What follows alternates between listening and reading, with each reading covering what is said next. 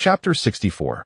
Reflections in the eyes. Lai and Li Qingqing sat cross-legged in the square before the Sleeping Beauty castle, surrounded by a throng of people. Like them, everyone else seated on the ground awaited the fireworks display set to commence at 10 o'clock. The sky had darkened, the only remnant of sunset lingering on the horizon behind the castle, while the western sky bore a faint azure hue. The square in front of the castle, where Lai and Li Qingqing found themselves, was already filled to capacity, offering no space for latecomers, thus maintaining a semblance of tranquility. In the distance behind them, more visitors continued to arrive in search of a place to sit, calling out to friends once they found a spot. Lai glanced back, observing a throng of silhouettes, densely packed. "What are you looking at?" Li Qingqing inquired softly from beside him. "So many people," he replied. "Of course, the fireworks show is the highlight everyone anticipates," she remarked. Sitting cross-legged on the ground, she gently swayed, her hair fluttering slightly behind her. She turned to Lai with a smile and asked, "How was your day?" Lai? "Quite good," he responded. Upon hearing his reply, Li Qingqing's smile blossomed even brighter. They had truly enjoyed their day at the park. In truth, Disneyland Paris is not expansive. It is the smallest among the 8 Disney parks worldwide. Furthermore, they did not engage in every attraction, opting to rest in the afternoon after a more vigorous morning. Much of their time was spent purchasing snacks and beverages, seated comfortably as they watched the ebb and flow of visitors. Nonetheless, Li Qingqing found joy even in simply sitting and observing the throng around them. At 5 o'clock that afternoon, they watched the parade of floats from the roadside, where Li Qingqing was exuberant, cheering and waving at the colorful displays. She appeared to be just an ordinary girl, delighted by the amusement park, seemingly forgetting her status as a prominent star of the national women's soccer team. In contrast, Lai lacked her exuberance. While she waved enthusiastically at the floats, he sat beside her on the curb, staring vacantly at the passing parade.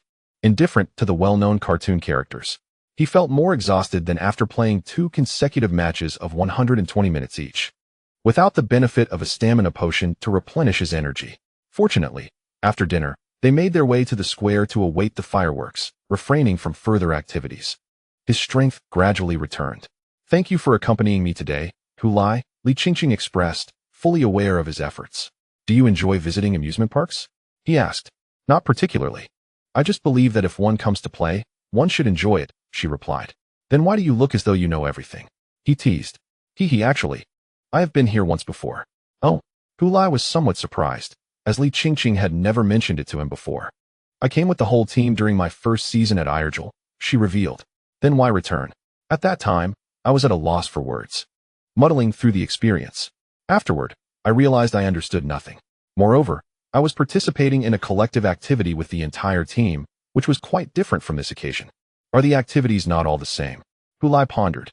"That is peculiar, but it is indeed different," Li Qingqing asserted with unwavering conviction. Just as Lai was about to inquire why it was different, a sudden announcement in French echoed through the venue, reminding visitors that the evening's light and fireworks show was about to commence. Attendees were urged to take their seats promptly, as the lights would soon dim, and it was advised to refrain from moving about for safety reasons. In the distance, the vibrant lights from other attractions began to extinguish one by one, leaving only the Sleeping Beauty castle aglow. Even the street lights had vanished, plunging the surroundings into darkness. Lai turned his head to survey the area. Although the street lights were gone, the crowd was illuminated by the soft glow of numerous mobile phone screens, resembling a myriad of stars in the night sky. "It's truly beautiful," Li Qingqing sighed softly beside him. Lai turned to glance at her, and as his eyes adjusted to the dimness, he discerned her silhouette more clearly. The most striking feature was her bright, expressive eyes. Li Qingqing, with her sharp brows and starry gaze, truly possessed a pair of celestial eyes. Each phone held by the people around them sparkled like stars, converging in her gaze, ultimately forming a shimmering galaxy. "Indeed, it is lovely," he mused. "What are you looking at?" Li Qingqing inquired. "Oh, nothing," Lai replied, brushing it off. At that moment, music filled the air, and fountains erupted from the pool, transforming the castle into an enormous screen that projected a fantastical fairy tale world. Fireworks shot up from behind the castle, bursting into blooms in the night sky amid the excited shouts of the tourists, illuminating the faces of everyone in the square. Each face gazed upward, mouths agape in awe, all adorned with expressions of joy and happiness, including Lai and Li Qingqing. Accompanied by familiar melodies from beloved animated films, the scenes on the castle screen shifted, and this visual feast of lights and sounds was drawing to a close.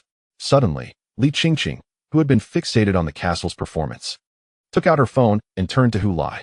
"Shall we take a picture together, Hu Lai?" "Sure," he agreed, pointing at the castle. "Should we use this as the backdrop?" If so, they would need to turn around, facing away from the castle. Li Qingqing shook her head. "No, that's unnecessary. There are too many people. Turning around would be cumbersome and could disturb those nearby." She opened the camera function on her phone, switched to the front-facing camera, and held the device horizontally, extending her arm to place it in front of them. As she did this, her head leaned slightly toward Hu Lai. He instinctively understood what to do for this selfie-style photo, and he leaned closer to her. Their heads almost touched, and Hu Lai could even feel the gentle brush of Li Qingqing's hair against his cheek in the breeze, giving him a slight tickle. Through the mobile screen, Li Qingqing noticed Hu Lai's gaze was somewhat unfocused. She gently reminded him, "Don't look at the lens, it may appear foolish." "Then where should I look?" Hu Lai inquired. Li Qingqing slightly tilted her head upward. "Look at the fireworks." Following her cue, Hu Lai lifted his gaze. With a resounding boom, the air was filled with the explosive sounds akin to popping beans. As the Sleeping Beauty castle was nearly engulfed by the dense barrage of fireworks shooting into the sky and bursting open, the vibrant hues of the fireworks blossomed against the dark canvas above, reflecting in the eyes of every onlooker and etching themselves into their hearts. Simultaneously, Li Qingqing, who had been hovering her thumb above the camera button, pressed it down. After a soft simulated sound, the photograph capturing both her and Hu Lai gazing at the fireworks was safely stored in her album. As the final firework faded into the night breeze, darkness reclaimed the sky, with only wisps of smoke swirling about, resembling fluttering flags or drifting clouds. The cheers of the crowd crescendoed in the final moments of the display, only to gradually dissipate along with the performance, as if they too were scattered by the night wind. Thus, this splendid day drew to a close. All the window shades on the airplane were drawn, and the cabin lights dimmed, leaving the majority of passengers peacefully slumbering in their seats. The roar from outside the aircraft penetrated the cabin, bringing with it a relentless low-frequency hum, indistinguishable from the sounds of snoring within. Li Qingqing, having recently awakened from her dreams, adjusted her seat to an upright position. At this moment, they were soaring at an altitude of 10,000 meters. Having just entered Chinese airspace, with their destination, Anong, drawing ever closer on the flight map. She glanced at Hu Lai, who lay sprawled beside her, still in slumber. If one listened closely, they could hear his gentle snoring. The sight of Hu Lai in such deep sleep elicited a chuckle from Li Qingqing. She then took out her phone, illuminating the dark first-class cabin with a small glow. Unlocking her phone, she opened the camera and aimed it at Hu Lai, pressing the shutter button. Moments later, a dimly lit photograph materialized, prompting her to peruse her creation in the album. Thanks to the remarkable advancements in mobile photography technology, even in such dim surroundings, she managed to capture a clear image of her subject. In the photograph, Hu Lai lay on the reclined seat, covered by a blanket, one hand tucked beneath the pillow, his lips puckered as if in a playful pout. The sight of him like this made Li Qingqing laugh, thinking he resembled the character from Crayon Shin-chan. Her fingers continued to glide across the screen, revealing other photographs until she paused at the selfie she had taken with Hu Lai. This particular photo lacked the backdrop of soaring fireworks and even the most iconic castle of Disneyland. It merely featured two youthful faces nestled close together. The limited space surrounding them was shrouded in darkness, rendering the setting unrecognizable, as if it were simply an ordinary, ubiquitous selfie. Li Qingqing's fingers danced across the screen, magnifying the image, enlarging it, and then enlarging it once more. The eyes in the photograph gradually expanded, ultimately nearly filling the entire screen. The once brilliant glimmers within them finally revealed their true nature, mere reflections of lights, fireworks, and castles. On that fateful day when she and Hu Lai frolicked at Disneyland Paris, all those beautiful, joyous, and splendid memories crystallized in this moment, captured within the gaze of this photograph. This marked the third portrait of her and Hu Lai together. Illuminated beneath the image was a red heart, and after adding it to her collection, Li Qingqing continued to admire it, a smile gracing her lips. As February dwindled to its final days, she whispered a request for monthly votes. Chapter 65. The daughter has grown up. When Li Ziqiang spotted his daughter walking side by side with Hu Lai at the airport, his gaze sharpened momentarily. Despite their disguises, masks, and hats, he instantly recognized his daughter's silhouette, and to his surprise, he also noticed Hulai by her side. His daughter had not mentioned anyone else when she asked him to pick her up. As they approached him, laughter and chatter filled the air, and Li Qingqing, grinning widely, pointed at Hulai, exclaiming, "Dad, are you surprised?" I returned with Hulai. Li Ziqiang cast a fleeting glance at Hulai, who promptly bowed his head and greeted, "Hello, coach." Heh. Suppressing the urge to roll his eyes, Li Ziqiang maintained his coach persona and simply responded with a curt acknowledgement before turning to his daughter. "Why did you take so long to return?" "I told you. I had to stay in Paris to sign a contract with Song Jejia," Li Qingqing explained. "Wasn't the contract already signed?" It was reported in the news. Li Ziqiang, ever concerned for his daughter, kept a vigilant eye on any news concerning her. Previously, there had been reports of Li Qingqing officially signing with Champion Legend Sports Management, complete with a photo of her with Song Jejia during the signing. This was no secret. However, the date of that news did not align with the date Li Qingqing had communicated to him regarding her return. It was 2 days earlier. Hulai had just arrived, so they had decided to enjoy a trip to Disneyland together. "Coach, Li Qingqing really wanted to go, so I accompanied her," Hulai added. Li Ziqiang's piercing gaze fell upon him, prompting Hulai to fall silent. After giving Hulai a stern look, Li Ziqiang turned his attention back to his daughter. "Were you tired on your journey?" Li Qingqing shook her head, smiling as she replied, "Not at all, Dad. I had company along the way." She cast a glance at Hulai as she spoke. What more could Li Ziqiang say? He sighed inwardly and took hold of his daughter's luggage cart. "Let us return home." He wished to avoid lingering in Hulai's presence for even a moment longer. However, Li Qingqing remained steadfast. "Dad, Hulai is coming back to Dongchuan with us." "I know. His family will come to pick him up." "Let us not." "No, his family did not come to fetch him. I promised to take him back to Dongchuan in our car. After all, it is on our way, isn't it?" Upon hearing his daughter's insistence, Li Ziqiang turned to Hulai, who smiled earnestly. "Thank you, coach. I appreciate it."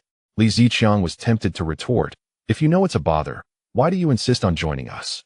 However, he refrained from voicing his thoughts, casting a glance at the luggage of the two individuals and furrowing his brow slightly, pondering the limited capacity of the trunk. At that moment, Hulai remained silent, and it was Li Qingqing who interjected, "It's all right, Dad. Isn't it an SUV? The trunk can accommodate our things. If necessary, we can place some luggage in the front passenger seat." "Dad, what is it?" Li Qingqing inquired. "You've grown up now, capable of making arrangements for your father."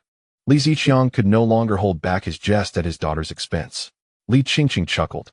"Dad, I have been living in France for over 2 years on my own." Her expression was one of pride and self-satisfaction. Seeing this, Li Ziqiang opened his mouth but found no words to express, opting instead to silently push the luggage cart ahead. His daughter walked alongside Hulai behind him. Upon reaching Li Ziqiang's vehicle, he first placed his daughter's luggage into the trunk, then made space for Hulai's suitcase. Ultimately, however, one suitcase and a backpack remained unable to fit. "Let us place it in the front passenger seat," Li Qingqing suggested, but before she could finish, she noticed her father had already opened the rear door, placing the suitcase in the aisle of the back seat while tossing the backpack onto a seat. He then instructed Hulai, "You take the front passenger seat." "Oh, all right," Hulai replied without objection. Li Qingqing frowned slightly. "Dad, can't we put the suitcase in the front passenger seat? It obstructs the view." Li Ziqiang succinctly declined his daughter's suggestion. Everyone entered the vehicle. Hulai settled into the front passenger seat. Li Qingqing positioned herself behind him, and Li Ziqiang entered last, fastening his seatbelt before starting the engine and gradually driving towards the toll station at the exit. As the car veered from the airport expressway onto the city bypass, heading towards the eastern Chuan direction of Jincheng, Li Ziqiang glanced in the rearview mirror to see his daughter had already dozed off in the back seat. Conversely, Hulai, seated in the front, appeared quite alert, his gaze intently fixed on the windshield. "Didn't you sleep on the plane?" Li Ziqiang inquired of Hulai. "We slept together, but it seems Li Qingqing woke up before I did. By the time I opened my eyes, she had been awake for quite a while." Hulai replied earnestly. Li Ziqiang felt a twinge of discomfort at the phrase "slept together," but recognizing Hulai's intent was not as he envisioned, he chose not to react and redirected the conversation. "What has been your experience after half a season playing in the Premier League? The pace is faster. The physicality is greater, and one must maintain unwavering focus. If you hesitate even for a moment, the opportunity to score can slip away. Scoring has become more challenging." Hu Lai explained. Li Ziqiang cast a sidelong glance at him. Are you indirectly praising yourself? No, no. Hu Lai quickly waved his hands. I speak the truth, coach. Scoring 11 goals in half a season, and yet you say it has become more difficult? Li Ziqiang scoffed. Hu Lai, with a sheepish grin, remained silent. However, do not become complacent. This half-season, your opponents are unfamiliar with you. Once the next season commences, they will study your play closely and defend against you. The defensive pressure you will face will intensify, Li Ziqiang warned. You're right, coach. That is why I have been training on long-range shots since last season. And I have also been focusing on strength training, Hu Lai acknowledged. After listening to Hu Lai, Li Ziqiang nodded gently. In summary, do not think that scoring 11 goals in half a season signifies a commendable performance, allowing you to become complacent. Absolutely not. Coach, how could I be one to lose my composure? In the rear seat, unseen by the two, Li Qingqing, eyes closed in slumber, wore a slight smile. As they approached the entrance of their residential complex, Li Qingqing was somewhat taken aback. Dad, are we not sending Hu Lai home?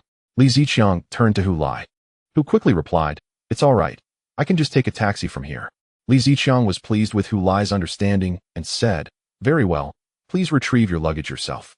Hu Lai deftly exited the vehicle to retrieve his belongings, while Li Qingqing intended to assist, but was gently dissuaded. Go home and rest early. Li Qingqing had no choice but to roll down the window and lean out to wave at Hu Lai. Goodbye. Hu Lai stood by the roadside, waving back. Before the farewell echoed in the air, Li Ziqiang had already pressed the accelerator, driving into the neighborhood. Meanwhile, Hu Lai took out his phone to summon a ride.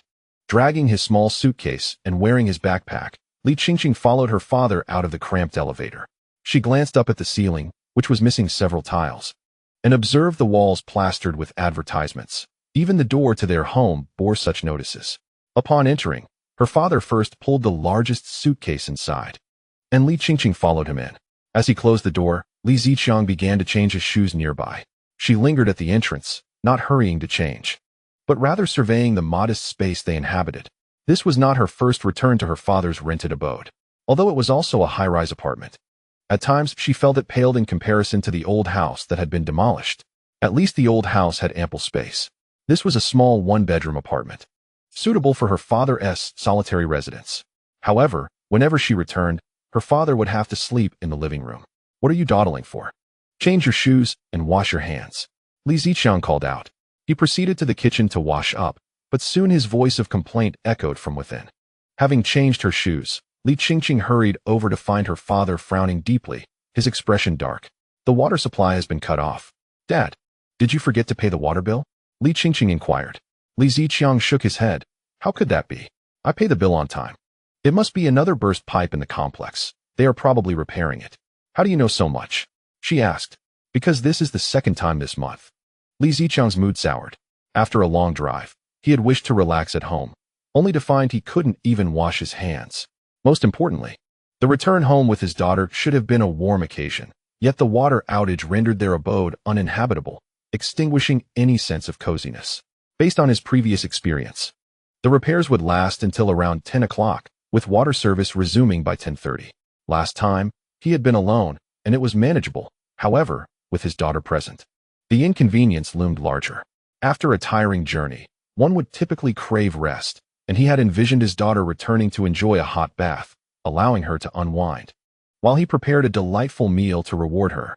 Who would have thought that his plans would come to naught? Never mind. Let me sit for a while before heading out to eat. Li Ziqiang decided to treat his daughter to a meal at a restaurant. Li Qingqing, however, did not mind whether they ate at home or outside. She merely felt that their community seemed to have numerous issues and was not particularly comfortable to live in. Having played 2 seasons of professional football abroad, she had accumulated over $2 million in savings, despite the stark disparity in income between women's and men's football. Adding to this her previous annual salary from playing for Shanghai Lanhua, her bank account now boasted more than $3 million. Since their return to Dongchuan, they had been renting a place. Perhaps it was time to purchase a home. With this thought in mind, Li Qingqing voiced her desire. Dad, while I'm back, let us buy a house. Upon hearing this, Li Ziqiang widened his eyes. What are you thinking? Why buy a house? I'm quite content living here. Li Qingqing smiled and retorted. You're happy living here even with water outages every few days? Realizing he was at a disadvantage, Li Ziqiang shifted his stance. It's not easy for you to earn money. The income gap between women's and men's football is immense. Don't spend extravagantly or waste your money. There will be plenty of future expenses. How can buying a house be considered wasteful? Li Qingqing countered.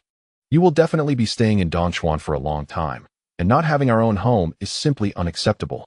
Besides, if you don't want me to spend money on a house, then what should I do with it?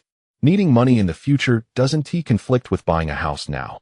We can't forego buying a house just because we might need money later. With her mind made up, Li Qingqing's resolve was unwavering. Seeing his daughter's earnest demeanor, Li Ziqiang could only shake his head gently. Noticing her father's disapproval, Li Qingqing frowned and asked, "Dad, you disagree?" "No," he replied. "Then why are you shaking your head?"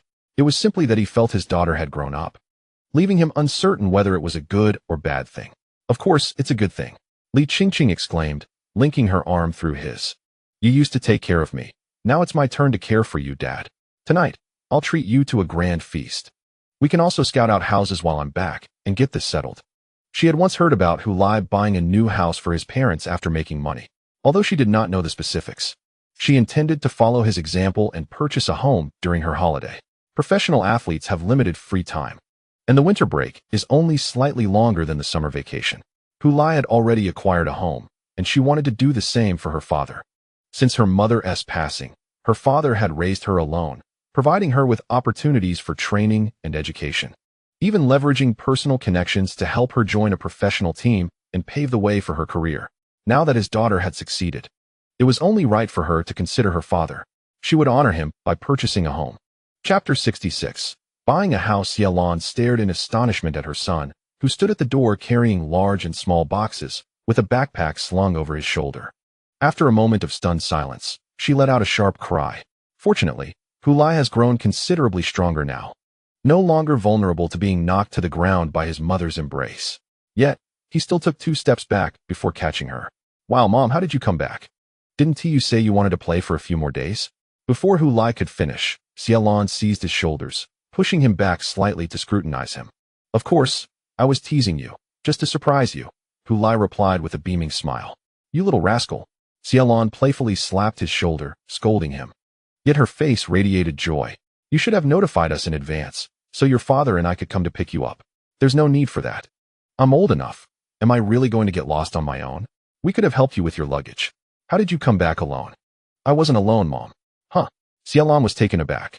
"I returned with Li Qingqing, and then I hitched a ride in her father's car back to Dongchuan. The rest of the way, I took a taxi." Lai's explanation was cut short by his mother's interruption. "You came back with Li Qingqing?" "Yes. I went to Paris first, spent a couple of days with her, and then we returned together." "What did you do for 2 days?" Xiaolan's eyes sparkled with curiosity. Lai sighed. "Mom, I haven't even stepped through the door yet." Oh.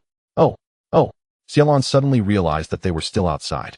Once she regained her composure, she helped her son bring his suitcase inside, and they closed the door to continue their conversation. No sooner had they shut the door than Xiaolan grasped her son's hand, her eagerness palpable. "Quickly tell me, what did you do?"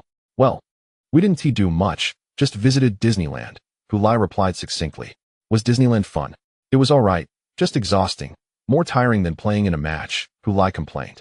Xiaolan, noticing his expression, adopted a serious tone. "That mindset is incorrect. You can't complain about being tired when out with a girl." Lai felt aggrieved, but it really was tiring. "I could hardly walk." "Mom, you know I'm a professional athlete. My stamina is certainly better than average, and I could barely handle it." Xiaolan thought of her husband. Typical men, all the same. She waved her hand dismissively. "So, you came back in her father's car. Your coach's, right?" "Yes." "Was he pleased to see you both?" Xiaolan subtly probed for insights into the attitude of her future in-law towards her son. Recalling their encounter at the airport, Lai noted that the coach had maintained his customary indifference, speaking in a flat tone devoid of warmth, even somewhat cold. Over the years, he had grown accustomed to this demeanor. It didn't strike him as unusual. After all, he was aware that the coach likely did not have a fondness for him. But it didn't matter. "I don't particularly like him either," Lai thought. "It was fine," he answered. "Did you chat on the way back?" Xiaolan continued her inquiries, but Lai, feeling overwhelmed, cut her off. "Mom, I've been back for quite a while, and I haven't even washed my hands, yet you're interrogating me." All right, I won't ask anymore. When your father returns tonight, I'll prepare a feast for you. We'll celebrate the new year in advance today." Lai was taken aback. Celebrating the new year in May? Mother, are we marking this year's festival or next year's? Of course, it's next year's celebration. The year of the horse, she replied. Isn't this a bit too early? Lai felt quite disoriented. Celebrating the new year in the sweltering summer made him feel as though he had become a denizen of the southern hemisphere. Do you think I desired this? Xiaolon chimed in. You went to England to play football, and you can't return in December. Moreover, I checked, the Premier League does not have a winter break. So you want to be back for Christmas or in January. If you return, it will only be next summer. Henceforth, our family's new year will inevitably have to be celebrated in the summer. Lai found himself at a loss for words. His mother was indeed right. Previously, while playing football domestically, although the team trained during the spring festival and he couldn't return home, the season concluded in November or December, allowing him to celebrate the new year in advance. A mere 2 or 3 months ahead, all during winter, did not evoke a significant sense of dissonance. Now, having ventured to the Premier League, thousands of miles away, returning home for the new year was utterly unfeasible. Most European leagues spanned across the new year, and by the time the season concluded, it would be summer, a rather awkward timing indeed. Therefore, this arrangement was a necessity for his mother. Lai sighed. For others, playing abroad and returning home meant merely adjusting to the time difference. For him, it was about reconciling with the seasons. The thought of celebrating the new year under the blazing sun filled him with an indescribable sensation. From now on, our family would possess a tradition distinctly different from others. While others celebrated the new year at the appropriate time, we would be doing so in the heat of summer, a rather unique situation to share. As examinations approached, the team's schedule was significantly compressed, allowing Li Ziqiang's workload to become more relaxed.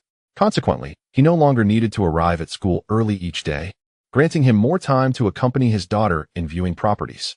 Over these past few days, they had explored houses from the vicinity of the school to the city center and all the way to the southern part of the city.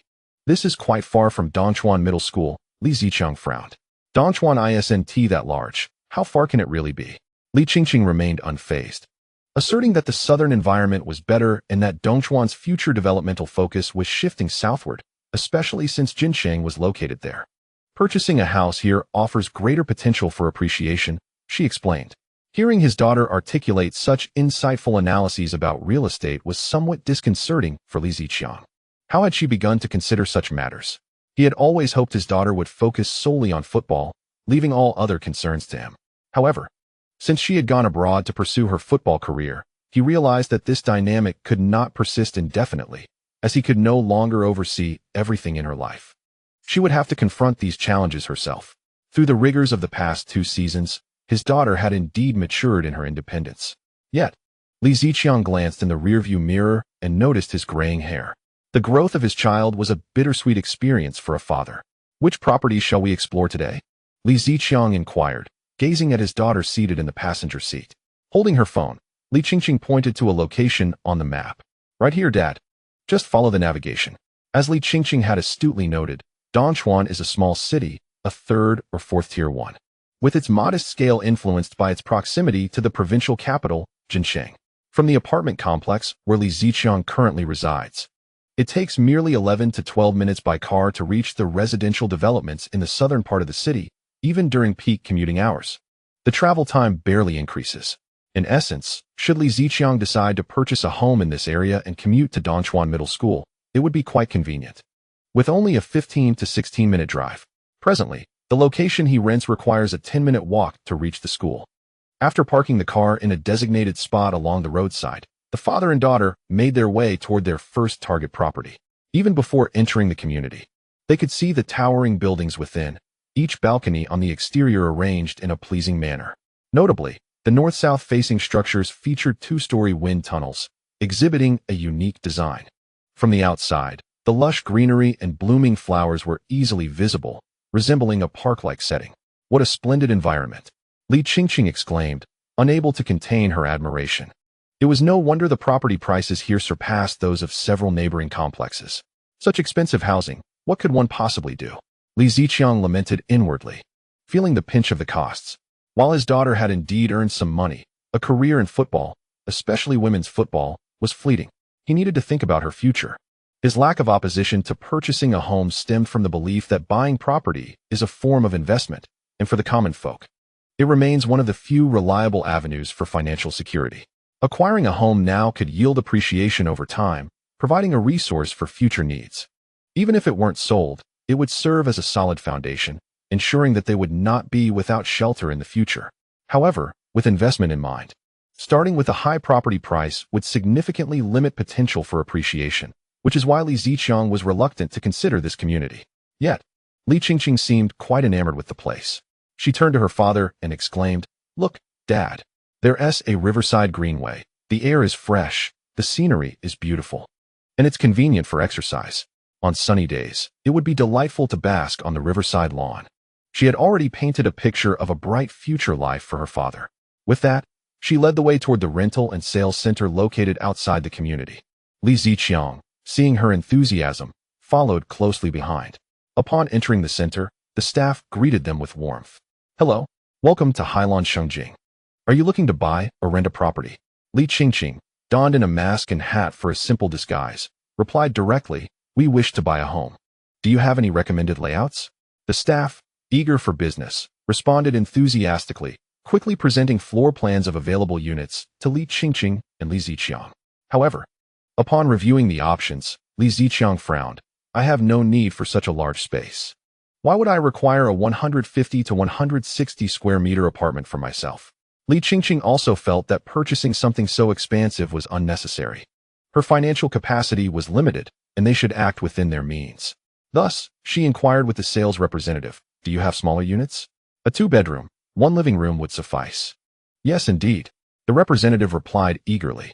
"For instance, this particular layout boasts an excellent location, situated in the prime position of the residential complex, with only 1 unit of this type available, rendering it a rare commodity.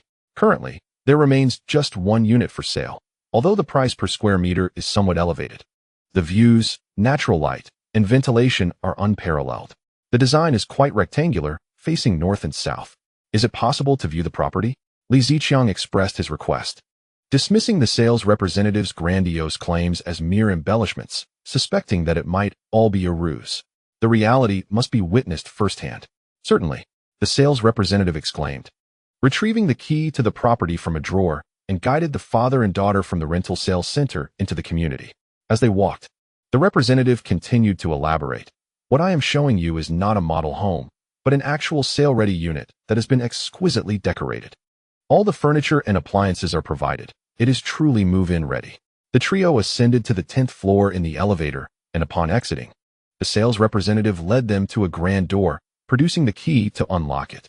Li Qingqing noticed that the neighboring unit's door was adorned with couplets and the character Fu, fortune, prompting her to inquire, "Is the unit next door the same layout as ours?" The sales representative shook his head. "No, it is larger. The unit you are considering is at the far west end of the building. Only 2 units in this section are small layouts, while the other 2 are larger." "Oh," Li Qingqing replied casually. As the sales representative opened the door, the morning sunlight streamed in from the south, illuminating the living room with a golden radiance. As he had indicated, this unit benefits from excellent cross-ventilation and lighting. Although compact in size, it possesses its own charm. The decor, combined with the sunlight, creates an inviting warmth. "Wow," Li Qingqing exclaimed softly, her eyes sparkling with delight. "Dad, which of the properties we viewed today do you think is the best?" she asked during their car ride home. "Well, I think the 80 square meter unit in Xiangzhou Shiyuan is quite good," Li Ziqiang replied as he drove. "Are you drawn to that one primarily because it is more affordable? But that community really isn't ideal.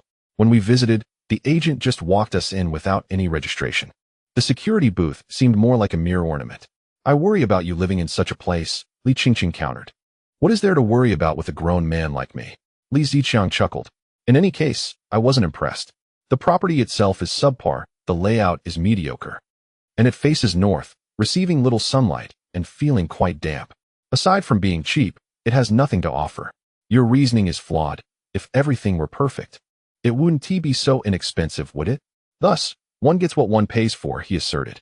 "I genuinely believe the unit in Hailan Shengjing is quite nice," Li Qingqing remarked. Li Ziqiang was not surprised. He smiled and said, "I could tell you favored that unit the moment you stepped inside. Was it that obvious?" My eyes lit up, she replied. Indeed. So, shall we purchase this one, Dad? Li Ziqiang nodded as he drove. All right. Though this unit is pricier. If my daughter likes it, what could be more important? Chapter 67. I want to go to Europe in truth. Lai did not stay at home for long. The final round of the Premier League season was on May 11th. After the season concluded, he spent 2 days in Paris, returning home on May 16th. Although the preseason training for the Premier League commences on July 1st, it may appear that Lai enjoys an extended holiday of a month and a half. However, this respite is not entirely unbroken, as there is a World Cup qualifying match in between. On June 16th, the Chinese national team is set to challenge the Australian national team in an away match, marking the 8th round of the final qualifying stage. Therefore, Lai must report to Lingnan for team training on June 3rd. In reality, he will leave Dongchuan a few days earlier, as he also wishes to visit his former teammates and coach in Jincheng. During his days at home, Lai maintained a structured lifestyle. Every morning, he jogged along the Riverside Greenway with his father, Hu Lisin, engaging in simple physical training to stay in shape. While running, they would bring along a football. And after their run, the father and son would partake in basic ball drills on a nearby open space by the river. Lai had never envisioned that his father would take him to play football, yet now he relished this experience, feeling a sense of nostalgia as he finally shared this moment with his father.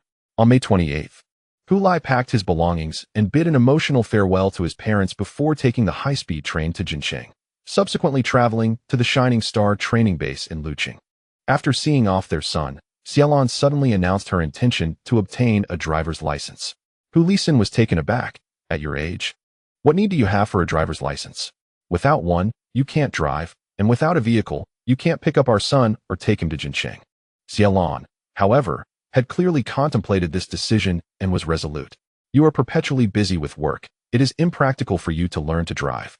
My job is relatively leisurely, and even if I take leave, my supervisor will not mind. Therefore, I am the most suitable candidate to learn.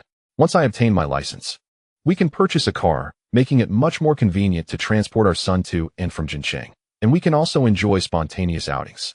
Upon hearing his wife's declaration, Hu Lisin understood that her mind was made up, and his objections would be futile. He simply nodded. Then go ahead and learn. Indeed, I shall register tomorrow. Typically, the Shining Star training base in Luqing is bustling with activity before and after training sessions, particularly after training concludes. Media reporters and fans gather outside the north and south gates, eagerly awaiting the players' exit to capture their photographs and conduct brief interviews.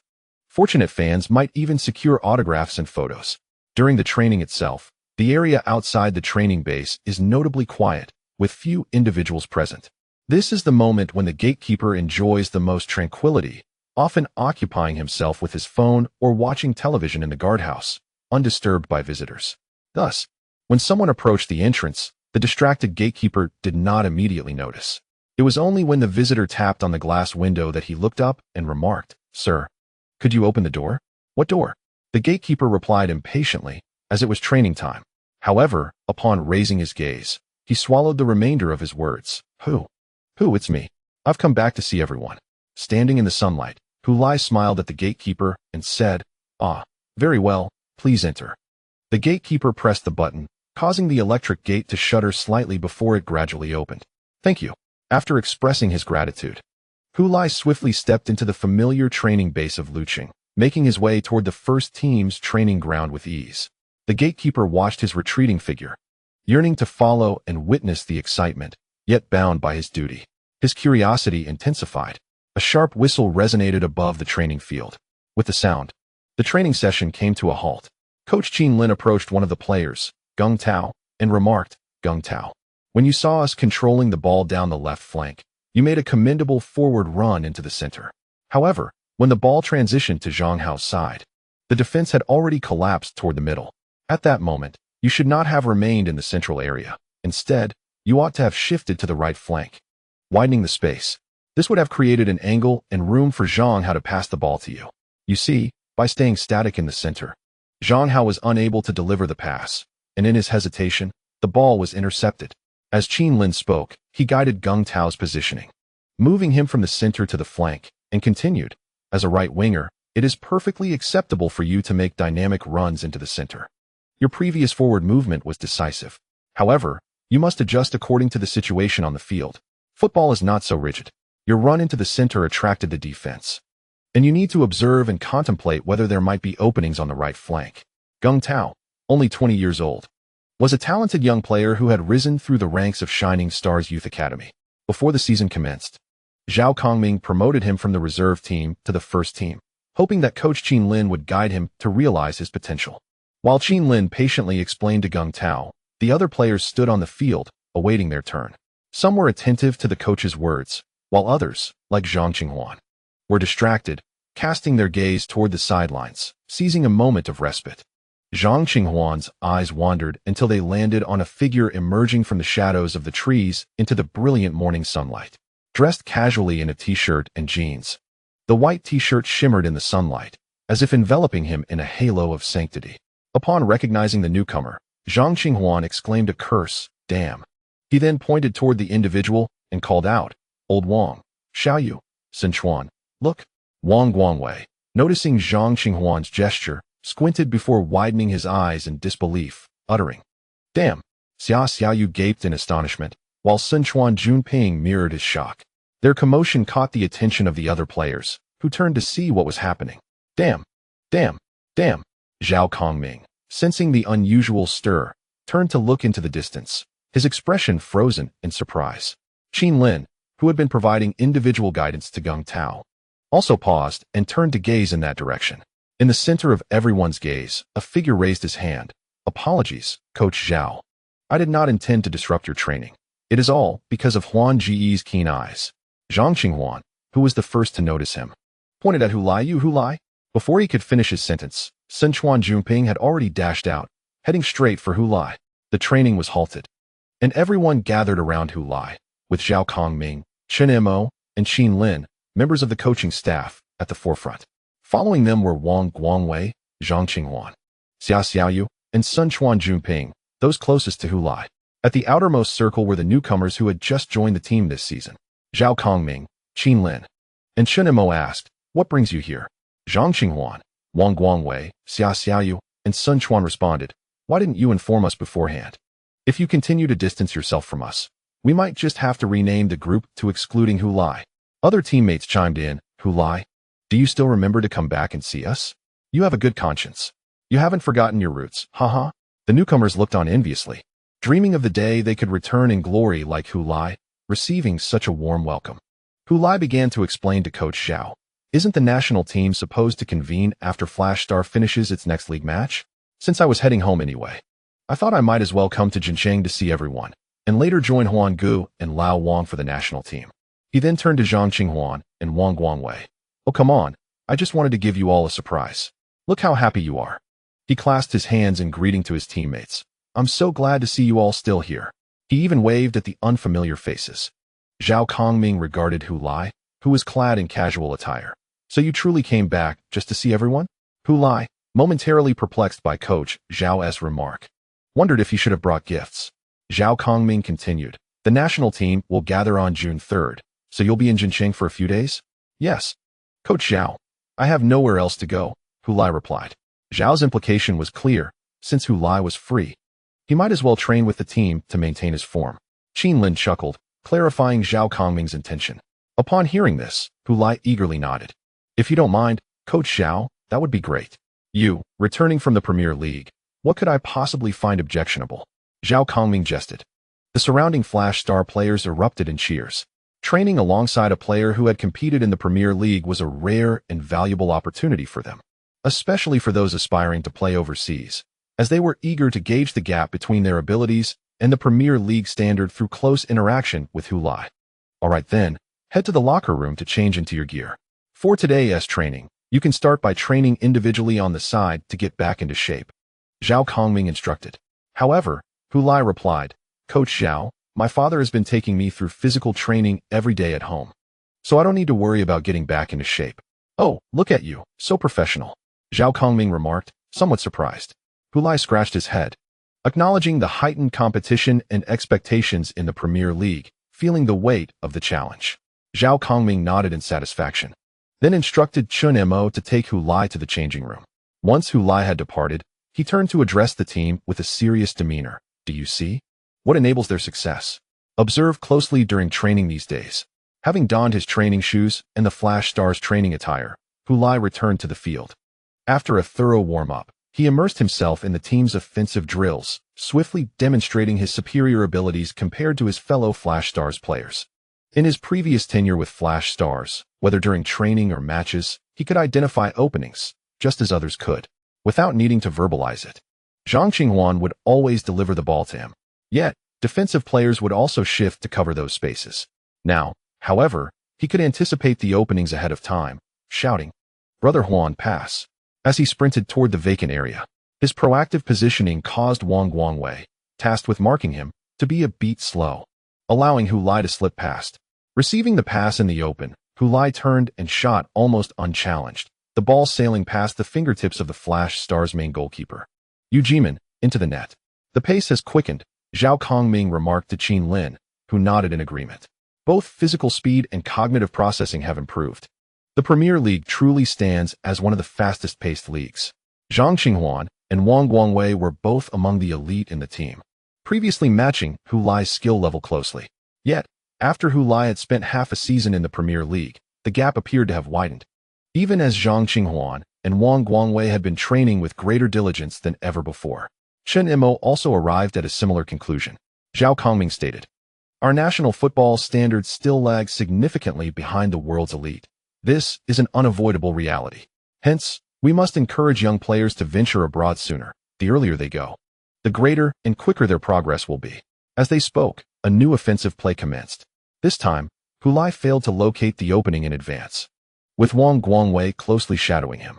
For a fleeting moment, Xia Xiaoyu felt as though he had returned to the stands of the Anton Cup final, where Wang Guangwei had similarly marked Lai with tight defense.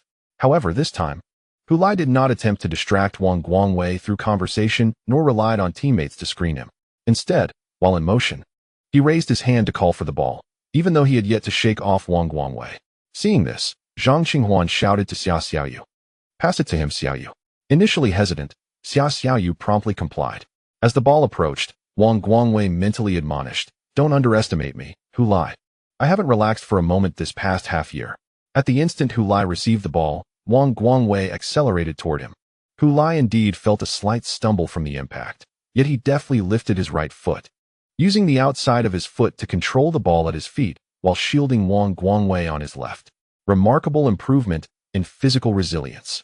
Qin Lin observed from the sidelines, his eyes shining with excitement. As the scene unfolded, Lai lifted his right foot, poised to strike. Wang Guangwei reacted with remarkable swiftness, swiftly maneuvering to intercept, extending his foot in an attempt to thwart Lai's impending shot. Even if he failed to make contact with the ball, he aimed to block Lai's strike with his leg or other parts of his body. However, as Lai's right foot descended, it did not deliver a shot. Instead, he deftly curled the ball to the left with an inward twist of his ankle, evading Wang Guangwei. He then launched a clean and precise shot with his right foot. The ball once again breached Yu Jimin's defense, finding its way into the net. Wang Guangwei, sprawled on the ground facing the goal, gazed in disbelief as the ball rolled into the net, ultimately lying back on the grass, staring at the sky. All the players, both on and off the field, could discern the evident transformation. After half a season in the Premier League, Lai had emerged significantly stronger than before. Such a remarkable change within just half a season ignited an even greater yearning among many for the opportunity to play abroad. Lai turned to Wang Guangwei, still lying on the ground, and extended a hand. "Not bad, old Wang. You managed to close in and intercept quickly." Wang Guangwei grumbled. "What is the point of being quick if you still let one in? Oh, come now. It's not the first time I've scored against you, huh?" Hearing this, Wang Guangwei took Lai's hand and pulled himself up, stating, "I want to go to Europe too. I want to go to Europe." Xia Xiaoyu, who had witnessed the entire goal, clenched his fist, silently vowing to himself. Chen Imo, who had been observing the reactions of other players, remarked to Zhao Kongming, "The Football Association keeps talking about encouraging young players to venture abroad and make their mark in Europe. I believe their promotional slogans, no matter how often repeated, pale in comparison to Lai training alongside domestic players for just one session." Zhao Kongming smiled slightly, but that only matters to those who are truly motivated. Those who lack desire will never leave. Chen Imo mused, I suddenly find myself longing for the day when Chinese players can showcase a Chinese derby on the European stage. Looking towards the distant training ground, Zhao Kongming replied, "That day will come." Qin nodded, "Yes, that day will indeed come." Chapter 68. A rare gathering after a day of training, Qin inquired, "Where have you been staying these days?" Hu Lai, with his arm around Wang Guangwei, responded, "I'm still at the villa. Old Wang and I have agreed on that." Qin nodded, "That sounds great. Come over for dinner tonight. Xiao Qi wants to meet you." "No problem, Lin Ge." With Hu Lai's promise, Qin turned and departed with the other coaches, while Hu Lai, surrounded by teammates, made his way to the locker room. They gathered around him, bombarding him with questions. "What is it like playing in the Premier League, Hu Ge? What are the differences between the Premier League and ours? How do you get along with foreign players? Is it too late for me to start learning English? Have you tasted that champagne for the man of the match? Is it good?" Hu Lai felt as though he had returned not to Flash Star, but to an interactive forum. After finally managing to address everyone's inquiries in the changing room while changing clothes, he, along with Wang Guangwei, Zhang Qinghuan, Xia Xiaoyu, and Morikawa Junpei, made their way to the parking lot. "You lucky fellow. If I had driven my electric car today, the trunk wouldn't have been able to accommodate all your luggage," remarked Zhang Qinghuan, standing beside Xia Xiaoyu's Volvo. "You would have had to run back on your own. Such is the price of superior affection." Hearing Zhang Qinghuan's teasing, Hu Lai chuckled, "Not a chance. I know you adore me, brother Huan. You would rather run yourself than let me do it. I wish you would." The onlookers, particularly Wang Guangwei, couldn't help but smile at the playful banter between the two. Suddenly, a wave of nostalgia washed over Wang Guangwei. This had once been a commonplace scene for them, yet now, such gatherings had become rare. Today, although Hu Lai had returned, Chen Xingyi remained in Dasan. In the future, if they all ventured to Europe to play football, being scattered across the globe would make reunions even more challenging. Therefore, he captured the moment with his phone and shared it in their group chat, tagging Chen Xingyi. "Damn, has Hu Lai been kicked out by Lead City? Can't make it in Europe, so you're back to us, Xingyi? Why was I not informed of such monumental news?" Upon reading this, Wang Guangwei couldn't contain his laughter. Zhang Qinghuan and Hu Lai inquired, "Old Wang, what are you laughing at?" Wang Guangwei gestured for them to check the group chat. Everyone promptly pulled out their phones, engrossed in the messages. "Damn," Hu Lai exclaimed, then typed in the chat, "Xingyi, can you speak in a coherent manner? This is my normal human reaction, all right? Otherwise, why would you run back to us?" Zhang Qinghuan quipped, "He is just showing off in front of us." Hu Lai retorted, "What kind of talk is that? This is called staying true to one's original aspirations. Returning to where the dream began." Wang Guangwei added, "Ah, yes, never forgetting the initial pretense, returning to where the pretense commenced." Xia Xiaoyu covered his face, laughing to tears, while Morikawa Junpei was in stitches.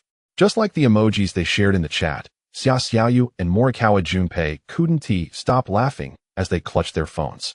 As the sun began to dip behind the mountains to the west, golden rays swept across the land, casting a gilded hue upon everything in its path, including the car and the people gathered in the parking lot of the Luqing training base. The sunlight bathed them, extending long shadows behind them that stretched far into the distance. The five of them returned to the detached villa, and Hu Lai noticed that the football field remained intact, showing no signs of neglect. It seemed that even in his and Chen Xingyi's absence, the remaining four still occasionally utilized the field. "You can stay in your room. Regular cleaning services will take care of it, so no need to worry about cleanliness. There are spare linens in the guest room." Wang Guangwei arranged for Hu Lai. Hu Lai had no objections to Wang's plans. In fact, he wouldn't have minded being placed directly in the guest room. Carrying his suitcase upstairs, he opened the door to find the furnishings unchanged, save for the empty mattress, making it feel as if he had never left. He stood at the doorway without stepping inside. Observing his demeanor, Zhang Qinghuan, who resided on the same floor, inquired, "What is the matter?" Uncertain of the reason, Hu Lai murmured, "I feel as though I am visiting my own ancestral home." Zhang Qinghuan replied, "Very well, once you depart, I shall commission a plaque inscribed with Hu Lai's ancestral home to hang on the adjacent wall."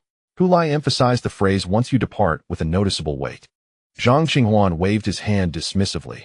No, I shan't engage in such formalities. Those are mere empty titles." "Haha, Brother Lin has summoned us for dinner." The voice of Xia Xiaoyu resonated from downstairs, prompting Hu Lai and Zhang Qinghuan to cease their playful banter. He pushed his suitcase into the room without unpacking, then promptly turned and descended the stairs with Zhang Qinghuan. They met up with the other three, locked the main door, and proceeded to the Qin family's residence diagonally across the street. At the entrance, they were greeted eagerly by Qin Shi. "Brother Hu!" Qin Shi exclaimed joyfully upon spotting Hu Lai, nearly leaping into his embrace. "Oh, little Qi, you've grown so tall." Hu Lai reached out to touzle his hair, but Qin Shi deftly dodged his hand.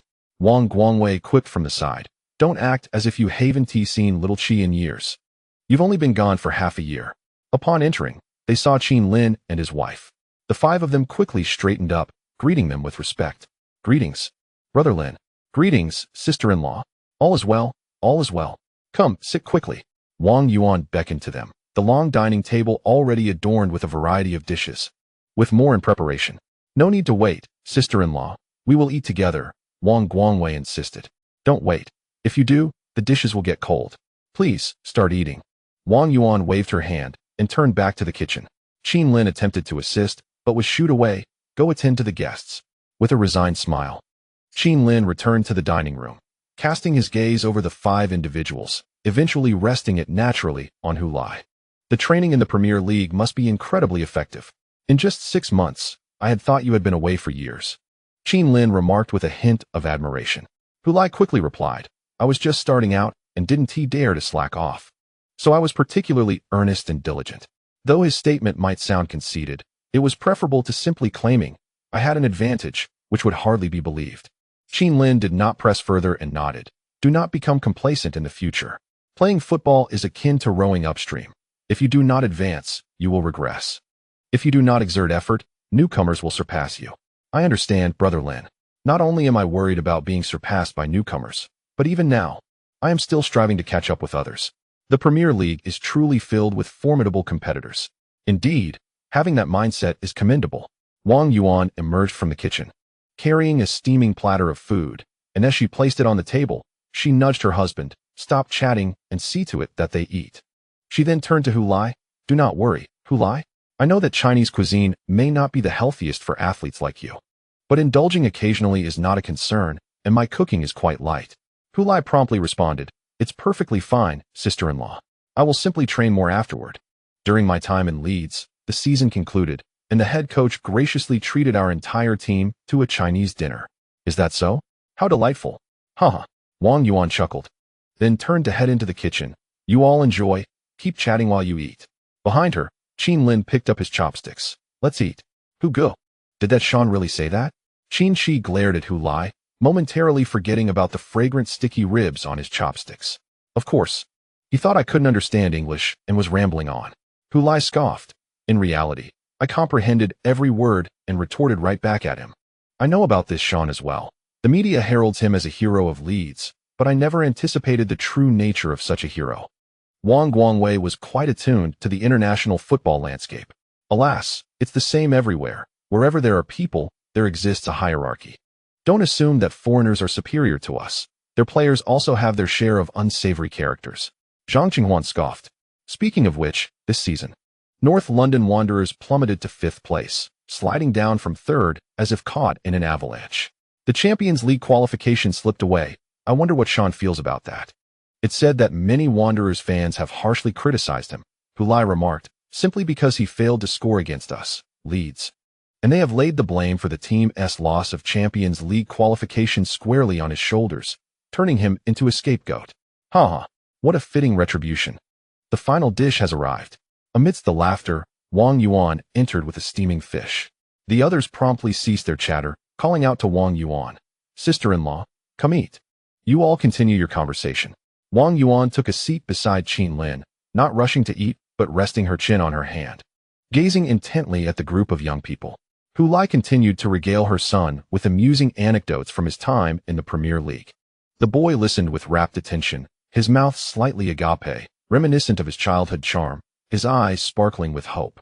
She lifted her hand to wipe the sweat from her forehead, then noticed someone watching her, turning her gaze upward to see her husband beside her, looking at her. Wang Yuan smiled. Qin Lin joined in the smile. The meal had long been finished, yet everyone remained gathered around the dining table, engrossed in conversation for almost 2 hours. By 9:30, the 5 young ones took their leave from the Qin family, returning to their rented villa. Zhang Qinghuan powered on the projector. So, Hu Lai? Shall we have a friendly match? Unexpectedly, Hu Lai shook his head, turning towards the gym on the lower level.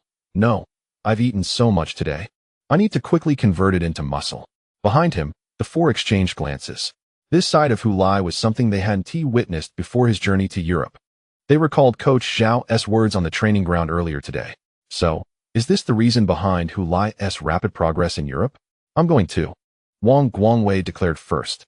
Though Sun Quan Junping remained silent, he was already in motion. Xia Xiaoyu promptly followed suit. Damn! Zhang Qinghuan exclaimed, cursing, and hurried to join them. 5 individuals swiftly filled the modest gym, with some engaging on the treadmills, others on the elliptical machines, while a few opted to strengthen their thigh muscles. The air was thick with the sound of heavy breathing and the clattering of equipment. A mobile phone, left on the coffee table, vibrated incessantly, emitting a persistent buzz. Chen Xingyi exclaimed, take more photos.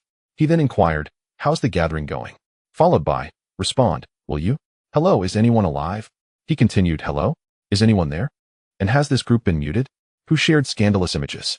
His frustration peaked with exclamations of damn it and curses.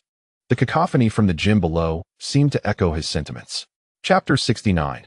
The dream may yet continue. Hu Lai trained alongside the Anton Shining Stars for a week, feeling as though he had returned to his previous life before his overseas transfer, despite not accompanying the team to the competition. His presence was soon noticed by media reporters and fans alike. Every time he arrived at or departed from the training base, spectators noted the addition of a new face in Wang Guangwei and Zhang Qinghuan's vehicle. Isn't that Hu Lai? How did he return to Shining Stars? Wasn't he supposed to be on vacation? Reporters transformed into curious children, their heads filled with questions. The internet buzzed with various rumors, both favorable and unfavorable.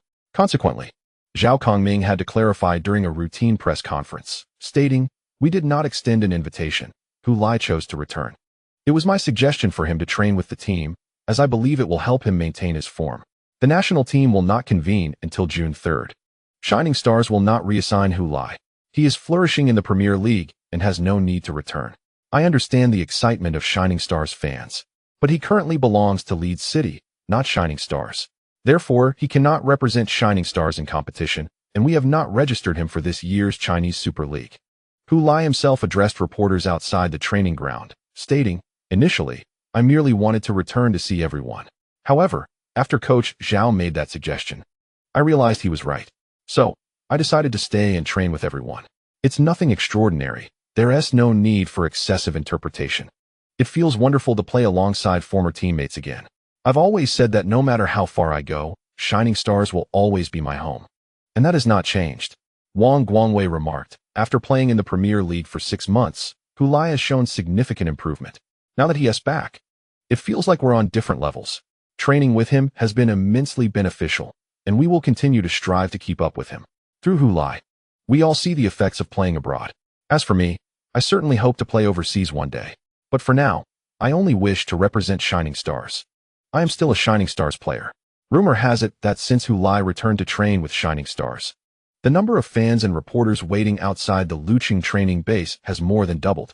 As a result, the traffic police were compelled to deploy officers to maintain order on the 2 main thoroughfares outside the Luqing training base. Nevertheless, despite their efforts, the area remained perpetually congested with throngs of people at the conclusion of training sessions. All navigation maps depicted this region in deep crimson, prompting the system to reroute. Initially, Hu Lai was accommodating towards the fans, allowing them to take photos and obtain autographs. However, he soon realized that his brief stops caused a complete standstill for vehicles trying to exit the base, while nearby traffic was rendered immobile. Consequently, the police had to intervene, urging Hu Lai to depart promptly. In the following days, Hu Lai cocooned himself within the vehicle, hesitant to emerge, and had to enlist the assistance of the police to clear a path for a smooth departure. At that time, Wang Guangwei, who was driving, mused within the vehicle. I never imagined I would one day have the privilege of police escort. Hu Lai, you truly know how to show off. Hu Lai sighed. It's merely a testament to my abilities, yet it is often misconstrued as arrogance. Alas, how lonely it is to be a genius. On June 2nd, following the 12th round of the Super League, the league temporarily paused to accommodate national team matches. On June 16th, the Chinese team faced Australia in an away match. This game was pivotal for China, as every match held life-or-death stakes for the team. By the conclusion of the 7th round of the group stage, China had amassed 8 points, still languishing in 5th place, yet tied with Qatar and trailing Saudi Arabia and Australia by merely 3 points. Should China manage to defeat Australia on their turf, they would immediately catch up to their rivals. However, the likelihood of this outcome was exceedingly slim. Conversely, if Australia triumphed over China at home, the Chinese team could very well jeopardize their chances of qualifying for the World Cup. After all, Qatar, sharing points with China, faced the UAE, a team yet to secure a win or a single point in this group. Even though Qatar was the visiting team, one would expect them to emerge victorious against their opponent. If Qatar won while China lost, disregarding the outcome of the Saudi Arabia versus South Korea match, China would find themselves with only 8 points after 2 remaining rounds of the final qualifiers, trailing Qatar by 3 points and Australia by 6, rendering their qualification prospects nearly non-existent. The remaining 2 matches in the final round included a daunting clash against South Korea and another challenging encounter away against Qatar. Thus, the hopes of the Chinese media and fans rested on the team merely escaping with a point from Australia. They also relied on South Korea to defeat Saudi Arabia, which would keep Saudi Arabia at 11 points while China would rise to 9, maintaining a tight grip on their rivals. South Korea, indeed, had every incentive to battle fiercely against Saudi Arabia, given the latter's 3rd place standing and a 4-point gap between the teams. Should South Korea prevail, the difference would widen to 7 points, allowing them to secure their World Cup qualification 2 rounds early. Therefore, even in away territory, South Korea would exert every effort to succeed. Thus, even if Qatar triumphs over the United Arab Emirates on their home ground and ends up level on points with Saudi Arabia, the Chinese team will not be left behind, as the final round of the 12-team tournament will feature a direct confrontation between China and Qatar. As long as we can keep close to our opponents leading up to that match, there remains a glimmer of hope, albeit faint. However, when contrasted with the despairing outlook that loomed at the conclusion of the first half of the 12-team tournament, this flicker of hope is enough to bring solace to Chinese fans. Yet, securing a draw against Australia on their turf is no trivial task. At the Australian National Stadium, the collective roar of 60,000 home fans creates a tumultuous atmosphere akin to crashing waves. They have just emerged from a perilous situation. "Oh no," exclaimed Hifeng, lamenting as Hulai's shot was parried away by bars. Had Hulai scored, the Chinese team might have pulled off a stunning victory over Australia. Nonetheless, Bars, who plays for West Hearts in the Premier League, delivered an exceptional performance, swiftly moving backward and leaping into the air to deflect Hulai's header onto the crossbar. Though this attack did not yield a goal, the strategy devised by coach Shi Wuyin proved successful. Unlike our pre-match anticipation of a compact defense and a bus parked in front of the goal, Shi retained Hulai up front to incessantly harass the opposing goal, fully leveraging Hulai's efficiency and ability to seize opportunities, thus creating numerous threats to the Australian goal, as Qingqing elucidated. Consequently, Australia's offensive efforts were persistently stifled. For each time they sought to advance, they were met with Hulai's looming threat. Having honed his skills in the Premier League, Hulai is now capable of holding his own even against Australia's robust defenders, and he indeed troubled them considerably throughout the match. Coupled with the speed advantages of Chun Xingyi and Luo Kai, the entire Australian backline found itself firmly anchored, unable to provide support for their offensive maneuvers. The tactics employed by Shi Wuyin were certainly incisive, utilizing Hulai's knack for capitalizing on opportunities and the rapid assaults from the flanks to restrain as many Australian players as possible with minimal attacking personnel, thereby alleviating pressure on China's defensive line. As the match entered stoppage time, the score remained 0-0. If we could hold out for just 4 more minutes, we would emerge unscathed from this away match. Qingqing's final remark struck a nerve, causing Chinese fans watching at home to tense up, fearing he might be jinxing the team. Fortunately, Shi Wuyin's tactics indeed bore fruit. Even in the dying moments of the match, China's counterattacks continued to pose a threat to the Australian goal. Ironically, Australia became the side unable to afford a loss, currently sitting second in the group. Previously level on points with Saudi Arabia, who had suffered a 2-3 defeat at home to South Korea in the 2 matches played yesterday, Australia no longer feels compelled to secure a victory against the Chinese team on home turf. While obtaining 3 points would undoubtedly be advantageous, the risk of overextending and allowing the Chinese team to capitalize on a counterattack, resulting in a loss, poses a significant threat. At this juncture, even if a win eludes them, as long as they avoid defeat, they can maintain their position in second place in the league. Conversely, the Chinese team, brimming with determination, seems poised to exploit the final minutes of the match, anticipating that Australia might launch a full-scale counteroffensive. They appear eager to seize the moment and deliver a decisive blow to Australia, thereby securing those invaluable 3 points. Considering this, it becomes unwise for Australia to engage in a fierce struggle with China. Therefore, in the closing moments of the match, the home team opts not to unleash a full-on assault in pursuit of victory, but instead tightens their defense, aiming to withstand the frenzied counterattack from the Chinese side. One cannot overlook the psychological impact that Lai's performance throughout the match has had on them. Had it not been for the scarcity of players from the Chinese team capable of mounting an effective offense, they might have already scored.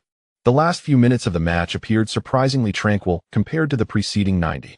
When the referee's final whistle echoed across the stadium, Throng in the commentary booth erupted with joy. The match is over. The Chinese team has valiantly held Australia to a 0-0 draw away from home. We have secured 1 point and surpassed the defeated Qatar, positioning ourselves fourth in the group. We are a mere 2 points behind third-place Saudi Arabia. This explains why both fans and media alike are so pleased with this draw. The pivotal reason lies in the results of the 2 other matches from yesterday's final round of the top 12. Saudi Arabia suffered a 2-3 defeat at home to South Korea, allowing South Korea to advance early, while Qatar stumbled in their away match, losing 0-1 to the UAE. The UAE finally achieved their long-awaited first victory and point in the top 12, albeit unexpectedly against their West Asian counterparts, Qatar, instead of the Chinese team. This scenario is nearly the best possible outcome for China, aside from defeating Australia on their own ground. With 2 rounds of group matches remaining, the next challenge for the Chinese team is a home game against South Korea, who have already secured their spot in the World Cup. Given their advanced qualification, South Korea may not field their strongest lineup, offering China a glimmer of hope. If they can manage to avoid defeat at home against South Korea, their final match against Qatar in the top 12 could indeed determine whether China finishes third in the group and vies for a playoff spot. Of course, this hinges on a struggle between Qatar and Saudi Arabia.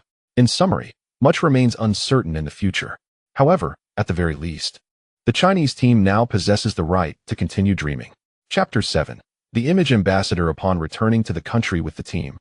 Lai chose not to accompany Wang Guangwei and Zhang Qinghuan back to Jincheng for further training with the Star Flash squad. Instead, he remained in Shanghai, awaiting a particular individual before embarking on a journey to the United States together. He didn't even leave the airport, but opted to wait there directly. Because they had made an arrangement, he only needed to wait an additional 2 hours at the airport to meet the person he had been anticipating. When the disguised Li Qingqing spotted the similarly disguised Lai at the arrival gate, she smiled. Although much of her face was concealed by a mask, Lai could still discern her crescent-shaped eyes. I watched the match. Although you didn't score, Lai, your performance was truly commendable.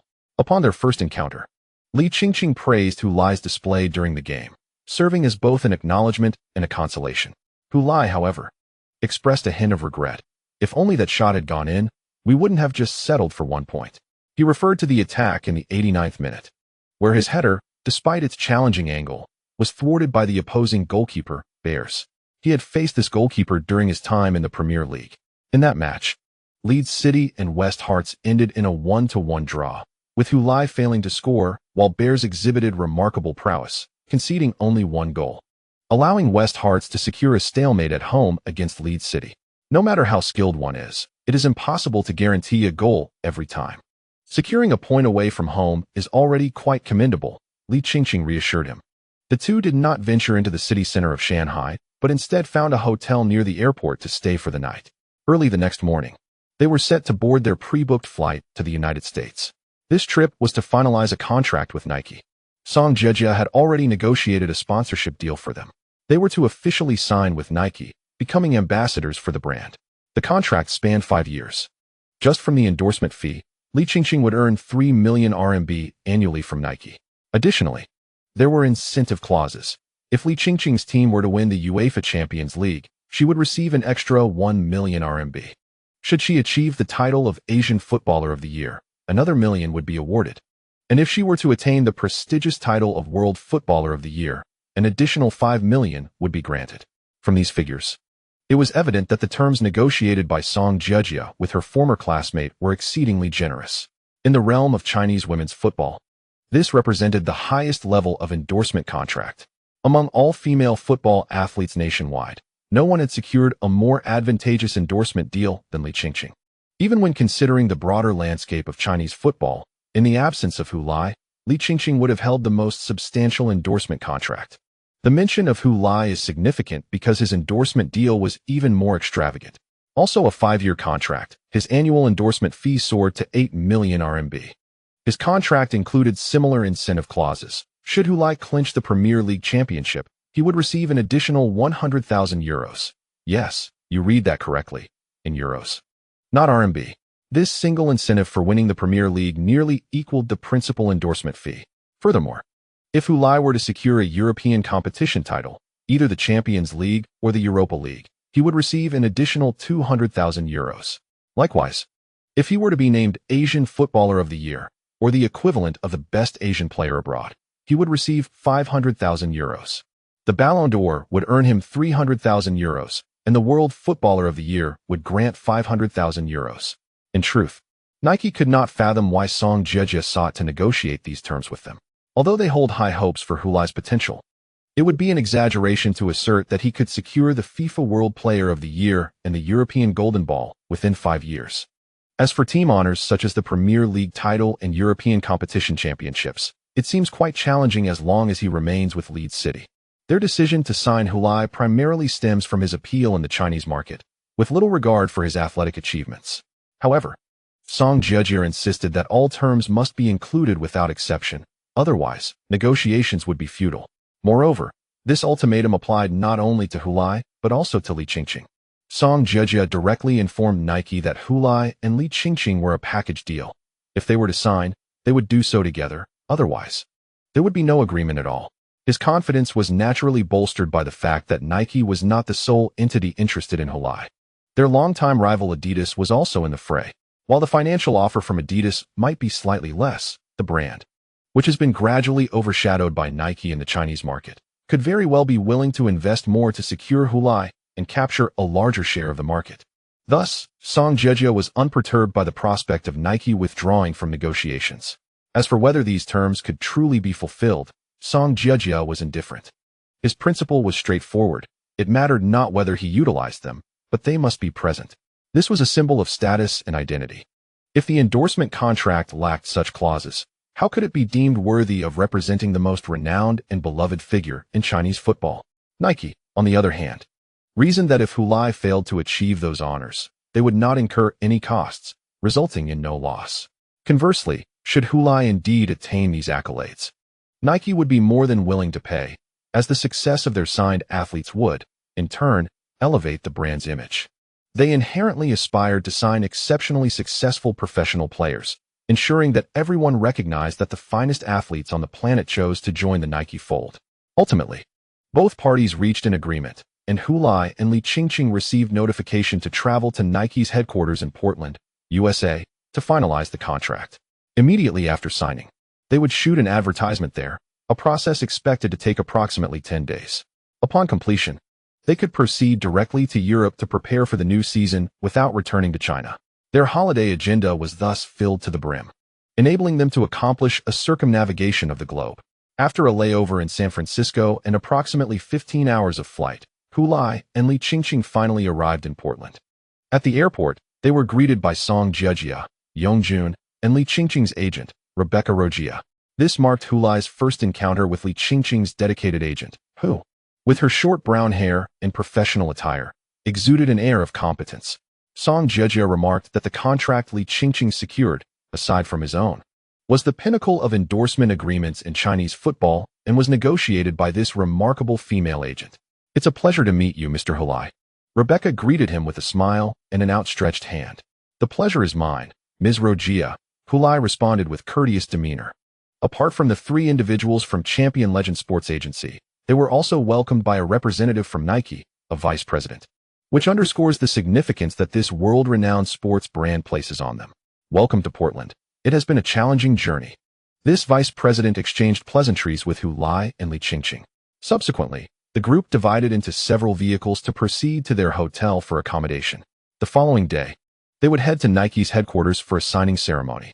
After the signing, there would be advertising shoots, leaving their schedule rather packed.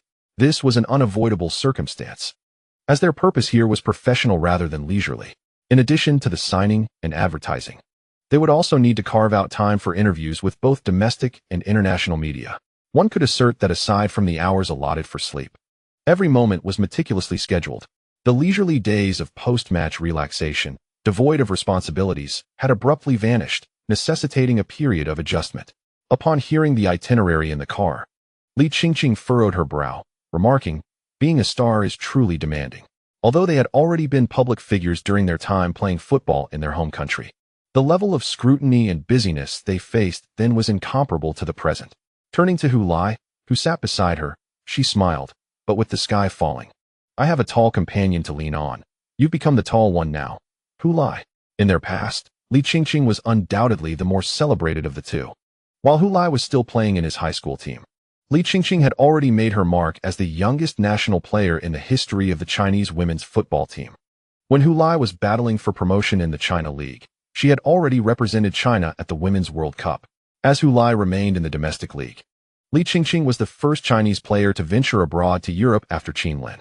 Long before Lai gained recognition, Li Qingqing was already an iconic figure in women's football, with numerous fans who could transform any away game into her home ground, basking in glory. Now, the tables had turned regarding their fame and status, with Lai's renown eclipsing that of Li Qingqing. This was not to suggest that Li Qingqing had fallen out of favor. Her popularity remained at a high level, but Lai's ascent was meteoric, akin to a rocket, swiftly surpassing her. Moreover, in terms of height, Lai had indeed become the taller of the two. "All right, I'll look after you from now on. You'll stick with me," Lai teased, rolling his eyes at Li Qingqing in a brotherly manner. Sitting in the front passenger seat, Song Jiejia chuckled at the banter between the two classmates in the back. Since their high school days, the three had shared a close bond. However, many friendships from their school years tend to fade as they transition into society, ultimately becoming distant acquaintances, only to reunite at a class gathering years later. The fact that the three of them could come together post-graduation was something to be cherished. "I hope we can continue like this," Song Jiejia silently wished. In Portland, Oregon, the renowned sports brand Nike has officially signed contracts with Lai, a male football player, and Li Qingqing, a female football player from our country, appointing them as the brand ambassadors. This marks the first occasion in which Nike has invested a substantial sum to secure a Chinese football player as an endorser. Previously, only basketball stars from China had achieved such a distinction. The signing of these two outstanding athletes has caused quite a stir. It is reported that their endorsement fees differ, yet both are considered exorbitant within their respective fields. In the security office of Dongchuan High School, two guards were captivated by this news broadcast on television, rendered momentarily speechless. They exchanged glances, contemplating the meaning of exorbitant. "Surely it must be at least 1 million, right?" speculated the older guard. "1 million? You call that exorbitant?" The younger one exclaimed, his eyes wide. "What can 1 million even get you nowadays?" As they conversed, they noticed Li Ziqiang approaching from outside. One guard leaned halfway out of the window while the other stood up to greet him at the door, exclaiming, "Coach Li, congratulations." "Ah," Li Ziqiang replied, puzzled by the guard's unexpected congratulations. "I heard your daughter signed a lucrative sponsorship deal." Upon hearing this, Li Ziqiang quickly understood the context and waved dismissively. "Oh, that's just media hype to attract attention. It's all exaggerated for effect." The guards were taken aback. "Really? Is it not true?" they questioned. "What commercial value could women's football possibly have?" Li Ziqiang shrugged. "Don't pay attention to the media.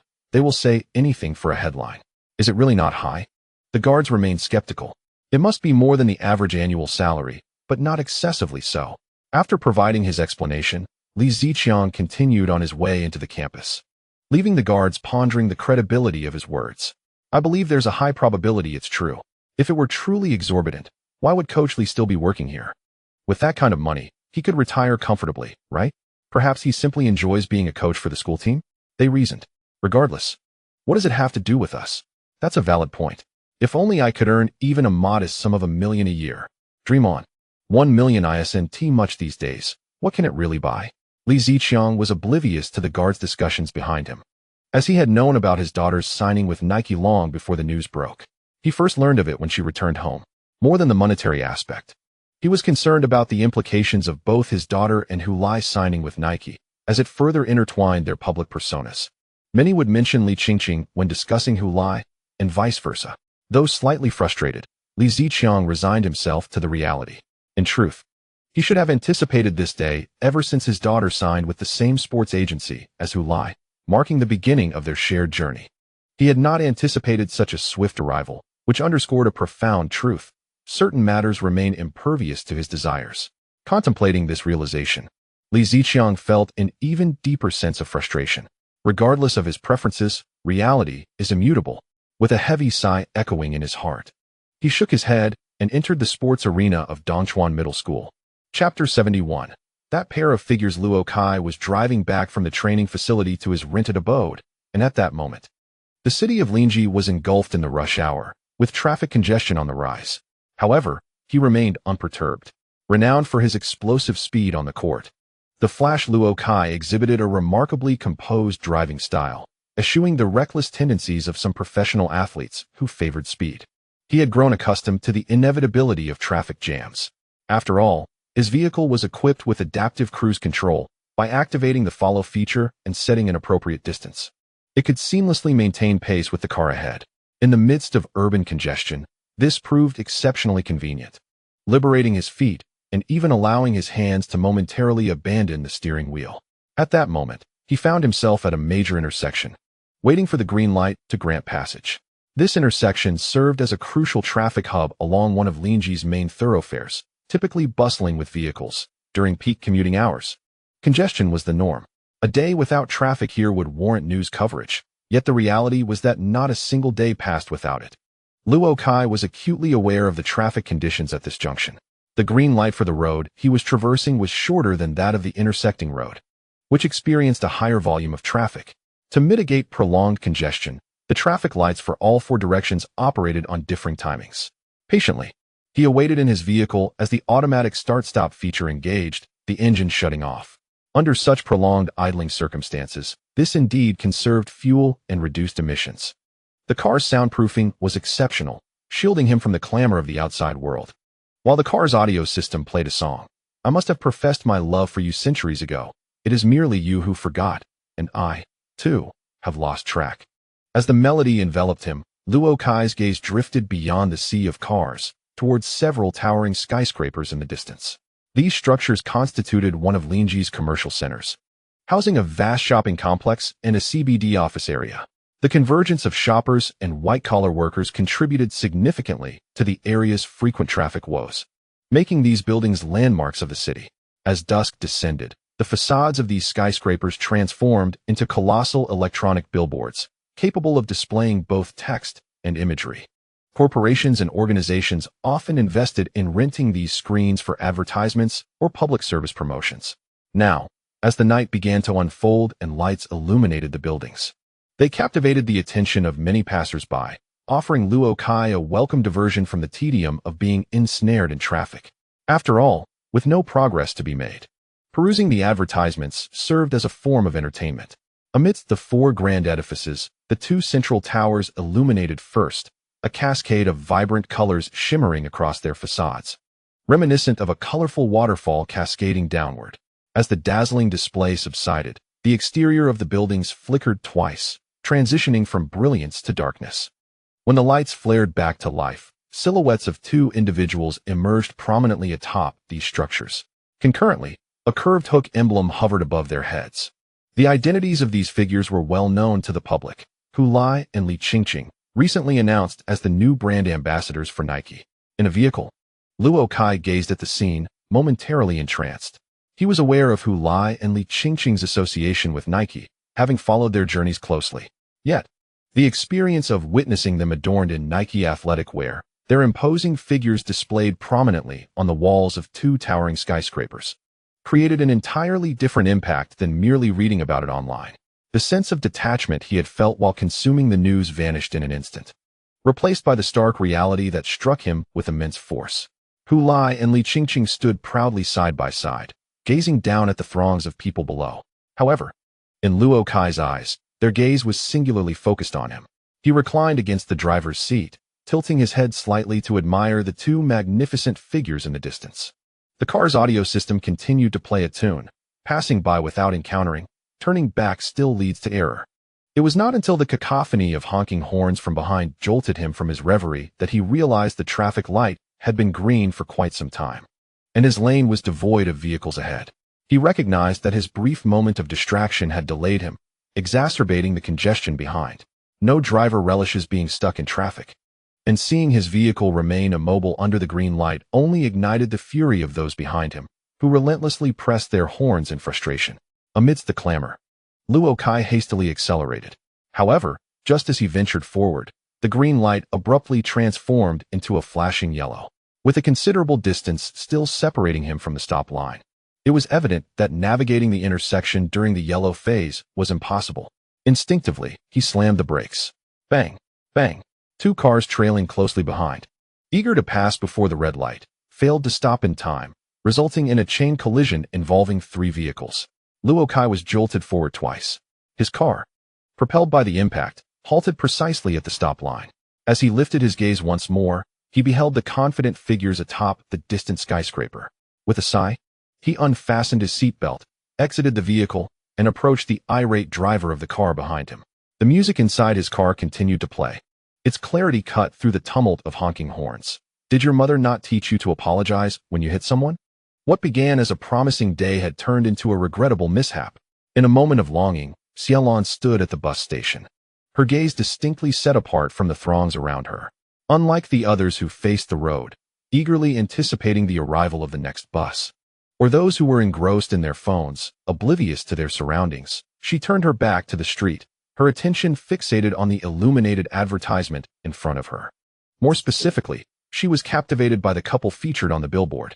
To the left, her son Lai smiled back at her, while to the right, the young woman she silently accepted as her daughter-in-law, Li Qingqing, radiated warmth.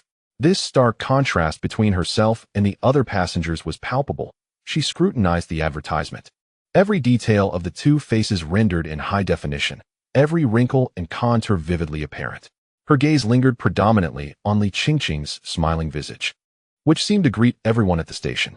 Yet, in Xiaolan's eyes, she perceived her son Lai on the opposite billboard, equally gazing toward Li Qingqing. It was as though their eyes intersected between the two billboards, and they recognized one another. Oh, how delightful this girl is, she mused joyfully, envisioning her son standing impeccably in a suit beside Li Qingqing, who would then sweetly call out to her, "Mom, please have some tea." The happiness that bubbled within her rendered even the strongest brew as sweet as honey.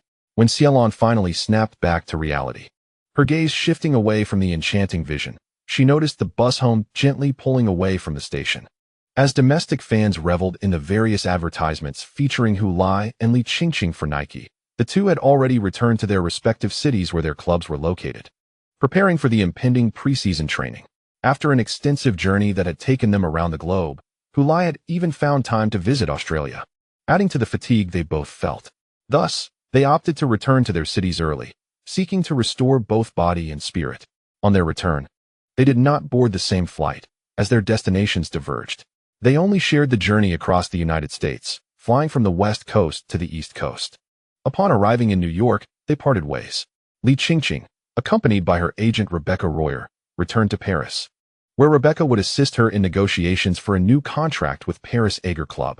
Though Li Qingqing had initially signed a 4-year contract, only 2 seasons had elapsed, and it was not yet time for renewal. However, due to her lack of a professional agent, her contract with the club had remained unchanged since its inception. This contract, in terms of both salary and bonuses, no longer aligned with her standing and contributions to the team. Currently, Li Qingqing stands as the pivotal core of her team, having played an instrumental role in securing the Women's French Cup Championship for Paris Azure last season. Although the league title and the UEFA Champions League trophy eluded her grasp, her contributions to the team undeniably warrant a reconsideration of her remuneration. In light of this, Rebecca accompanied Li Qingqing back to Paris, seizing the opportunity presented by her recent endorsement deal with Nike, which has positioned her among the stars of the Nike athlete matrix, to negotiate a lucrative contract with Paris Azure. She remains unconcerned about potentially inciting the club's ire. as Li Qingqing's demonstrated prowess ensures a steady demand for her talent within European football. Should Azure refuse her terms, there are ample alternatives available for her to pursue. With 2 seasons remaining, finding a suitable new home for Li Qingqing should not pose a challenge. Of course, Rebecca has already discussed these matters with both Li Qingqing and Song Jiejia, and this strategy has garnered unanimous approval, thus empowering Rebecca to take action. In essence, the financial affairs concerning Li Qingqing are predominantly managed by the Champion Legend Sports Agency. However, such management hinges upon obtaining Li Qingqing's consent, as the agency is strictly prohibited from making unilateral decisions without the player's agreement, a stipulation clearly articulated in the initial contract. Any deviation from this would constitute a breach of contract. Rebecca Roya serves as the executor of the company's and the player's decisions. Li Qingqing is currently engaged in negotiations for a new contract with the team, while Hu Lai remains unconcerned, as his contract with the club has only recently commenced. Leeds City is not the same as the once illustrious Anton Stars, which would hastily offer him an upgraded contract after merely half a season. After all, his previous contract was rather rudimentary. Consequently, Yongjun did not accompany Hu Lai back to Leeds, opting instead to return to China to attend to matters concerning Zhang Qinghuan and Wang Guangwei. He is not solely Hu Lai's agent. He must also cater to the interests of the other 2 players, lest Huang Gu and Old Wang feel envious. Questioning why Yongshu should merely serve as a caretaker for Hu Lai and benefit from commissions while neglecting their affairs, given that they were the initial clients. Having left Hu Lai to return home, Hu Lai was left to journey alone to Leeds. After a connecting flight from London to Leeds, he took a taxi back to the small villa rented by him and Yongshu. Leeds, like many places in England, is dotted with numerous terraced houses, many of which are let to international students. However, it is evident that Hu Lai could not reside in such accommodations, being a celebrity. Living in such a setting would not only compromise his safety, but also burden his neighbors, who would be disrupted by the influx of media and fans, shattering their previously tranquil lives. When Hu Lai and Yongshu first arrived, they attempted to find housing independently, but were unsuccessful, leading them to choose a detached villa selected by the club for their residence. Although modest in size, the villa is somewhat spacious for the 2 of them. Hu Lai and Yongjun occupy 2 bedrooms on the upper floor, which also includes 2 guest rooms, one of which Yongjun has converted into an office. The ground floor comprises a kitchen, a living room, a dining area, and a utility room. Outside, there exists an independent courtyard, approximately 30 meters distant from the neighboring house. Naturally, there are larger residences in this vicinity, accompanied by more expansive gardens and higher rents. Overall, this area is regarded as the affluent district of Leeds, where the majority of inhabitants are either wealthy or of noble descent, predominantly featuring celebrities, particularly professional athletes. Although Leeds City is considered a smaller club within the entirety of the Premier League, the earnings of professional players who compete in such clubs remain unattainable for the vast majority of ordinary British citizens. Hu Lai conducted a cursory inspection of the surrounding premises, finding no signs of a burglary, before extracting his keys to unlock the grand door and transporting all his luggage indoors. He refrained from hastily organizing his belongings, opting instead to traverse both floors, opening the previously sealed windows. He expelled the stale, slightly odorous air from within, allowing the refreshing breeze from outside to flow in, accompanied by the gentle flutter of the curtains. He then positioned himself by the window of his room on the 2nd floor, stretching languidly before inhaling deeply the invigorating outdoor air. The cool breeze invigorated him, alleviating much of his travel fatigue. The new season was approaching. Note: song title, Missed Love. Artist, The 5. P.S. On the last day of the month, I kindly request monthly votes. Additionally, after noon, the crowdfunding monthly voting campaign for this book will commence. It essentially entails accumulating donations of 1,500 starting coins to receive 1 monthly vote, but due to the end-of-month event, 1 will become 2 votes. Chapter 72. The new season is about to begin. Ismail Kamara, adorned with sunglasses and shouldering a massive travel bag, emerged from the terminal of Bradford International Airport, gazing at the stream of vehicles and throngs of people outside.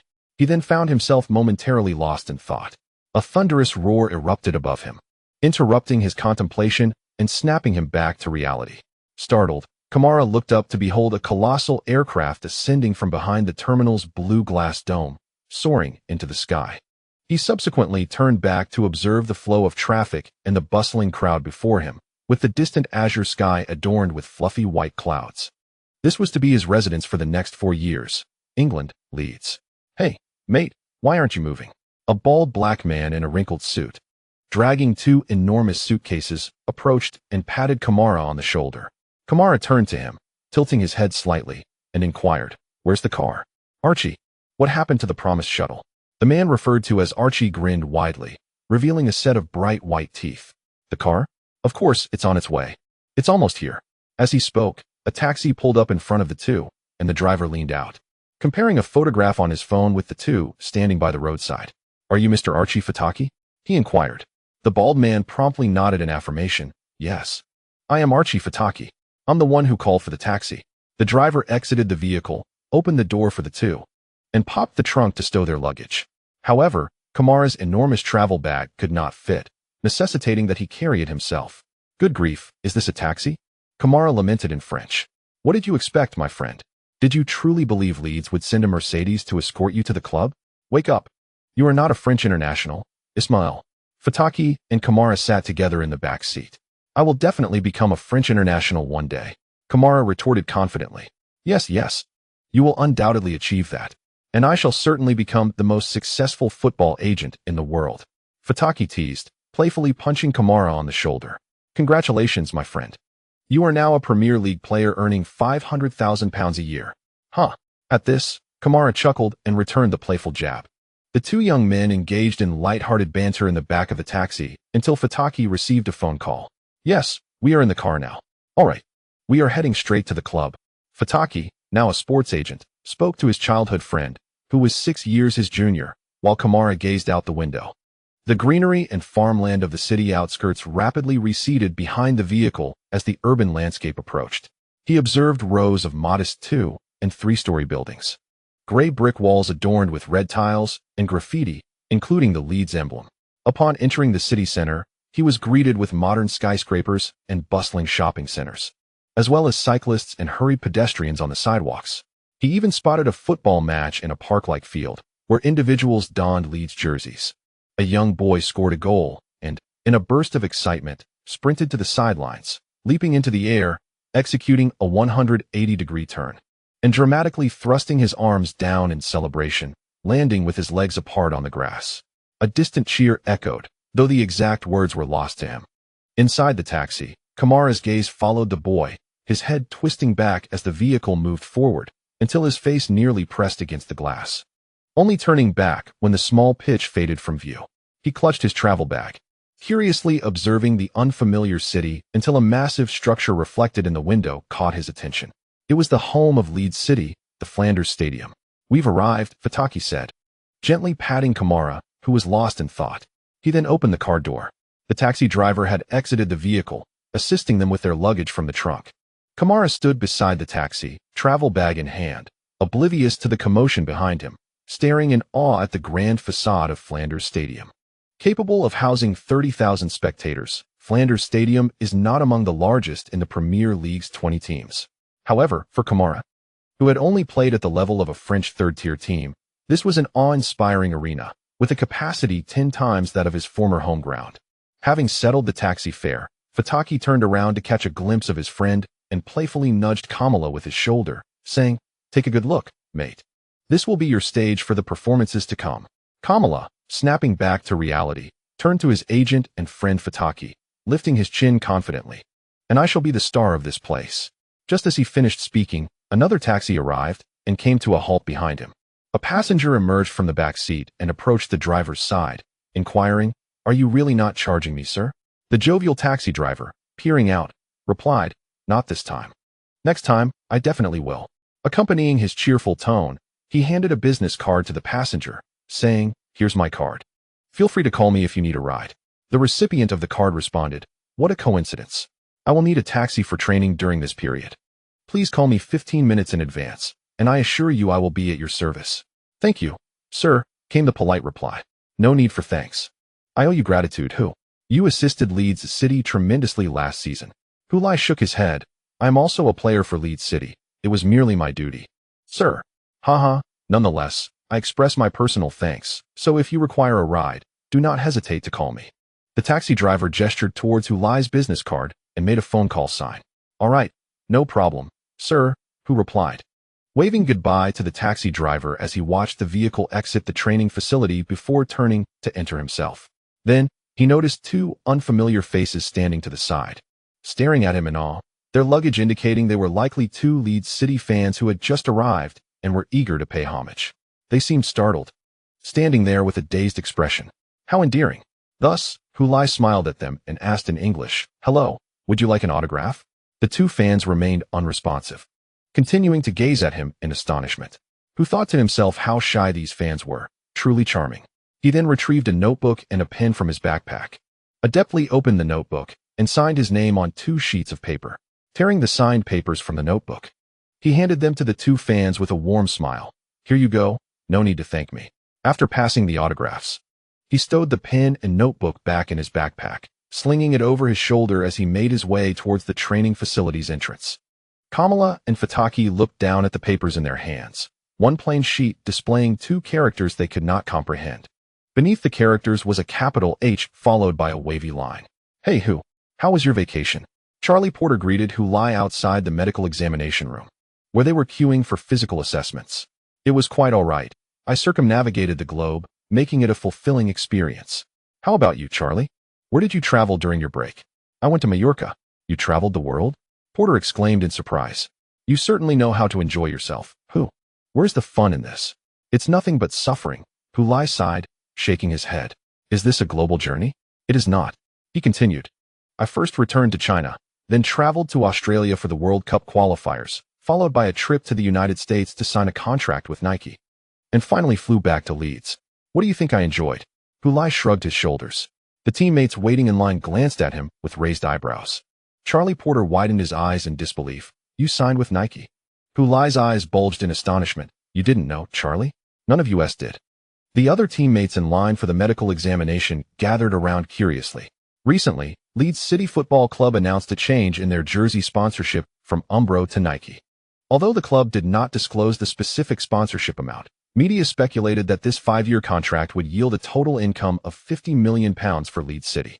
For a team that fought for relegation last season, such a sponsorship amount is indeed substantial. It is evident that Nike values the vast Chinese market behind Leeds City. Setting aside the club's change of sponsors, no player in the team had previously secured an individual endorsement deal with a sports brand. Even the former Sean Barnett could not achieve that.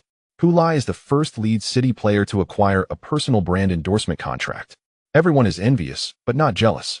On one hand, Hu Lai's personal abilities are well recognized, having become the top scorer in the team within half a season. If his close-knit teammates were still unconvinced, they would surely be under some mysterious influence. On the other hand, Hu Lai's connection to the expansive Chinese market naturally attracts the attention of an international brand like Nike. Thus, enjoying such special treatment is a result of both his personal strength and fortunate origins, leaving no room for envy. Envy is futile.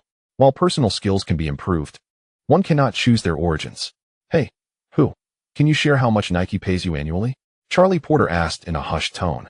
Before Hu Lai could respond, Captain Lorenzo pulled him aside, saying, "Such personal matters should remain private." Hu Lai merely smiled in agreement. "All right, but you must treat us to a meal." Charlie Porter's eyes gleamed as he sought another excuse for a free meal. "And it must be at Red Chili." Just then, a teammate who had just finished his medical examination walked out, and the voice of the club's nutritionist, Ms. Mia Schmidt, echoed behind him. As Charlie Porter was entangled in conversation with Hu Lai, his expression shifted upon hearing her words. Ms. Schmidt then stepped out, hands on her hips, standing solemnly before all the players, and said sternly, "I know that at the end of last season, you all collectively visited a Chinese restaurant. I comprehend the elation you all feel after securing your place in the league, yet one must not relax their physical demands. Therefore, I have advised your head coach, Mr. Clark, to intensify your conditioning regimen for the upcoming season." A chorus of lamentations arose from the players. Faced with this despondent assembly, Ms. Schmidt uttered with a sharpness, "Young men, remember, there is no such thing as a free lunch. Every generous gift you receive has already been priced. For every indulgence you partake in, you must reciprocate with equal effort in training." Ms. Schmidt returned to the medical examination room, and the assessments continued. Upon entering, Charlie Porter removed his shirt, and as he prepared for his skinfold measurement, he caught sight of a new tattoo on his side, which had just been noticed by Hu Lai, who was dressing nearby. "Did you just get that?" Hu Lai exclaimed, astonished. Noticing Hu Lai's gaze, Porter beamed with pride, boasting while undergoing his measurement. "Of course. What do you think, cool, right?" Hu Lai scrutinized the new ink intently. "Where did you see those characters?" "It was Matt," Porter replied. "He showed me pictures from his trip to China to see you. And I found the text incredibly captivating, enchanted by the mystique of Eastern culture. I had to get it tattooed." Porter said with anticipation, "What do you think, Hu?" "I feel like I've been blessed by Eastern secrets. Perhaps I will perform as splendidly as you in the new season." Hu Lai's gaze shifted from Charlie Porter's triumphant face back to the tattoo on his side, observing the 8 Chinese characters that read, "Open with organic hemp air conditioning." He nodded in approval. "Quite impressive. Unfortunately, it's in a spot few will see unless you celebrate a goal with your shirt off. But that could earn you a yellow card." "That's no matter, Hu. For the sake of coolness and style, what is a yellow card?" Charlie Porter flexed his muscles. The head physiotherapist, Tom Middle, patted him on the back. "Skinfold thickness is 81. Charlie, your body fat percentage is a bit high." Noticing Middle recording the figure on the computer, Porter became concerned. "No, please, change it to 72. Then he pointed at Hu Lai. "What is 73, Middle replied. Porter glanced quickly at Hu Lai's previously recorded number and exclaimed, "Who has gained weight?" Middle shot him a look and commented, "Whose goal is to gain weight? Yours is to reduce fat." Hu Lai shrugged at Porter, who appeared quite distressed. "P.S. On the last day of February, I kindly request your monthly votes. Additionally, this book has commenced a crowdfunding activity for monthly votes. To summarize, if we accumulate 500 starting coins and donations, we can automatically cast a monthly vote. Moreover, during this promotional period, 1 monthly vote becomes 2, making it particularly worthwhile." Chapter 73. The Lone Wolf. When everyone had completed their medical examinations and returned to the locker room, assistant coach Sam Landell introduced a new player. "Allow me to present our new teammate, Ismael Kamara, just 18 years old. A French player. He has no prior experience in top-tier leagues, so please extend your support to him." Captain Lorenzo approached to welcome the new teammate. However, Hu Lai was momentarily entranced. Recognizing this newcomer as one of the 2 individuals who had previously sought his autograph outside the training facility. To his astonishment, this was indeed a new signing for Leeds City in the upcoming season. It was no wonder he mistook him. Who could envision a professional player reporting to a new team in such an unassuming manner? As Hu Lai was lost in thought, he noticed Lorenzo calling out to him. "Who?" Hu Lai hurried over, inquiring, "Is there something you need, Captain?" Lorenzo replied, "I just spoke with him briefly and realized he doesn't understand Italian, and his English seems rather limited as well. I don't speak French. So could you serve as my translator? How proficient are you in French?" Hu Lai nodded confidently, responding, "No problem, Captain. All right, I will speak, and you will translate." Lorenzo instructed, turning to the bewildered Kamara standing nearby, gesturing animatedly. "Hello, I am Lorenzo Esposito, an Italian and the captain of this team. You see, if an Italian can be a captain in an English team, you need not worry about fitting in, even though you are the only Frenchman among us. Leeds City is a small club, and small clubs have their advantages. They are more inclusive, and everyone gets along well. Shortly, I will introduce you to each of them. We have English, Scottish, Dutch, Spanish, Italian, German, Cameroonian, and Chinese players, and now we welcome another Frenchman. It's wonderful, world peace." After this, Hu Lai hesitated before translating, instead asking Lorenzo, "Captain, do you have this welcoming speech for every new player?" Lorenzo chuckled, "Haha, hurry up and translate." Only then did Hu Lai relay Lorenzo's words. Upon hearing that Hu Lai could speak French, Kamara exhibited a look of surprise. "You are Chinese. How do you speak French?" Hu Lai shrugged. "What is the big deal? I also speak English, Spanish, Italian, German, Japanese, Arabic, and Russian. On a personal note, I welcome you to our team. I apologize for mistaking you for a fan outside the training facility." This remark made Kamara recall the autograph incident. What immense confidence it must take to assume that someone is a fan seeking an autograph upon first meeting. Hu Lai followed Captain Lorenzo, assisting in introducing the teammates in the locker room to Kamara and explaining some of the locker room rules. After completing these tasks, he returned to his seat to attend to his own matters, while Kamara settled onto his newly assigned bench, unpacking and changing clothes. Once dressed, He was called for a medical examination. After he left, Charlie Porter leaned over to Lai, frowning as he whispered, "I'm not particularly fond of that guy." "Oh, why is that?" Lai asked. Porter replied, "He just seems rather arrogant." "But what does he have to be arrogant about in front of us?" He scoffed. The other members of the locker room were also discussing their new teammate. "What does it mean that he hasn't played in the top leagues? League 2? No. It is even lower. It is said to be from the French 3rd division. My goodness, a 3rd-tier league? Why would a club choose to acquire a player from such a low level? Who knows? Is there something particularly special about that lad? His hairstyle is indeed quite unique. Upon seeing his braids, I couldn't help but wonder how much time he spends each day tidying up his hair. Surely, do you really believe that dreadlocks need to be redone every single day?" There was a flurry of chatter, but mostly unfavorable remarks. On one hand, there were doubts about the new recruit's capabilities. What gives a player from the French 3rd division the right to join a Premier League team? What merit does he possess to stand alongside us? On the other hand, there was dissatisfaction regarding Kamara's demeanor when greeting his teammates. His interactions were rather simplistic, even somewhat cold. This particularly irked the players of Leeds City, who felt that a mere boy from the 3rd division had no right to be aloof towards them. Shouldn't he be eager to ingratiate himself with us? If a top Premier League player were to transfer, a bit of arrogance could be understood and accepted. Yet, a player from the French 3rd division attempting to put on airs before us?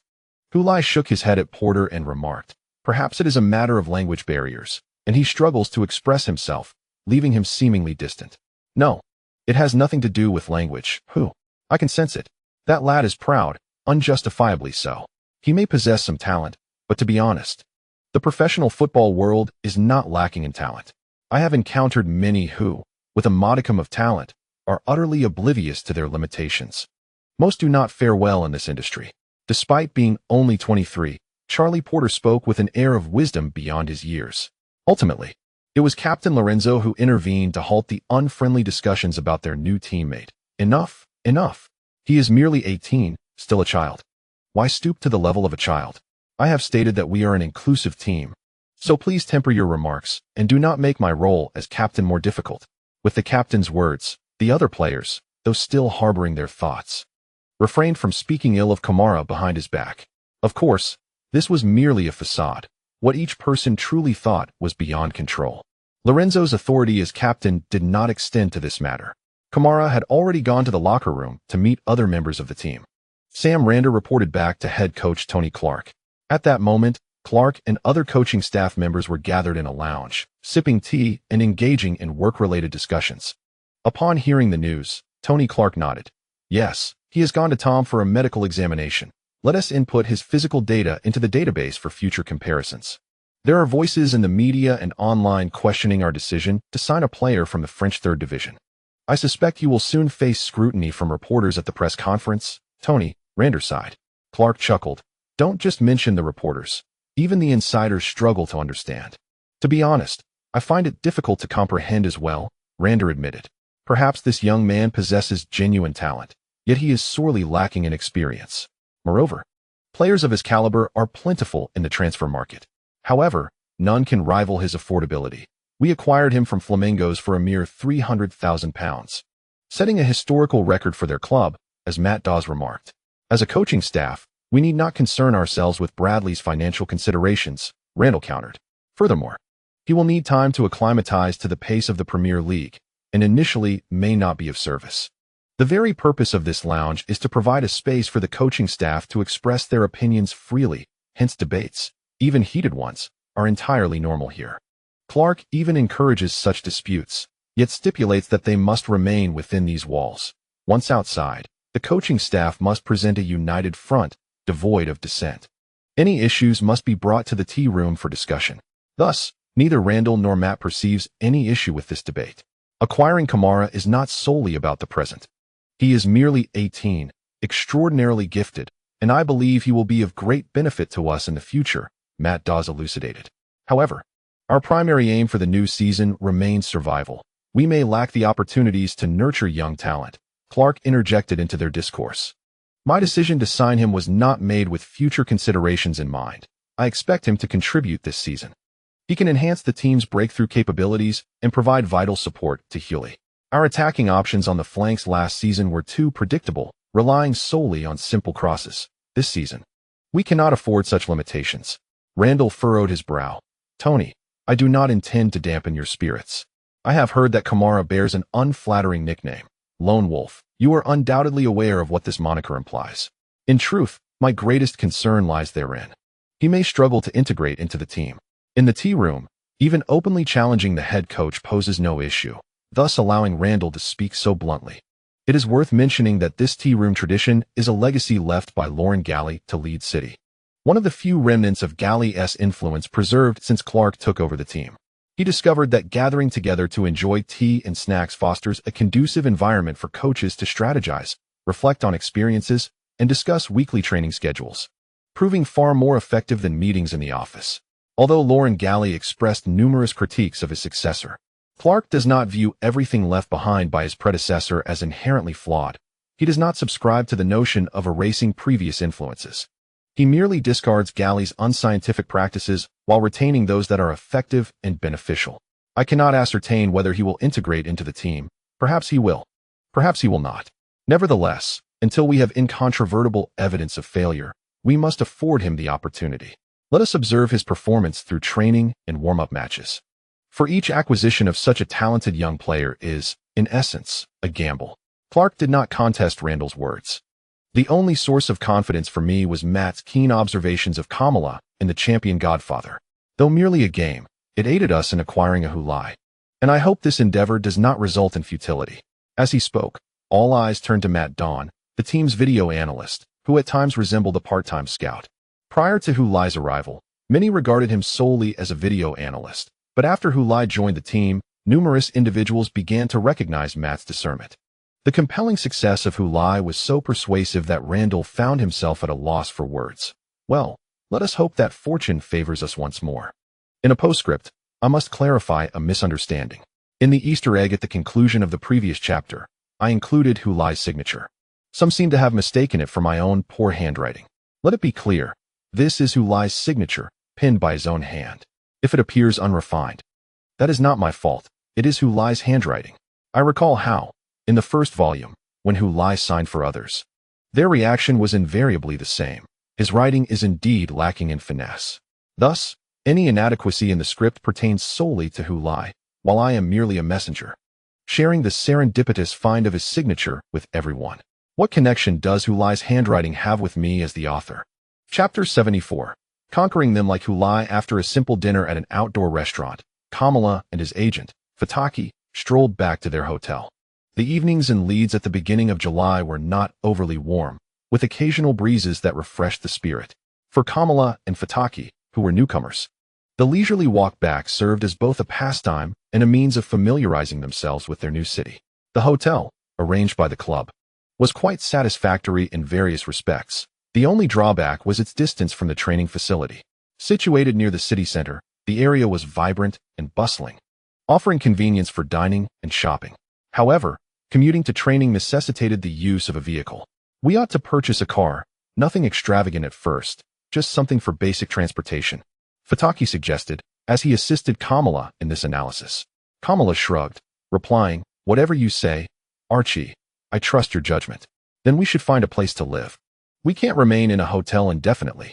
"Absolutely, it's all yours," Kamala affirmed. Fataki, amused by his response, inquired, "And what about you? Are you leaving everything to me?" Ismail? Kamala did not respond immediately, as he noticed a small football pitch enclosed by barbed wire ahead, illuminated by lights. Two teams were engaged in a match within. He quickened his pace, leaping up the steps to the wire fence, captivated by the game. He recalled the scene he had witnessed earlier that day, where players on a similar street-side pitch emulated Lai's signature celebration after scoring. The Chinese player has only been with this team for half a season, hasn't he? In contrast, as he and Fataki walked down the street after their meal, they passed countless pedestrians who paid them no heed, merely regarding them as among the city's multitude of ordinary individuals. When he first learned that the Premier League team Leeds United was interested in signing him, he was elated, envisioning a life as a superstar where he would stroll down the streets, despite wearing a hat and sunglasses, yet still be recognized by an unending stream of fans. Those admirers would swarm around him, eagerly requesting photographs and autographs.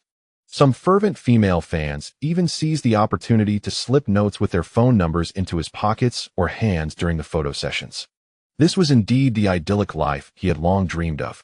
However, it was evident that this aspiration remained distant from his current reality. At least in the city where his team was located, he was merely an unknown rookie. In stark contrast, that Chinese player had already garnered enough recognition for taxi drivers to willingly offer him free rides. When Fataki finally arrived, panting from exertion, Kamara declared, "I must strive to play well, starting here, making this city aware of my presence, then let Europe know me, and ultimately, the entire world." "Remarkable," Fataki responded, giving him a thumbs up. "Let us go for it, Ismail." Kamara nodded vigorously, committing to the endeavor. At that moment, a goal was scored on the pitch. The scorer executed the celebratory gesture Kamara had witnessed earlier that morning, recognizing it as the signature celebration of that Chinese player. Moreover, as he performed the celebration, he shouted out loudly, and this time Kamara clearly heard what he exclaimed. "Hiyo." Kamara turned to Fataki and said, "I too will conquer them like you did." In just half a season, on July 1st, all Leeds United players returned to the club for the commencement of the 2025 to 2026 season's preseason training.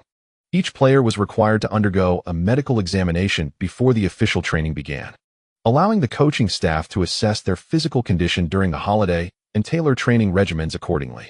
Some had indulged excessively during the break, necessitating more rigorous training to shed excess weight. Others had battled injuries in the previous season, and after a period of rest, their conditions had improved but required gradual recovery through specialized training. Yet, for many, the holiday had left them physically drained. Both endurance and strength had significantly declined, necessitating dedicated physical training to restore their fitness. In simpler terms, for professional athletes, a holiday does not serve as a recharge but rather a discharge, depleting their stored energy. Without consistent, systematic training during the season, their physical capabilities would gradually diminish, akin to battery depletion. Once drained, professional players cannot immediately engage in matches, as their bodies lack the energy to endure the rigors of intense competition. This is precisely why every team's preseason training commences with physical conditioning. The aim is to recharge the players' bodies, gradually restoring their physical condition to a normative level. In light of the team's overall fitness, Coach Tony Clark's staff has allocated 4 weeks for physical training, with the initial 3 weeks focusing heavily on exertion, pushing players to the brink of fatigue before introducing stimulating exercises.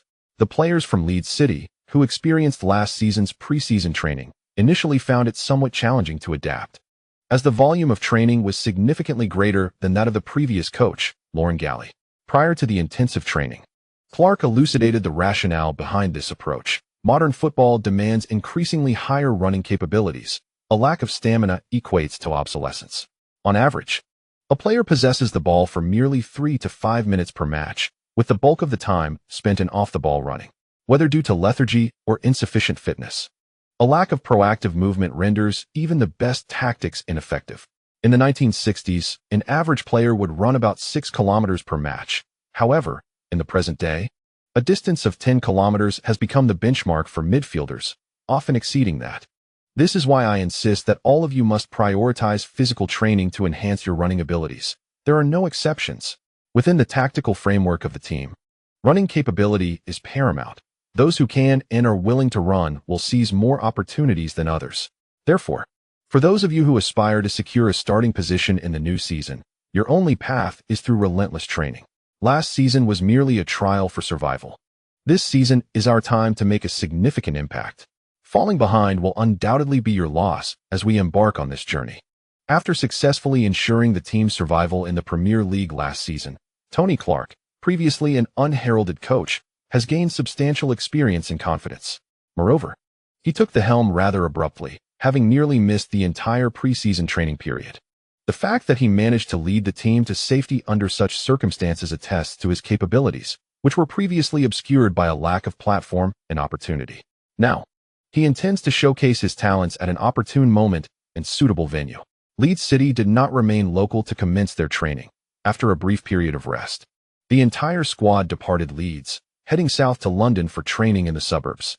London boasts numerous professional teams, and it also houses a training camp under the auspices of the English Football Association. Lesser-known teams with tight budgets often opt to train here, allowing them to economize. Furthermore, this location provides convenient access to potential opponents for warm-up matches, making it an economically viable training solution. Unlike the traditional powerhouses of the Premier League, Leeds City lacks the resources and standing to travel beyond the UK for global tours or training. In fact, had it not been for the convenience of arranging warm-up matches, they might not have left Leeds at all. Following the commencement of training, the composition of the Leeds City team has been in a state of continual flux.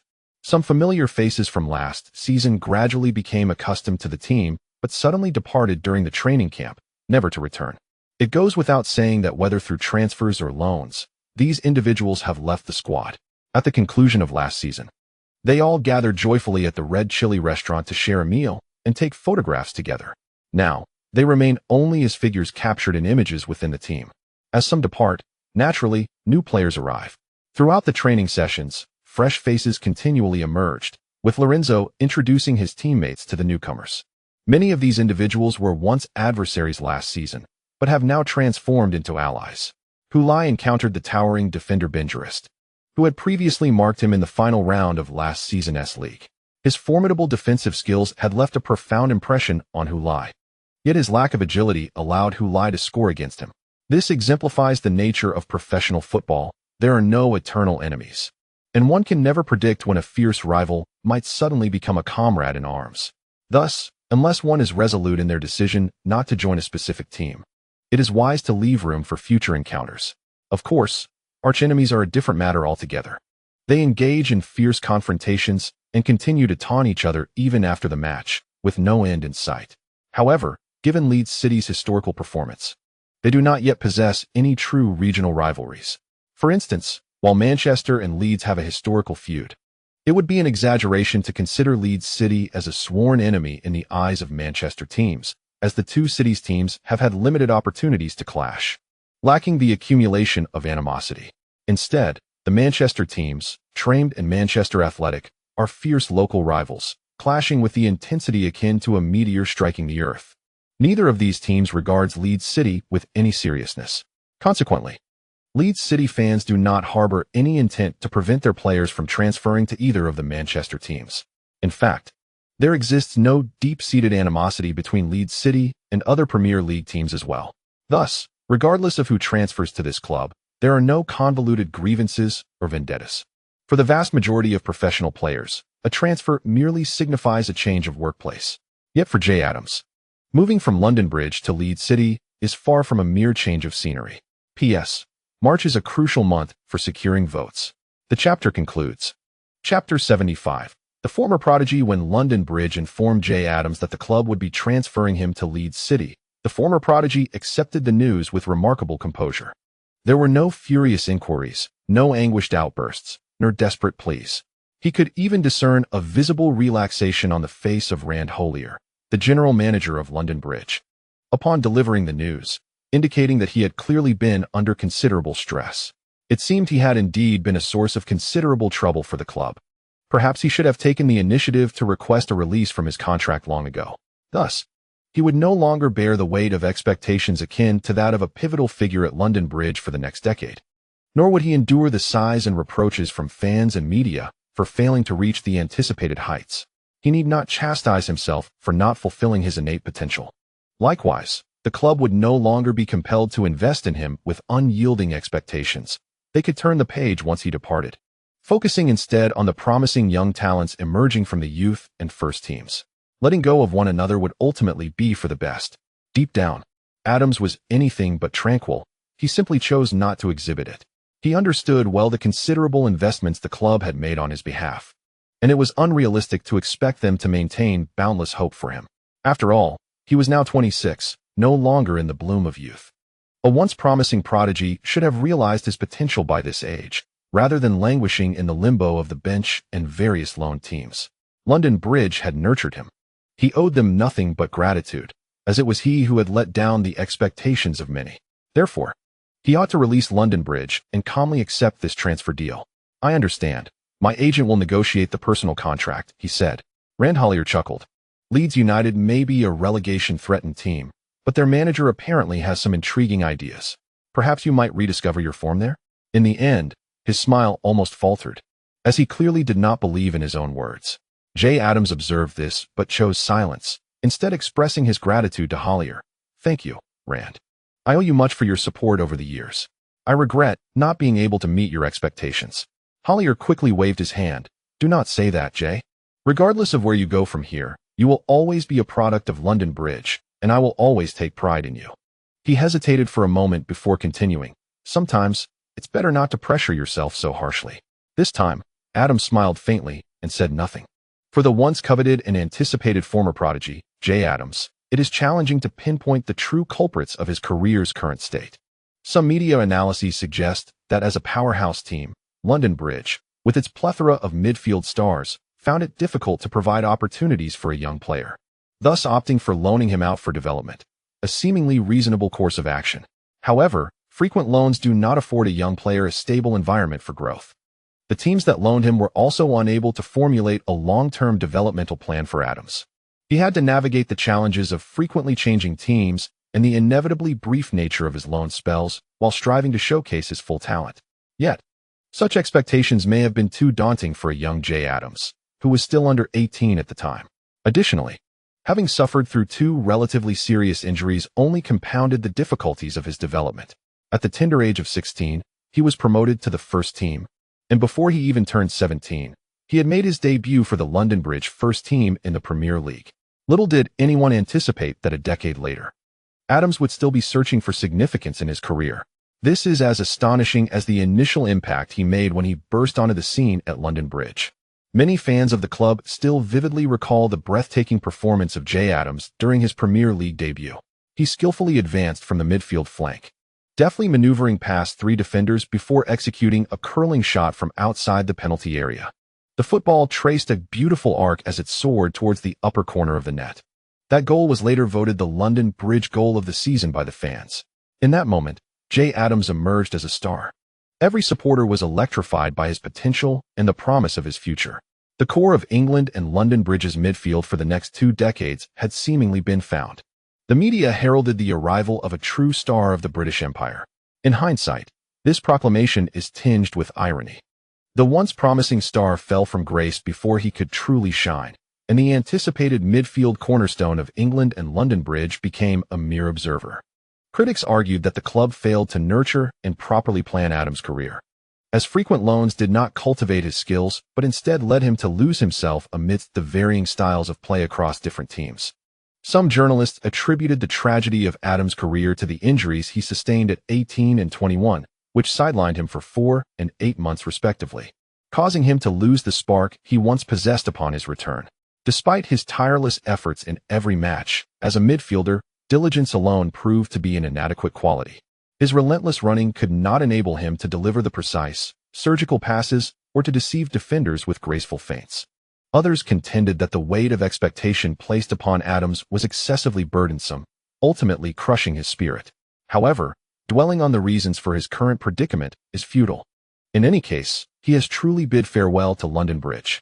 Having joined the youth team at the age of 10, he spent a total of 16 years with the club. From this moment on, he is no longer a player for London Bridge. Compared to the initial excitement and anticipation surrounding his career, his departure now elicits mixed feelings. While some lament his exit, many believe it was long overdue. Others grow weary of the incessant comparisons between his past brilliance and his current struggles. Is there truly only one Jay Adams at London Bridge? What? Adams is still at London Bridge? The professional football realm is replete with prodigies who have tragically failed to realize their potential, and Jay Adams is merely one among many. I believe we have previously placed undue emphasis on him. Although Adams was unable to attain success at London Bridge, he still has opportunities elsewhere. His failure to reach the lofty expectations set for him does not equate to complete obsolescence. As a professional player, he remains competent. Regarding Leeds City's decision to acquire him, media speculation suggests that the primary motive may be to provide a backup for their midfield linchpin, Peter Williams. Adams's agent has conveyed this analysis to him as well. Observing the attention Williams garnered from fans since his debut, it becomes evident that both he and Adams share notable similarities. Both are prodigious midfield talents nurtured within their respective clubs' youth systems, having achieved early fame and displayed immense talent. However, Unlike Adams, who was repeatedly loaned out at a critical juncture in his development, Williams remained with the first team of Leeds City, a decision facilitated by the club's relatively weak stature, which afforded him greater opportunities. Today, Peter Williams has evolved into the fulcrum of the team's midfield. Despite being just 20 years old, his position within the squad is unassailable. Immediately following the conclusion of last season's Premier League, Leeds City officially announced an agreement to extend Williams' contract for an additional 5 years, ensuring his continued service to his hometown club. Given that Leeds City possesses such a steadfast and nurtured midfield core, one might question the rationale behind acquiring Adams, an inquiry whose answer seems self-evident. Adams himself appears to have accepted the notion of serving as a backup to a player 6 years his junior. After all, he is a professional athlete, and at this juncture, he lacks the standing or circumstances to contest his role. However, when Adams arrived at the Leeds City training ground and encountered head coach Tony Clark, he was taken aback. "I did not sign you to be a backup for Williams, Jay," Clark stated, arms crossed before Adams. "Do not heed the analyses and rumors circulating in the media. I see another possibility in you. Have you ever considered trying to become a defensive midfielder?" Jay Adams was momentarily stunned. Chapter 76. A change in playing style and life. I know this is no easy task, especially since you emerged as an attacking midfielder. Yet, it has become evident that this path is fraught with challenges. While some media outlets assert that frequent loans have dulled your brilliance, I believe that you have not departed empty-handed from those experiences. The diverse tactical styles encountered during your loans have equipped you to adapt to various strategies. While your diligence and indomitable spirit are the qualities I value most, I deem these attributes essential for becoming a great defensive midfielder. Thus, Jay, take a moment to ponder the notion of transitioning from an orchestrating midfielder to a defensive one. I believe this shift could greatly benefit the trajectory of your professional career. Jay Adams reflected on the words spoken by the team's head coach, Tony Clark. He recalled being utterly taken aback by the coach's proposition, leaving him momentarily speechless, only able to mutter, "I need to think it over." Fortunately, Coach Clark did not press him too hard, instead suggesting that it was indeed a matter worthy of serious contemplation. Regardless, the specifics of his position would be addressed after the physical training phase, granting him ample time to deliberate. Yet, even now, Adams remains uncertain about how to approach this decision. Having been trained as an orchestrating midfielder since his youth, Jay Adams had always focused on honing the skills necessary for that role, never once contemplating a shift to a defensive position. The distinction between the two is stark and profound. Given his extensive training, he harbored doubts about his ability to excel as a defensive midfielder. Initially, he struggled to grasp the intent behind Tony Clark's remarks. He had believed that his arrival at Leeds City was merely to serve as a backup to Peter Williams, resigning himself to the fate of supporting a player 6 years his junior. Now, he realizes that he is not merely there to be a substitute. Logically, one might assume he should feel pleased by the prospect of not being relegated to the bench, yet the current circumstances leave him ambivalent about whether to rejoice or lament. According to the coach's perspective, he could either accept this arrangement or decline it, focusing solely on playing in his preferred position. The team would not impose any demands upon him. However, if he were to reject this new role, Adams contemplated, his opportunities within the club might dwindle significantly. Perhaps, after a season, Leeds City would seek to part ways with him, whether through a loan or a permanent transfer. Frankly, he had grown weary of the transient, nomadic lifestyle he had endured. Since his debut with the first team at London Bridge a decade ago, he had played for 7 different clubs. And if one accounts for the year and more he missed due to injury, he had essentially changed teams almost annually. Some might romanticize this uncertainty, calling it life's delightful surprises, yet Adams had no desire for such unpredictability or excitement. However, to heed the coach's advice would signify his complete failure. It would mean he could never rise to prominence in the orchestrating midfielder role that once held such promise. It would render the past decade of effort alongside London Bridge utterly futile, a decade spent on fruitless endeavors, an outcome he found equally unacceptable. "Tony, do you believe Adams will heed your counsel?" Assistant coach Sam Lander inquired, closely monitoring the developments surrounding the club's new recruits. As this season had seen a significant overhaul of the team's roster, with numerous players sold and many new faces brought in. If these new players fail to integrate sufficiently with the team, it could result in inconsistent performance, ultimately jeopardizing Tony Clark's ambitious plans. Within Clark's strategy, aside from Ismail Kamara, Jay Adams also plays a crucial role. I am uncertain, Sam. Fortunately, we still have Vieira, if Adams truly is unwilling. There is little we can do but allow Vieira to continue as a starter, Clark remarked, spreading his hands.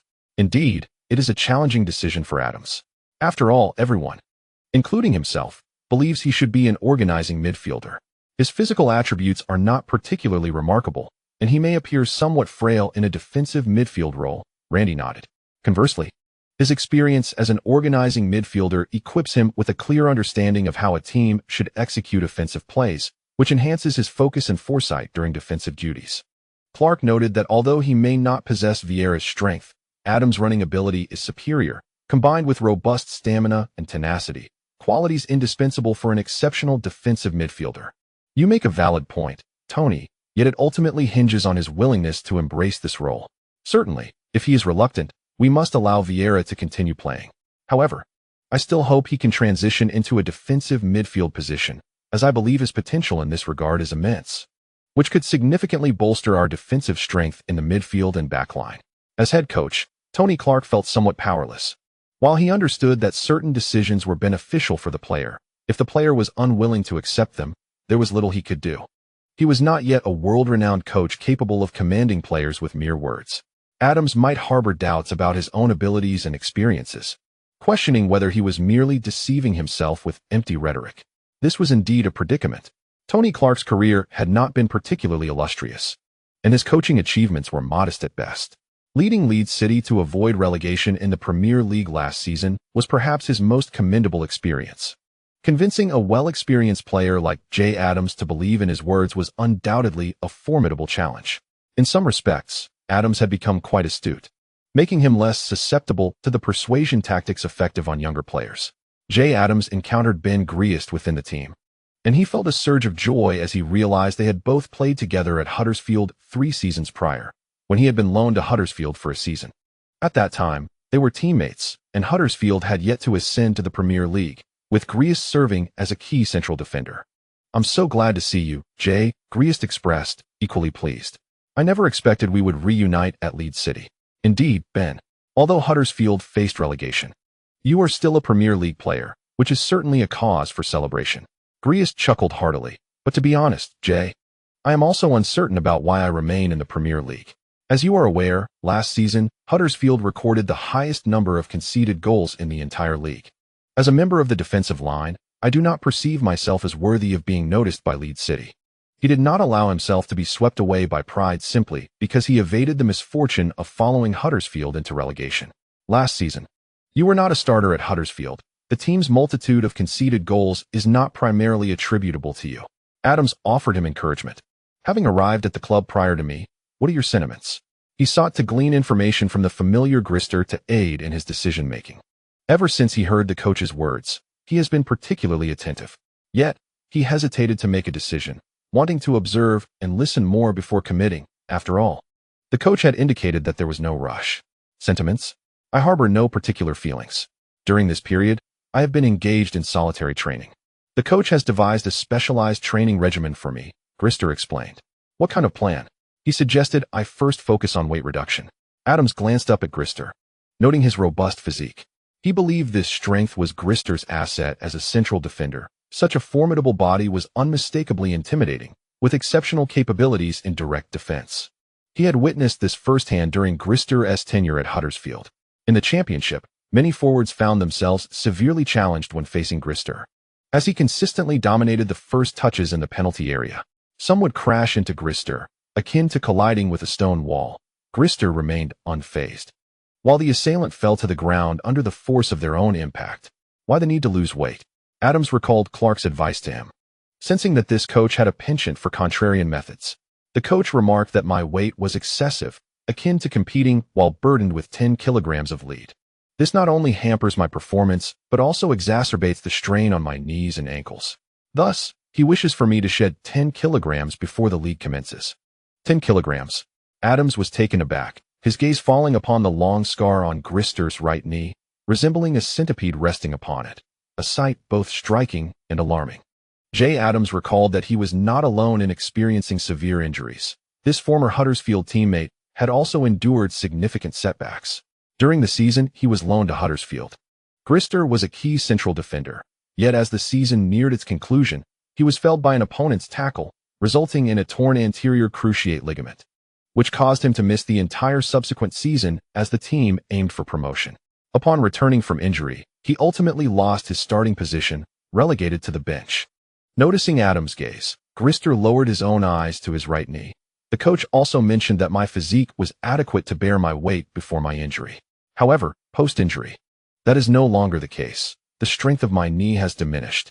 If I do not lose weight, I risk recurrent injuries to my knee. I believe he is correct. One must embrace change. Strength was once my defining trait, yet it has now become a burden. Since my arrival here, I have adhered strictly to the regimen prescribed by the coaching staff, both in terms of diet and training. At this juncture, he lifted his gaze and smiled at Adams, stating, I have successfully shed 2 kilograms. Whether it is merely an illusion, I genuinely feel that my body has become somewhat lighter. Observing the earnest smile on Grister's face, Adams chuckled and shook his head, saying, just 2 kilograms? Such a change is hardly noticeable. However, the boss is right. If you can successfully lose 10 kilograms, it will indeed be immensely beneficial to you. Hearing the talented player Adams express such sentiments, Grister's smile radiated even brighter. That would be splendid. To be honest, I was initially quite apprehensive about coming to Leeds. I was unsure why Leeds wanted me, or what I could possibly contribute. But now, I feel much more at ease. Adams patted his firm back reassuringly. Rest assured, everything will turn out well. Grister nodded and inquired, so Jay, what brings you to Leeds? Did the boss promise you something? Can he help you regain your former prowess? Grister was aware of Adams' struggles. When Adams joined Huddersfield, it was in hopes of rediscovering his form. Ultimately, he faltered and barely saw any playing time in the latter half of the season. After a moment of contemplation prompted by Grister's question, Adams replied, he has asked me to play as a defensive midfielder. As an organizing midfielder? Grister queried. No, a defensive one, Adams clarified. Grister's eyes widened in surprise. Adams then patted Grister again, maintaining a calm demeanor and smiling. I have agreed to it. But Jay, you are evidently more suited for an organizing role. What can someone who hasn't made a name for himself in that position for a decade possibly say about suitability? Adams shook his head. You are right, Deb. I have chosen to change my position and playing style, as well as my approach to life. With another pat on Grister's shoulder, Adams bid him farewell and proceeded toward the coach's office. Grister turned to watch his silhouette depart, scratching his head in bewilderment. How did I get it right? Chapter 77. There is nothing that cannot be resolved with a meal. Adams has heeded your advice and decided to transition to a defensive midfield role. He indeed possesses potential in this area. During physical training, he has consistently outperformed many of his peers. His physical prowess is undoubtedly his greatest asset, a realization he may not have fully appreciated initially. Sam Landy is currently summarizing the training of the past week, while the other coaches listen intently. Head coach Tony Clark diligently jots down notes in a notebook. Grister's weight loss plan is progressing smoothly. He reports a significant reduction in his physical burden. While I personally suspect this is largely a figment of his imagination, it at least indicates that his body is gradually recuperating. If he can reach his target weight, the likelihood of rangery will be substantially diminished, enhancing his speed and agility. Kamara is encountering some difficulties, not on the training field, but rather in his interactions with his teammates. He seems somewhat withdrawn. We have observed that his progress in English has been rather slow. Clark inquired, did the club not hire him an English teacher? Indeed, they did, yet the results have been less than satisfactory. Upon personal reflection, I believe the issue lies in his limited interaction with his teammates. Without communication, there is no linguistic environment, and consequently, language development is naturally sluggish, Rander remarked. Glancing at Matt Dawn, Matt shrugged. The character in The Champion's Godfather provided no insights. Rander shot him a disapproving look. This matter cannot be overlooked. Clark disregarded his subordinates' subtle musings and stated, his language barrier, coupled with his lack of experience, necessitates that we facilitate his integration into the team. Who shall we assign for this task? Rander asked. I propose we enlist Hulai, Matt suggested. He speaks French and can communicate effectively with Kamara. Moreover, Hulai possesses a charming personality. Despite having only been with the team for half a season, he has already endeared himself to everyone, which speaks volumes. Rander concurred. Hulai is indeed an excellent choice. Clark nodded. Then it is settled. Matt, please speak to Hulai and request his assistance. The term assistance is used deliberately, as this is not an obligation for the players. Furthermore, Lai is not even the third captain. Why should he undertake such a task? This would encroach upon his personal time. Therefore, it must not be a command, but rather a polite request for help, with the appropriate attitude maintained.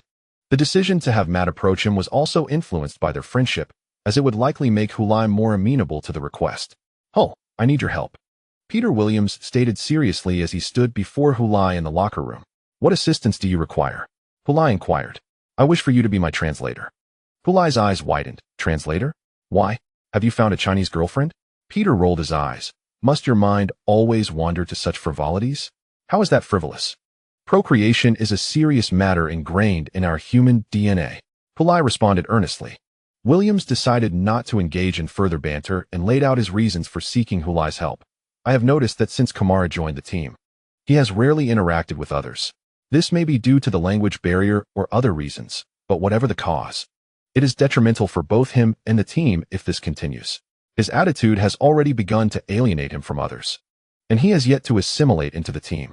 While I am uncertain why the boss chose to sign him, if this situation persists, he may not contribute positively to the team and could instead become a source of instability.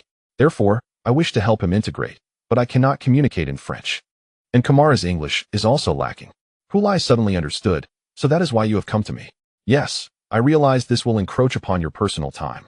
So I hope you can." Before he could finish, Lai draped his arm around Peter's shoulders. "No problem. For the sake of the team, sacrificing a bit of my leisure time is inconsequential." Williams, pleased with Lai's swift agreement, replied, "I knew you were a kind-hearted person, Hull." "Hello, Peter. If you could treat me to another meal, I would be even more enthusiastic." With a heart devoted to the team, Peter Williams took immediate action. After locating a translator, he directly led Lai to Ismail Kamara, who was seated in a corner of the locker room, engrossed in his phone. "Hi, Ismail," Williams said, casting an expectant glance at Lai. Remembering his translation duties, Lai pointed at Williams and conveyed to Kamara, "He is greeting you, Ismail." Kamara lifted his gaze, first glancing at Lai and then focusing on Williams, removing his Bluetooth earpiece. "Is there something you need?" "Well, Ismail, I imagine being away from home in this unfamiliar environment has left you feeling somewhat disoriented. But fear not, I am willing to assist you. Should you have any questions or concerns that trouble you, feel free to approach me," Peter Williams stated before looking back at Lai. Lai turned to Kamara and remarked, "Peter expressed that he holds you in high regard and wishes to invite you for a meal. I wonder if you are free." Kamara blinked, first glancing at the smiling Williams beside Lai, then back at Lai. Did he truly say that? That's the essence of it. I omitted the trivialities in between, Lai casually replied, waving his hand. Meanwhile, Peter Williams inquired, "After all I said, why did you condense it into a single sentence? Isn't it sufficient to extract the central idea of your statement in just one sentence?" Lai retorted, "Why do I feel your translation lacks professionalism?" Williams furrowed his brow. Lai chuckled, "Peter, listen to your own words. I am not a professional translator." Williams, rendered speechless, shifted the topic. "What did he say?" Lai glanced at Kamara, who seemed to be contemplating. "So, are you going to take the opportunity to impress the team's vice-captain? Did he really say he admires me?" Kamara responded, questioning Lai. Without hesitation, Lai nodded, "Of course. But he hardly knows me. I've only been here for 3 weeks," Kamara frowned, sensing the situation was not as straightforward as it appeared. "What did he say?" Williams leaned in closer to Lai, whispering, "He's conversing with me. Please wait a moment." Lai replied, smirking before switching to French. "Although you've been here for less than a month, he has observed your performance during training. And he has seen how hard you work, right?" Kamara nodded. "He indeed puts in tremendous effort during training. He aspires to win over the Leeds fans in just half a season, much like the person standing before him. Though proud, he is not so arrogant as to believe he can become the team's star player without diligent effort. Thus, his attitude in training is commendable and unwavering. Moreover, your speed is remarkable, far surpassing Peter's, and he envies that," Lai added, gesturing with his thumb towards Peter Williams, though Williams was unaware of Lai's words. Upon receiving a glance from Kamara, he quickly smiled and nodded in acknowledgement. Kamala glanced at Williams and found himself convinced by Lai's words. His speed was indeed a source of pride, complemented by his technical skills. The excellent footwork and agility he possessed were his greatest assets and the foundation of his confidence in achieving success at Leeds City. He firmly believed that with his speed and technique, he would not shy away from any challenge, even in the Premier League. Dining was not an issue. Kamala nodded affirmatively. Upon receiving the response, Lai turned to Williams and said, "It's settled, Peter. I have finally persuaded him to accept your invitation for dinner." Initially, a smile graced Williams's face at Lai's words, but it quickly froze as he processed the latter part. "Dinner? Who's treating whom?" "You are, Peter. You are inviting Kamala for dinner. Of course, as your translator, I shall accompany you throughout," Lai stated matter-of-factly. Peter widened his eyes in disbelief, and Lai met his gaze. Both rendered speechless. After a few seconds of stunned silence, Williams, suppressing his irritation, inquired, "When did I say I would treat him to dinner? Isn't that what you meant?" "How is that what I meant?" "Hey, Peter, you wouldn't want to back out now, would you?" "I worked hard to convince him." Lai insisted. "Back out of what? I never said I would invite him for dinner. Are you not trying to help him integrate into the team?" "Yes, I want to help him. But how does that relate to me treating him to dinner?" "That is the solution, then. Inviting him for dinner will help him integrate into the team." "What logic is that? Must one dine out to integrate into the team?" "You need to extend goodwill, Peter. Shouldn't a gesture be made when fostering goodwill? Do you think mere flattering words will open their hearts to you? What gives you the right to earn their trust? Why would they come to you in times of difficulty?" Williams remained skeptical. "A dinner will suffice?" "Absolutely. In our culture, there is a saying, there is no problem that cannot be solved with a meal. Trust me, 5,000 years of history is encapsulated in that phrase." "And if it doesn't?" Williams retorted, eyes wide, challenging the assertion. "Then you just invite him for another meal." Peter Williams. Chapter 78. The results are still lacking after a day of training. Although they were still in the training camp, Tony Clark did not impose strict management on the team. As long as everyone completed their daily training, he would not impose rigid restrictions on their evening activities. As long as the players were in good form for training the following day, he would not interfere. This approach was common among most European teams, and Leeds City was no exception. Once training concluded, players were free to do as they pleased. Whether that meant going to bars or nightclubs, it was of little concern. After all, it was their personal time, and coaches found it difficult to intervene. If their extracurricular activities were to impact their performance on the training ground, the coach would undoubtedly take action. While he might not directly admonish the players for their conduct, he may increase their training load or exclude them from the starting lineup during matches. Although Peter Williams had never explicitly mentioned treating Kamara to a meal, he ultimately decided to honor the commitment made by Lai. This decision was not merely to appease Lai. Rather, after careful consideration, he realized that to win someone's favor, one must indeed invest some effort. One cannot simply expect trustworthiness without any action. Thus, he treated him to dinner. However, just as he and Lai were about to seek out Kamara, someone placed an arm around their shoulders from behind. "I heard everything." Charlie Porter's voice echoed from behind them. Lai remained silent, while Williams, perplexed, inquired, "Heard what?" "I heard you two were planning to take that Kamara kid out for dinner," Porter replied quietly. "I'm telling you, you must include me, or I'll loudly announce it to everyone in the locker room." Williams was taken aback by Porter's underhandedness, momentarily speechless. Lai interjected, "Charlie, didn't you say you didn't like Kamara? Why would you want to tag along?" "True, I don't like the guy, but I do appreciate a free dinner." "Have some dignity, Charlie," Williams remarked. "What's dignity in the face of a free meal?" Porter retorted defiantly. Williams sighed. "Fine, you can come along." Since the one footing the bill had no objections, neither did Lai. Thus, the three of them set off to find Kamara, with Lai conveying the message, "Let us go, Ismail. Peter has found a charming Turkish restaurant. We're off for some kebabs." Kamara, accustomed to the presence of an additional person, showed no concern and promptly shouldered his already packed backpack, following the trio out of the locker room. After they had walked for a while, Matt arrived at the locker room entrance and caught Quinn, who had just exited. "Is he still around?" he asked. Quinn shook his head. "He left early." "Oh," Matt replied, a hint of disappointment in his voice. "Are you looking for him, Matt?" Quinn inquired. Never mind. Matt waved his hand dismissively. "Thank you, Farrick. No problem. I didn't really help," Quinn responded. Returning empty-handed, Matt reported to Clark, Lai left right after training. "I didn't find him in the locker room." Clark waved his hand dismissively. "No need to rush, Matt. Assisting Kamara is a long-term endeavor. We can find him another day." Matt nodded in agreement. In a restaurant adorned with rich Middle Eastern decor, Lai, Peter Williams, Charlie Porter, and Ismail Kamara were seated around a table. They had just settled in and were preparing to order. "Let me order," Charlie Porter volunteered, snatching the menu. Williams hesitated for a moment, but chose not to intervene. This would provide him the perfect opportunity to engage in meaningful conversation with Kamara, thereby strengthening their rapport.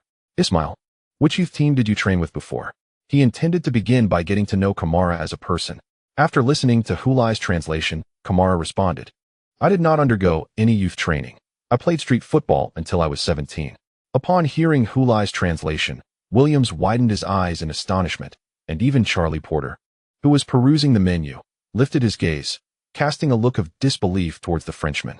Kamara, having played street football without a single day of club training, had progressed to a professional team, and now he had made a remarkable leap to become part of a Premier League club.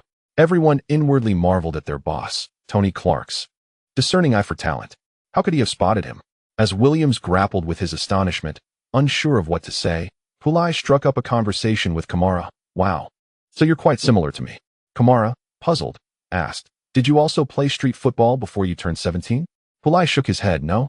I hadn't even received football training before I turned 16. Kamara was taken aback for a moment, then displayed a rather unusual expression. "Why do I feel as though you are deliberately trying to show off?" "Who?" Hulai quickly waved his hands. No, you're overthinking it. What is there to boast about? I didn't even realize my football talent before I turned 16. Kamara recalled Hulai's performance during the half-season after joining Leeds United and inquired, "How old are you this year?" "Not yet 22. Kamara's mouth fell open in shock for several seconds before he sighed. "I thought it was impressive to transform from street football to a Premier League player in just 2 years.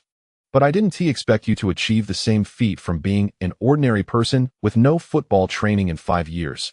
How incredible."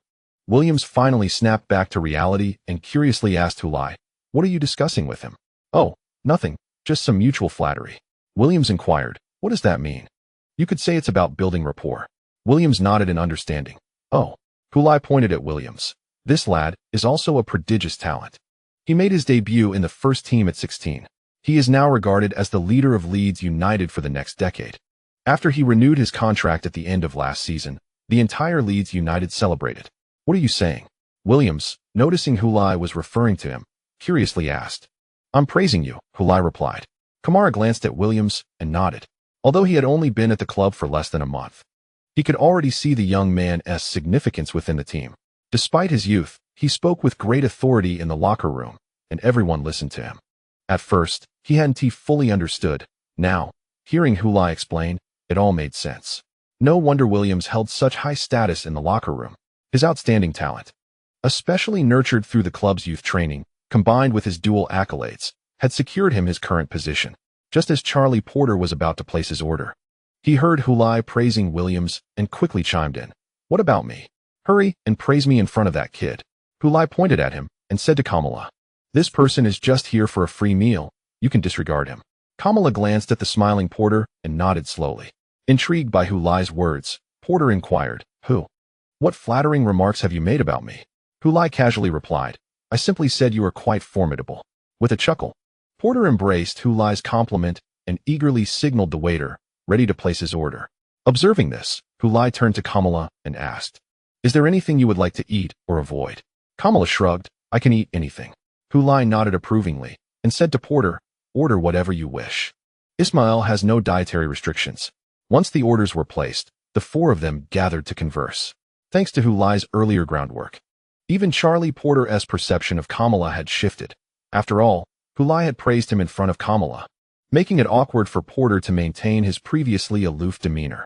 As the team's mascot, Charlie Porter excelled at lightening the mood. It must be said that although he had somewhat intruded upon their gathering, his presence proved beneficial.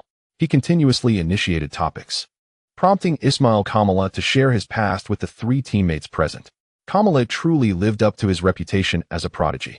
Having never undergone formal training with a professional football club due to his family's financial struggles, he had cultivated his skills by playing street football with other children.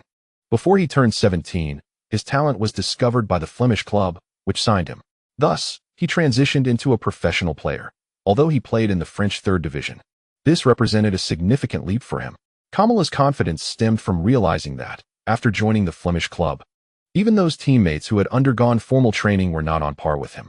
On his first day of training at Flemish, he embarrassed the seasoned players, repeatedly outmaneuvering them to the point where they could not even hold onto his jersey. A hint of pride crossed Kamala's face as he recounted this.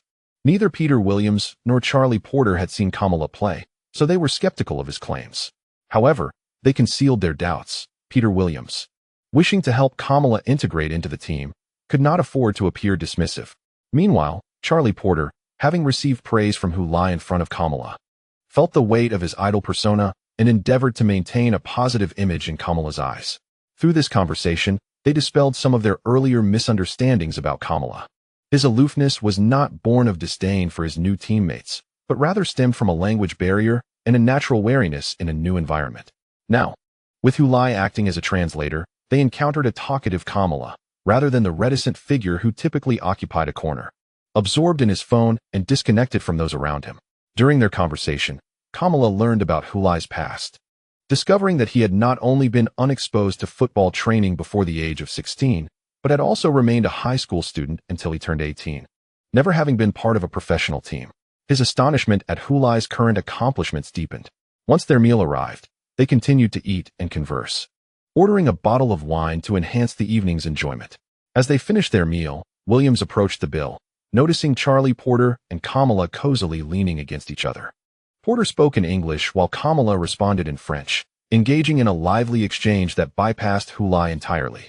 Upon witnessing this, Williams turned to Lai in surprise and asked, "Can they understand each other?" Lai shook his head, "Of course not." "Then what is the significance of the atmosphere?" Williams inquired. Lai waved his hand dismissively. Observing the two in jovial conversation, Williams remarked with a smile, "This is wonderful." However, Lai furrowed his brow, expressing, "I find it less than satisfactory." "What is wrong?" Williams asked, puzzled. "The outcome has not met my expectations," Lai replied gravely. "Or has it fallen short? I think the effect is quite remarkable. Just look at how close they are.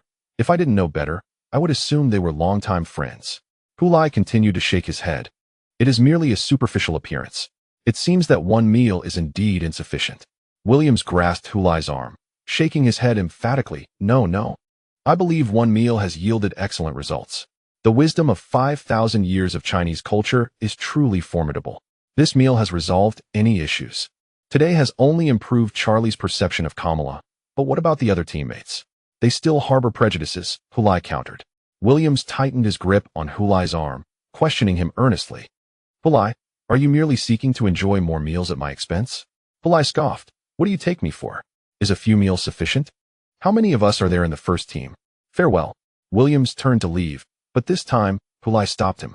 "Peter, what about your sense of honor and responsibility? You aspire to be a leader of the team. Do a few meals intimidate you? You are disappointing me." Williams, disinterested in further debate, raised his middle finger at Lai. Chapter 79. Responsible Peter. The following day, Matt Dawn approached Lai, conveying Tony's request and earnestly asking for Lai's assistance. However, upon hearing this, Lai revealed an expression of intrigue. "What is it? Is there a problem?" Matt inquired hastily. "There is no problem," Lai replied, shaking his head. "We have already begun addressing this matter." "Oh," Matt was taken aback. "It is Peter. He is determined to assist Kamala in integrating into the team," Lai explained, recounting the previous day's events. Matt stood in stunned silence for a moment before exclaiming, "So Peter took the initiative to shoulder this responsibility?" "Indeed. Therefore, rather than seeking me out, you should go directly to Peter. He will surely be eager to assist the team. As for me, I serve as a translator between him and Kamara, responsible for constructing a bridge of communication between them.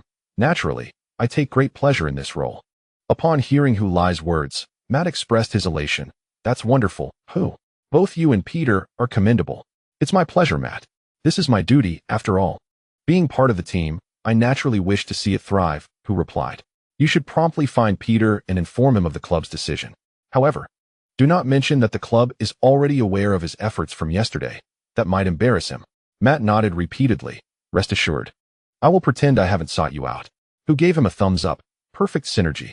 With a smile, Matt bid farewell to and hurried off to find Williams, who was unaware of what Matt and Williams discussed. But after the training session that day, he observed Williams stepping into the center of the locker room while everyone was present. "Everyone, please be quiet. I have an announcement to make." The room instantly fell silent, and the music that had been playing was paused. This clearly illustrated William's status within the team. Despite his youth, everyone afforded him respect. All eyes were upon him. In the midst of this attention, Williams declared, "As we embark on the new season, some of our former teammates have departed. Yet we welcome new members who will stand shoulder to shoulder with us in battle. However, for various reasons, not everyone can swiftly integrate into the team, particularly as language barriers pose significant challenges to our communication." At this juncture, he glanced deliberately at Kamara, who was listening intently, albeit possibly unable to comprehend. It seems the dinner from the previous evening had indeed made an impact. Prior to that meal, Kamara would likely not have even removed his earbuds. Indifferent to what was being said. Encouraged, Williams raised his voice and adopted an invigorated tone. Thus, "I would like to propose that we hold an internal team dinner 5 days from now, following the conclusion of our physical training, exclusively for us players. The purpose is to warmly welcome our new teammates, facilitating their swift integration and fostering mutual understanding while dispelling any misunderstandings." Before he could finish, the locker room erupted in cheers, led by Charlie Porter, who had successfully snagged a free meal the day before. He tossed his towel towards the ceiling and shouted, "Another chance for a free meal." Porter ignited a wave of enthusiasm in the locker room, with everyone applauding and celebrating Williams' decision. Professional athletes endure rigorous training daily, and the demands are considerable, which is why they eagerly anticipate gatherings such as this. They seek opportunities to unwind, particularly in a team like Lead City, where Tony Clark enforces stringent physical training protocols. The intensity of the past 4 weeks has been taxing for everyone. At this moment, word spread that Williams intended to host a dinner party following the conclusion of physical training, which naturally garnered unanimous support from everyone. Some extroverted players not only cheered but also dashed into the center of the locker room, dancing exuberantly. Instantly, the locker room transformed into a vibrant nightclub, with music resonating as everyone reveled in the joyous atmosphere. Observing this scene, Lai cast his gaze towards Peter Williams, contemplating that this might be the outcome of Matt's visit to Peter. Without the club's request, how could Williams so generously treat the entire team to a meal? It appeared that Williams possessed a clear and astute mind. In weighing the options of inviting each player individually versus treating the whole team at once, he wisely chose the latter. Although the upfront investment was substantial, this approach circumvented the likelihood of Lai persistently pestering him in the future. Lai stroked his chin, recognizing Williams as a brilliantly composed midfield orchestrator. It seemed that the prospect of indulging in multiple meals was rather unlikely. At that moment, Kamara approached Lai, inquiring about what Peter had said to incite such excitement among everyone. Lai glanced at Kamara. In the past, this lad would not have shown such concern for team affairs, seemingly isolated in his own world, avoiding contact with others. However, perhaps following yesterday's dinner and having become familiar with Peter, he now exhibited a newfound interest in his teammates. Lai smiled and translated. "Peter has decided to treat everyone to dinner after the physical training, welcoming new teammates like you." Kamara nodded in response, stating, "I am beginning to believe he will become the leader of this team in a few years. He is indeed a very responsible player." The captains I had at Flamand, who were much older than him, could not match his level of commitment. Lai patted his shoulder, saying, "You too will become a star in this team." After a few drinks yesterday, Kamara had confided in 3 individuals about his ambitions. He aspired to achieve success akin to Lai's in this team and win over the fans here. Charlie Porter also informed Kamara that Lai's conquest of fans was not merely straightforward. He had won over supporters who initially harbored animosity towards him. In contrast, Kamara's initiation would be considerably easier, as the fans of Lead City currently bore no ill will towards him. Lai held a differing opinion. While few disliked Kamara, many might question his credibility, doubting the qualifications and capabilities of a player from a League 2 team to compete in the Premier League. He sincerely encouraged Kamara, who viewed him as a role model, which deeply moved the young man. At 18, he was easily touched by simple yet genuine encouragement and kindness. This was likely why, after the dinner, Kamara became more proactive and willing to engage with Lai and the others. "Thank you, Kamara expressed gratefully. "You're welcome, Kamara. Your success ultimately depends on your own abilities. Just if you succeed, do not forget to treat me to a meal." "Surely, I will not forget." Lai smiled. Truly a grateful and commendable child. Matt Dawn went to report back to Tony Clark, with Lai and Peter on board. There was no doubt this matter would proceed smoothly. Peter's sense of responsibility, coupled with Hu Lai's intelligence, rendered what might appear formidable to others rather manageable for their partnership. Clark concurred with his friend's assessment of the two. Nodding in acknowledgement, he felt reassured. Delegating the task to his team allowed him to focus entirely on training. As physical training was nearing its conclusion, tactical training was set to commence. During this period, he needed to gradually acclimatize Jay Adams to the role of a defensive midfielder while also helping Ben Glist regain his form as a center back. Moreover, Ismail Kamara played a pivotal role in the team's offensive strategies. His incisive breakthroughs endowed the team with the ability to advance, a quality that had been lacking in last season's Leeds City. Quinn possessed assisting capabilities, however, as a full-back. His contributions from the backline were nearly exhausted by the time he reached the front. If the opponents maintained a tight defense, advancing would become increasingly challenging. Charlie Porter delivered commendable crosses, but lacked the capacity to penetrate defenses. Once ensnared in the adversary's tight defense, his effectiveness diminished, revealing a deficiency in individual combat skills. If Kamara could realize his potential and seamlessly integrate into the team's offensive tactics, it would greatly benefit Leeds City's attack. Yet, how to incorporate Kamara into the offensive strategy, as well as how to maximize the abilities of these new recruits, posed a significant challenge for Tony Clark. The time allocated for tactical training following physical conditioning was far from sufficient, especially with the Premier League set to commence on August 9th, by which time Leeds City would likely not be fully prepared. Clark could only allow the team to engage in the league while simultaneously continuing tactical training, implying a necessary adaptation period. One should be mentally prepared for the possibility of less than stellar performances in the early stages of the league. The silver lining was that after nearly 4 weeks of physical training, the players' physical conditions had been optimized, and there were no injuries reported during training, ensuring a complete roster as they entered tactical training. Furthermore, he felt gratified that Peter Williams and Hu Lai were proactively assisting Kamara in acclimating to the team, for their synergy would be crucial within the new tactics. Their early familiarity off the field would foster a rapport, a boon for the head coach. Chapter 80. The final warm-up match on the training ground. A drill focusing on wing attack patterns was underway. Farrell Quinn passed the ball to Ismail Kamara, who was positioned to receive it. The latter pivoted with the ball, advancing towards the defending fullback, Danny Dixon.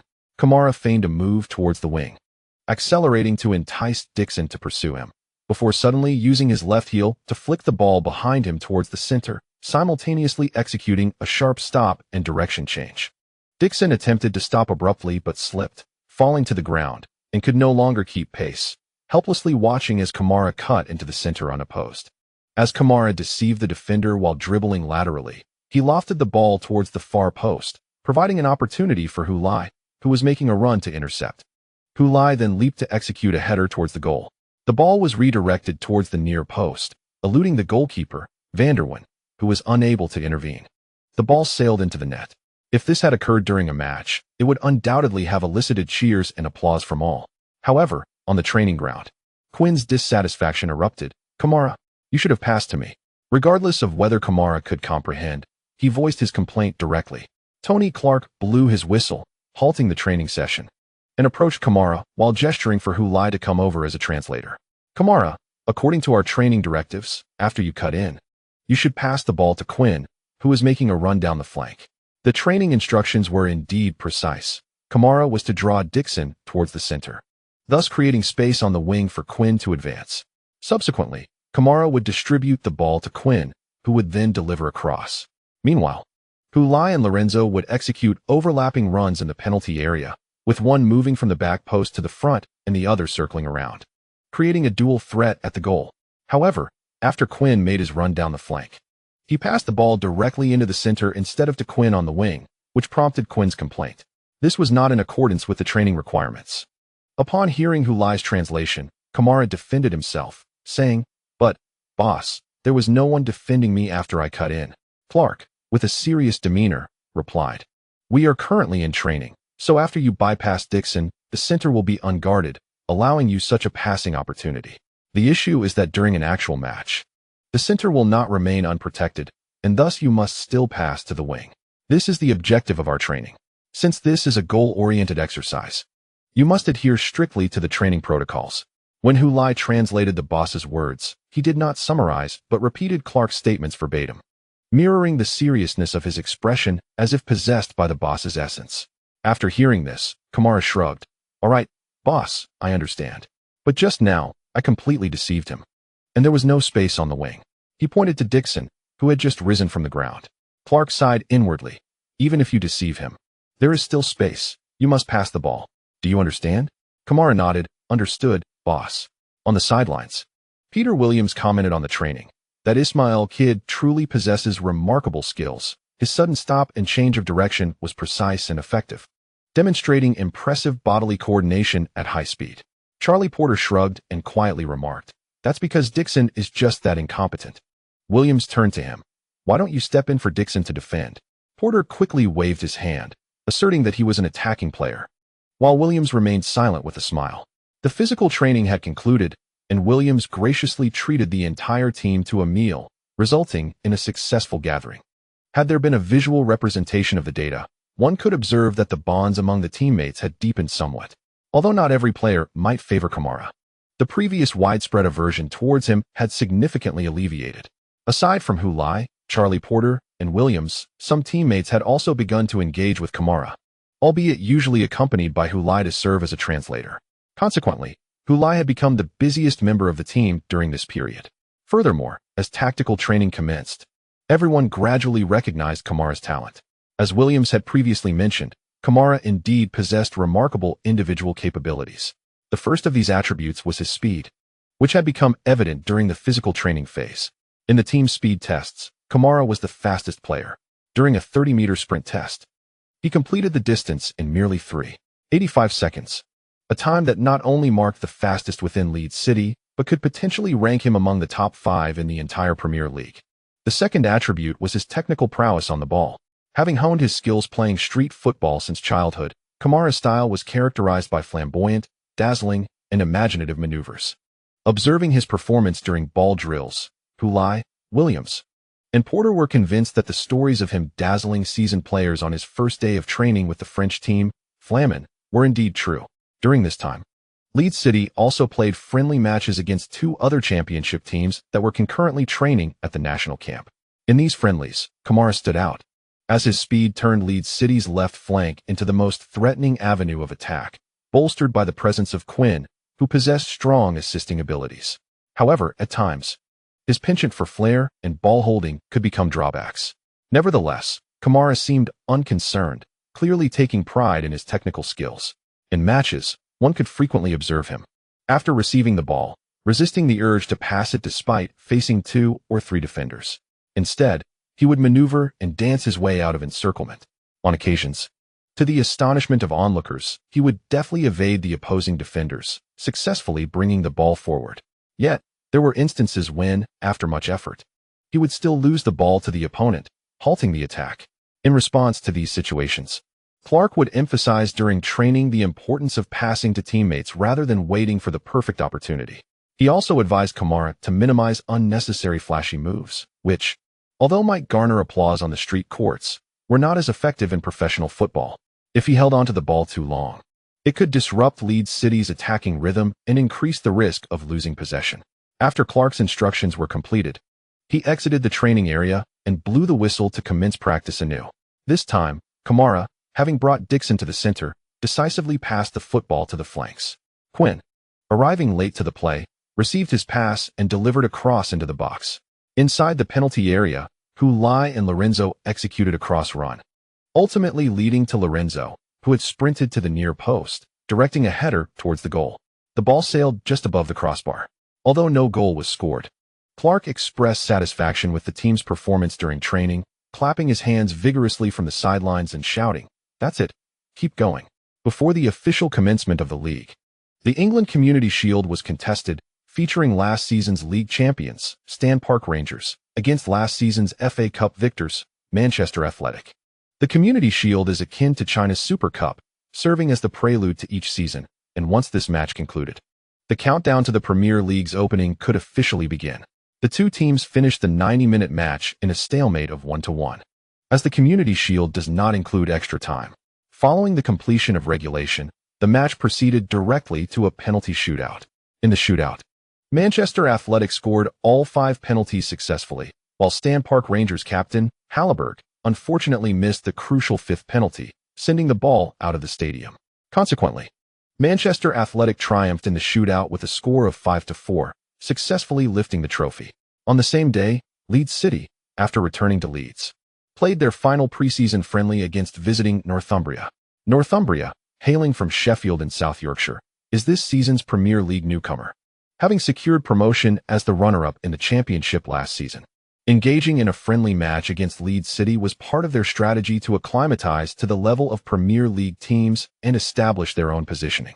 Clark's decision to face a newly promoted team for the friendly was clearly motivated by a desire to avoid any detrimental impact on team morale due to a potential loss as the league was about to commence. Given Leeds City's previous season's relegation survival, a newly promoted team was a prudent choice. The friendly took place at Flanders Stadium, with tickets available for public sale and television broadcasting in effect. To Clark's surprise, Leeds City found themselves struggling significantly against the newly promoted Northumbria. The latter's tenacious and aggressive style made it exceedingly difficult for Leeds City, as if they were mired in a quagmire from which escape was elusive. Under relentless pressure, Leeds City struggled to mount effective offensive plays. Northumbria's coach had instructed his entire squad to approach this match as if it were a formal Premier League contest, resulting in a highly competitive performance from the team. Conversely, Leeds City's players treated the match merely as a routine friendly. The disparity in mindset between the two teams dictated their respective performances on the field. Ismail Kamara, who started the match, failed to demonstrate his usual prowess under the opponent's fierce defense and relentless pressing, reaching only a fraction of his training form. His first half performance was nothing short of catastrophic, leading to his substitution during halftime. Leeds City has reverted to the tactical configuration employed during last season's Premier League relegation battle. Ultimately, thanks to second-half goals from Lai and Lorenzo, Leeds City managed to secure a narrow 2-1 victory against the newly promoted team at home. While it is a relief not to have succumbed to a newly promoted side before the commencement of the Premier League, the outcome and the nature of the match evidently failed to instill confidence or uplift the team's morale. In the post-match press conference, Clark was questioned by the media regarding Ismail Kamara. Journalists sought his assessment of Kamara's performance and asked for clarification on the rationale behind signing such a player.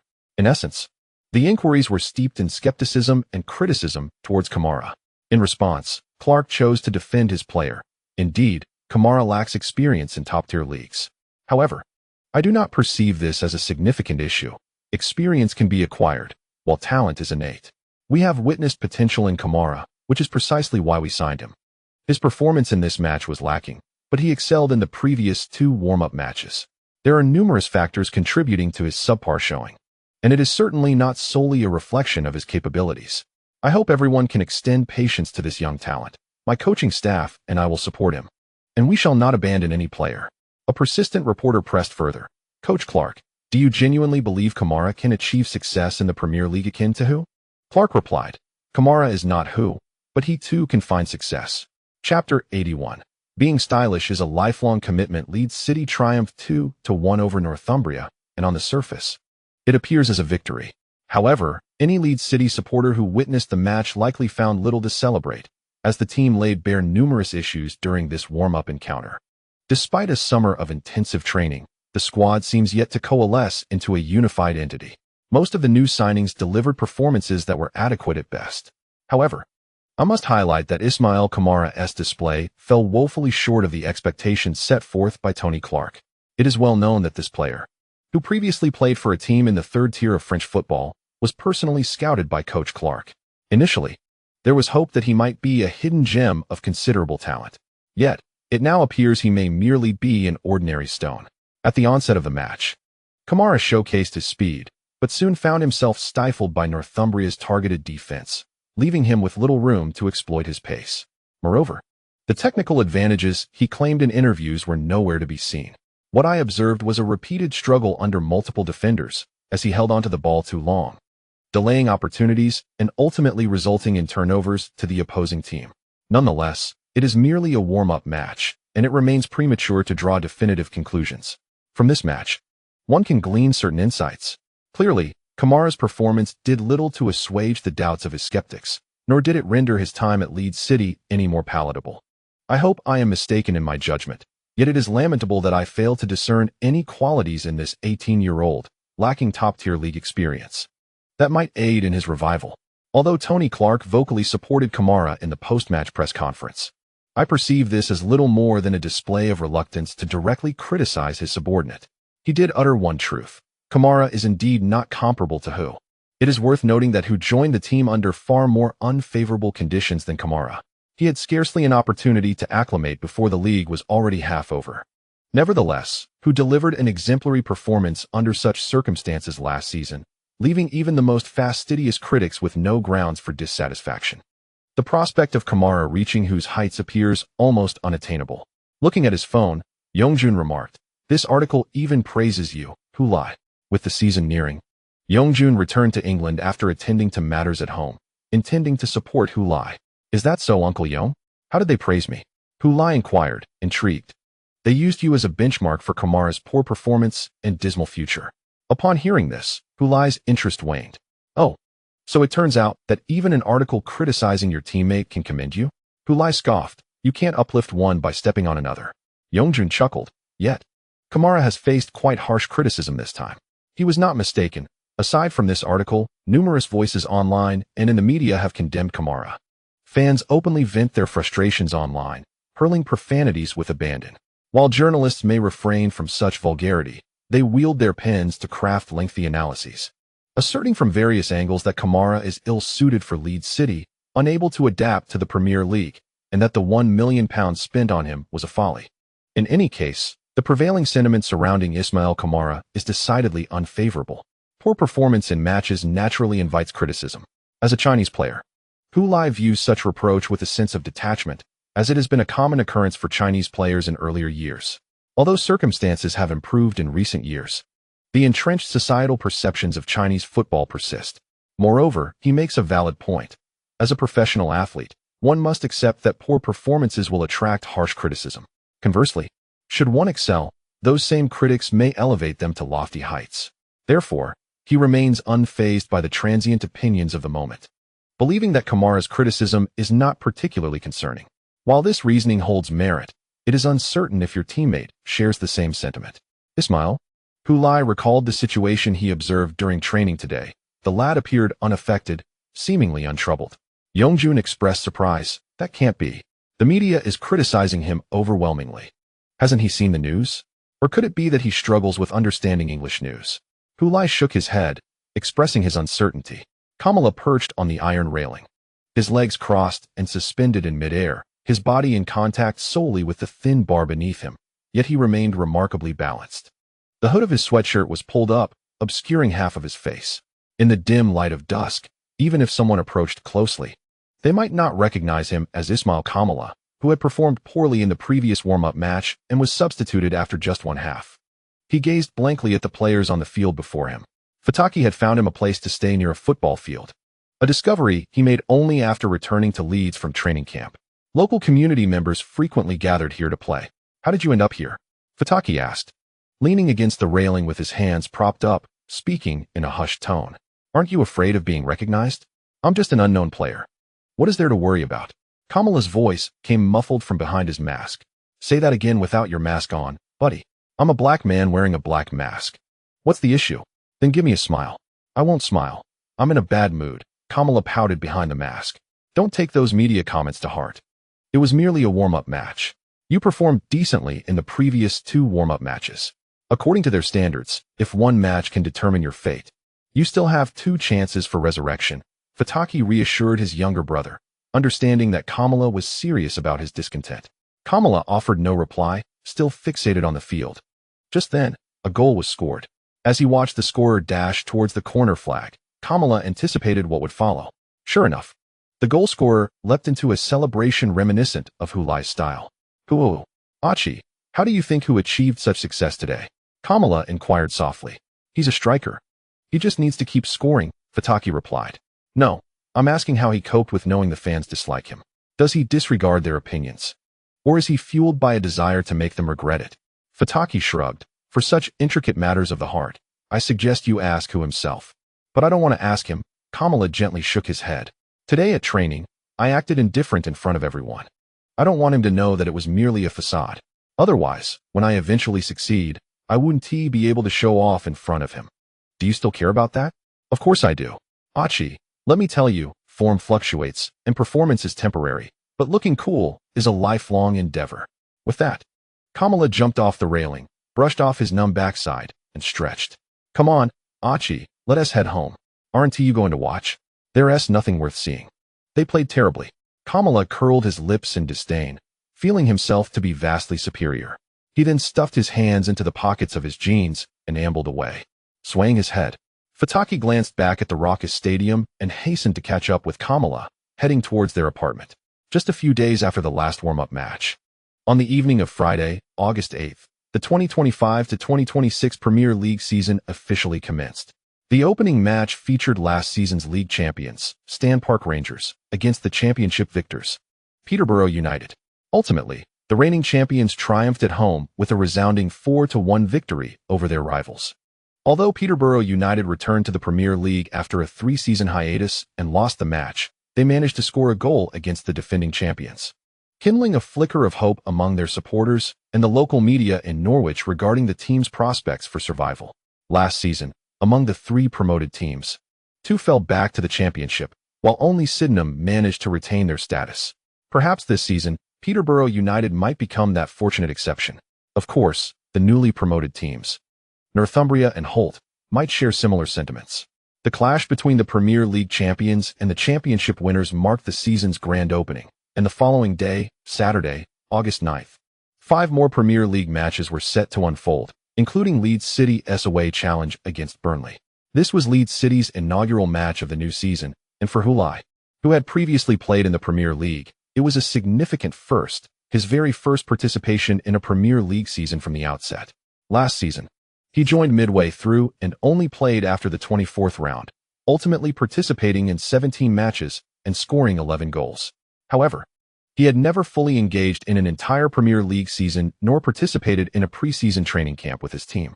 Thus, no one could ascertain what performance he would deliver in a complete Premier League season. Optimists mused that if Hulai could achieve such remarkable results after joining in the middle of the season, imagine the astounding accomplishments he might achieve with a full pre-season training, participating in all 38 Premier League matches. Conversely, pessimists contended that Hulai's impressive performance last season stemmed largely from the unfamiliarity of many Premier League teams with his style. Their lack of knowledge of him allowed him numerous scoring opportunities. This season, however, opponents would be well acquainted and vigilant against him. Under such circumstances, even if he were granted a complete pre-season training opportunity, Hulai's performance in the new season might not surpass that of the previous one. Both sides seemed to possess valid arguments, making it difficult to convince one another. Ultimately, these debates would not remain unresolved mysteries by the end of the season. When Hulai's performance was revealed, everyone would know whether their judgments had been correct. Chapter 82. One must be mad to survive on the eve of Leeds' away match against Burnley. The entire Leeds City team settled into a hotel in Burnley.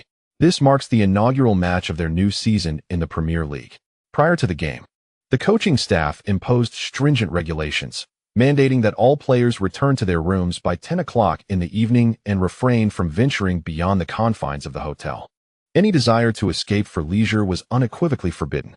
Perhaps due to the abysmal performance in their last warm-up match, the players did not contest these directives. They were acutely aware that the external atmosphere was far from amicable for the team. Any thoughts of revelry were swiftly extinguished by the looming specter of a potential mishap in the upcoming match. The repercussions of any misadventure would invariably lead to accusations against the one who dared to indulge. Consequently, as the hour approached, all players retired to their rooms, adhering dutifully to the prescribed rest. Even if slumber eluded them momentarily, they lay in bed engaging in conversation, eschewing any notions of seeking amusement outside. Hulai and Charlie Porter shared a room, and having completed their showers, they lay in bed, the lights dimmed, engaging in casual dialogue. Porter suddenly broached the subject of expectations for the new season. Did the boss mention how many goals will earn you a meal? Hulai shook his head. The goal for dinner incentive has been discontinued. Upon hearing this, Porter let out a regretful sigh. What a pity. Such a straightforward opportunity to dine at Red Chili for Chinese cuisine is indeed rare. Who replied, Why do you constantly dwell on the bright side, Charlie? Porter retorted. Am I to dwell on the negative? Like the prospect of us losing to Burley tomorrow? Who turned to glance at Porter, saying, It's fortunate that I'm your roommate, Charlie. Had it been Peter, you would have been on the receiving end of a beating by now. Porter, brimming with confidence, responded, He wouldn't stand a chance against me. He then mused aloud. I wonder what would transpire if Peter and Ismail were to share a room. What do you anticipate might happen? Who inquired.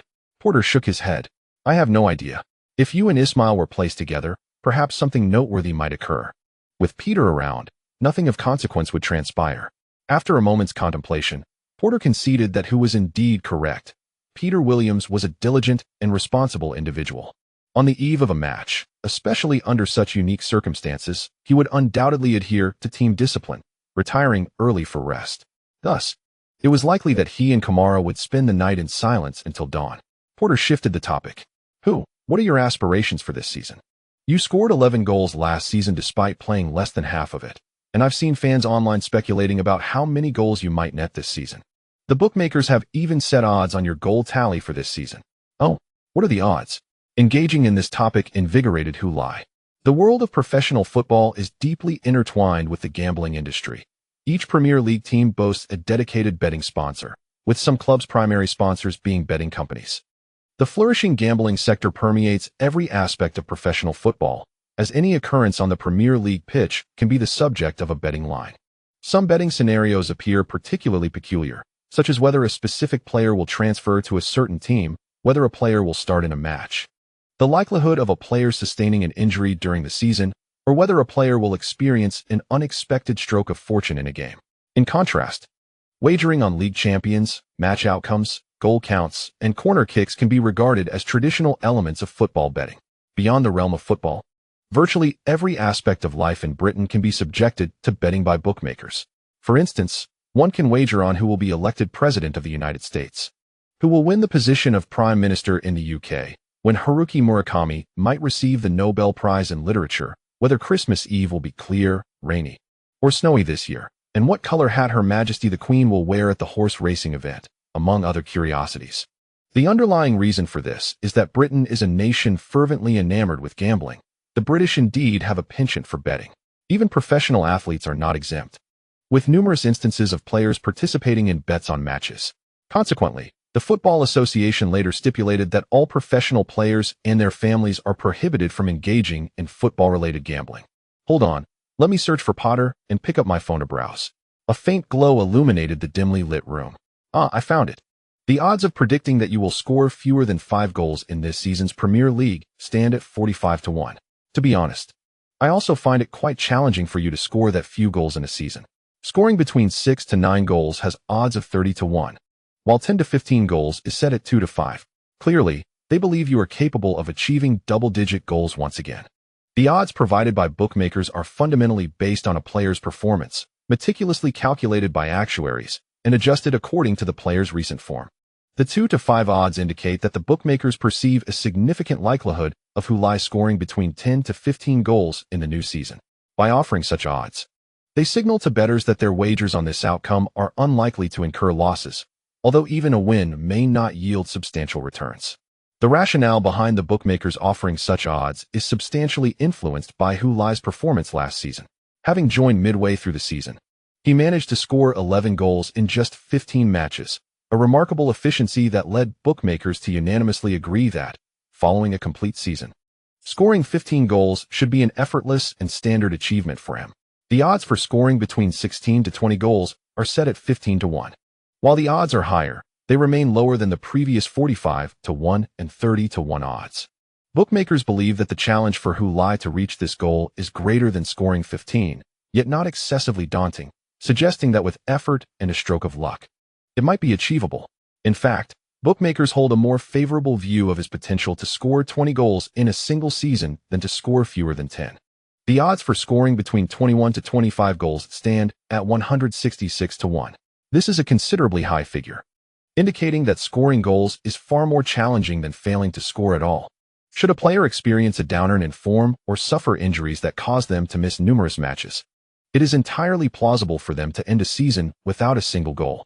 To achieve the feat of scoring as many goals as possible, one must consider a multitude of contributing factors: individual prowess, team composition, strategic acumen, optimal condition, and, of course, an element of serendipity. Not to forget, the odds of scoring over 30 goals stand at a staggering 436 to 1, essentially rendering the endeavor nearly impossible. After articulating this thought, Charlie Porter set aside his phone, and the room was enveloped once more in darkness. In that obscurity, Lai, resting in the adjacent bed, declared, "Very well. I shall set my goal for this season at 30 goals. Simultaneously, a long-forgotten voice echoed in Lai's mind. Objective: score a minimum of 30 goals in the 2025 to 2026 Premier League season. Reward: 300,000 points. Special note: failure to complete the objective will result in the forfeiture of the reward and trigger a penalty mechanism, deducting 300,000 points from your current total. Should your current total be insufficient, you will enter a state of negative points, accruing debt." Lai was momentarily stunned. Deep down, he had harbored a premonition that the system, which had lain dormant for so long, might issue a task akin to those he encountered during the Olympics. Thus, when the task did indeed materialize, he felt no shock, only a sardonic amusement at the thought of being outsmarted. However, upon reading the special note accompanying the task, he was rendered speechless. He truly had not anticipated such a twist. He grasped the system's malicious intent. Failure to meet the objective would not only deny him the 300,000 point reward, but also plunge him into a deficit of the same amount.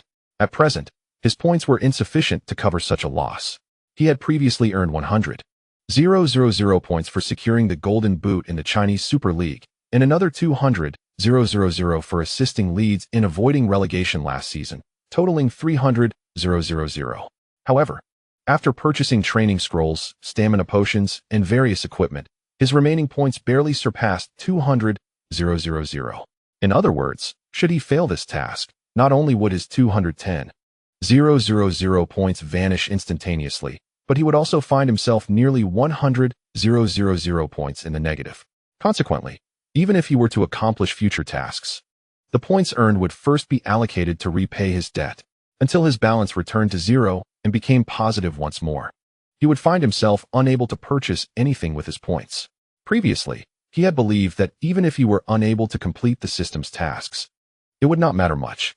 Unless he had a pressing need for the rewards, he might even consider abandoning tasks deemed excessively challenging. For instance, the hat trick and group stage progression tasks from the Olympics could simply remain unattainable if need be. One cannot force the impossible after all. Yet now, this new task introduced a punitive mechanism. He was uncertain whether the system had undergone a covert upgrade. Ever since his arrival in the Premier League, he had not encountered any notifications regarding system updates. Of course, one could not dismiss the possibility that the system, much like certain smartphones, had stealthily implemented a patch, keeping him in the dark until he realized his phone was becoming increasingly sluggish and its battery life was deteriorating, leading him to suspect it was merely aging and in need of replacement. In reality, it was the cunning manufacturers compelling him to upgrade for their profit.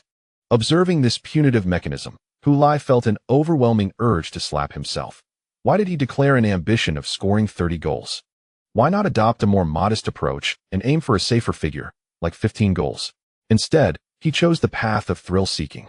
While Lai was engrossed in task research and filled with regret within the confines of the system space, only a fleeting second had elapsed in the real world. Charlie Porter chuckled at this. You're joking again, aren't you? To Charlie's surprise, a serious tone emanated from the adjacent bed. I'm not joking, Charlie. I genuinely intend to score at least 30 goals this season. Charlie, who had just reclined on his bed, turned to face Lai. Have you lost your mind? I'm not insane, Charlie. Do you comprehend the significance of 30 goals? With that tally, you could contend for the Golden Boot. Last season, Malvin Stones from Manchester Athletics secured the Golden Boot with 32 goals. Lai was acutely aware of this, but what could he say? He couldn't possibly divulge to Porter. Dude, I have a system in my mind that just assigned me a task, compelling me to pay taxes on the bravado I've boasted. If I fail to accomplish this task, the repercussions would be dire. Taking a deep breath while lying on his bed, Lai declared, So what? If we're going to play, let us play for grandeur, Charlie. One must push oneself to discover their limits. Is it merely the Golden Boot? Then I shall strive for it. After articulating this, He He heard an emotionless voice in his mind, and couldn't he be bothered to scrutinize the specifics of the task anymore. Whatever, it mattered not. He was ready to tackle any challenge that arose. Bring it on. I'm in a hurry. In the darkness, Charlie Porter was profoundly shaken by the gritted teeth of Lai from the adjacent bed. Was this the confidence and audacity of a genius? Chapter 83. I need you. The following morning, after breakfast, nearly the entire Leeds City team was aware of Lai's grand ambition for the new season. They flocked to him for confirmation. Hey, is it true? Are you really aiming for the Golden Boot? You plan to score 30 goals. Given the concern from his teammates, Lai could easily deduce that Charlie Porter had been the one to spread the news. He indeed spotted Charlie in the crowd, making exaggerated facial expressions towards him. Lai shot him an exasperated glare and then addressed his teammates. Yes, indeed. My goal this season is to score at least 30 league goals and to clinch the Premier League Golden Boot. As Lai anticipated, the second task assigned to him the previous night was precisely to achieve the Premier League Golden Boot. However, this task did not possess a punitive mechanism akin to the first one. This brought a sense of relief to Lai, as it appeared that the system was merely experiencing intermittent malfunctions rather than descending into complete chaos, thus granting him a glimmer of hope for redemption. Despite the absence of punitive measures, the prospect of scoring 30 goals was enticing enough for Lai to boldly declare his ambition for the Golden Boot. After all, he was determined to accomplish the task of netting 30 goals, for failure would further exacerbate the already precarious situation of his family. Although the news had previously circulated from Charlie Porter, there remained skeptics who questioned the veracity of his claims, prompting them to seek confirmation directly from Lai. Hearing this assertion from Lai himself left the crowd in stunned silence. What an astonishing revelation! Farrah Quinn sighed amidst the crowd, lamenting. It's a pity players are prohibited from betting. Otherwise, I would surely wager on you. Who? Charlie Porter turned to him and queried. You hold him in such high regard, Quinn? Quinn shook his head, replying, No, I bet on his defeat. Lai cheekily raised his middle finger at Quinn, eliciting uproarious laughter from the assembly. This was undoubtedly a light-hearted jest exchanged between Quinn and Lai. Nonetheless, it underscored a portion of the genuine sentiments held by those present, even the teammates of Lai from Leeds City, who trained and competed alongside him, believed that his aspiration to achieve 30 goals in the new season and secure the Premier League Golden Boot was akin to chasing a fantasy. What does the Premier League Golden Boot signify? It is not merely a matter of possessing sufficient individual prowess. The Premier League of today is not the same as it was 30 years ago. The tactical philosophies of football have evolved, placing greater emphasis on cohesive teamwork. A striker, lacking the support of a formidable team and star teammates to provide assists, cannot possibly ascend to the status of a league's top scorer. Since the dawn of the new century, the Golden Boot has predominantly been claimed by the six titans of the league: Queen's Park Rangers, Tranmere, Manchester Athletic, London Bridge, Armada Port, and Nordic London Wanderers, whose leading scorers have alternately taken the crown, with instances of shared accolades between players from two different Titan teams. What does this signify? It illustrates that in order to claim the Golden Boot, both the team and the player must exhibit consistent and commendable performance throughout the season. Such stability is a testament to the overall strength of the team. Without sufficient prowess, a team is bound to falter as the season progresses. Smaller clubs, constrained by the depth of their rosters, struggle to maintain competitiveness in the face of injury crises, subsequently failing to provide adequate support for their strikers vying for the Golden Boot. In this era of financially driven football, the strong prevail, and the spoils are reaped exclusively by the victors. Championships are monopolized by the elite, and naturally, the Golden Boot finds its place among their treasures. The substantial investments made to recruit star players necessitate a return on investment. Otherwise, who would be inclined to squander their resources in vain? Last season, Marvin Stones, who secured the Golden Boot with Manchester Athletic, had not even played for the club 2 seasons prior. His stellar performances at Vegeston had caught the eye of Manchester Athletic, ultimately leading to his acquisition by the prestigious Manchester club. During his most illustrious season at Wigan Athletic, he netted a commendable 15 goals in the Premier League. Yet this tally fell short of securing him the coveted Golden Boot. However, upon his transfer to Manchester United, bolstered by the support of an all-star ensemble, Stones erupted with an astounding 32 goals last season, achieving the pinnacle of his professional career and clinching the Premier League Golden Boot. The leap from 15 goals at Wigan to 32 at Manchester United illustrates the stark disparity in caliber between a modest club and a footballing powerhouse. A reflection of class barriers. The odds of Lai scoring over 30 goals in the Premier League stand at an improbable 436 to 1, while the odds of him securing the Golden Boot soar to an astonishing 1,020 to 1. These figures represent only one bookmaker's perspective, as numerous betting establishments operate throughout the UK, each presenting varying odds. The bookmaker offering such odds for Lai's Golden Boot candidacy is relatively conservative. Smaller firms often present odds that verge on the ludicrous. For instance, a bookmaker named Millennium has set Lai's Golden Boot odds as high as 4,000 to 1. This serves a singular purpose, conveying to all bettors that his chances of attaining the Golden Boot are virtually non-existent, thus advising them against wagering on him. The bookmaker's reluctance to calculate the probability of his success reflects their belief in the futility of such an endeavor. Why expend the actuary's efforts on an unlikely candidate? Nonetheless, there will invariably be those who dream of sudden wealth, placing bets on players with such long odds, yet they typically find themselves at a loss, without exception. Remarkably, Lai is not even the highest-ranked contender for the Golden Boot. After all, he scored 11 goals in 15 league matches last season, demonstrating a glimmer of potential. It is worth noting that some forwards carry even more daunting odds, as everyone understands their prospects of becoming the Premier League's top scorer are virtually nil. The odds for forwards who tally fewer than 10 goals in a season are remarkably low, garnering widespread optimism. This disparity in odds reveals the prevailing malice within the footballing world. Conversations among players inevitably reach the coaching staff, making them acutely aware of Lai's ambitions. The astonishment expressed by assistant coach Samlander is palpable. Matt Dawn, privy to the situation, cast a glance at Tony Clark, who promptly gestured dismissively. I merely suggested that if he were to win the Golden Boot in the future, I would treat him to some spicy chili. I never implied it would happen this season. I doubt a single meal could wield such influence, and it certainly does not pertain to me. The other coaches, intrigued by Clark's statement, inquired further, only to discover the nature of the agreement between Lai and Clark. I've had the chili before. It is indeed delicious. But could one meal truly elicit such excitement from who? Samlander mused, stroking his chin thoughtfully. Perhaps the spicy Chinese dish evokes memories of home, transforming nostalgia into motivation. Speculated the team's fitness coach, Anthony Clement, in his accented English. Clark waved his hand dismissively. What does it matter? His thoughts are, in fact, beneficial for us. To ensure our survival in the league, scoring goals is indispensable. At the end of last season, I was concerned that after a stellar debut in the Premier League, he might become arrogant and complacent. However, it appears that this concern is now unfounded. After breakfast, the players of Leeds City returned to their rooms to rest. On the way back, Peter Williams approached Lai, asking earnestly, "Are you serious about the Golden Boot and scoring 30 goals?"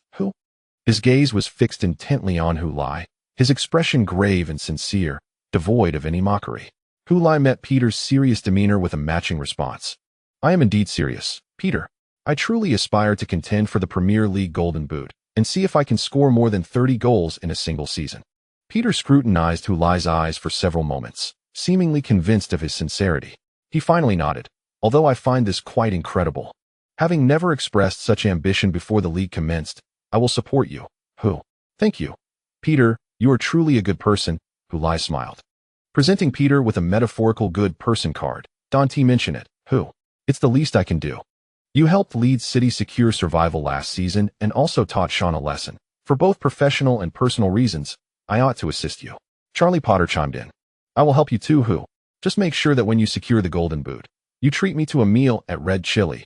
Haha." Recalling his agreement with coach Tony Clark, Lai nodded enthusiastically. "Of course. That's absolutely fine. When the time comes to celebrate. It's certainly one to be me footing the bill." He then turned to Kamara, who had remained silent beside Peter Williams, and inquired in French, "Ismail, would you be willing to assist me?" In his quest to fulfill his ambition and avoid any punitive repercussions from the system, Lai was determined to rally every possible ally, even approaching Kamara, who had not performed well in the warm-up matches. His commitment to uniting all available support surprised Kamara, who widened his eyes and retorted, "You still need my help." Lai, taken aback, replied, "Why would I not need you? I absolutely do." He was willing to go to any lengths to ensure he scored 30 goals this season, even if it meant enduring extreme discomfort. Kamara, pointing to himself, reiterated. You need me? I need you, Ismail, Hulai affirmed, grasping Kamara's shoulder and locking eyes with him, emphasizing, I 100% need you. Kamara glanced at his shoulder, where Hulai had gripped him tightly, but this only confirmed to him that Hulai genuinely required his assistance. It seems that no one has ever spoken to themselves in such a manner before. Nicholas Farina from Flandria yearns for a pass, yet he can only shout, Why won't you pass to me? You should pass to me. You must pass to me. The others on the team echo his sentiments, including the coach, who has never uttered words of need like, Ismail, we require you. The 18-year-old troublemaker, renowned for his scuffles with teammates in the locker room and perceived as a lone wolf, Ismail Kamara, declared under Hulai's gaze, All right, Hulai. I will assist you, I swear. Chapter 84. The first lesson of the second year. Levin stood in the away stand at the Cadwell Stadium, furrowing his brow as he gazed at the starting lineups displayed on the big screen. I cannot comprehend how Clark actually included that filler in the starting lineup. What is there to understand?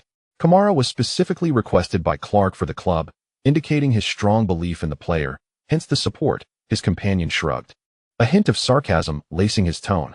John Falkingham interrupted their exchange. Come on, have you forgotten how you viewed Hulai last season? And what was the outcome? I thought, Levin, you would have learned a lesson. His words caused Levin's face to flush, yet he retorted stubbornly, Do you think everyone can be like Hulai? If every young player the club acquires could become the next Hulai, we would be in luck. But is that truly feasible? I am unaware of Kamara's true capabilities. I merely feel that the probability of winning the lottery twice in a row is exceedingly slim. Though he was bantering with John, he articulated sentiments shared by many Leeds fans. Hulai's performance last season had indeed silenced many critics, and they had come to acknowledge his extraordinary talent. However, how many such players exist? Leeds had been extraordinarily fortunate to draw Hulai as an SSR card last season. But who could guarantee that every young player they scout from lower leagues or overseas would possess Hulai's caliber? If such luck were the norm, why would Leeds perpetually battle for relegation in the Premier League? According to the law of conservation of luck, having had Hulai last season, their good fortune must have been exhausted. Thus, it was improbable that they could uncover another undiscovered genius. Following the last friendly match, a Leeds fan posted online, claiming to have once coached Ismail Kamara in the game Championship Manager. However, he was not advocating for Kamara. This fan believed Kamara's potential in the game was random and unstable. If fortune smiled, one could stumble upon a reasonably good potential, making it worth nurturing. But if luck faltered, one could end up with rubbish. Clearly, he perceived that Leeds had drawn a dud in reality. Additionally, some fans mocked Leeds' coaching staff, questioning whether they were relying on Championship Manager to identify talent, suggesting it would be more efficient and accurate to utilize scouting tools directly rather than searching within the confines of a game.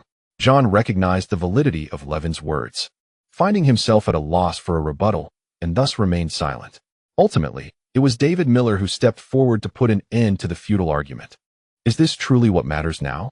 The Burley brats are mocking us, and you still have the leisure to bicker here?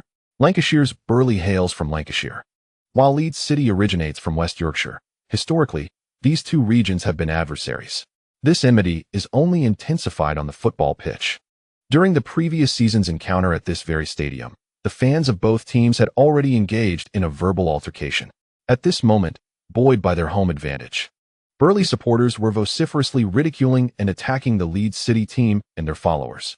Approximately 1,300 Leeds City fans had traveled to the away match, all congregated in the triangular, narrow stand at the northeast corner of Cadwell Stadium. Flanking them were Burley fans, separated by 2 rows of police officers clad in yellow reflective vests. Nevertheless, this did not hinder the exchange of taunts between the two factions. As long as they refrained from physical confrontation, the police turned a blind eye to their exchanges regarding one another's female relatives. With David Miller's interjection, Levin and John ceased their quarrel, turning to the adjacent stand, raising their arms, and extending their middle fingers as they joined the other Leeds City fans in singing. Last night we were on your mothers, just like the league table last season. Last night we were on your mothers, just like the league table last season. At the conclusion of the last Premier League season, Leeds City finished in 15th place, while Burley trailed closely behind in 16th. Thus, Leeds City was indeed above Burley in the standings. As the fans exchanged barbs in the stands, the players of both teams were in the tunnel, awaiting their entrance. Unlike the mutual animosity among the fans, the tension between the players was not as pronounced. The rivalry had yet to escalate to a status of mortal enmity. Therefore, the pre-match atmosphere in the tunnel was quite serene. Lai stood among the ranks, observing Ismail Kamara directly in front of him as he entered the system space and utilized the recently redeemed Lingxi card on the young Frenchman. A milky white light chain emanated from Kamara's head, merging into his body, while simultaneously, a new light chain emerged from Kamara's form, darting toward Peter Williams. Thus, the three were interconnected by the luminous strands. In the previous warm-up match, Kamara had performed poorly, drawing considerable criticism. Since Lai hoped for Kamara's assistance in achieving his goal of 30 season goals and securing the Premier League Golden Boot, he recognized the necessity of helping Kamara integrate into the team. After all, how could Kamara assist him otherwise? As the saying goes, one should reciprocate kindness with kindness. Mutual effort begets reward. This is the essence of a harmonious teammate relationship. Additionally, Lai adorned himself with a lover's red string on his wrist. With the belief that a positive start heralds good fortune, he naturally aspired to score a goal at the onset of the new season, thus securing a fortuitous beginning. Yet, with such expenditures of points, his tally continued to dwindle. However, if the tasks cannot be exchanged, those points will also be deducted. Thus, it would be more advantageous to convert them into items to assist him in completing the tasks. Despite Lai's preparations, he still felt the formidable and tenacious defense of his opponents once the match commenced. Last season, he had represented Leeds City in this very stadium. At that time, he had come on as a substitute, marking his second appearance in the Premier League. It was also the occasion of his first brace in the Premier League. Following that match, he was honored as the player of the match and received champagne. His outstanding performance earned him the accolade of best player of the round in the Premier League. It can be said that this stadium holds beautiful memories for him, leaving a profound impression on his adversaries. Consequently, from the very beginning of the match, he was closely marked by Burley. The central defender, William Barton, who had previously been outsmarted by Lai, was once again tasked with defending against him. Shortly after the match began, Barton silently executed a defensive maneuver against Lai, swiftly intercepting the ball and disrupting Leeds City's attack. Surprisingly, Lai did not appear disheartened. Instead, he found the leisure to greet his opponent. "Oh, isn't this someone I know? I never expected to see you at Burley." Barton glanced at him, but chose not to respond. "Such a heartless fellow," Lai muttered. Hearing this, Barton's forehead twitched with irritation, yet he restrained himself from retorting, silently fuming. "You can't even remember my name. Who is truly heartless here?" Prior to this match, Barton had reflected on why Lai had scored twice against him last season. He concluded that Lai's chatter had distracted him and stirred his emotions, causing him to lose his composure, thereby providing Lai with an opportunity. Having identified the cause, finding a solution seemed straightforward. As long as he did not engage with Lai during the match, refraining from responding to his provocations, he believed that Lai would be at a loss. Eventually, it would come down to a test of raw skill, and in that arena, Lai would not stand a chance against him. The successful defense he had just executed was proof of this. Look how helpless he was when I intercepted the ball. He could only watch as I took it away from him. It appeared that Lai was indeed the focal point of the opponent's defense. As observed by the commentator, he foamed after watching the match for a while. This is quite normal. After all, Lai had scored a brace at this stadium last season. Yin Kong remarked, "If I were the coach of Burley, I would also prioritize defending against Lai." Indeed, this is what is referred to as a sophomore slump.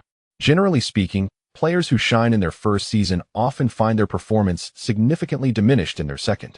It is precisely due to the lack of understanding of the opponents in the first season that the subsequent season poses a greater challenge. As rivals become more acquainted with and take the competition more seriously, we all hope that Lai can shine in his second season in the Premier League. Yet it is essential to brace ourselves mentally. The lengthy season has only just commenced, and we must not allow transient fluctuations to incite impatience. As the league has barely begun, the commentators have already taken it upon themselves to caution the Chinese fans watching from their screens. This is not to suggest that they are intentionally downplaying Lai's prospects. Rather, they have witnessed too many cautionary tales akin to this before. They certainly do not wish for Lai to encounter setbacks. Yet this is an objective reality that remains unaffected by personal desires. They hope that fans will grasp this notion, recognizing it as a fundamental truth unrelated to Lai's own aspirations. It is imperative that when Hu Lai faces challenges, we refrain from joining the chorus of criticism regarding his once great reputation or from exerting undue pressure out of excessive concern, whether in times of triumph or adversity. These are the paths Hu Lai must traverse, and he is entitled to walk them. As mere observers, we cannot offer him substantial assistance, at the very least. Let us not complicate matters further. We must also avoid portraying ourselves as a collective of ungrateful individuals who fail to cherish our heroes, as such sentiments can be disheartening. Previously, in other sporting arenas, China has produced figures whose influence rivals that of Hu Lai, and whose achievements surpass his. Yet, it is perplexing that these individuals often face more controversy domestically than they do accolades for their sporting accomplishments. A Chinese athlete who broke the Western monopoly in short-track speed skating was subjected to relentless derision in his homeland, enduring a barrage of insults and ridicule that persisted until his retirement. Is this truly the attitude we should adopt towards our national heroes? He Feng and Yin Kong do not wish for Hu Lai to encounter such a future. Hence, they have consistently imparted the notion of maintaining equanimity. Regarding Hu Lai, they aspire to cultivate a demeanor of humility in victory and resilience in defeat. For the fans, they hope to foster an attitude of love in both triumph and loss. This is Hu Lai's first lesson in his second year. Let us extend him the patience he deserves, as the sole sprout of Chinese football requires careful nurturing. While he confronts the storms outside, let us not undermine him from behind. Chapter completed. Chapter 85. My sole expertise. Kamara turned his gaze towards Hu Lai, recalling the words spoken by him earlier that morning. He indeed requires my assistance. If I can disrupt the opposing defense, Hu Lai should be able to capitalize on the ensuing chaos. Following the commencement of the match, it remains unclear whether the opponents were influenced by the recent warm-up match against Leeds City and Northumbria, but their defense appeared lackluster, perhaps perceiving me as an inconsequential and unthreatening figure. Kamara scoffed. Prior to embarking on the away match with his team, his agent, Akifataki, had shared numerous insights with him. The central theme is quite straightforward. The English Premier League is fundamentally distinct from the French Ligue 2, where Kamara previously played. Therefore, Fataki urged his childhood companion not to cling to the mindset of League 2. This is the Premier League, do you understand? It is arguably the highest level of domestic league in Europe, perhaps even on this planet. It is a world apart from League 2. One resides in the heavens, while the other languishes in the mire. You cannot approach Premier League opponents with a League 2 mentality. You must play with greater acumen. Kamara still recalls how he responded to Fataki at that time. He raised his middle finger, interrupting Fataki's incessant chatter. All right, Aki, are you playing, or am I? What is so special about the Premier League? Does it allow 3 more players on the field than League 2? Or do Premier League players bite? After delivering this retort, he lowered his middle finger and used his pinky to scratch his ear. For me, whether it's the Premier League or League 2, there's no difference. I will play as I always do. Seeing Kamara's stubbornness, Fataki grew agitated. Don't be ridiculous, Ismail. The skill level of Premier League players far surpasses that of League 2. The tactics that work against League 2 players will hardly cause a ripple against them. Following a dismal performance in a friendly match, he was particularly concerned that Kamara was still fixated on relying on individual breakthroughs against Premier League caliber opponents. This was not merely about being targeted defensively. More critically, if the team were to lose, all criticism would be directed at Kamara. For furious fans and media, Kamara's distinctive playing style made him an easy scapegoat. To Fataki's surprise, Kamara appeared unfazed, spreading his hands. If my abilities can't even create a ripple against Premier League opponents, then why would Leeds City sign me? Have their coach and scouting team collectively lost their minds? This rhetorical question left Fataki speechless, unable to counter. Indeed, if Kamara possessed only the meager skills he showcased against League 2 opponents, what would compel a Premier League team like Leeds City to take notice of him? Ismail Kamara observed the players from Lancashire on the field. There was something he did not express to Aki. Even if Aki was correct in his assertions, the very things he was criticized for were, in fact, his greatest strengths, the sole skills he truly possessed. If I were to discard my only weapon, what would I have left to fight with? How could I assist Hu Lai? He must be waiting for me. Reflecting on this, Kamara lifted his gaze and caught sight of Hu Lai casting a glance in his direction. Upon noticing Kamara's attention, Hu Lai offered a faint smile, an expression of encouragement and expectation. Kamara took a deep breath and exhaled sharply. I do not know the distinctions between the Premier League and League 2. I only know that my opponents are all two-legged beings. Aki Fataki stood in the living room of the rented apartment, watching the match live on television. The screen conveniently provided a glimpse of Kamara. The commentator, Matthew Cox, introduced the scene to the viewers. Ismail Kamara, an 18-year-old French player, joined Leeds City this season after previously playing for a team in the French 3rd Division. Lacking any experience in top-tier leagues, yet possessing remarkable speed and technical skills. In the last friendly match against Northumbria, his performance was subpar and drew criticism. Nevertheless, coach Tony Clark opted to start him in this game, demonstrating his trust in Kamara, who is expected to live up to the coach's confidence. "Come on, mate." Hearing the commentator's words, Fataki, watching from his television, silently cheered for Kamara. Previously, one could excuse the performance in a friendly match, claiming it was not a formal competition, and that such displays should not be taken into account. However, if Kamara fails to deliver in this official match, the pressure may become insurmountable. In light of this immense pressure, will Coach Clark still be willing to grant Kamara an opportunity? He is acutely aware that, at this very moment, Kamara's mother and his 3 siblings are likely watching this Premier League match from their cramped apartment in Cannes, France. As the most promising child in the family, Kamara bears the responsibility of supporting them. His performance on the field embodies the family's hope for a transformative change in their lives. He must not falter, mate. As Burley launched an attack, Kamara did not remain in the forward position but instead sprinted back to participate actively in defense. This was a requirement from the coach, and retreating deep would also enable him to leverage his speed advantage. Soon, Leeds City intercepted Burley's attack at the edge of the penalty area. Peter Williams, with his back to the attacking direction, received a pass from Vieira without glancing up. Burley's captain, Reece Hutchinson, had already closed in, leaving him no time to observe. As if aware of Kamara's position, Peter executed a diagonal long pass, shifting the ball to the left flank. Kamara adeptly controlled the ball with his chest near the sideline. Meanwhile, Burley's right back, Ryan Sweeney, charged in, attempting to capitalize on Kamara's unsteady footing to intercept. Even if he could not succeed in stealing the ball, he could force Kamara to regain control, making it challenging for Leeds City to launch a quick counterattack.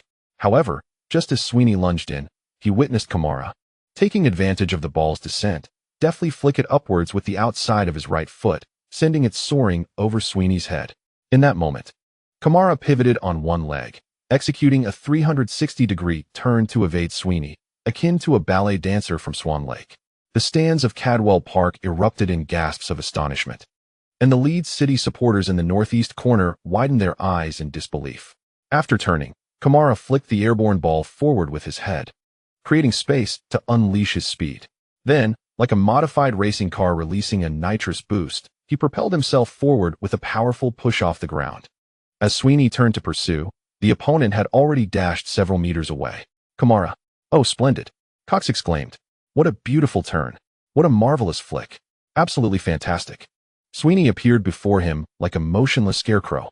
Now this scarecrow was desperately trying to catch up, but he could not, for Kamara's speed was astonishing. Indeed, Kamara was exceptionally fast, especially when the terrain ahead was clear for him to traverse. He caught up to the football and propelled it forward with great force, sending it rolling 10 meters away. He opened his stride and continued his pursuit, showing no signs of slowing down. Like a miniature hurricane, he swept along the flanks of the Cadwell pitch, turf and dirt being churned up by his cleats, some even flung onto Sweeney's face as he chased behind. In an instant, he surged into the 30-meter area of Burley, while most of Burley's players had yet to return to defend. His speed was truly remarkable. Kamara did not linger on the flanks. Instead, he deftly nudged the ball inward with the outside of his right foot, driving straight into the center. Aidan Benning, another central defender from Lancashire, dared not approach, for apart from the goalkeeper, D. Campbell, there were only he and William Barton in the penalty area. Barton had to mark Hully, while he needed to keep an eye on Lorenzo, who would dare to step up. What would happen to the space left behind? He would rather allow this lad a long-range shot than abandon his defensive zone. Seeing this, Kamara chose not to shoot from outside the penalty area but continued to carry the ball, pressing directly into the box. Just as he entered the penalty area, Burley's captain and defensive midfielder, Hutchinson, barely arrived, reaching out to grab Kamara. However, upon noticing that Kamara was already within the penalty area, he withdrew his hand, fearing that the latter might tumble within the box, leading to an unresolvable situation. Kamara had entered the penalty area. In a dilapidated apartment building in the northern French city of Cannes, Kamara's mother and 3 siblings were squeezed into a tiny room, fervently waving their fists at the television. "Go, Ismail!" Meanwhile, Fataki, also in front of the screen, was tense, murmuring, come on, you can do it, buddy." At that moment, he had long forgotten the pre-match instructions he had given to Kamara. Kamara's resolute approach into the penalty area was the final blow to Burley's fragile defense. Now, Leeds City had 3 players in Burley's penalty area, while Burley had only 2, excluding the goalkeeper. A 3-against-2 situation, Leeds City held a numerical advantage in this segment. At this juncture, Aiden Benning could no longer remain in the shadows. He disregarded his ongoing defense of Lorenzo and charged towards Kamara, originally on a straight path. Kamara suddenly came to a sharp halt, deftly flicking the ball to the right with the tip of his left foot, effortlessly deceiving Benning. He pressed towards the center. He was still advancing. Cox gasped, "My goodness. Is he going to carry the ball into the goal?" On the sidelines, Leeds City's assistant coach, Sam Rander, bellowed, "Pass the ball quickly." Amidst the deafening cacophony of boos, his roar barely escaped his lips before it dissipated into the air. "Damn it." William Barton cursed inwardly as he spotted Kamala charging towards him, and he rushed forward, intent on intercepting the ball at Kamala's feet. With his head bowed, Kamala was preoccupied with adjusting the soccer ball, oblivious to Barton's approach. If he could just materialize before him. At that moment, however, he witnessed Kamala deftly nudging the ball away with the outside of his right foot. He passed. Indeed, he had passed. The lone wolf, who had been mercilessly criticized for his ball hogging in the previous warm-up match, had made a pass. He had sent the ball to fuck. Barton felt his heart sink as he recognized the recipient of the pass, Hu Lai. Amidst Hefeng's elongated roar, Hu Lai, unmarked at the far post, found himself in a perfect position, thanks to Kamala's disruption within the penalty area that had drawn the attention of all the defenders from Lancashire. He had become the forgotten man, and he relished this state of oblivion. The forgotten Hu Lai accepted Kamala's gift without hesitation, raising his right leg and, without taking a touch, striking the ball towards the far corner of the net. The Burley goalkeeper, Campbell, barely brushed past the ball as it struck the inside of the far post and nestled into the net.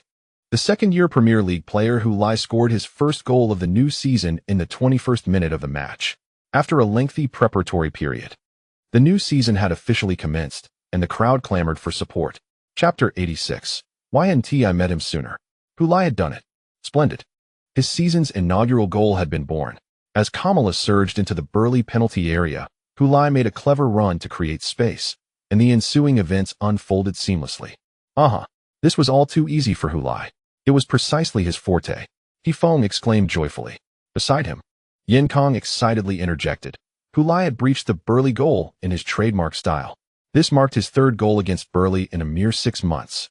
This goal set a promising tone for his new season, despite the earlier discussions in the studio, where they had exchanged remarks about the challenges Hu Lai faced in his 2nd year in the Premier League, subtly hinting that he might struggle to replicate last season's accomplishments. Their current exuberance seemed to erase any memory of their prior statements. What? A 2nd year? It is undoubtedly superior to the first, a fact even elementary school children would recognize. Following his goal, Hu Lai turned and sprinted towards the corner flag, and everyone knew what was coming next. The Leeds City fans in the northeast corner watched Hu Lai approach with growing anticipation, their eyes widening with nervousness.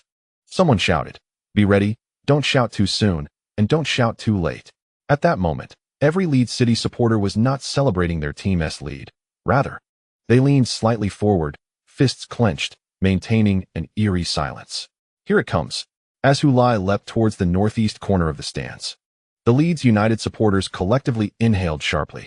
In midair, Hu Lai executed a flawless 180-degree turn, his hands sweeping downwards while his feet firmly anchored themselves on the turf. Almost simultaneously, a resounding roar erupted from over 1,300 Leeds fans, echoing clearly even amidst the cacophony of the Cardwell Stadium. After their thunderous cheer, the Leeds supporters burst into jubilant laughter, as if they had accomplished something truly remarkable. They then began to bounce and sing from the stands. "We are 1. You are 0. We are 1. You are 0. 1-0. Upon witnessing Hu Lai's goal, Kamara initially intended to rush over and celebrate with him. But upon seeing Hu Lai head straight for the corner flag, he discerned his intentions. Consequently, Kamara slowed his pace, trailing behind. He watched the entire sequence of Hulai's celebratory routine unfold. Although he had seen this celebration multiple times from the fans playing football on the streets since joining Leeds United, nothing compared to the aesthetic of witnessing the original creator perform it in an official match, accompanied by the electrifying chorus of the supporters.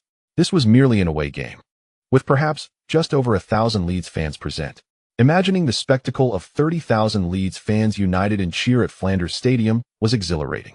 Lost in this thought, Kamara halted, clenching his fist in excitement. At that moment, he felt a firm pat on his back.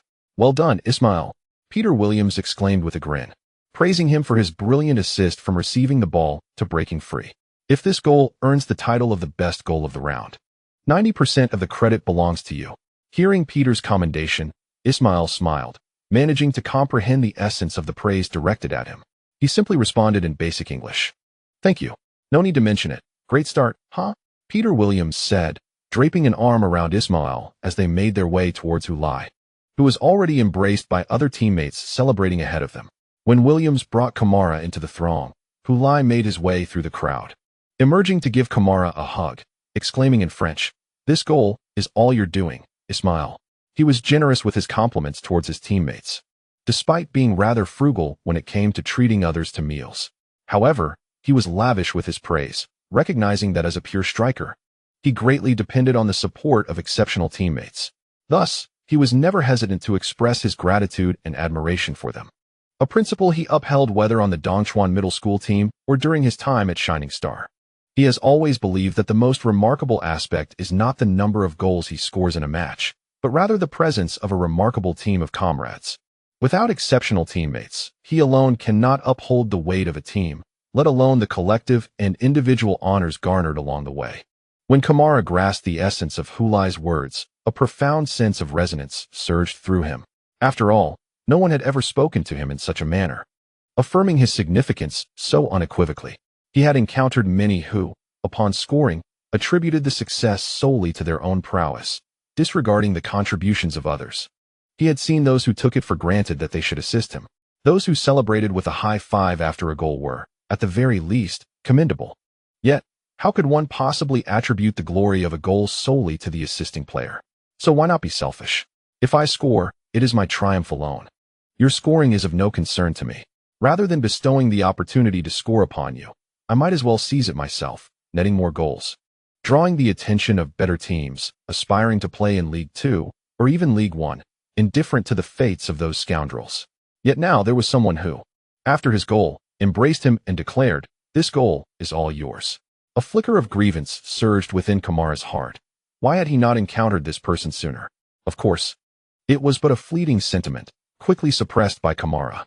Observing Hulai embrace him, surrounded by a growing circle of teammates, the assistant coach of Leeds City, Sam Landier, joyfully remarked to Clark, "Tony, it seems Kamara has integrated into the team. At the very least, he has established connections with Hulai and Peter. Your decision to have Hulai and Peter assist him has certainly borne fruit." Clark shook his head, replying, "Integration into the team is merely the first step. We must continue to observe how far he can grow." Kamara's ability to surge forward is indeed remarkable, yet he also has his own issues to address. This particular match does not reveal much, as Burley clearly did not regard Kamara as a threat initially, thus granting him the opportunity to shine. The good news is that the attacking combination he has envisioned seems to be melding well. Hulai and Kamara indeed share a remarkable synergy. If Kamara can rectify his inherent flaws and Hulai can transcend the so-called rookie wall, then this season's relegation objective may be achieved with greater ease than the previous year. In his heart, ensuring survival is the first step to thriving in the fiercely competitive Premier League. Only by establishing a firm foothold in the Premier League can one aspire to loftier goals. He does not wish for the team he leads to perpetually linger in the relegation battle. There must be an earnest endeavor to ascend and pursue greater aspirations. Tony Clark is an ambitious coach with aspirations. He will not be content to merely manage a relegation-threatened team, nor will he settle for the goal of survival in the Premier League year after year. He desires to grow stronger, and for him, Leeds City represents a stage upon which he can achieve that growth. After Hulai scored his first goal of the new season, the Chinese internet erupted into a jubilant sea of excitement. The match commenced at 2:30 p.m. local time in the UK, which corresponded to 9:30 p.m. in China. With the game concluding before 11 p.m., it was indeed a delightful experience for Chinese fans. There were rumors suggesting that the Premier League had intentionally scheduled the match to cater to the Chinese market, particularly because of Hu Lai's presence. However, the Premier League enjoys significant influence in Southeast Asia, making this time slot a traditional one for their matches. Even without Hu Lai, there would be numerous games scheduled during this period. Nonetheless, the fact that this particular match featuring Hu Lai was arranged at this time lends some credence to the notion that the Premier League is attentive to the Chinese audience, rather than merely a manifestation of nationalistic fantasies among fans and media. In the instant Hu Lai scored, a plethora of topics and comments regarding him surged across Chinese social media, propelling the discussion of his Premier League debut to the forefront of trending topics. This highlights Hu Lai's current influence and stature within China. Fans expressed their admiration for Hu Lai in various inventive ways, with some exclaiming, "Why bother with formalities? Just let the praise flow. Hu Lai is incredible." Such enthusiasm was somewhat brash.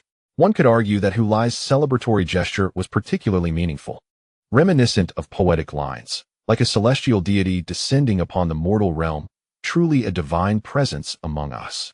Prior to the goal, Hifeng remarked, "The second year is tough. We must keep a calm mindset," to which he retorted post-goal, "Forget the calm mindset." His exuberance was palpable. Meanwhile, Xiaolong, holding her phone, laughed so heartily that her entire body shook. Hu Lixin cast a helpless glance at her before redirecting his attention to his own phone. The television in front of them continued to replay Hu Lai's goal from multiple angles, yet neither of them looked up at the screen. "Oh, my son scored again.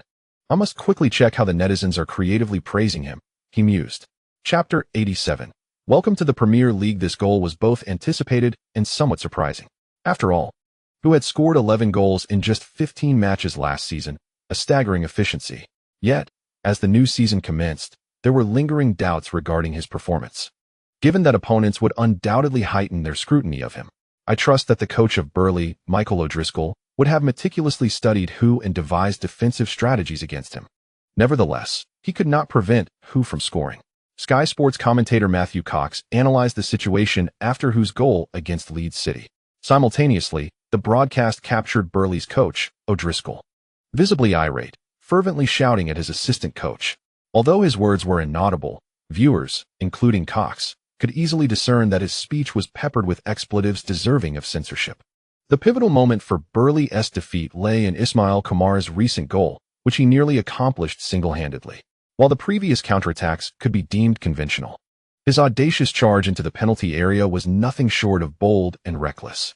Yet, the outcome was remarkably effective, as his maneuver thoroughly disrupted Burnley's beleaguered defense. Kamara's personal attributes were vividly showcased during this offensive display. His astonishing speed and exceptional footwork, albeit somewhat flamboyant, proved to be crucial at times when combined with his velocity. Matthew Cox continued his enthusiastic commentary as the television captured the moment when Hu Lai and Kamara embraced each other, returning to their half amidst the cheers of their teammates. The radiant smiles on the faces of the two young men mirrored the brilliance of the afternoon sun. Observing this scene, Cox remarked, "Welcome to the Premier League, young man." Kamara, akin to a ship that had long navigated through the dark night, finally spotted the lighthouse and discovered his direction. Upon the resumption of the match, he became increasingly vibrant, eagerly seeking the ball from his teammates. When confronted by opponents, he displayed unwavering confidence and was bold in his actions. On one occasion, while receiving the ball on the flank and facing Sweeney's defense, he executed a rainbow flick, deftly pinching the ball between his feet before lifting it, and then using his heel to propel it over the heads of both defenders. The football arced through the air like a colorful rainbow, stunning everyone present. The Leeds City supporters erupted in cheers, only to be met with a wave of boos from the Burnley fans. Although Kamara's rainbow flick did not successfully bypass Sweeney, who, in a fit of indignation, resorted to pulling him down just outside the penalty area, the referee promptly blew his whistle, awarding Sweeney a foul. However, the aggrieved Sweeney protested to the referee, claiming, "He is humiliating me." Such a reaction was understandable. The rainbow flick is often seen in street football and casual training, rarely making its way into formal matches. This is partly due to its ostentatious nature, where aesthetics often outweigh practicality, and the difficulty of execution is exceedingly high. Moreover, when a player employs such a trick, it is perceived as a greater insult to the defender than a simple nutmeg. Defenders might think, this is a match, a serious contest. Are you really attempting that in front of me? You must be out of your mind. The inevitable consequence of such actions often leads to vengeful retaliation from opponents. Consequently, it has become increasingly rare to witness players utilizing flamboyant dribbling techniques during matches. What should be a source of enjoyment for spectators has transformed into a means of humiliating opponents, reflecting a lack of sportsmanship. This practice has gradually morphed into an unspoken rule on the pitch, accepted and adhered to by many. Yet, for Kamara, who has only been playing professional football for a little over a year and previously engaged in street football, such unwritten rules held no sway. He simply sought to showcase his flair. When in form, he had every intention of unleashing his exuberance. The greater the crowd, the more frenzied he becomes. Inevitably, this culminated in Sweeney nearly toppling him to the ground with a bear hug. "Watch yourself," Sweeney barked, turning to threaten Kamara, who was still sprawled on the turf after complaining to the referee. Observing this, Lai spread his arms and vociferously protested to the referee. "Ref, he's threatening someone. Get lost, what is it to you?" Sweeney retorted, glaring at Lai. Undeterred, Lai boldly stepped forward, puffing out his chest. "What do you mean it's none of my business? You disrupted our attack. Otherwise, I would have scored again. Do you think I have no stake in this?" He was fully prepared. Should Sweeney dare to touch him, he would immediately collapse, ensuring that the young man would earn a red card. Sweeney, witnessing this, felt an overwhelming urge to shove Lai down. However, with the referee present, he was compelled to maintain his composure, resorting to merely glaring at Lai without uttering any further threats. Lai felt a twinge of regret at this, even contemplating further provocation. At that moment, other players from Leeds surged forward to support Kamara and Lai, while players from Burley stood by Sweeney's side, resulting in a standoff. "Oh, this is what it's like when two local teams, having battled through the Wars of the Roses, clash," Cox exclaimed, clearly relishing the spectacle. As Kamara rose from the ground, he found himself isolated from the throng, distanced from the epicenter of the conflict, with even teammates pulling him further away for protection. Glancing back at the retreating figures of his comrades, he suddenly broke into a smile. Achi said playing in the Premier League is wholly different from League Two. Isn't this the very essence of that difference? This was a scene he had never witnessed during his time at Flamengo. Ultimately, the minor altercation fizzled out without escalating. Sweeney, due to his loose tongue, received a yellow card. Had he refrained from his unseemly comments post-foul, he might have escaped without any punishment. This incident exemplifies the standards upheld by Premier League referees. In some leagues, even the slightest physical contact prompts the referee to halt the match decisively. Yet in the Premier League, if such a standard were applied, the game would devolve into a fragmented spectacle, utterly unwatchable. Thus, many physical interactions in the Premier League are not deemed fouls. When Lai first joined Leeds, he encountered this reality firsthand. During training, collisions like those from Quinn were often overlooked by the coaches, as they acknowledged that he would inevitably face similar impacts during matches, better to prepare for them in practice. Once the game resumed, Kamara, seemingly unfazed by Sweeney's intimidation, remained exceptionally active on the left flank. Kamara's speed was astonishing, galloping at full throttle. He resembled a high-performance sports car. After a lackluster performance in the previous friendly, doubts had arisen regarding Leeds' investment in him. However, it seems that many are now reconsidering their opinions on Kamara. In the northeast corner of the Cadwell Stadium, the supporters of Leeds City gazed vacantly at the pitch. Levin hesitantly murmured, "Surely we can't be this fortunate? 2 grand prizes in succession?" No one responded to his query, not even John Falkingham, who had previously argued with him over the matter. Kamara's performance continued to dazzle. The other players from Leeds City recognized that this young man thrived in the limelight, displaying an intense desire for attention while simultaneously exhibiting commendable form.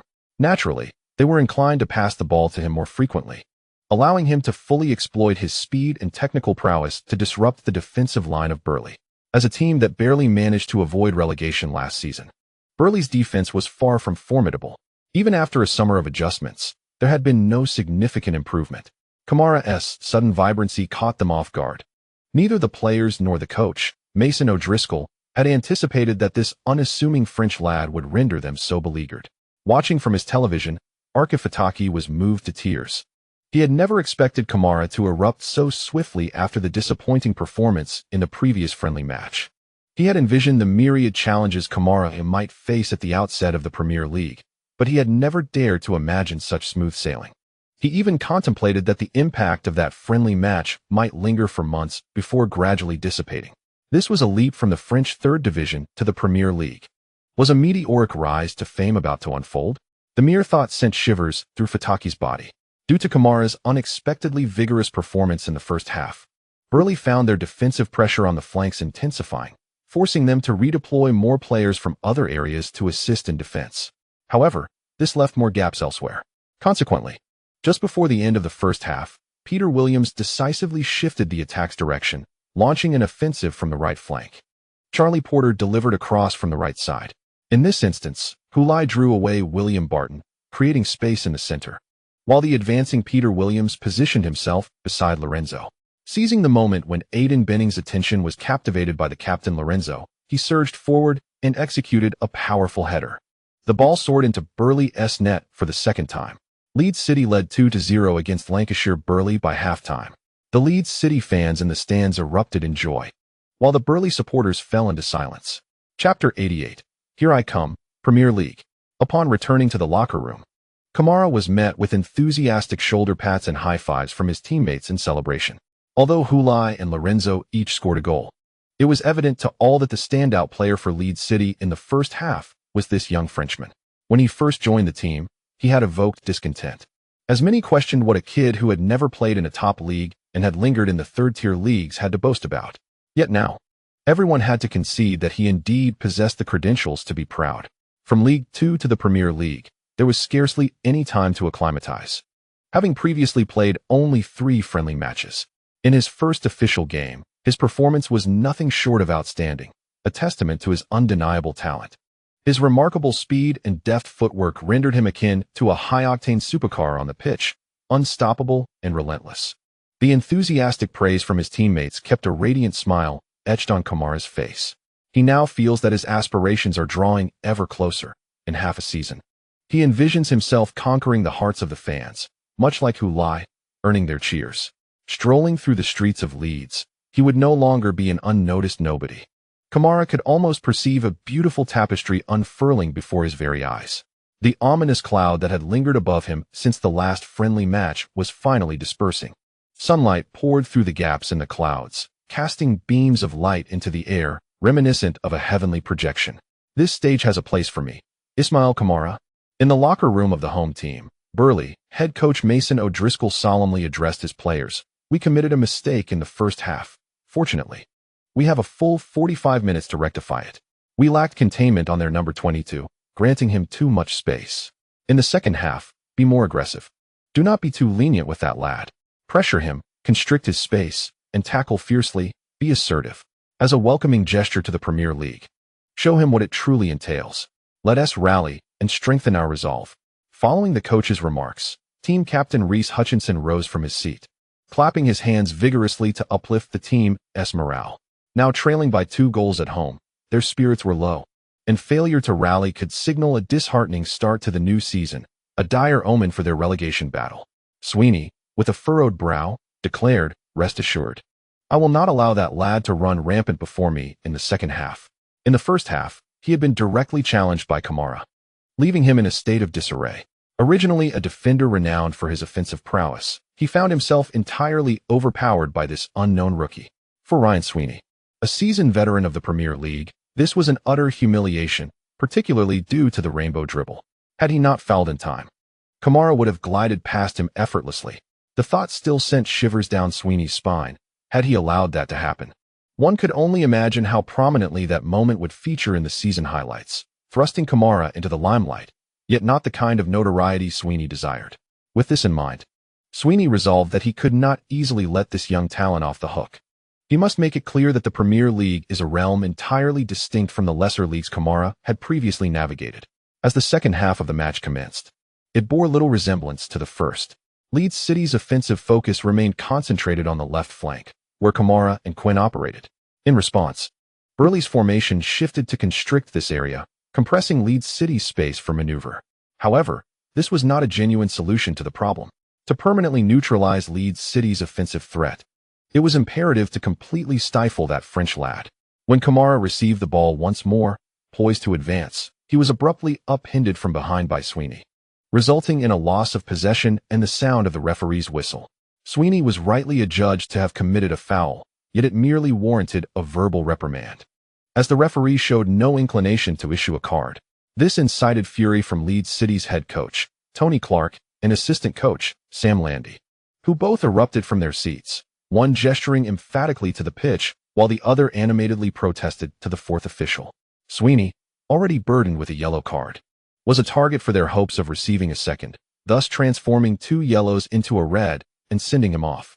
However, in the confines of Burley's home ground, the referee appeared notably cautious. Kamara was acutely aware of the concerted efforts against him. Beyond Sweeney, other Burley players converged to defend him, employing aggressive tactics and resorting to numerous underhanded maneuvers. In short, they were relentless in their attempts to thwart him. Yet, Kamara remained undeterred by this targeted defense. Even when he was repeatedly brought down by various means, he would swiftly rise again, charging forward. This was my inaugural Premier League match, and a splendid future lay ahead. How could I falter before them now? No one shall impede my path to success. On the sidelines, Burley's coach, Mason O'Driscoll, stood in the technical area with arms crossed, a grave expression etched upon his face as he observed the unfolding action. Approaching the halfway mark of the second half, the defensive pressure had not abated. The team continued to adopt a predominantly defensive stance, with their offensive efforts yielding no discernible improvement. That French lad proved to be far more tenacious than he had anticipated. He had believed that a barrage of high-pressure defense in the second half would compel Kamara to retreat or succumb to the rigors of Premier League defense. Yet, to his astonishment, the lad seemed emboldened, reminiscent of last season when his team faced Leeds City's new recruit, Lai, in this very stadium. Were all new signings this formidable nowadays? Sweeney glared at Kamara, who was charging towards him with the ball, cursing inwardly. He recognized that the lad was deliberately targeting him. Aware of his yellow card status, in that moment of hubris, he had completely overlooked the ramifications of carrying a yellow card as a defender. This scoundrel. Sweeney had no choice but to retreat gradually towards the penalty area, prepared to face the oncoming challenge. However, Kamala did not afford him the luxury of time. Surging forward and skillfully dribbling past Sweeney, he initially maneuvered his right foot around the ball, seemingly poised to cut inside, but after a feint, he swiftly swung his left foot, gliding over the ball. With 2 deft bicycle touches, he closed the distance to Sweeney, who believed that a mere extension of his leg would suffice to dispossess the ball. Yet, as Kamala's right foot once again circled the ball, Sweeney lunged to intercept. Kamala's reflexes were quicker. With a flick of his right ankle, he gently nudged the ball to his left, evading Sweeney's grasp. Following this, Kamala's left foot, with the outer instep, propelled the ball forward, allowing him to accelerate past the now stiff Sweeney. "Oh, splendid!" Cox exclaimed, his voice brimming with excitement. What a marvelous display of skill. Kamala had once again toyed with Sweeney, this time with deliberate intent. His approach towards Sweeney was unmistakably purposeful. What attacking player would willingly dribble into the presence of a defender if not to seek vengeance? Ah, this lad is intriguing, Cox mused internally, with Sweeney left behind. Kamala advanced into the penalty area. As he faced the approaching Burley defender, he feigned a cross, prompting the defender to raise his foot in an attempt to block. Seizing the moment while the defender was immobilized, he executed another feint, advancing the ball a step further. Once he caught up with the ball, he truly unleashed a cross. The ball soared high, aimed at the far post. Lorenzo leaped at the near post, attempting a header, but the ball soared beyond his reach, eluding his jump. All eyes followed the ball as it descended towards the far post, where Lai was poised to strike with his right leg. Opportunity. Lai, Burley's center back, William Barton, lunged forward, intending to block Lai's shot with his body. However, Lai did not shoot. Instead, he expertly controlled the descending ball with his right foot, bringing it to the ground. Barton, unable to halt his momentum, soared past Lai. What a magnificent touch. With that single touch, Lai evaded the defense and readied his right foot once more. This time, his motion was concise, as he was eager to shoot. Like a golfer making the final tap to sink the ball into the hole, he struck horizontally. The ball soared past Burley goalkeeper Frank Campbell's fingertips and into the net. "Ho'olaleakawaya," Cox shouted in exhilaration. marking the first occasion he had called out Hulai's full name during a match commentary, expressing his admiration in such a manner. While many speculated that Hulai might falter in his second season, he answered with a remarkable performance, scoring twice in the season opener. Such an achievement was undeniably deserving of respect from Cox, the seasoned and renowned football commentator. Hulai scored again, a splendid and flawless debut for the new season. His remarkable brace propelled Leeds City to a commanding 3-0 lead on the road. There could be no better way to commence the season. Hulai unleashed his full potential right from the start of the league, which is truly astounding. One can only hope he maintains this form, bringing immense joy to Chinese fans through his goals. Haha. Throng and Qingqing were the first to break into smiles, fully savoring the delight that football brings. After scoring, Hulai did not rush to the corner flag for his signature celebration. Instead, he ran towards Kamara, who provided him with the second assist. Pointing at him and laughing heartily. That Lingxi card worth 30,000 points is truly well spent. Task progress, 230. Kamara stood waiting, arms wide open to embrace Hulai, also beaming with happiness. The Premier League, here I come. Chapter 89. Bonus clause list. The Leeds City team bus, filled with jubilant players, slowly rolled into the training facility, coming to a halt on the road outside the parking lot. As the players disembarked, they sang and danced, their laughter echoing as they celebrated a resounding victory. In the afternoon's opening match, thanks to Hulai's brace and a goal from Captain Lorenzo, Leeds City triumphed 3-0 against Lancashire Burley. This marked Leeds City's first victory in the opening round of the Premier League since their promotion, making it a genuine and auspicious start to the season, seemingly signaling a smoother path for their relegation battle ahead. Everyone was in high spirits, including Ismail Kamara, who initially found it challenging to connect with the team. After stepping off the bus, he stood outside the parking lot, smiling and waving goodbye to his teammates while awaiting his agent, Achifa Taki. As his comrades drove away from the training facility, many rolled down their windows, giving him thumbs up and showering him with praise. Goodbye, Ismail. You played brilliantly today. The lad has potential. Keep your feet on the ground. You've made a great start, Ismail. It's a promising omen. As they drove past Kamara, some would roll down their windows to compliment him, regardless of whether he understood their words. Others simply smiled and gave him a thumbs up in silence. Hulai was no exception. As he settled into the back seat of Uncle Yang's car, he spoke to Kamara in French. Everyone is praising you, Ismail.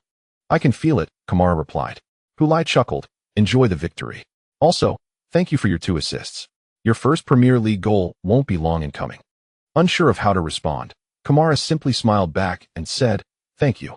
Once all the teammates had departed, Taki arrived in a used Renault, eagerly leaning out of the window to wave at him.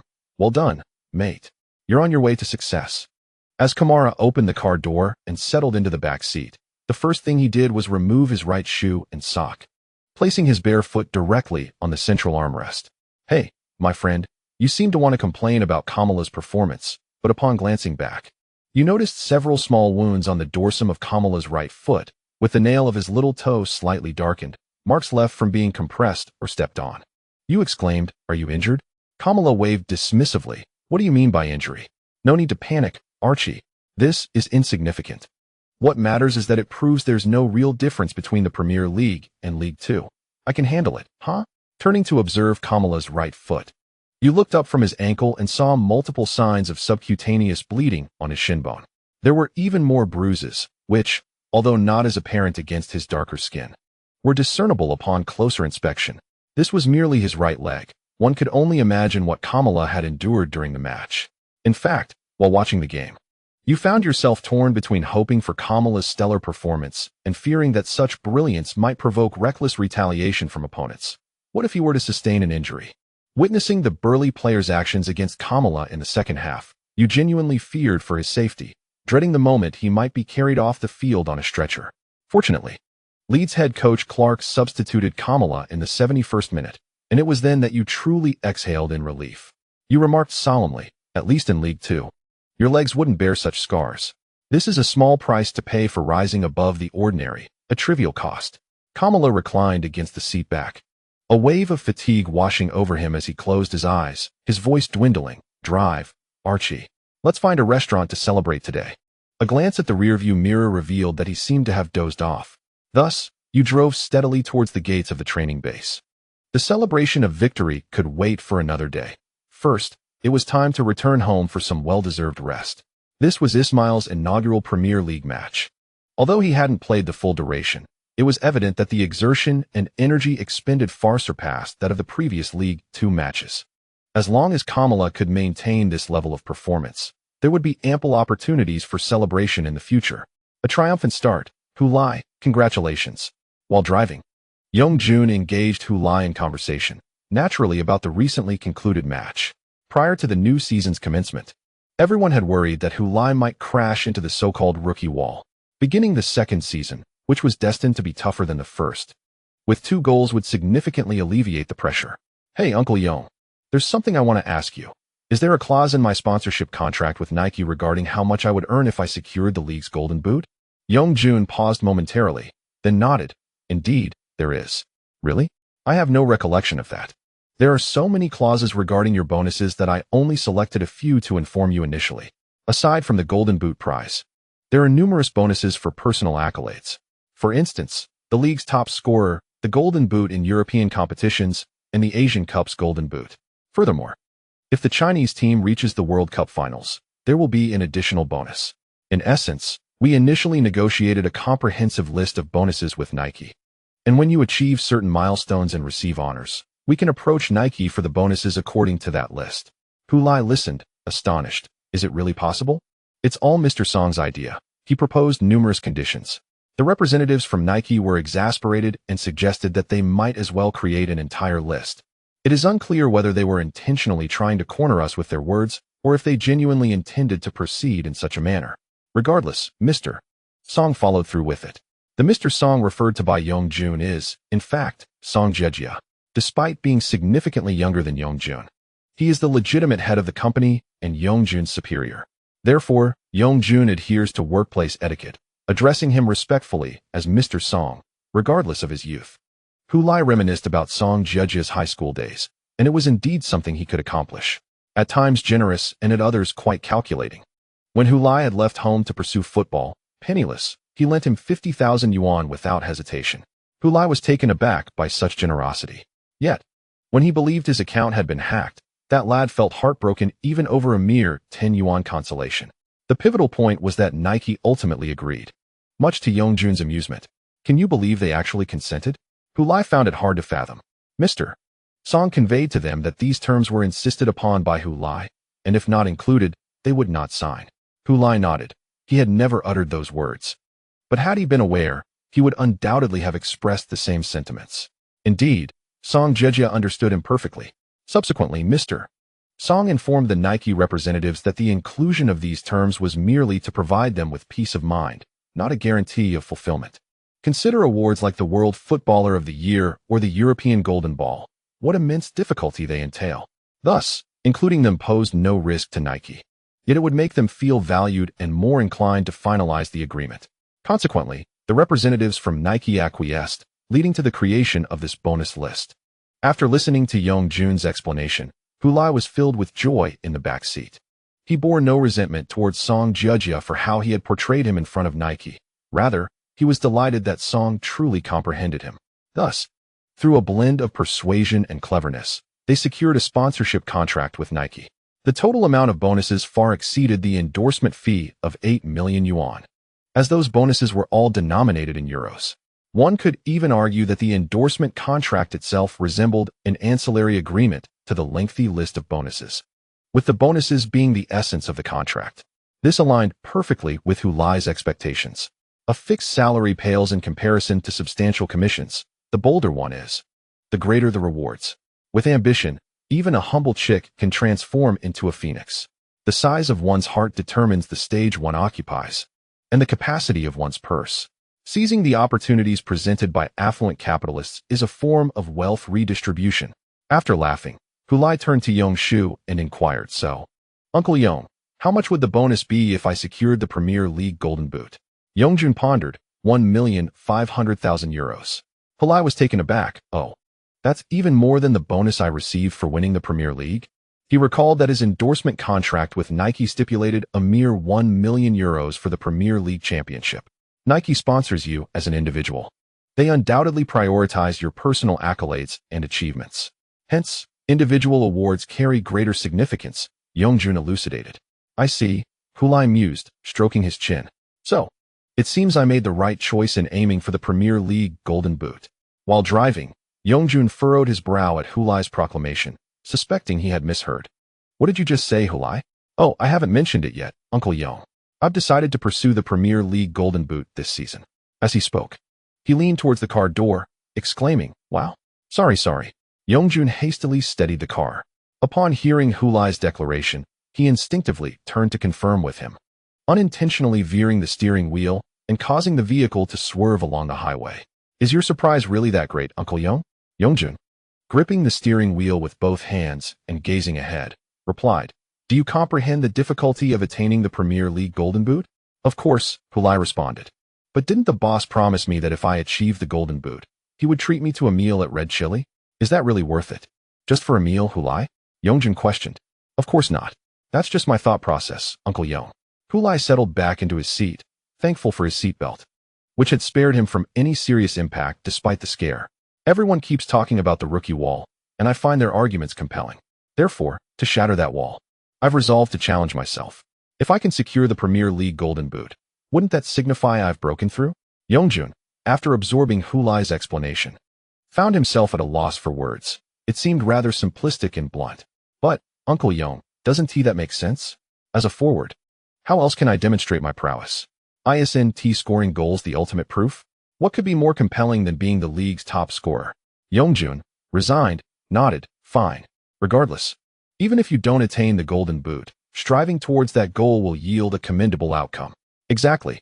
Setting lofty goals is always worthwhile, Hulai affirmed. But keep this ambition to yourself. Refrain from broadcasting it indiscriminately. Otherwise, it may incite controversy and impose unnecessary pressure upon you. Yongjun cautioned.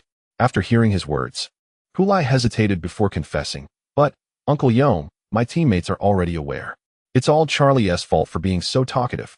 Exhausted, Yongjun fell silent and focused on driving. This day is not conducive for conversation. Chapter 90. Do not underrate the young and impoverished Kamala sat upright in the rear seat of the Renault, his eyes fixed outside the window. When he spotted the exterior walls and roof of Flanders Stadium appearing by the roadside, he tapped the back of the driver's seat. Achi, please slow down when we turn in a moment. He then rolled down half of the window, allowing those outside to glimpse half of his face. Yet, it was not to the extent that his entire face was exposed, giving the impression that he was fervently eager for others to recognize him inside the vehicle. He then retrieved his sunglasses and donned them, leaning back against the seat, striving to conjure the alluring, captivating expression and posture he envisioned. Soon, the car turned onto the road leading to the training facility. From the intersection of this road to the entrance of the training base, a few meters along the roadside were scattered individuals who evidently resembled avid fans. Alongside them, some media reporters were poised with cameras, awaiting the arrival. Observing this, Kamara endeavored to maintain an unflappable demeanor, though his eyes, concealed behind the sunglasses, furtively darted outside to monitor the fans' movements. As soon as they spotted him and exhibited any inclination to approach, he would immediately lower the car window. Indeed, it was not long before a fan recognized Kamara inside the car. Despite his sunglasses, he was unmistakably identified. Instantly, two fans excitedly approached. Aki, Kamara, he whispered. Fataki reduced the car's speed, allowing the two fans to draw nearer. Kamara lowered the window further and turned to face them. It's Kamara. The fans finally confirmed their recognition, exclaiming in delight. They then raised their phones, asking, Kamara, may we take a picture with you? Kamara had grasped some simple English by now, and it was abundantly clear what they meant with their phones in hand. He nodded, removed his sunglasses, and leaned forward, allowing them to frame the shot. After the first fan's companion snapped a photo, they exchanged phones to capture another moment. Once the photographs were taken, both fans requested an autograph. Thank you, Kamara. Your performance in yesterday's match was fantastic. Keep it up. I believe you will surely succeed in the Premier League. The two fans, their requests fulfilled, enthusiastically praised Kamara, their compliments flowing freely. Thank you. Thank you both, Kamara replied, maintaining the poise befitting a star, nodding and smiling in gratitude. Subsequently, Fataki continued to drive slowly forward, the short distance ahead seeming to stretch into an eternity. At that moment, Kamara noticed that the fans by the roadside had begun to run, and those by the entrance ahead were also rushing toward him. Kamara felt a surge of excitement. Was his popularity truly so immense? Stop the car, Aki. The slowly moving vehicle came to a complete halt at the roadside.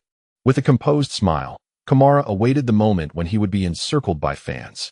However, these fans ran straight past their car, not even glancing at Kamara in the back seat. What was happening? Kamara was taken aback. Fataki glanced at the rearview mirror and said, "Brother, take a look behind you." Kamara turned to see a few meters behind their vehicle. Another car had stopped by the roadside. A person had exited and was posing for pictures with the gathered fans. It was Lai. Kamara stared blankly at the scene before him. He was filled with immense regret. Why didn't I think to get off the vehicle? The next day, upon arriving for training, Kamara instructed Fataki to halt the car before turning into the intersection. He disembarked, slung his backpack over his shoulder, waved goodbye to Fataki, and then turned to walk down the road leading to the training base. From the driver's seat, Fataki watched the figure of the departing fan fade away, shaking his head with a smile before driving off. The fans by the roadside quickly noticed Kamara walking to training. To be honest, apart from the young players recently promoted from the youth team, there were hardly any Leeds City players who walked to training. Upon recognizing Kamara, more fans gathered around, seeking autographs and photographs, allowing him to relish the sensation of being a star athlete. Just as he felt a swell of pride in his decision for the day, a car passed by, slowed down, and ultimately stopped at the roadside. The fans who had been surrounding Kamara cheered and turned to run towards the vehicle, exclaiming, "Who? It's who?" One fan even approached Lai's car, performing his signature celebration. "Hoo!" This elicited hearty laughter from Lai, who had just exited the vehicle. The crowd around Kamara diminished significantly, and he couldn't help but grin, realizing his popularity paled in comparison. After satisfying the last few fans' requests, Kamara maneuvered past. However, he was called back by Lai. "Hey, Ismail, why didn't you take the car?" he inquired in French, while managing the fans' requests for photos and autographs. "Oh, my car broke down," Kamara offered a casual excuse. "Really? Would you like to ride with me tomorrow?" Lai asked with concern. "No, it's fine, Achif. My agent is already fixing it. Just a minor issue. You carry on. I'll head out now," Kamara replied, quickly departing and leaving the throng behind. He finally understood why Lai was so popular that he could ask anyone if they wanted an autograph. The man truly enjoyed a level of fame here that was enviable. Kamara silently encouraged himself.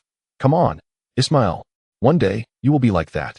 With a whistle, Kamara dashed forward, swiftly weaving through the gaps between several marker poles. Upon breaking free from the markers, he responded to the coach's voice prompts, abruptly braking, turning sharply to the left, and leaping over a low obstacle. After landing, he jumped over a second barrier in the opposite direction. Now for a straight sprint.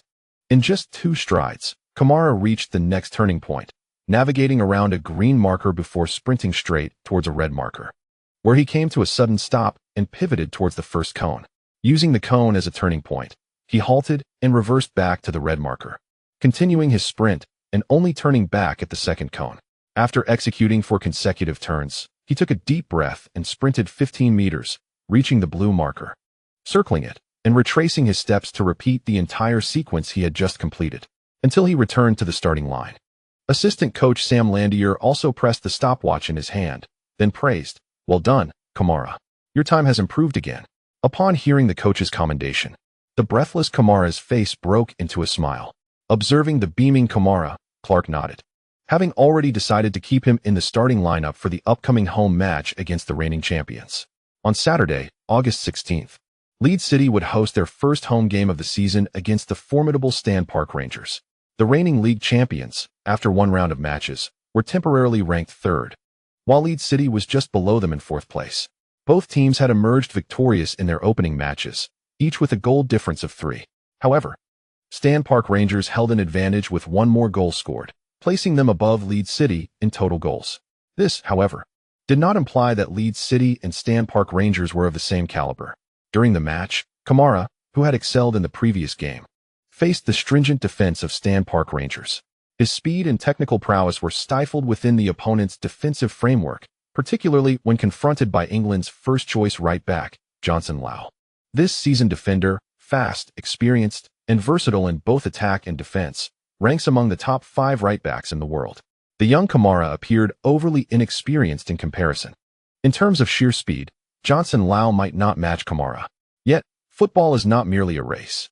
The former utilized his wealth of experience to prevent Kamara from gaining momentum. Coupled with precise, decisive, and merciless tackles, Kamara found himself struggling against Lau. Although he had faced challenges in the previous match against Burley, that difficulty paled in comparison to this encounter. The former felt akin to the necessary pleasures in a gaming journey, where players, regardless of obstacles, could eventually triumph, turning those challenges into cherished memories of accomplishment. Conversely, the struggle against Stan Park Rangers resembled a novice player confronting a formidable boss, where no strategy could lead to victory, only to be swiftly defeated. This frustration was devoid of meaning and severely impacted the gaming experience.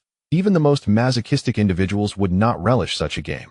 Against Johnson Lau, Ismail Kamara found himself entirely outmatched, with no recourse available.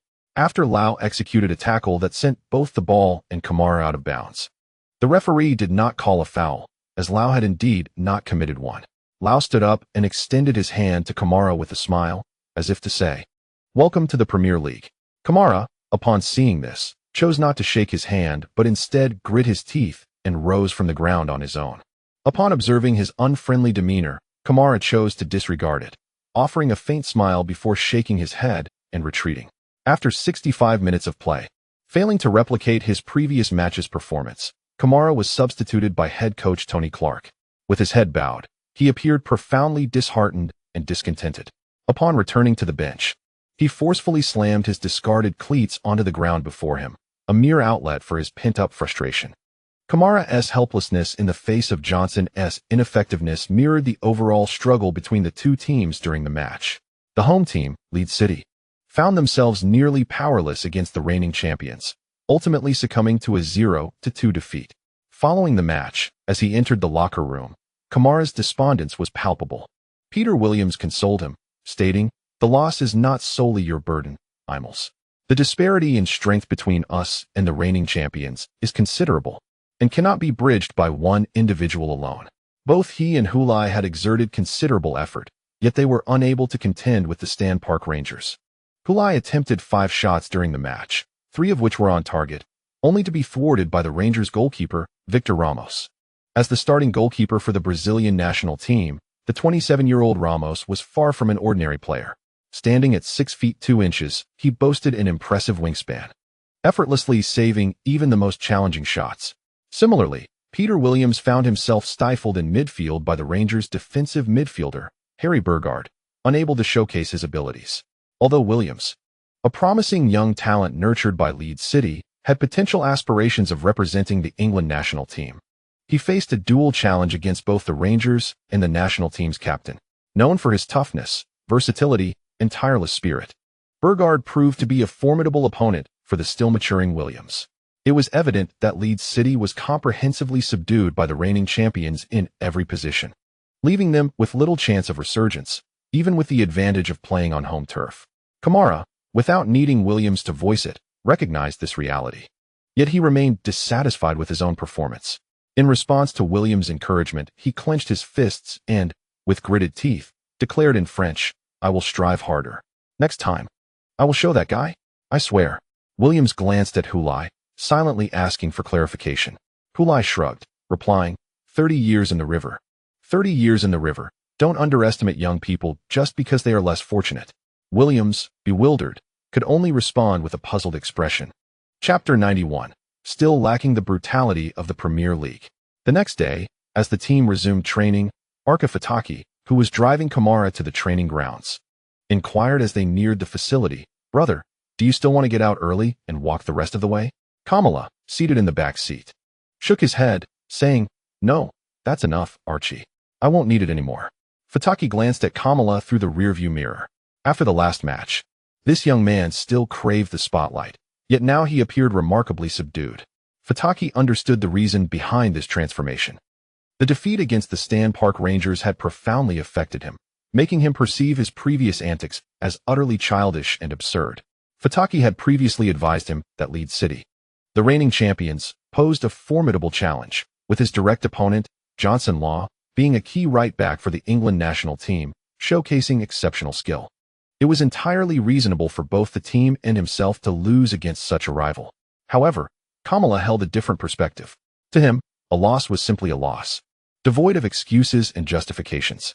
He refused to seek objective reasons to comfort himself, deeming that as self-deception. Faced with Kamala's stubbornness, Fataki found himself at a loss. No one relishes the taste of defeat, yet professional athletes must learn to confront failure, regardless of their willingness. Otherwise, they would find it impossible to progress. After all, a professional athlete's career will undoubtedly encompass more than one setback. If one were to be crushed by a single loss, it would be virtually impossible to achieve success in their field. Each individual, however, possesses a unique attitude towards failure and various coping mechanisms. Immediately following the conclusion of a match, players often experience their most profound anguish, and the atmosphere in the locker room tends to be quite somber. The celebratory music that typically follows a victory falls silent, as most players lower their heads in quiet contemplation while changing their attire, scarcely uttering a word. Even if someone dares to break the silence, they do so with utmost caution. Upon returning home, some players choose to indulge in entertainment to escape the torment of defeat, playing video games, visiting bars, or engaging in intimate encounters with their partners. For those without a partner, the temptation to seek companionship arises. Others may prefer to isolate themselves, retreating into solitude to find tranquility and gather their thoughts.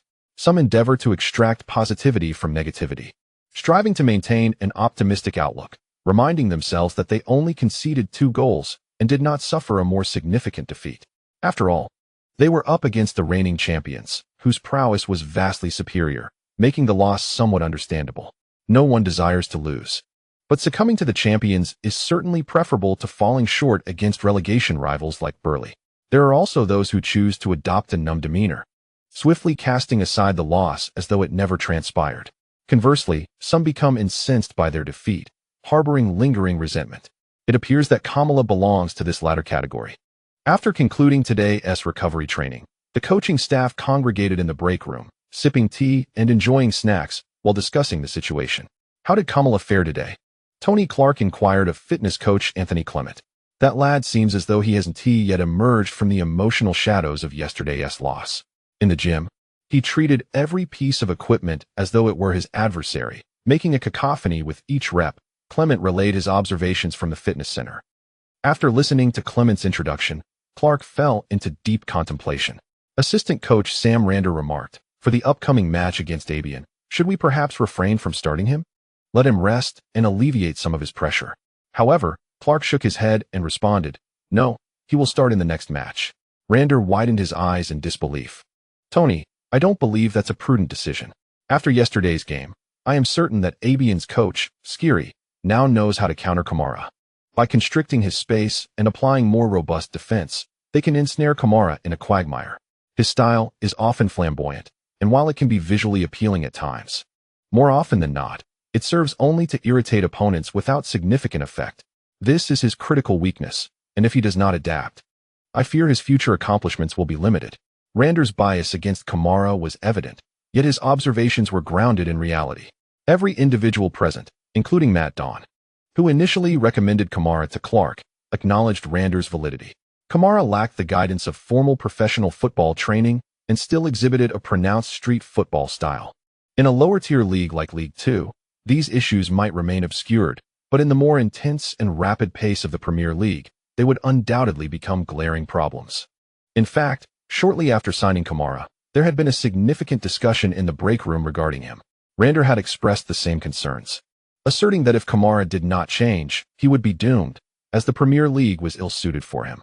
Nearly 2 months had passed, and his opinion had not wavered, because Kamara himself had not changed. His stellar performance in the first league match temporarily masked the issues, but they persisted, merely hidden beneath the surface. Upon hearing Rander's words, Clark chuckled and countered, "Sam, do you truly believe that if you go to him and say, if you continue playing like this, it will end in disaster? You must change your style," that he would listen? Rander furrowed his brow, realizing Clark had made a valid point. Kamara had been training with the team for nearly 2 months, and Clark had already urged him to slightly alter his overly flashy and ball-dominant style, yet to no avail. The young man was stubborn, seemingly resistant to external advice. Possibly a reflection of his past environment and the attitudes he had encountered. For Kamara, who was eager to achieve success, his exquisite footwork was his pride and joy. Asking him to abandon his most cherished skill would evoke a reaction of disbelief. What nonsense is this? If I lose what I excel at, how can I continue to play? Thus, it was clear he would not heed such counsel. Clark spread his hands and continued to elucidate. Therefore, I have come to the conclusion that rather than admonishing him, it would be more beneficial to allow him to experience the true essence of the Premier League, to witness firsthand what a top-tier league entails. Only when he genuinely recognizes his shortcomings and is compelled to adapt will he undergo a true transformation. If he remains oblivious, or if he acknowledges the situation yet chooses not to amend it, Randall retorted. This time, Clark remained silent, while Matt Don interjected, in that case, we would merely incur a loss of £300,000. We can then continue to seek players suitable for our team in the transfer market. Randall found himself at a loss for words. Clark concluded the discussion. All right, let's put the matter of Kamara to rest for now. Next, let us converse about Adams. How has he adapted to his new position? Randall opened his tablet and retrieved J. Adams' training performance report, reporting to Clark. Overall, he is improving. Yet Adams possesses his own perspectives regarding the new position. He does not consider himself merely a defensive workhorse. He has spoken to me about leveraging his exceptional game awareness and vision to add another outlet in the defensive midfield, thereby liberating Williams from frequent retreats to connect play and allowing him to focus on orchestrating the attack. Clark nodded in agreement. Indeed, he was once regarded as the future midfield linchpin for England and London Bridge for the next 2 decades. I had contemplated seeking his opinion on this matter. It seems I can forego that step. However, this demands a high level of personal capability from him, and he must enhance his long-passing skills. Randall bowed his head. Noting on the tablet, I will increase his long-pass training ratio. What about Lai? How is his long-range shooting progressing? His leg muscle strength has evidently improved, thus establishing a solid foundation for his long shots, replied the fitness coach, Clement, addressing Clark's inquiry. Furthermore, the enhanced strength in his legs has also elevated his speed and jumping ability, Randall added. The current issue lies in Lai's mindset. He remains accustomed to darting into the penalty area, striving to get as close to the goal as possible before shooting. We must alter this thought process and habit. Altering a player's habitual preferences requires time, Matt Don remarked from the side. Clark waved his hand dismissively. That is of little concern. We are not in a rush regarding this aspect. I have always believed that the notion he will be thoroughly studied in his second year is a common misconception. Gentlemen, honestly, do you consider Lai to be a particularly challenging player to analyze? He posed the question, prompting a shared glance among the others, with Randall responding. I do not think so. His characteristics are rather singular. Everyone is aware of them. Clark chuckled. Precisely. Lai is a player with distinct traits, both strengths and weaknesses, that are evident to anyone with even a modicum of football knowledge.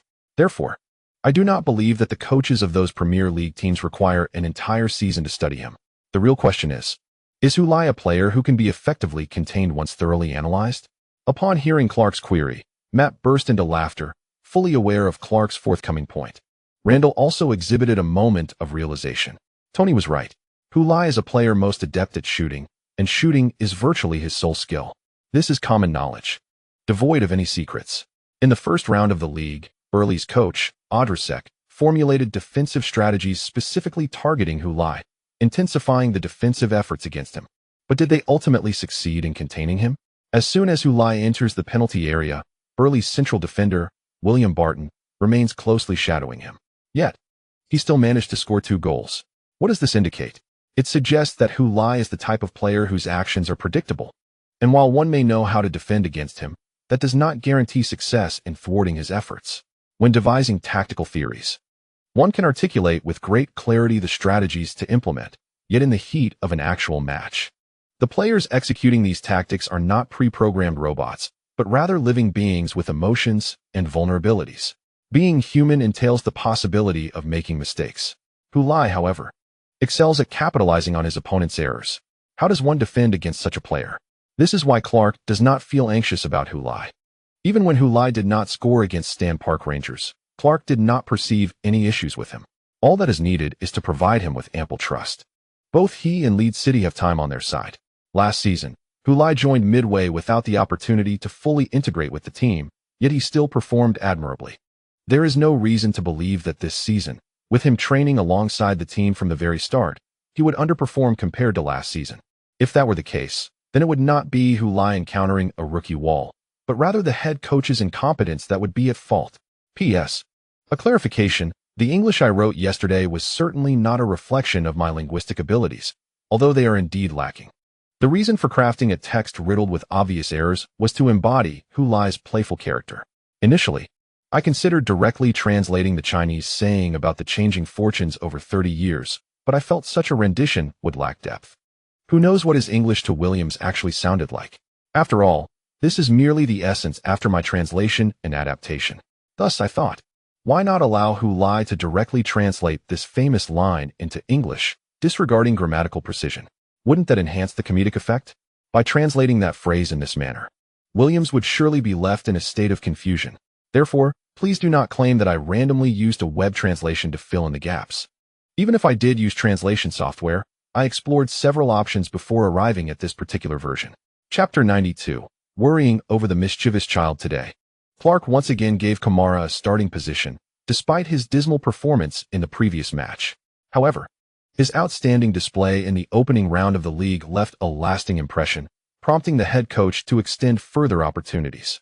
Yet, today's Kamara still appeared to be out of sorts. Abian showed no mercy in their defensive approach against him, employing vigorous tactics. This is the standard of the Premier League. He must learn to adapt swiftly. Matthew Cox is providing commentary on the match between Leeds City and Abian. Kamara continues to start in this game, indicating the high hopes Clark has placed upon him. However, his performance fails to live up to the trust bestowed by his coach. His usual skills are rendered ineffective against Abian's fierce and targeted defense. Due to the inability of the offense on this side to generate momentum, the overall attacking force of the team has been adversely affected. Leeds City currently holds a 1-goal lead, yet the situation appears precarious. After fending off Leeds City's advances, Abian began to intensify their assault, striving to equalize the score. Had Kamara timely passed the ball to the onrushing Quinn instead of indulging in unnecessary flair, Leeds City's offense might have seamlessly transitioned from the flanks to the center.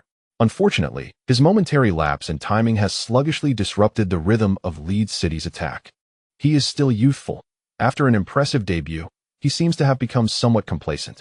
It is essential to recognize that his outstanding performance in the first round was significantly influenced by the unfamiliarity and lack of attention from Burley and his team, rather than an indication that he is fully prepared to compete in the Premier League. The two commentators from CCTV also shared their thoughts on Kamara's performance. After witnessing the first round of the league, they expressed hope that Kamara could maintain such a level of play, as it would lead to more assists for Lai and ultimately increase his goal tally. However, Kamara's subsequent display has left them feeling disillusioned. "Prepare to make a substitution, Sam," Clark remarked. Upon hearing this, Randier nodded and rushed to the warm-up area, calling back the warming-up Joe Taylor. Consequently, Kamara was substituted. As he took his seat on the bench, he cast a glance at the large screen, noting that he had been substituted in the 58th minute, a full 7 minutes earlier than in the last match. What does this signify? Kamara is obstinate, but not foolish. He is acutely aware that the coach's patience with him is waning. Initially, it may have been due to his being a player the coach specifically requested, leading him to grit his teeth and believe in himself, continually granting himself opportunities. Since the commencement of the new season, he has started in all 3 matches. A privilege unheard of for a player who had never before graced the top-tier league. One could almost believe he was the illegitimate child of the owner, were it not entirely implausible.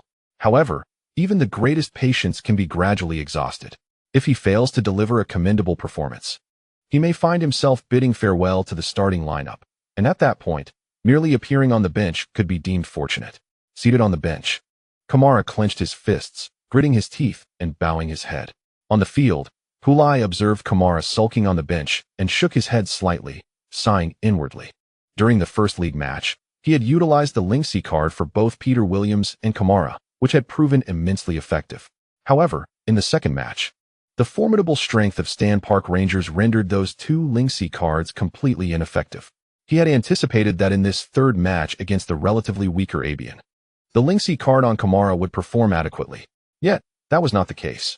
Kamara's persistent underperformance has rendered even the Linksy card powerless.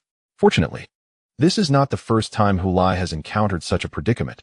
Otherwise, he might genuinely question whether the system itself is malfunctioning. During the Olympics, the Chinese team advanced to the knockout stage, facing the host nation, the Spanish Olympic team. At that time, Lai exhausted all his points to exchange for several Lingxi cards for his teammates. Nevertheless, even with such efforts, the already weary Chinese Olympic team was unable to overcome the Spanish team and faced elimination in bitter disappointment. Having learned from the previous experiences of the Olympic team, Lai found it entirely acceptable that Kamala, with the aid of the Lingxi cards, had yet to showcase his prowess in 2 consecutive matches. After all, system props merely serve as an auxiliary. The ultimate determinant remains the players themselves. If it were otherwise, why wouldn't the system set the price of the World Wave Experience card to 1,000 points for a single card, allowing a player to attempt 10 stunning shots in one match? Even if those attempts did not guarantee goals, surely among numerous tries, a few brilliant strikes would find the net. In essence, the system deliberately avoids making success too effortless. It does not wish for Lai to win without effort. Achieving success necessitates one's own dedication and hard work. The system can only lend a hand when one is ready, helping to better manifest the fruits of their training. Currently, Kamala's challenge lies in his unpreparedness, Lai mused. Kamala's underwhelming performance, indeed, impacted Lai's task completion progress. Yet this could not serve as a reason for Lai to halt his momentum. Last season, without Kamala, he still managed to score 11 goals in 15 league matches. This season, would he refrain from scoring simply due to Kamala's absence? Goals must still be found. In the 71st minute, Albion's relentless assault on the Leeds City penalty area finally came to a halt. They had yet to breach the Leeds goal, trailing 0-1 at home. After withstanding Albion's continuous attacks, Leeds City began to counter. They did not relax simply because they were ahead. In Tony Clark's tactical philosophy, a 1-goal lead is hardly a lead at all. They must continue to score and press forward. Peter Williams shifted to the left flank, assuming the role previously occupied by Kamala. Although his speed did not match Kamala's sharpness, his ability to break through was commendable, at least superior to Zhang Qingwan. After receiving the ball on the flank, Williams feigned a 2-man wall pass with Quinn, who was making a run into the space. Once Quinn drew the defenders away, Williams suddenly surged through the gap, driving into Albion's penalty area. Faced with the hurried defenders from Albion, he deftly swept the ball towards the center. Lai, lurking at the back post, swiftly changed direction, positioning himself in front of Albion's central defender. With a deft touch, he deflected the ball into the net. What a goal! He has helped Leeds City extend their lead to 2-0. Lai is back. That was his 3rd goal of the league. Despite Kamala's poor form, it did not hinder Lai's ability to continue scoring. 3 matches, 3 goals, averaging 1 per game. An astonishing efficiency. Even in the away match, the fervent cheers of over 1,000 Leeds United fans could be distinctly heard. At the moment Lai scored, Kamara, along with his teammates, leapt from his seat, raising his arms in celebration. It was a purely instinctive reaction. Yet, as his teammates continued to revel in the goal, he found himself standing still, gazing at that figure. That individual had scored again, even without his assistance. Thus, he felt he was not essential to the triumph. The preseason matches had unfolded like a dream, and now he was merely awakening from it. While everyone else celebrated, Kamara felt the cheers becoming ephemeral, blurring the lines between reality and illusion. With Lai's opportunistic strike, Leeds United secured a 2-0 victory against Albion, marking their 2nd win of the season. Although they had suffered a loss to Stan Park Rangers in the previous round, few were overly concerned given the disparity in team strengths. Kamara's lackluster performances in consecutive matches seemed insignificant in the context of the team's 2 victories out of 3. Criticism directed at Kamara from the media and online platforms was not as rampant as Arkifataki had anticipated. The Leeds supporters were elated with their current league standing. After 3 rounds, Leeds had 2 wins and 1 loss, accumulating 6 points, edging ahead of Gunboat Port on goal difference, and astonishingly placed 3rd behind Stan Park Rangers and Manchester Athletic. It was hard to believe that even in the previous season, under the stewardship of old man Laurenti Galli, Leeds had not graced such heights, temporary or otherwise. All Leeds fans understood that by season's end, it was highly improbable they would maintain this position. Nevertheless, that did not diminish their joy in the present. The onset of the new season had indeed brought about numerous encouraging changes compared to the last. The entire team now harmonized better with Tony Clark's tactics. The players comprehended the coach's expectations and knew how to fulfill them. This was a vast improvement over the previous season's confusion, where players struggled to grasp the coach's strategies, which lacked suitable execution. The nostalgia for Lai and Li among Leeds fans was gradually fading. While they might still cherish his contribution in elevating the team to the Premier League, there was no desire for his return to the managerial position. Clark was performing admirably. Why make a change? If the team could sustain this momentum, perhaps they would achieve safety without waiting until only 2 rounds remained in the league. Returning to Leeds with victory in hand, the players bid farewell at the training facility, each departing in their respective vehicles. Lai and Kamara disembarked from the bus and waited by the roadside for their agents to pick them up. He observed that Kamala had been in a melancholic state from the moment the match concluded until their return. While his teammates in the vehicles celebrated their victory with exuberant song and dance, Kamala secluded himself, engrossed in his phone. This behavior reminded him of the time before Peter Williams had treated him to dinner, a troubling sign indeed. With this thought in mind, he attempted to console Kamala, saying, "Do not dwell on it, Ismail. Every newcomer experiences such phases. It is quite normal to begin well and then encounter fluctuations in performance." Kamala turned to him and inquired, "But who? You scored 5 goals in 3 consecutive matches after joining this team." Lai felt somewhat unqualified to impart such words of wisdom to Kamala. Just then, a Renault car pulled up beside Kamala, and he opened the door, waving goodbye to Lai. "Thank you, Farewell." After climbing into the car, he departed from the training base. Lai watched the vehicle recede, furrowing his brow and muttering to himself, "But I haven't even made the matchday roster for a whole month." "Hey, Lai turned to see Peter Williams peering out from his car. "What is up, Peter? What did you discuss with Ismail?" "Nothing much. I tried to comfort him, but it seemed ineffective." "Did you notice his unusual demeanor?" "I sought you out to help him overcome this predicament. After training tomorrow, I would like to have a private conversation with Kamala. Will you assist me as a translator?" Lai regarded Williams' somewhat youthful yet earnest expression and sighed. "Of course, Peter. You are truly a responsible individual." Feeling a bit bashful at Lai's praise, Williams smiled. "We are all teammates. Moreover, if Ismail can regain his form from the first round of the league, it will benefit the team immensely." After bidding farewell with a wave, he drove away in his BMW Mini. Lai watched him leave once more, unable to suppress his thoughts. Everyone is fretting over an 18-year-old kid. This troublesome boy truly brings no ease.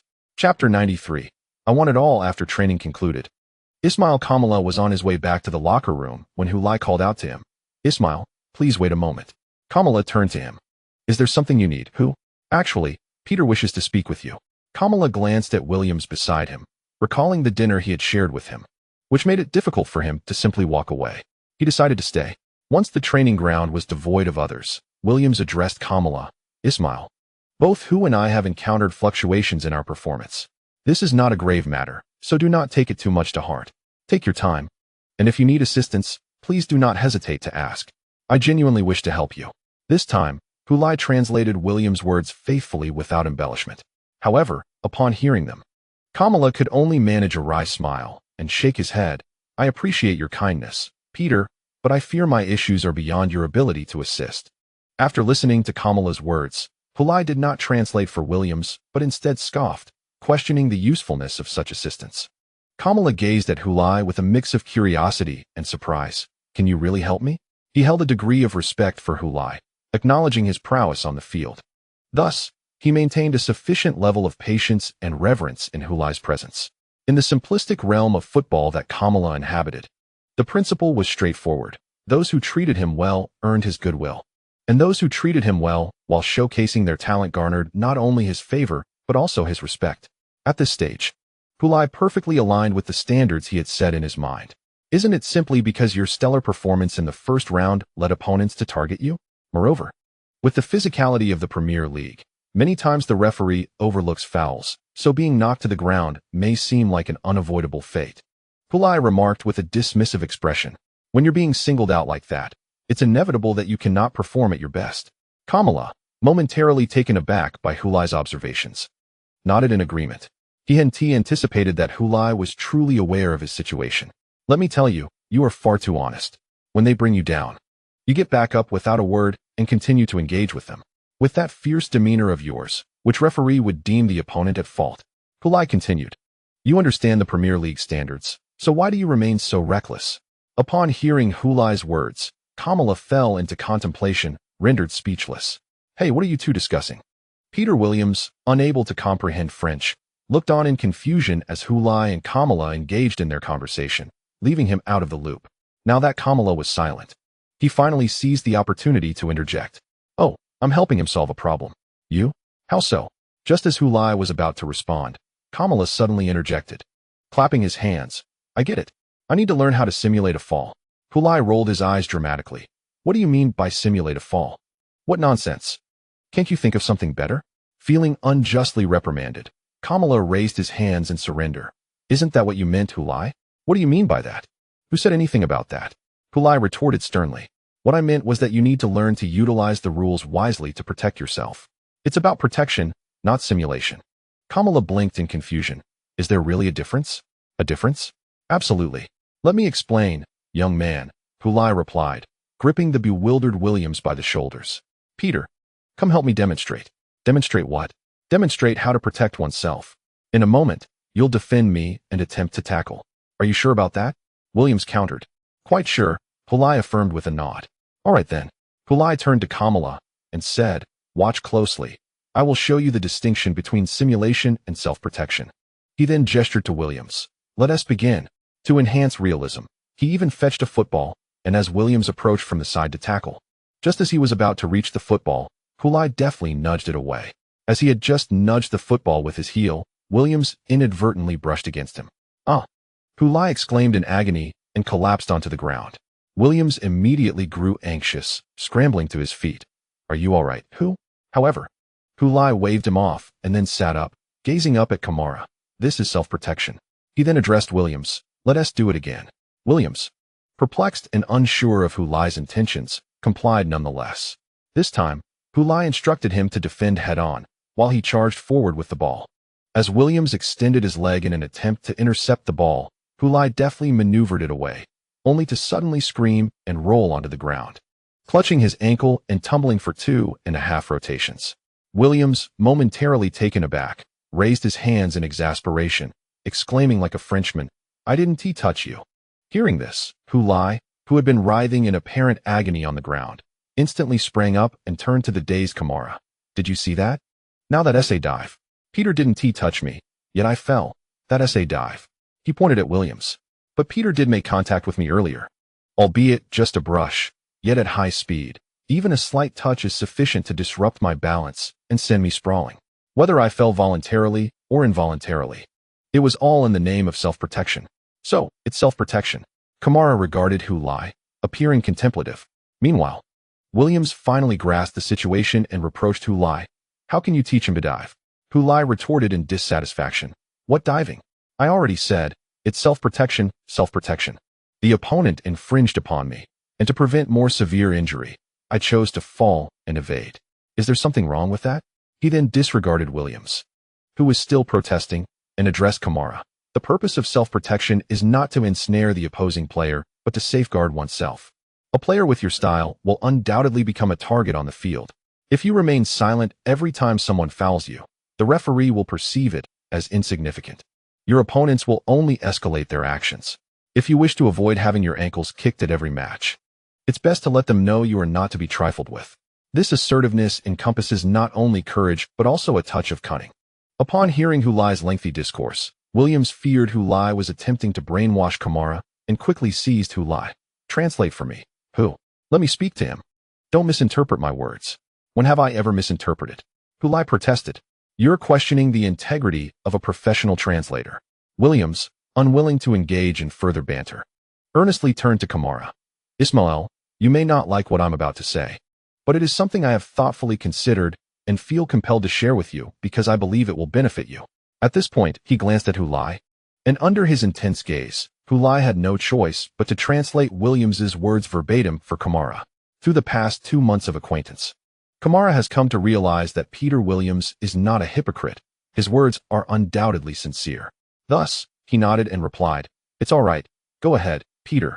Once granted permission, Peter Williams spoke with earnest seriousness. Perhaps you believe that your advantage lies in your exceptional footwork, particularly those moves that bear the unmistakable hallmark of street football.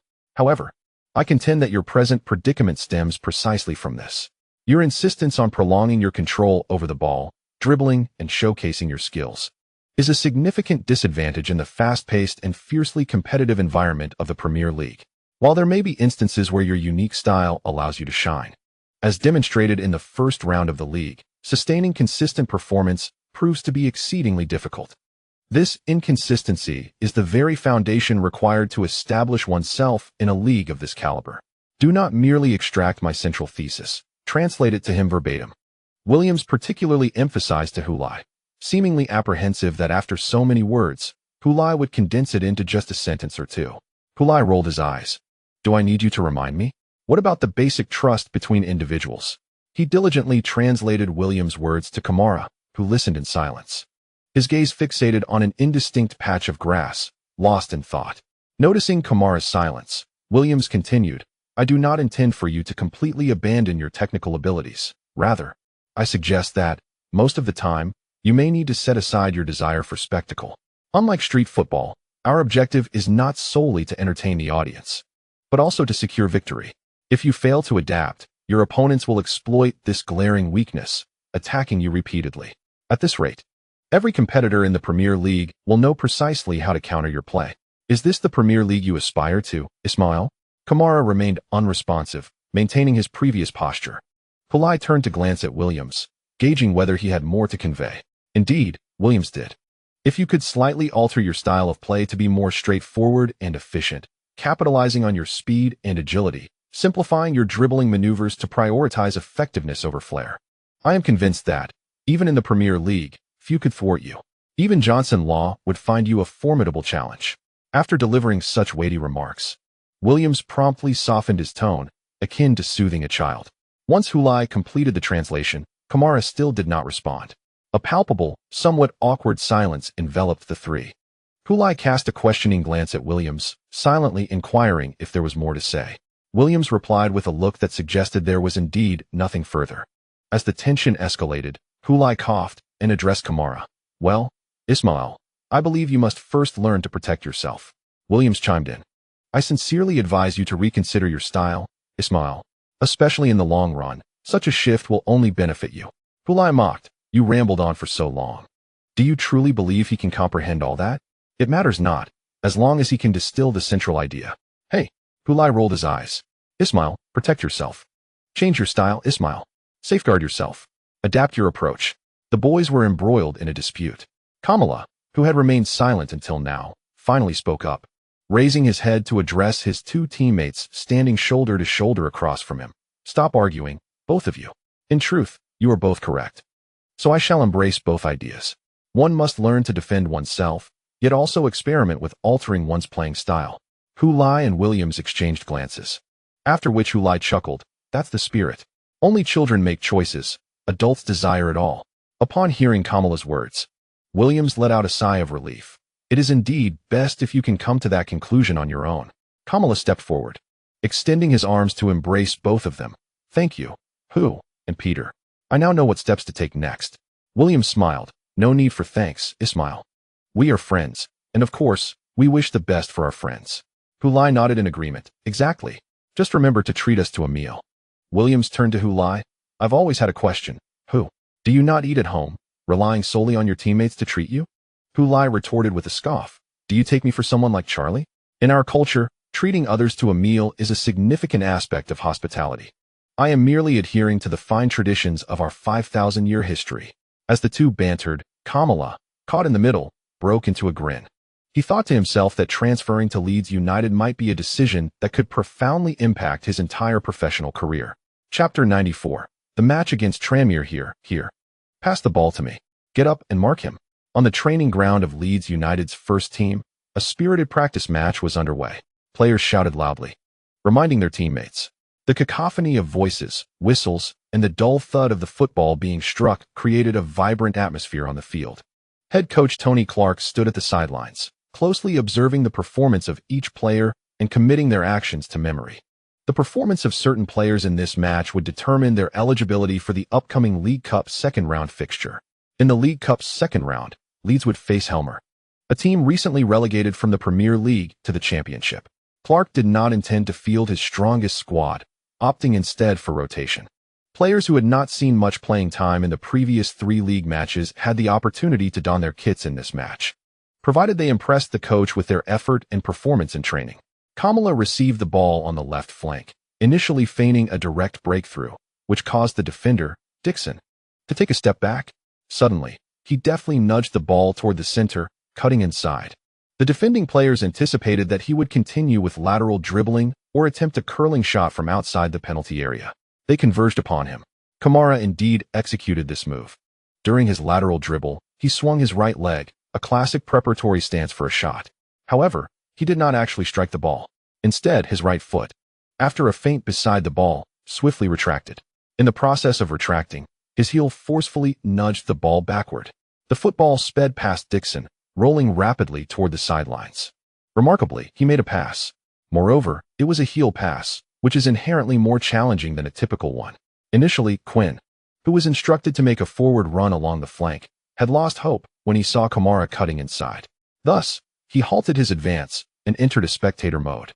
To his astonishment, the ball rolled toward him. He hesitated momentarily, failing to react immediately. By the time he began to sprint toward it, he could no longer catch up. Helplessly watching the ball roll out of play, a wave of regretful sighs echoed from both the pitch and the stands. To be candid, Kamara's pass was exquisite. Had Quinn been able to respond promptly and made a decisive forward run, he could have taken the ball into the opponent's penalty area, creating chaos within their defense. Quinn was evidently aware of this. Despite his surprise, he turned to Kamara and gave him a thumbs up, acknowledging the brilliance of his pass. Kamara, in turn, did not seem perturbed by the waste of such a clever play. "I can't shake the feeling that Kamara has changed somewhat," remarked Randall, the assistant coach beside Clark. With a furrowed brow, this pass, along with his previous breakthroughs, has shown a marked refinement in his play. "I heard that Williams and who sought him out after training. The 3 of them had a private conversation once," Clark noted. "They actually managed to persuade Kamara?" Randall was taken aback. It's natural for Kamara to heed their words, given their camaraderie. However, I believe the most significant factor is that his lackluster performance in the last 2 matches likely prompted him to reflect on various aspects. Regardless, his willingness to adapt is a positive sign. What about the League Cup match against Helmer? Should he still be included? Clark shook his head. No. The League Cup should provide opportunities for other players. Randall nodded in agreement. For Leeds City at this juncture, the League Cup serves merely as a means for substitute players to maintain match fitness. The team's primary focus remains on avoiding relegation this season. To secure their place in the league, Leeds City could forfeit both the FA Cup and the League Cup if necessary. After all, the challenge of winning either the League or the FA Cup is exceedingly high. Without the prospect of victory, participation loses its significance. In contrast, the goal of league survival is far more tangible. Despite not fielding their strongest lineup, Leeds City triumphed 2-0 away against Helmer. Helmer, having lost several key players post-relegation, demonstrated a significant decline in strength. Thus, even playing at home, they could not withstand Leeds City's relentless assault. Who accompanied the team to the away match but spent the entirety of the game as a mere observer, failing to earn a single minute of playing time. As he prepares for the 4th round of the league on Sunday, he faces a formidable challenge. Leeds City will host the traditional powerhouse, Tranmere. Last season, Lai had the opportunity to accompany the team to the Red Top Stadium to face this squad, where he notably scored a goal. The entire Leeds City team delivered an impressive performance in that match. Regrettably, they were awarded a penalty against them in the 89th minute, resulting in a heart-wrenching defeat. To outsiders, it might seem that the Leeds City players should harbor no regrets or bitterness despite the loss, considering the vast disparity in strength between the two teams. They were simply not on the same level. For Leeds City to only concede 1 goal away from home, making it a challenging victory for Tranmere, is commendable in itself. No one knows what the players of Leeds City experienced in the locker room after that match. Nor does anyone realize that this defeat marked a turning point in their fight for relegation survival. Viewed from this perspective, Tranmere undoubtedly holds a significant place on Leeds City's gratitude list for their successful survival last season. They eagerly anticipate welcoming Tranmere to their home ground. Wishing to express their joy over last season's survival and to draw strength from Tranmere once more, aiding their quest for survival this season. As Tony Clark prepared for the midweek League Cup, his thoughts were already directed towards the weekend league match. He was indifferent to the outcome of the League Cup, win or lose. Ultimately, the result was favorable, as the substitute Leeds City squad managed to triumph over Helmer away from home. Jay Adams started in this match and performed admirably, creating sparks alongside Peter Williams in midfield, allowing Clark to envision the future midfield duo of his team. I decided to have Adams start in the next league match. Upon returning to Leeds, Clark shared his decision with the coaching staff, who voiced no objections. Since transferring from London Bridge, Jay Adams had yet to start in the league. Adapting to a new position comes with its challenges, and his training workload was substantial. However, his performance in the League Cup had silenced all doubts among the coaches. Such a display certainly warranted a starting position. Additionally, Kamara would not start in the next match, remaining on the bench. This decision surprised many, and Sam Landell cast a particularly curious glance at Clark. After all, it was evident from recent training that Kamara had indeed made strides, striving to alter his past playing habits to better align his style with the Premier League. The young player needed a wake-up call. Sitting on the bench for 2 consecutive matches would serve as a reminder. In front of everyone, Clark elucidated his reasoning for this decision, indicating that Kamara must bear the consequences of his previous 2 subpar performances. No one contested his explanation. When dealing with an 18-year-old like Kamara, a balance of encouragement and discipline was essential. Starting in 3 consecutive matches had been a reward for him, while now being benched for 2 matches served as a necessary admonition. Kamara, clad in a training t-shirt, sat on the substitute bench, squinting to survey the pitch under the afternoon sun. The match between Leeds City and Tranmere was underway. Just moments ago, Lai had attempted a shot within the penalty area, although it failed to find the net. Even missing the goalposts, a wave of enthusiastic applause erupted from the stands, offering encouragement and praise for Lai's effort. This was the standing Lai currently enjoyed at Leeds City. Kamara recalled the journey to the match that day, as he and Williams walked through the corridor leading to the pitch. A tremendous cheer erupted from the Leeds City fans gathered below. He was not egotistical enough to believe that the applause was directed solely at him. It was evident that Peter Williams and Lai, standing beside him, were the 2 most favored players in the eyes of the Leeds City supporters. Now, both were on the field, while he remained on the bench. Including the League Cup match earlier in the week, he had not started in 2 consecutive games. A sudden smile crossed Kamara's face. Was it not normal for a player to transition directly from League 2 to the Premier League to experience such circumstances? It was indeed unusual for him to have started 3 consecutive league matches prior.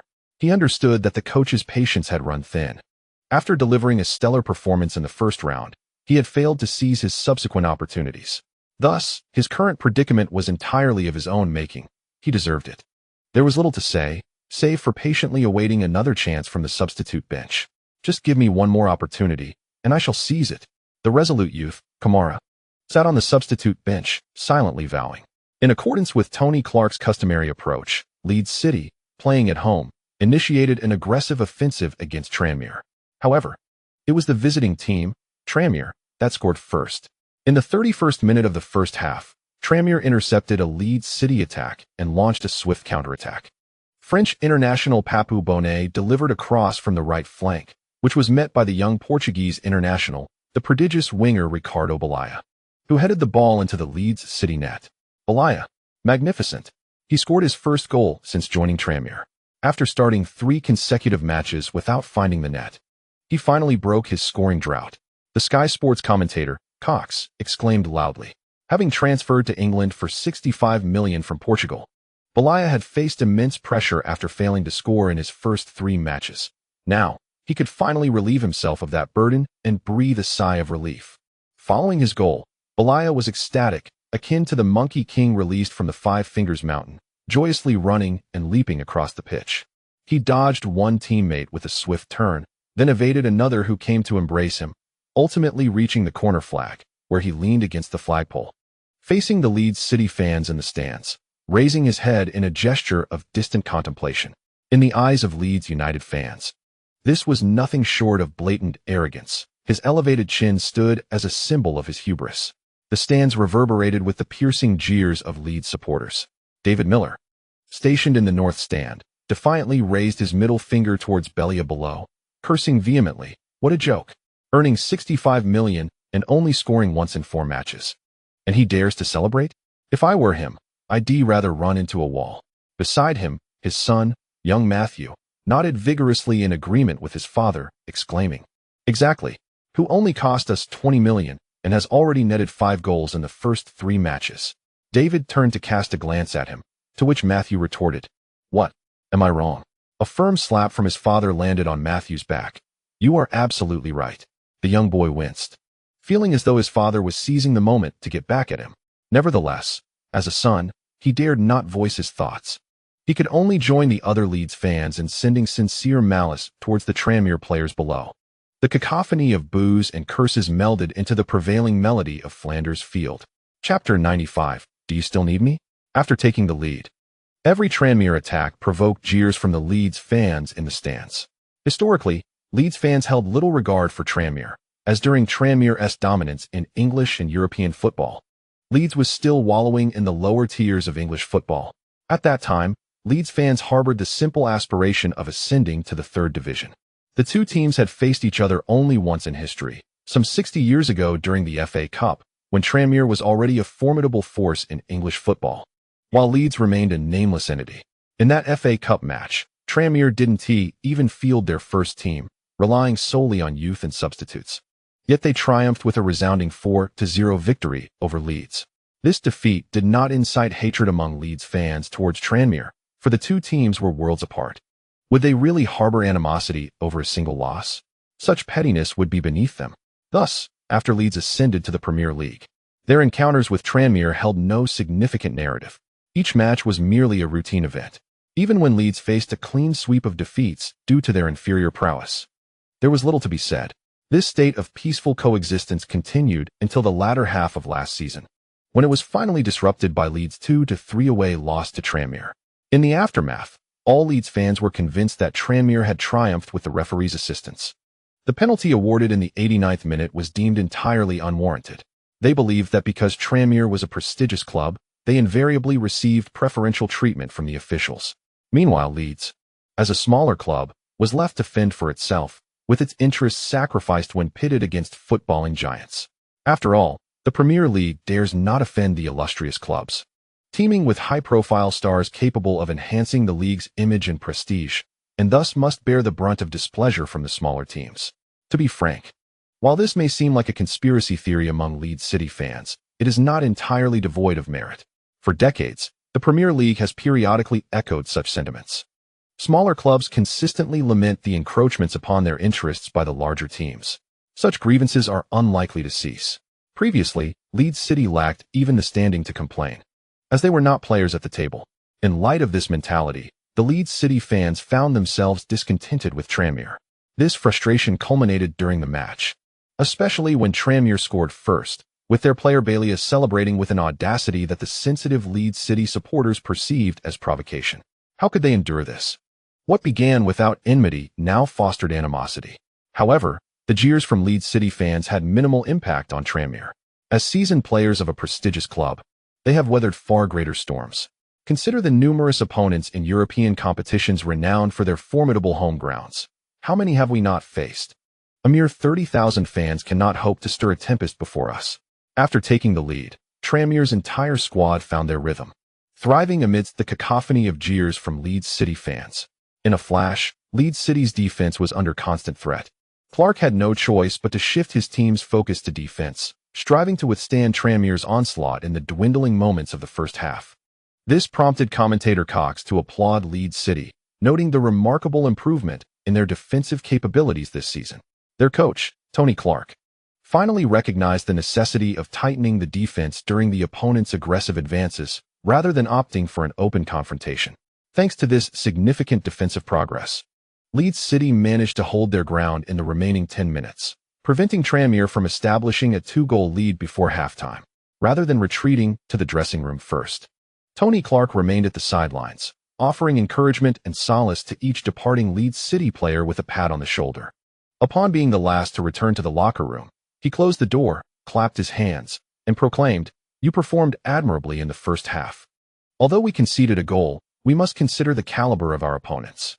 I believe conceding 1 goal is not insurmountable, especially with a full 45 minutes left to mount a counterattack.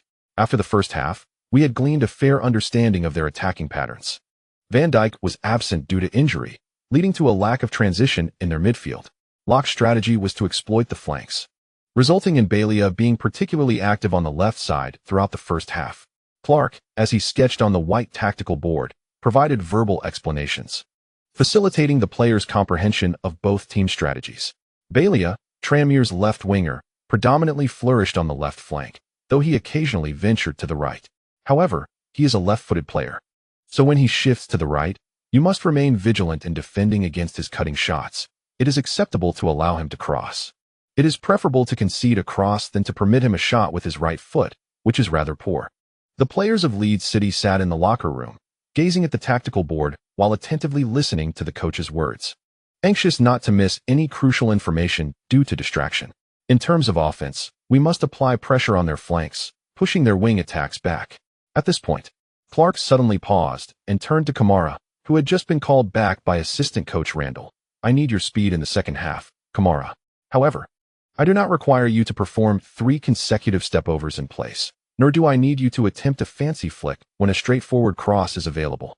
To ensure Kamara understood his meaning, he even mimicked Kamara's stepover motion, crossing his arms to signal a firm no, indicating that such actions were unacceptable. Upon witnessing their manager's antics, laughter erupted in the locker room. These were all moves that Kamara had displayed during previous training and matches, seemingly relishing in showcasing his skills. While everyone acknowledged that Kamara's flashy maneuvers were indeed visually appealing, the actual effectiveness was far from commendable. Perhaps at times, his unexpected moves could yield excellent results, but more often than not, they merely squandered opportunities. Amidst the laughter, Kamara nodded vigorously at Clark and responded in very simple English. I won't do it, boss. He then added, I promise. Clark raised his hand, signaling for silence. Once the laughter subsided, he continued, I still remember our away game against Tranquility last season. Although we did not emerge victorious, I witnessed your courage in that match. Today is no different, even though we are currently trailing. I have never contemplated the possibility of losing at home. The reason is simple. Last season, we managed to make them uncomfortable on their own turf. This season, we have grown stronger, and playing at home, how could we possibly lose to them? Upon hearing his words, many players from Leeds City, who had experienced last season's match, displayed contemplative expressions. Kamara was unaware of the history between Leeds City and Tranquility from the previous season, nor did he concern himself with such matters. He only knew that the opportunity he had been waiting for had finally arrived. In fact, when assistant coach Randall had suddenly called him back while he was warming up, he had surmised that he would likely be substituted in the second half. He had sworn from the bench in the first half not to waste any more chances. Now, with the opportunity presented so swiftly, he was determined to fulfill his promise. The moment had come, and he would seize it with utmost resolve. As the halftime break concluded, the players returned to the pitch. Peter Williams walked alongside Kamara as they exited the tunnel, encouraging him, Go for it, Ismail. As you have commenced the transformation of your style, akin to your training, your swiftness paired with a straightforward approach is commendable. Personally, I believe you are on par with Balja, who plays on the left flank, yet your speed surpasses his. Turning to Ismail, Lai reminded him to take care of himself. Kamara, gazing at Lai, suddenly inquired, do you still need me? Lai was taken aback by Kamara's question. Yet he quickly regained his composure and replied with a smile, Of course, I have always needed you, Ismail. After hearing Lai's response, Kamara remained silent, merely nodding in acknowledgement as they both proceeded onto the field. Observing this scene, commentator Cox remarked, Leeds City made a substitution during halftime, indicating that Clark was dissatisfied with the team's offensive performance in the first half. Hence, he introduced Ismail Kamara. However, the issue lies in Kamara's previous unsatisfactory display. In the last League Cup match, he did not even receive a minute of playing time, and he lost his starting position in this league match. Such is the plight of smaller teams, unable to boast the depth of talent that clubs like Tranquility possess, where even the substitutes are adorned with renowned players. Besides Kamara, Clark seems to have limited options at his disposal. At least Kamara possesses some speed and skill, which could potentially create a threat. We shall see. Chapter conclusion. Chapter 96. Ricardo Balja. As Ricardo Balja stepped onto the pitch, he cast a glance at the large screen displaying the score, 0-1, with the visiting Tranquility in the lead. That goal was his, marking his inaugural strike in the Premier League. Although this goal arrived a tad later than he would have wished, it was certainly better than a prolonged drought. As a prodigious talent closely watched by fans and media alike in Portugal, Balja has enjoyed the limelight since his youth. Before turning 16, he made his debut for the esteemed Portuguese club Alvara, setting the record for the youngest player to compete in the nation's top league. By the age of 17, he had already represented the Portuguese national team, and at merely 21, he boasts 36 caps to his name. When the Portuguese U19 team triumphed in the European Championship, they were heralded by the media and fans as the nation's new golden generation, entrusted with the mission of revitalizing Portuguese football. The standout star and top scorer of that team, Balja, epitomized this golden generation. Not only did he secure the championship, but he also earned the titles of top scorer and best player, amassing 3 of the most prestigious accolades. Such a player naturally garnered attention upon his emergence. Following the European Championship victory, speculations arose regarding his departure from Alvara to a top club in one of the major leagues. Indeed, many elite teams extended their olive branches towards him. However, Bailey surprised everyone with an unexpected decision. He renewed his contract with Alvara for 3 more years and continued to play for this prestigious Portuguese club for 2 seasons, helping Alvara achieve a remarkable 3 consecutive domestic league titles. Only this year did he transfer to the once great Premier League club Trelane for a fee of $65 million. Many were astonished and puzzled by his choice, especially since better options were available, such as the pursuits from Stan Park Rangers and Manchester Athletic. Furthermore, the giants of the Bundesliga and La Liga were equally enticing alternatives. Why then did he choose a somewhat diminished Trelane? During his unveiling ceremony at Trelane, Bailey expressed his ambition. "I have been a fan of Trelane since childhood. I chose Trelane because I aspire to help restore it to its rightful position.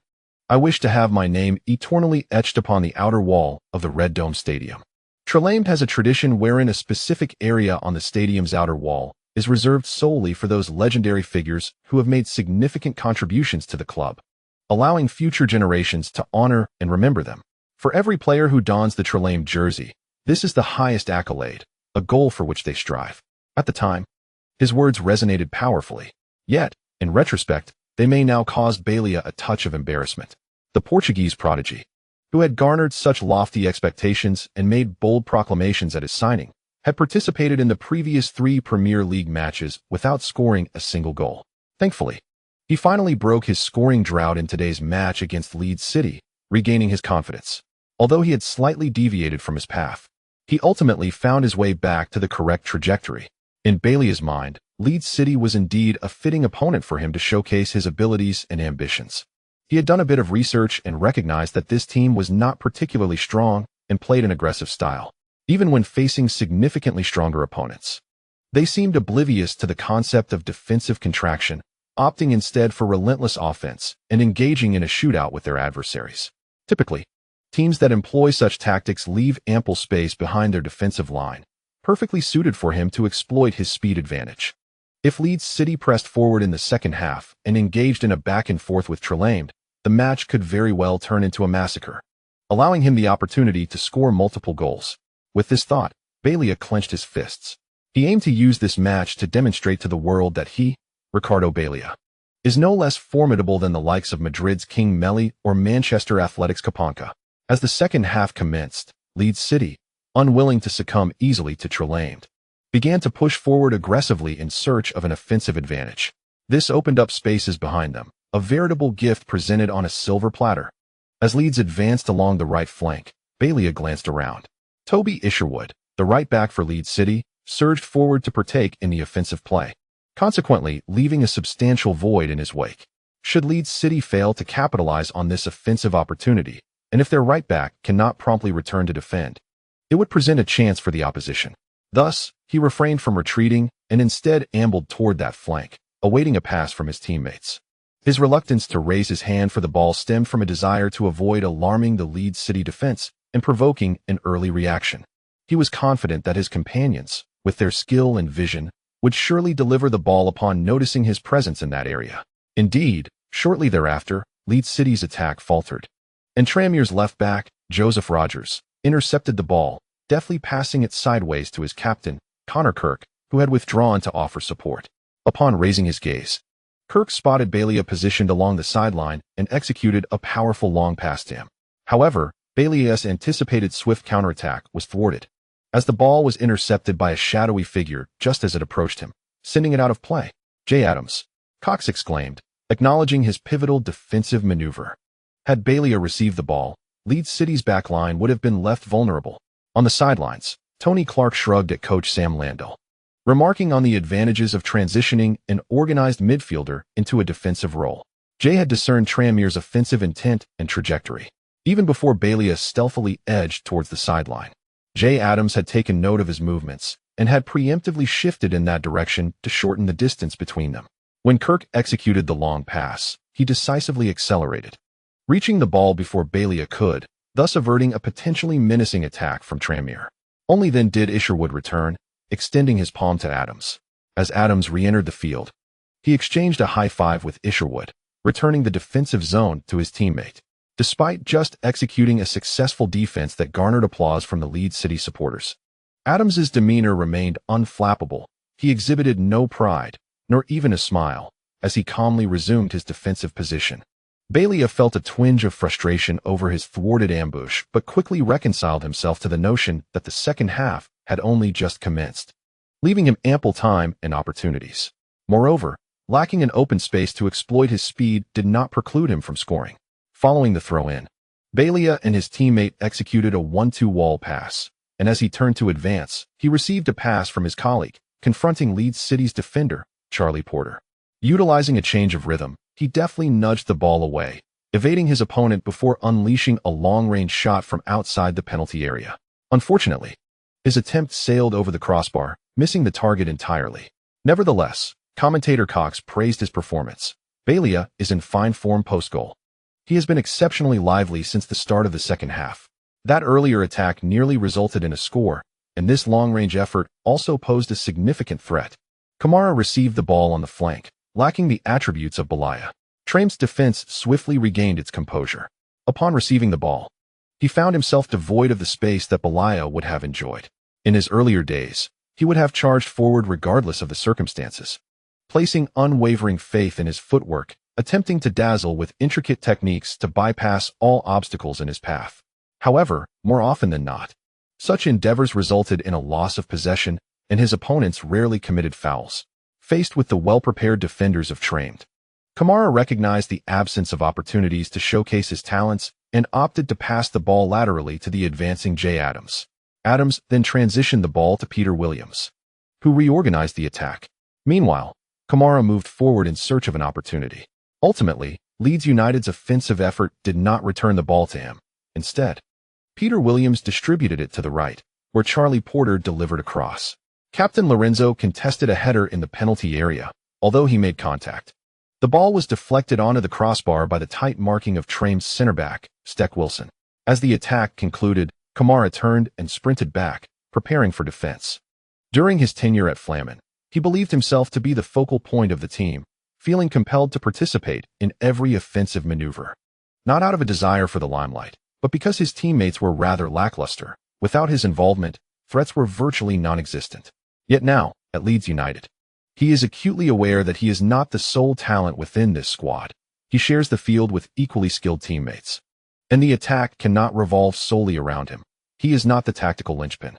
For instance, in the previous league match, he was substituted midway, and Leeds triumphed 20-0 against fifth-placed Albion. Reality repeatedly underscores for him that on the Premier League stage, he is far from being the main character. After Leeds concluded their attack, it was Trame's turn. The two teams engaged in a back-and-forth exchange, with the pace of the match quickening and exhilarating moments frequently arising, eliciting cheers from the fans in attendance. Yet the score remained 1-0, with Trame in the lead. This scenario felt reminiscent of a thunderous display, lacking the accompanying rain. Kamara faced staunch defense from Trame on his accustomed left flank. Despite having performed admirably in one match since the league's commencement, his subsequent two outings were less impressive. Nevertheless, Trame's coach, Kevin Locke, remained vigilant, assigning right-back Jose Iglesias to specifically tighten the defense against Kamara upon his entry. Additionally, Leeds had another player adept at late runs and assists, Quinn, prompting Locke to shift the defensive focus to this side. At this juncture, Clark, observing Kamara's limited impact, decided to swap Kamara with Charlie Porter, moving him to the right flank. After all, Kamara is a versatile player capable of utilizing both feet. Transitioning to the right side posed no challenge for him. Charlie Porter, a player purely relying on his right foot, would surely feel discomfort playing on the left. However, at this moment, Clark had no expectations of him contributing offensively. His sole responsibility was to assist his teammates in maintaining formation and to support Quinn defensively. Balia cast a glance at the Leeds United's number 22 player who had moved to this side before diverting his attention. He was indifferent to who was present. Regardless of the player, none could impede him. What concerned him more was the fact that he had only scored a single goal thus far. With nearly 20 minutes into the second half, he was anxious about his solitary strike. Chapter 97. My pass was not wasted. Tramier initiated an attack, and Balia swiftly moved to the flank to seek support from his teammates. This time, Jay Adams was occupied in the center, leaving Balia to confront Leeds' right back, Isherwood. This was a splendid opportunity for him to shine. The ball indeed came to him from a teammate. Positioned near the sideline, Balia faced Isherwood's defense. The Leeds right back lowered his center of gravity approximately 3 meters away, appearing ready for action. The Portuguese prodigy found it somewhat amusing that such a stance could thwart him. With this thought, he leaned slightly forward and, without warning, nudged the ball away, suddenly accelerating to bypass Isherwood from the right. He executed a perfect separation of ball and man. In the face of his explosive maneuver, Isherwood remained utterly unresponsive, as if frozen in time. They seemed to inhabit two distinct timelines. In his world, a second equated to 2 seconds in Balia's. Thus, as Isherwood turned around, he found it nearly impossible to catch up with Balia. Just as Isherwood intended to call for assistance from the central defenders, a figure whizzed past him like a gust of wind. Initially, he could hardly discern who it was until he saw the number on the back, 22. Ismail Kamara. Kamara, Cox shouted, sprinting back in defense with remarkable speed. Balia, believing he had eluded Isherwood, envisioned Leeds' penalty area as an open beauty, ripe for the taking. He pushed the ball forward. However, in that instant, a shadow rushed past him, ruffling his hair and blurring his vision. The figure clad in the Leeds jersey surged ahead, relegating him to the rear and intercepting the ball. Kamara executed a splendid tackle. Seizing the opportunity presented by Balia's advance, he swiftly cut in, effectively separating Balia from the ball. Typically, Balia would not make such a mistake, but he likely failed to notice the rapidly approaching Kamara from behind. One must acknowledge Kamara's remarkable acceleration. Despite starting slightly later than Balia, he ultimately surged ahead. The commentator Hifong, due to Hulai's presence in Leeds, naturally maintained a bias towards Leeds throughout the commentary, and upon witnessing the thwarting of Tramera's attack, his tone brimmed with joy and excitement. On the stands of Flanders Stadium, the jeers that erupted as Balearic broke through Isherwood abruptly ceased, seamlessly transitioning into cheers. Clark, observing from the sidelines, clapped his hands in exhilaration. Well done. Shifting Kamara to the right flank also served to curtail Balearic's momentum, preventing him from exploiting his speed advantage along Leeds City's right side. After all, in a mere contest of speed, Kamara outstripped Balearic. The prior defensive play was ample evidence of this. After intercepting the ball at the edge of the penalty area, Kamara did not turn to advance, but rather decisively passed the football laterally to Jay Adams in the center. Following the pass, he pivoted and sprinted forward. The wind whistled past his ears, intertwining with the cheers from the stands. He glanced back to assess the situation in the middle. After receiving the pass from Kamara, Adams shielded the ball and then relayed it to the advancing Peter Williams. Williams received the ball near the halfway line. Observing this, Kamara accelerated once more. Akin to a nitrous-boosted racer, surging ahead. Enraged by the loss of possession, Balearic turned to pursue. He spotted Leeds City's number 22 just ahead, making a forward run. Smirking inwardly, he quickened his pace. You wish to compete in speed? I merely let you slip by for a moment. Before he could finish this thought, Balearic's eyes widened as he witnessed his opponent accelerate again. With just a single burst of speed, Kamara had left him behind? Ricardo Balearic, renowned for his own speed, found himself outpaced. How could he endure this? The Portuguese gritted his teeth and continued his pursuit, determined to keep close. Meanwhile, in the center of the pitch, Peter Williams, having received the pass, turned and surged forward with the ball. The stands at Flanders Stadium erupted in thunderous applause. Leeds City had a counterattack opportunity. They swiftly navigated through midfield. As he faced the advancing Trame's defensive midfielder, Connor Kirk, Williams lowered his left shoulder, deceiving Kirk into shifting his weight. Then sharply flicked the ball to the right with the outside of his right foot, simultaneously accelerating and changing direction to dart past train's captain. Splendid, he Feng shouted. After bypassing Kirk, Williams lifted his head to survey the field, decisively noting a vast opening on the right flank where Kamara was charging forward. Adjusting his body slightly, Williams delivered a diagonal pass with his right foot. The ball zipped along the grass, racing towards the vacant space ahead of Kamara. Kamara sprinted with all his might. Pursuing the ball, not far behind, Balearic relentlessly followed.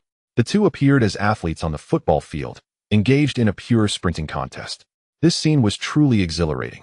"Go for it," shouted little Matthew from the north stand, his voice tinged with a hint of anxiety. Beside him, his father, David Miller, appeared scarcely better, rendered nearly voiceless by tension. The other members of the White Rose team either stared wide-eyed at the unfolding scene in silence or erupted into frenzied shouts, as if their voices alone could imbue Kamara with additional vigor, urging him to run faster. On the field, Kamara's legs propelled him with astonishing speed. He felt as though he were floating above the grass.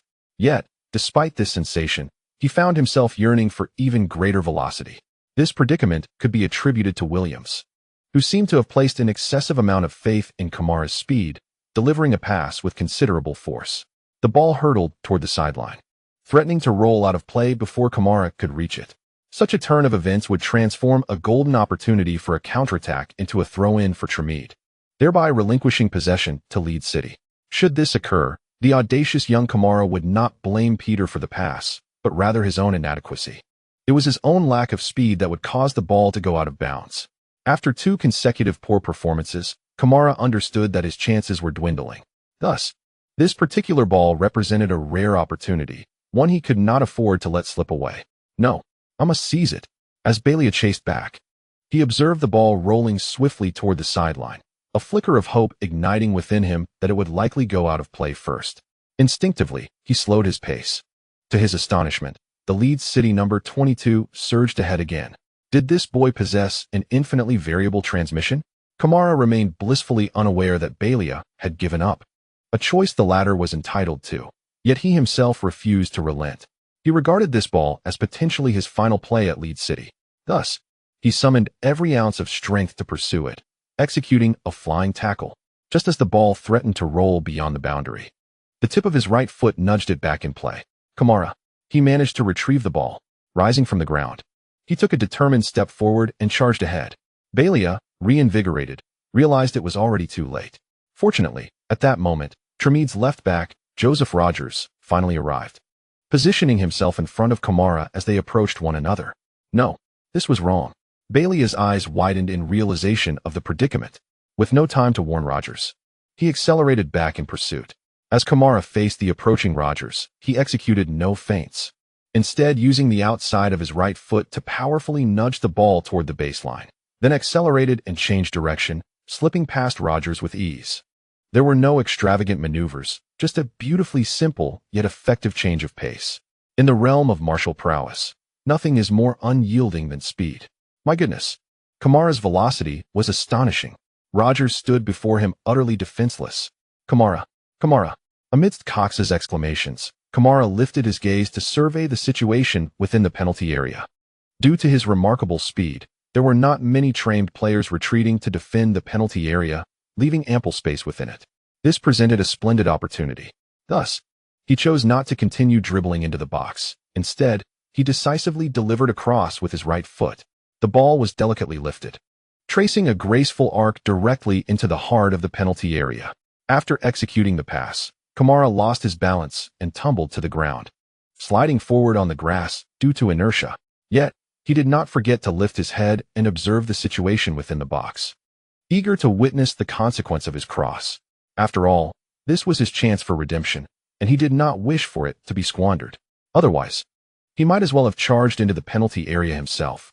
In Kamara's unsteady line of sight, he spotted Trame's center back, Steckaway Wilson, preparing to leap at the penalty spot to clear the ball. Was there truly no one to intervene?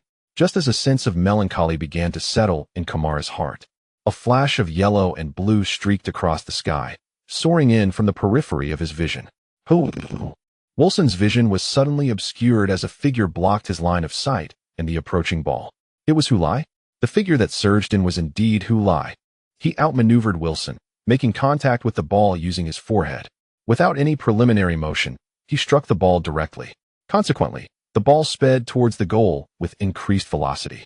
Trame's goalkeeper, also the English national keeper, Tom Walker, launched himself into the air, but failed to touch the ball. The ball had already struck the net behind him. Kamara finally came to a halt. His momentum dissipated, lying on the grass. Witnessing the goal, a smile spread across his face. My pass was not wasted. I seized this opportunity. Chapter 98. The football of a madman. As Lai sprinted into the penalty area for a header, he exerted nearly all of his strength, appearing to fly into the box from an observer's perspective. However, this exertion came at a price. At the moment he connected with the ball, Lai had, in fact, lost his balance. His body, propelled by inertia, surged forward while his head was positioned behind. Consequently, he found himself leaning back at an angle that made it difficult to maintain equilibrium. After making contact, he fell backward, landing squarely on his back within Trame's penalty area. Ignoring the pain from his fall, he struggled to rise and dashed towards the corner flag. Lai, what a splendid header! His first goal of the season at home. Throng exclaimed with excitement, noting that Wilson had been completely unprepared for Lai's unexpected leap to seize the opportunity. Yin Kong chuckled nearby, saying, Throng, Lai didn't jump too high, he flew too low. The two exchanged knowing glances in the studio, bursting into laughter. Amidst their mirth, Lai had already reached the corner flag, adjusting his stance to leap high and perform his signature celebration. As he descended from the heavens and landed upon the ground, the entire Flanders stadium erupted as if in an explosion. Kamara had just risen from the earth when he heard that deafening cheer. Although he had already experienced the awe of over 1,000 Leeds fans chanting Lai's name during the first round of the league, this moment sent an electric thrill coursing through his body, causing him to shudder involuntarily. It was a spectacle of 30,000 voices united in calling out that name. He felt as though thunder had cracked right above his scalp, sending shivers down his spine, as if his dreadlocks were poised to stand upright in exhilaration. Who had executed a magnificent header to equalize the score for Leeds City. In the 66th minute of the match, both teams returned to an even footing.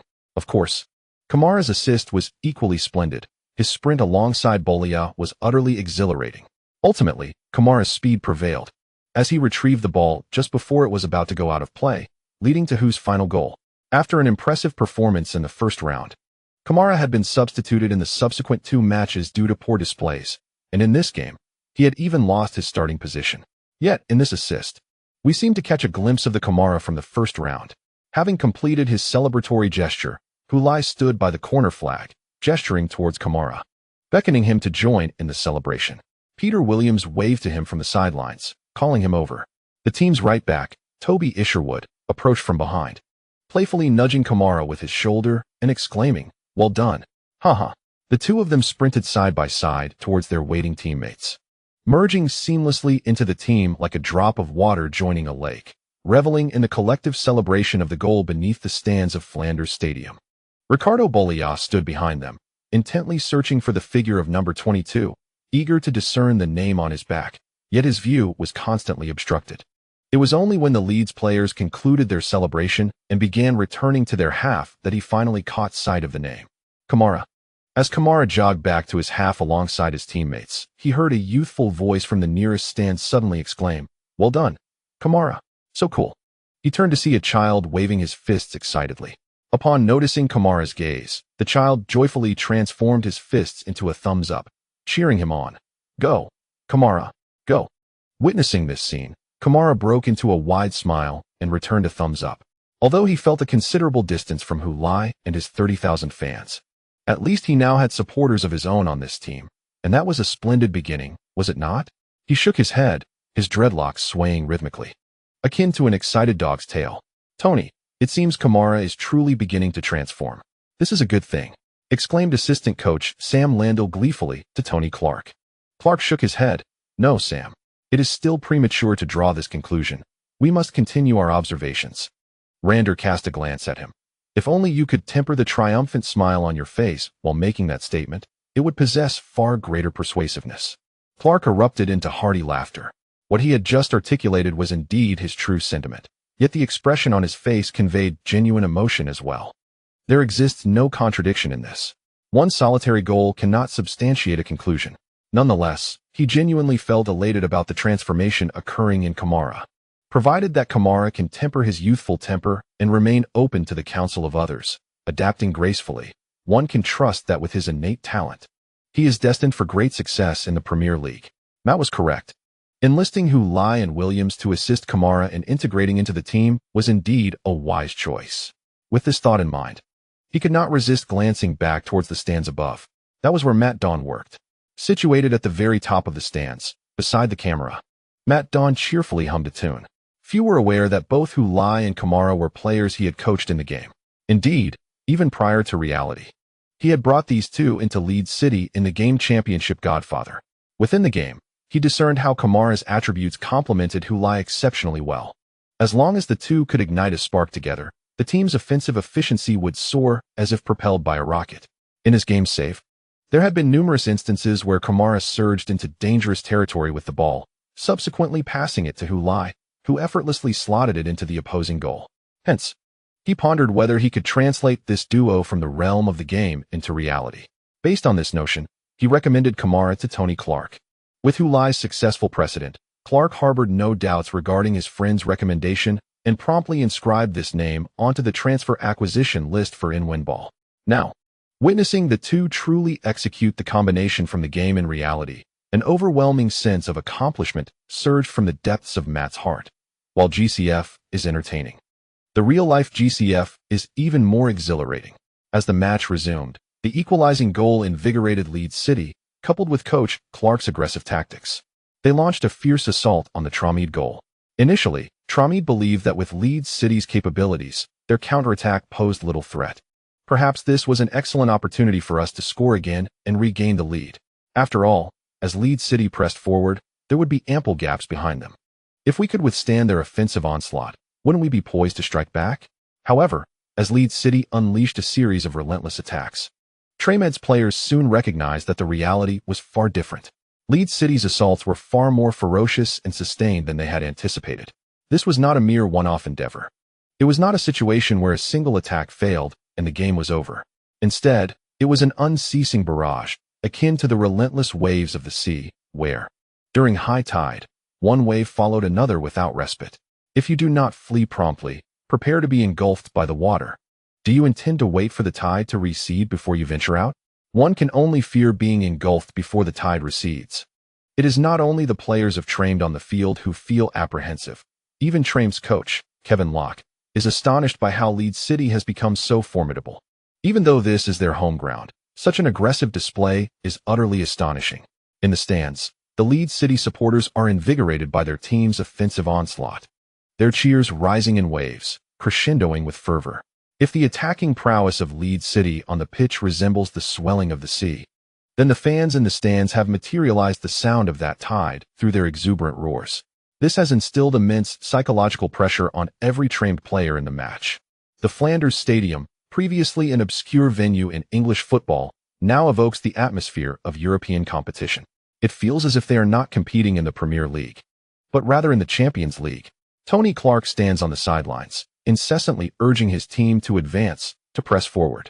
This is Leeds City's home turf, and he is unwilling to settle for a mere draw. If 3 points are attainable, one must not content oneself with just one. Even if the pursuit of those 3 points results in none, it matters not. To hesitate and second-guess when opportunities arise is neither his character nor the footballing ethos of Leeds City. He would rather advance and face demise than retreat an inch to survive. It is the exhilarating essence of football that he ardently seeks. He is aware that some mock him as a madman unable to discern which facet of professional football holds greater significance. Yet, when Leeds City truly unleashes their madness, those mockers may find their laughter abruptly silenced. When the blood is splattered, the madman shall bear no responsibility. Chapter conclusion. Chapter 99. A decisive blow. With Leeds City having equalized, they continue to press forward. Clearly, coach Tony Clark is dissatisfied with merely securing 1 point at home. Li Qingqing sits cross-legged on her apartment sofa, clutching a plush toy. The French women's league consists of only 12 teams, with a mere 22 rounds in total. At this juncture, the new season has yet to commence. Thus, even on the weekend, she remains in her rented apartment. indulging in ample leisure time to watch Hu Lai's match via television broadcast. Upon Hu Lai scoring the first goal, she leapt from her seat, her plush toys soaring high, nearly striking the ceiling fan adorned with lights. Now, 10 minutes have elapsed since Hu Lai's goal, and she sits quietly on the sofa, attentively watching the live broadcast. Even without the French commentator's words, she discerns that Leeds City's coach is unwilling to settle for a single point at home. Consequently, he is demanding an all-out offensive from his team, though this strategy carries significant risks. The French commentator evaluates the pros and cons of the Leeds City coach's approach. Should Leeds City fail to score again, their situation could become perilously precarious, as such an aggressive onslaught cannot be sustained indefinitely. While Tranmere may appear somewhat passive at present, they are, in fact, brewing a counterattack. The attacking momentum of Leeds United merely needs to diminish, and they will unleash a formidable counterattack. I believe Coach Clark ought to contemplate slowing the pace and proactively fortifying their defense. This approach would certainly be preferable to suddenly launching an offensive after losing possession, which would place the team in a precarious position. Li Qingqing acknowledges the truth in the remarks of the French commentator. Leeds indeed faces significant vulnerabilities at present. However, she empathizes with the head coach, for this is Leeds' home ground, and given their inferior strength compared to the opposition, what alternative exists to seize the moment after equalizing and strive for another goal to vanquish Tranmere? Although securing a draw against a powerhouse like Tranmere should be considered a commendable outcome for Leeds, there will always be those unwilling to accept such a result. The Leeds coach appears to be one of those individuals. Ever since Hu Lai joined Leeds, Li Qingqing has diligently watched nearly every match, barring scheduling conflicts. After observing so many games, she has become intimately familiar with the team's characteristics. She knows the coach is a high-risk gambler. Whenever an opportunity arises, his sole focus is on victory, disregarding all else. While this may seem somewhat foolish to outsiders, after all, striving for something beyond one's capability could be deemed ungrateful. Li Qingqing comprehends Clark's perspective, as she too desires Leeds to triumph. Since Hu Lai's arrival, they cannot perpetually fight relegation. What joy lies in supporting a team that merely survives year after year? She hopes for improved performances, so that Hu Lai may gain wider recognition. At the very least, participation in European competitions is essential. Thus, even though the French commentator's analysis is astute, Li Qingqing finds herself disinclined to listen. While it may hold merit, how dull it would be if every situation in this world ultimately yielded only logical and reasonable outcomes. Seated on the sofa, Li Qingqing furrows her brow slightly, focusing her gaze on the figure on the screen. I know you are the least inclined to accept such reasoning, aren't you, Hu Lai? It is time to slow the pace, isn't it?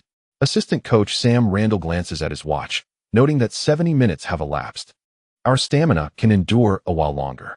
Observing Clark on the field, he interrupts, suggesting they hold on a bit longer. The extensive effort invested in preseason training was aimed precisely at enabling them to withstand moments like this. Though we are currently struggling, believe me, Sam, Tranmere's players are equally fatigued. Generally, as a football match progresses to the 70 to 75-minute mark, players experience a physical bottleneck. Most teams encounter stamina issues during this phase, leading to a decline in performance, and teams often opt to slow the pace to avoid complications.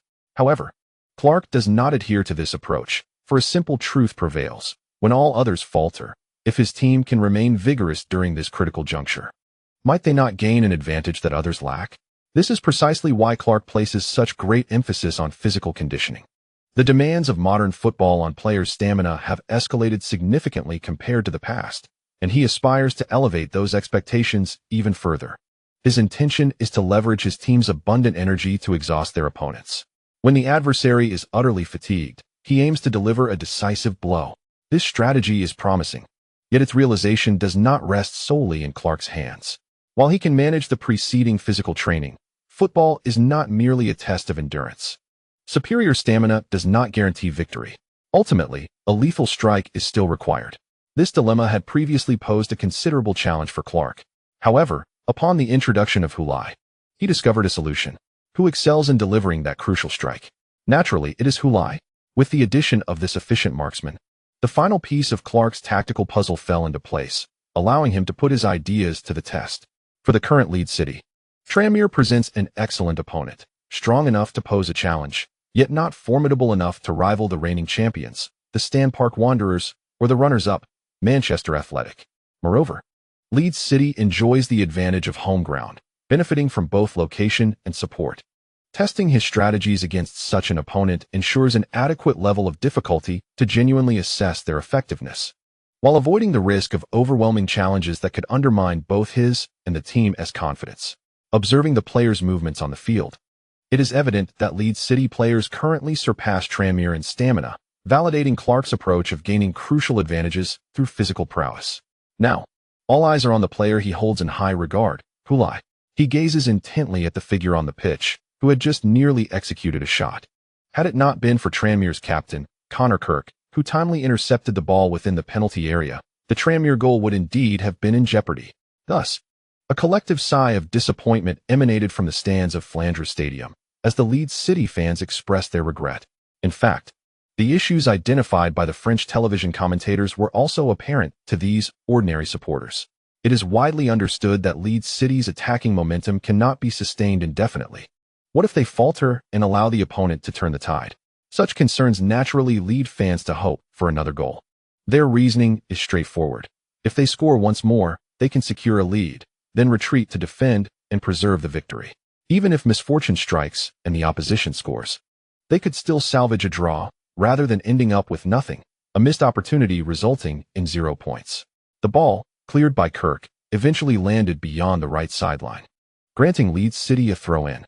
As preparations ensued for this throw-in, Lai approached Kamara, advising him, when you receive the ball on the flank, aim to deliver a pass towards the back post, and make it as expansive as possible. Ismail. The back post? Understood, Kamara nodded, refraining from inquiring further about the rationale behind such a tactic. Why are there so many questions? Regardless, Lai requires his pass, and he delivered it.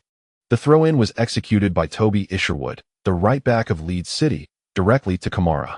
Following his previous assist, Kamara now faced intense scrutiny from trained players even when he shifted to the right flank. At this moment, Bailey positioned himself directly in front of him, lowering his center of gravity and adopting a stance of staunch defense.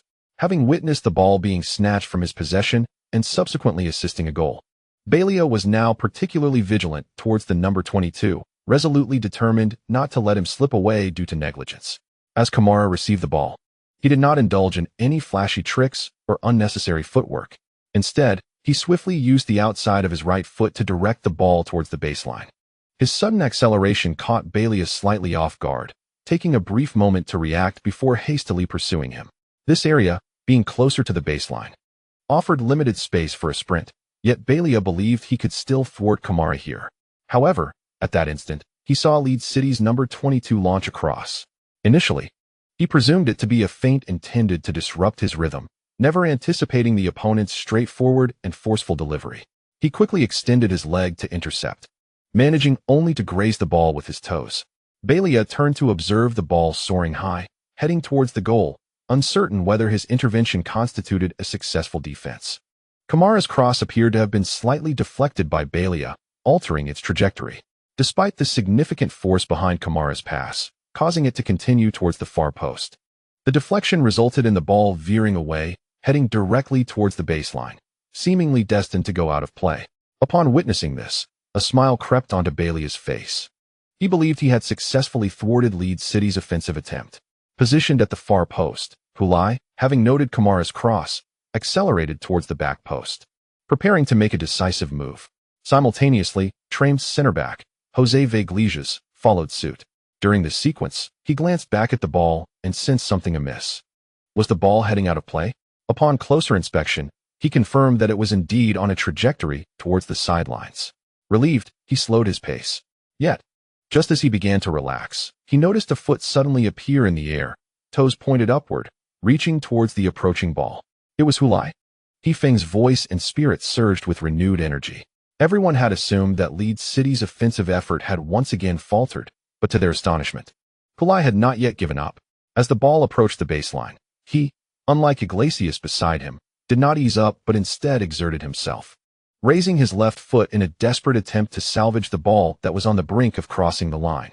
All eyes were drawn to the figure near the baseline.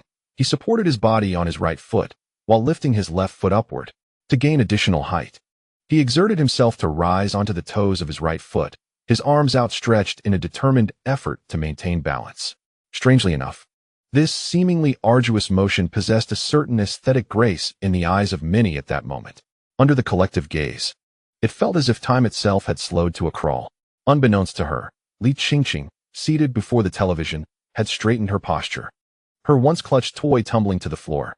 This scene evoked memories of her distant high school days, particularly that decisive selection match that determined whether Lai would make the team. His third goal then bore an uncanny resemblance to the current play, as he too had reached for the ball soaring through the air. However, at that time, Lai had been unable to control the ball, which struck him squarely in the face, causing a nosebleed.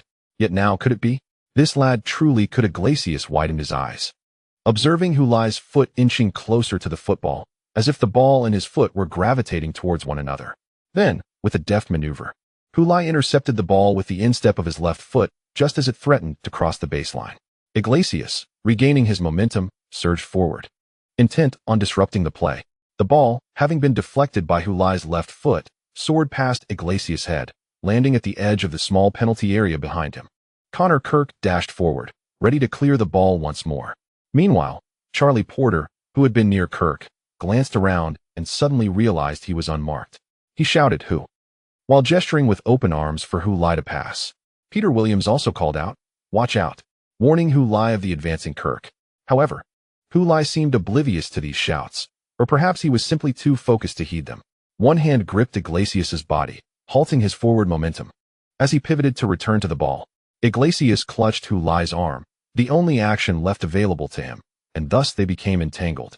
In the stands, some fans had already begun to jeer, believing that the central defender from Tremaide had committed a foul. Last season, in Tremaide's home ground, the referee awarded them a penalty. Now, they wondered if the referee would dare to grant them a penalty in return. The referee indeed raised the whistle to his lips, eyes wide, poised to blow at any moment. Meanwhile, Kirk had arrived at the scene, swinging his right foot towards the ball. Almost simultaneously, Lai, gripping Iglesias to steady himself, also swung his right leg. The two legs struck the ball from opposing directions, one left, one right. Bang! Lai felt the impact of his foot connecting with the ball, propelled back by a noticeable recoil. On the other hand, Kirk missed entirely. Where had the football gone? Everyone began to search for it.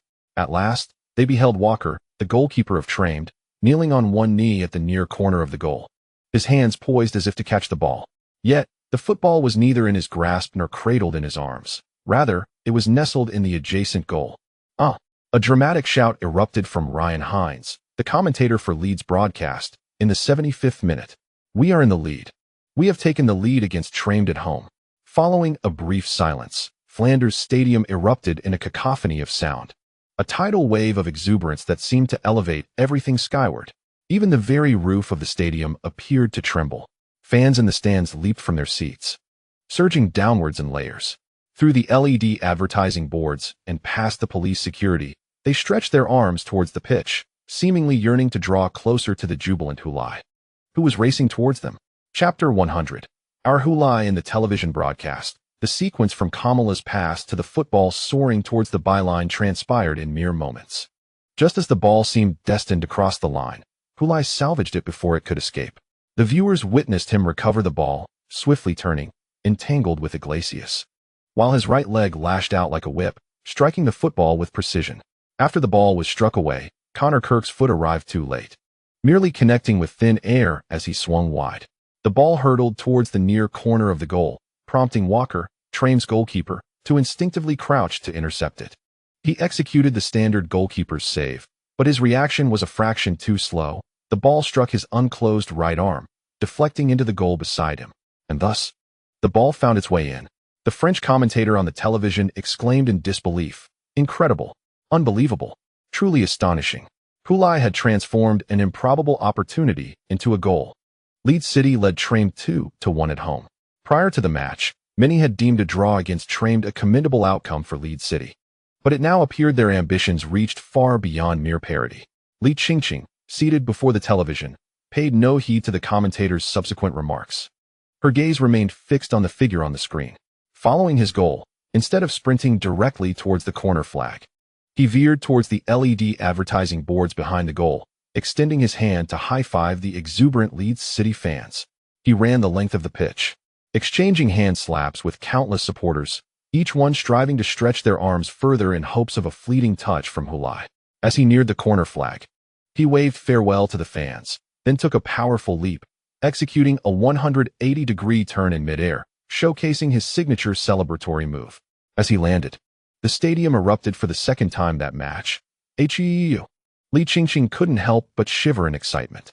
The figure, once a child with blood streaming from her nose, laughing heartily as she ran to celebrate, now gradually merges with a more formidable presence in her eyes.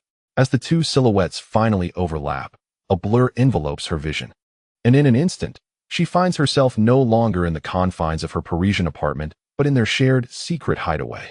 Before her sits a messy-haired boy on the floor, gazing up at the girl standing before him, defending himself with, "I am actually a poacher-style forward. Scoring from opportunistic positions is my forte." The girl shakes her head, tossing her ponytail playfully. "Your desk mate is right. You are not suited for football." Li Qingqing observes this scene, her gaze resting on the boy's face, discerning the embarrassment and insecurity hidden behind his defense. He knows that his excuse, much like his previous rationalizations about the slippery ground and last night's rain, is fundamentally flawed. Yet, you are mistaken, Lai. You truly are a poacher-style forward. Scoring from those positions is indeed your greatest strength. I apologize, Lai, I too was mistaken. You are genuinely well-suited for football. The flickering light from the television screen illuminates the girl's beaming smile. A decisive moment. On the sidelines, Tony Clark, after Lai scores, exuberantly embraces Sam Lander, shouting in his ear, "He is the one who can seal the deal. Sam, with him, all our previous efforts will not be in vain. The hard work we put into preseason training and the players' perseverance on the pitch will not be meaningless. I have finally found him. Sam, we have finally found him. He is our scoring boot, our goal machine." In his excitement, Clark fails to notice how tightly he has gripped Lander, whose voice shifts as he gasps, "Congratulations, Tony. But could you please let me go?" Realizing his misstep, Clark quickly releases his hold, yet he cannot contain his enthusiasm as he points to Lai on the field, exclaiming, "Did you see that, Sam? Even a ball nearly destined for the sideline, he transformed into a goal. This man is born to score. It is truly divine favor that we have him." Lander concurs with Clark, albeit with a hint of exaggeration. "He is indeed born to score, Tony. The league has only entered its fourth round, and he has already netted 2 doubles. It's simply astonishing." As he speaks, Lander shakes his head in disbelief. If this momentum continues, could he actually contend for the Golden Boot? The thought takes root in his mind, refusing to fade. Kamala never anticipated that his pass would result in an assist. Initially, he watched as the ball, deflected by Balia, veered toward the sideline, believing the attack had reached its conclusion and preparing for a corner kick. However, the ensuing spectacle leaves him frozen in astonishment. Can this truly result in a goal? A swift, angled volley from near the baseline finds the back of the net. What else could possibly be deemed impossible? He had previously believed that Lai was a teammate worthy of his passes. But now he subtly sensed that perhaps it was not Lai who needed to match his caliber, but rather he must strive to become a teammate who would not disappoint Lai. Coming back to his senses, Kamara turned his head and saw Balia, equally lost in thought beside him. Surely, he had assumed that merely grazing the ball was a successful defense. With this in mind, Kamara extended his hand and slightly bowed, saying in English, "Thank you." After releasing his sarcasm, he ran towards Lai to celebrate the goal with his teammates, no longer concerning himself with Balia's feelings behind him. Balia, too, had not anticipated that Lai could convert this opportunity into a goal. It almost felt as if he had inadvertently assisted him. Just as he was contemplating this, the number 22 suddenly expressed his gratitude. Balia's composure nearly shattered. "Damn it. Come back. Clarify your words. Why thank me? What does it have to do with me?" This leader of Portugal's golden generation in football bore the weighty responsibility of reviving Portuguese football while ambitiously aiming to lead Trame to resurgence. Yet, perhaps having spent too long in the domestic league, during his 4th match in the Premier League, he finally witnessed the harsh realities of the English league, understanding the world's treacherous nature. After Lai's goal, Trame had only 15 minutes left.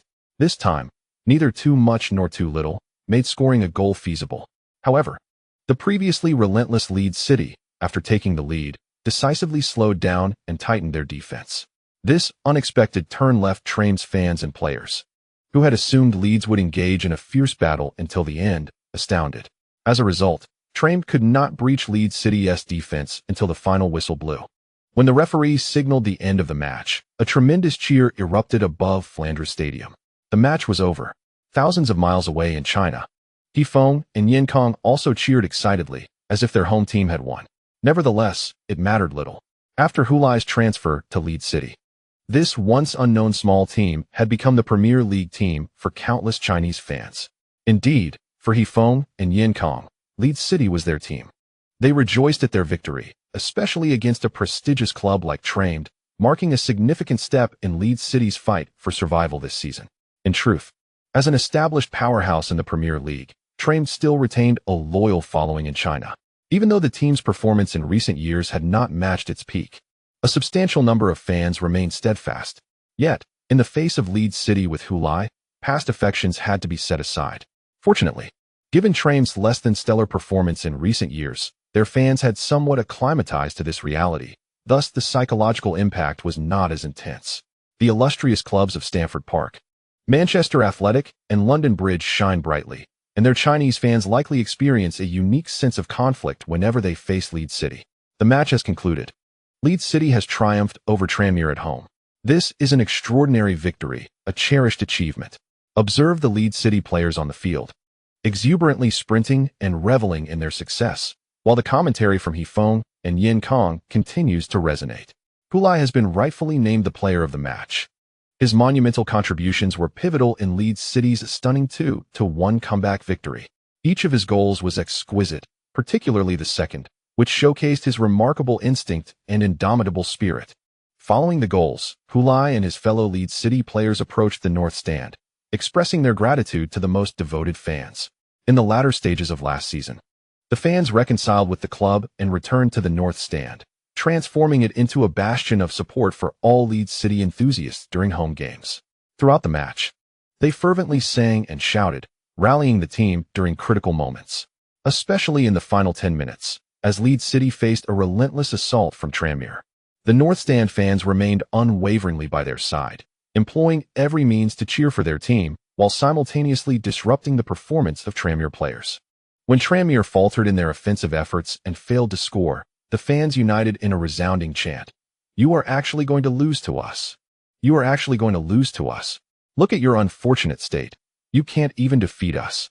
Last season, Leeds City narrowly avoided relegation in the last 2 rounds, finishing near the bottom of the Premier League. Yet now Tranmere finds themselves succumbing to such a Leeds City.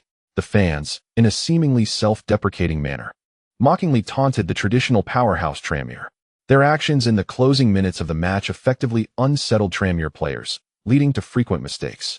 Among those expressing gratitude to the fans, Hulai prominently occupied the central position, the so-called C position. Many supporters in the North Stand waved their arms in his direction, chanting, "Hu! Hu! Hu!" Witnessing this, Heifeng proudly declared, "This is our Hulai." Qingqing nodded in agreement. "Indeed, our Hulai?" Chapter conclusion. Chapter 101. I love friends, but I love Leeds City more. Leeds City achieved a remarkable 2-1 victory against the traditional powerhouse Tranmere at home, creating a moderately surprising upset in this round of the league. Following the match, the media clamored to report the news, whether through newspapers, television, or radio. One could not escape this headline. In a recently concluded Premier League match, Leeds City, playing at home, defeated Tranmere 2-1. The match unfolded in a manner that surprised many, as the general consensus before the game was that Tranmere would at worst secure a draw against Leeds United. Indeed, the first half of the match confirmed this notion. Tranmere struck first, with the Portuguese player Baleia, who joined the team for a staggering $65 million prior to the season, netting his inaugural goal in the Premier League, granting his team an early lead. However, the tide turned in the second half when Leeds United introduced the relatively unknown Ismail Kamara. In stark comparison to Baleia's hefty transfer fee, Kamara was acquired for a mere $300,000, a fraction of Baleia's cost. Yet, this unheralded player shone brightly after his substitution, providing 2 assists to help his team secure a remarkable 2-1 comeback victory. After 4 rounds of the league, Leeds unexpectedly found themselves sitting in 3rd place, a ranking that took many by surprise. This marked their highest position in the league since their promotion to the Premier League. As Neil Mullen, a truck driver clad in a Leeds United jersey and denim jacket, pushed open the door to the company lounge, he was greeted by the news flashing on the wall-mounted television. Upon his entrance, his fellow truck drivers greeted him with playful jeers, one of them exclaiming, "Hey Neil, congratulations. You'll be a millionaire by the end of the season. You won't have to drive trucks like us and compete with those damned Eastern Europeans for jobs. Honestly, Neil, I'm really envious of you." Neil cast a glance at the speaker and shrugged. "If you truly envy me, you could still place a bet on Leeds winning the championship. The odds have shortened, but they still remain quite favorable. Just £100 could yield you a return of 300,000 by season's end. What do you say, Andy?" His remark elicited laughter from the truck drivers, who relished the spectacle. Andy Warman, who had been singled out, scoffed. "Really, Neil? Do you genuinely believe Leeds can clinch the title by season's end? Why not?" Neil replied, prompting another round of laughter, particularly from Andy, who laughed the loudest. "Don't be stubborn, Neil." Warman chuckled, gesturing dismissively. "You really think Leeds, sitting in third place now, can ultimately claim the championship? I admit their performance this season has been commendable, and they may not have to struggle as hard to avoid relegation. But avoiding relegation and winning the title are two entirely different matters. To avoid relegation, you simply need to outpace 3 teams. To win the title, you must surpass 19. Neil shrugged. "Think what you will, Andy. At least I'm willing to invest £400 to support my hometown team. What about you? You wouldn't even part with £1 to bet on Tranmere returning to the Champions League this season." As a Mancunian, Andy Warman had been a staunch supporter of Tranmere since childhood. Following a contentious penalty decision in last season's match, he and Neil had been at odds, their rivalry persisting from the previous season, with neither willing to concede to the other. Upon learning that prior to the season, Mullen had ventured to the Millennium Company's betting shop to wager £200 on Leeds City clinching the championship and another 200 on Hula securing the Golden Boot, he found a perfect opportunity to mock Mullen. He eagerly disseminated tales of Neil Mullen's folly throughout the company. After all, it was apparent to all that Leeds City stood no chance of winning the title. The odds offered by the Millennium Company for Leeds City's triumph were a staggering 5,000 to 1. To put things into perspective, the notoriously eccentric pop star Lady Gaga had odds of 250 to 1 for being elected president of the United States. Clearly, the bookmakers believed that the likelihood of a pop star ascending to the presidency was greater than that of Leeds City winning the Premier League championship.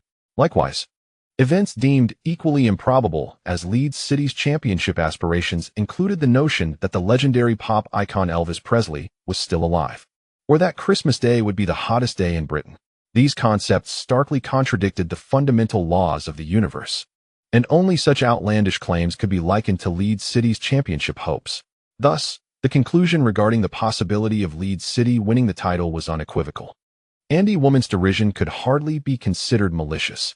Even other colleagues in the office, upon hearing of Mullen's £200 wager on Leeds City's 5,000 to 1 odds, laughed at his profound affection for his hometown team. The purchasing power of the pound remains robust, and in many ordinary households, £100 can accomplish a great deal.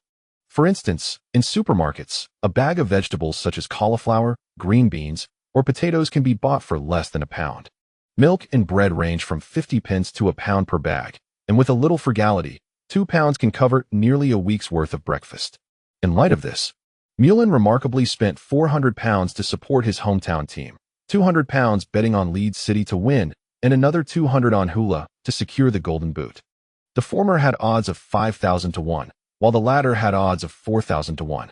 Consequently, everyone believed that Mullen's £400 were essentially squandered.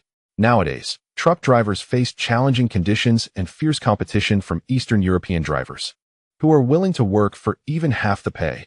The income is no longer as bountiful as it once was, and many are already in their 50s, questioning how many more years they can sustain this line of work. The earnings they manage to scrape together often feel like they could be divided into 4 pence. Yet, Mullen frivolously discarded £400 on his hometown team, equating to a fifth of his monthly income, which to any observer seemed a clear indication of folly. Woman scoffed. "I have 5 children to support, unlike you, who can afford to spend freely. I am a season ticket holder for Tranmere, even if I cannot attend every match. This is my way of supporting the team. I too have 3 children, Andy. I also hold a season ticket for Leeds City. So what? For the team I cherish. I can afford 400 pounds. Indeed, Neil, it is your money, and you may spend it as you wish. However, that money will not reach the hands of the Leeds City team. It will all go to the bookmakers. Do not entertain dreams of sudden wealth. That is utterly impossible. Leeds City will never secure the championship. The Chinese player you hold in high regard will undoubtedly never claim the Premier League Golden Boot. But we triumphed over Tranmere. And who is currently leading the scoring chart? Mulren chuckled. A single match victory, and you think that will secure you the championship? Warman glared at him. Well, I couldn't care less. We won against Tranmere. Mulren scoffed. Recently defeated by Tranmere, fan Andy Warman found himself at a disadvantage, prompting him to abandon the verbal sparring with Mulren. He grabbed a flat cap from the table, placed it on his head, and stormed out. Having bested Warman in this round, Neil Mulren approached the self-service bar in the lounge, retrieving a chilled bottle of cola from the refrigerator. He popped the tab and gulped down half the bottle, exhaling in satisfaction. Refreshing. Neil, don't let Andy get to you, someone approached him and said. Mulren glanced at the arriving Joey Roaster. He provoked me first, old Joe. Isn't it because his team just lost to yours? Mulren laughed heartily. The afternoon match had left him elated, and even though he knew Andy Warman might mock him for betting on Leeds to win the championship, he still made a point to stroll through the company lounge just to flaunt it before Warman. Indeed, Warman couldn't contain himself and fired the first shot, ultimately making a fool of himself. Roaster sat beside Mulren, sipping his soda. Do you truly believe Leeds can win the championship? Of course. Especially in front of that scoundrel Andy. Mulren winked at Roaster. Roaster understood. Mulren was merely engaging in a rivalry with Warman. He sighed. You claim you've been friends for years, yet you're still at odds over that penalty incident. He shouldn't be cursing Leeds to be relegated. Neil Mulren replied. Shaking his head, Roaster fell silent, and the two sat in front of the bar, gazing at the football news on the television. The coverage of Leeds and Tranmere had concluded, and the minor commotion in the lounge came to an end, as others saw there was no excitement left to witness. They dispersed. However, they all knew that before the Premier League season concluded, Warman and Mulren were bound to have many more exchanges like today's, with plenty of entertainment in store. Hey, my odds for the league Golden Boot have actually improved, Lai suddenly exclaimed, looking down at his phone. I remember the highest being 1020 to 1, and now it's down to 860 to 1. How remarkable. Because you're currently at the top of the Premier League scoring chart, said Young-jun, who was assisting Lai with his luggage. For matches, 5 goals. You're on fire, Lai. Lai scratched his head and smiled bashfully. It's nothing, just the support of my fellow competitors. Young-jun chuckled at his response. You're quite the character. Just then, a group of people chattered loudly as they emerged from the terminal, drawing the attention of many. They soon scattered outside, some heading toward the parking lot, while others took the subway or bus. They're Koreans, Lai remarked, having understood their language. Young-jun furrowed his brows slightly, immediately contemplating the reason for the presence of a multitude of Koreans in the vicinity. They were likely there to bid farewell to Park Chun-tae. Hadn't the Korean team already secured their advancement ahead of schedule? Why then was Park Chun-tae still set to compete in the final qualifying matches?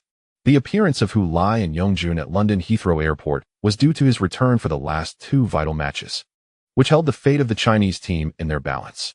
It was said that Park Chun-tae had proposed this himself, and he intended to participate in just one match before returning. Just one? It wouldn't be the match against us, would it? Lai inquired. Young-jun regarded him with a knowing look. What do you think? Damn those bastards, they're relentless. Lai cursed. Following the previous round of qualification, where China had advanced early, many Chinese fans and media speculated that the Korean team might not field their strongest lineup for the upcoming home match against China, possibly opting for more substitutes and younger players to gain experience. Although this might evoke a sense of disdain from the Chinese team, the prospect of qualifying for the World Cup outweighed such feelings of disrespect.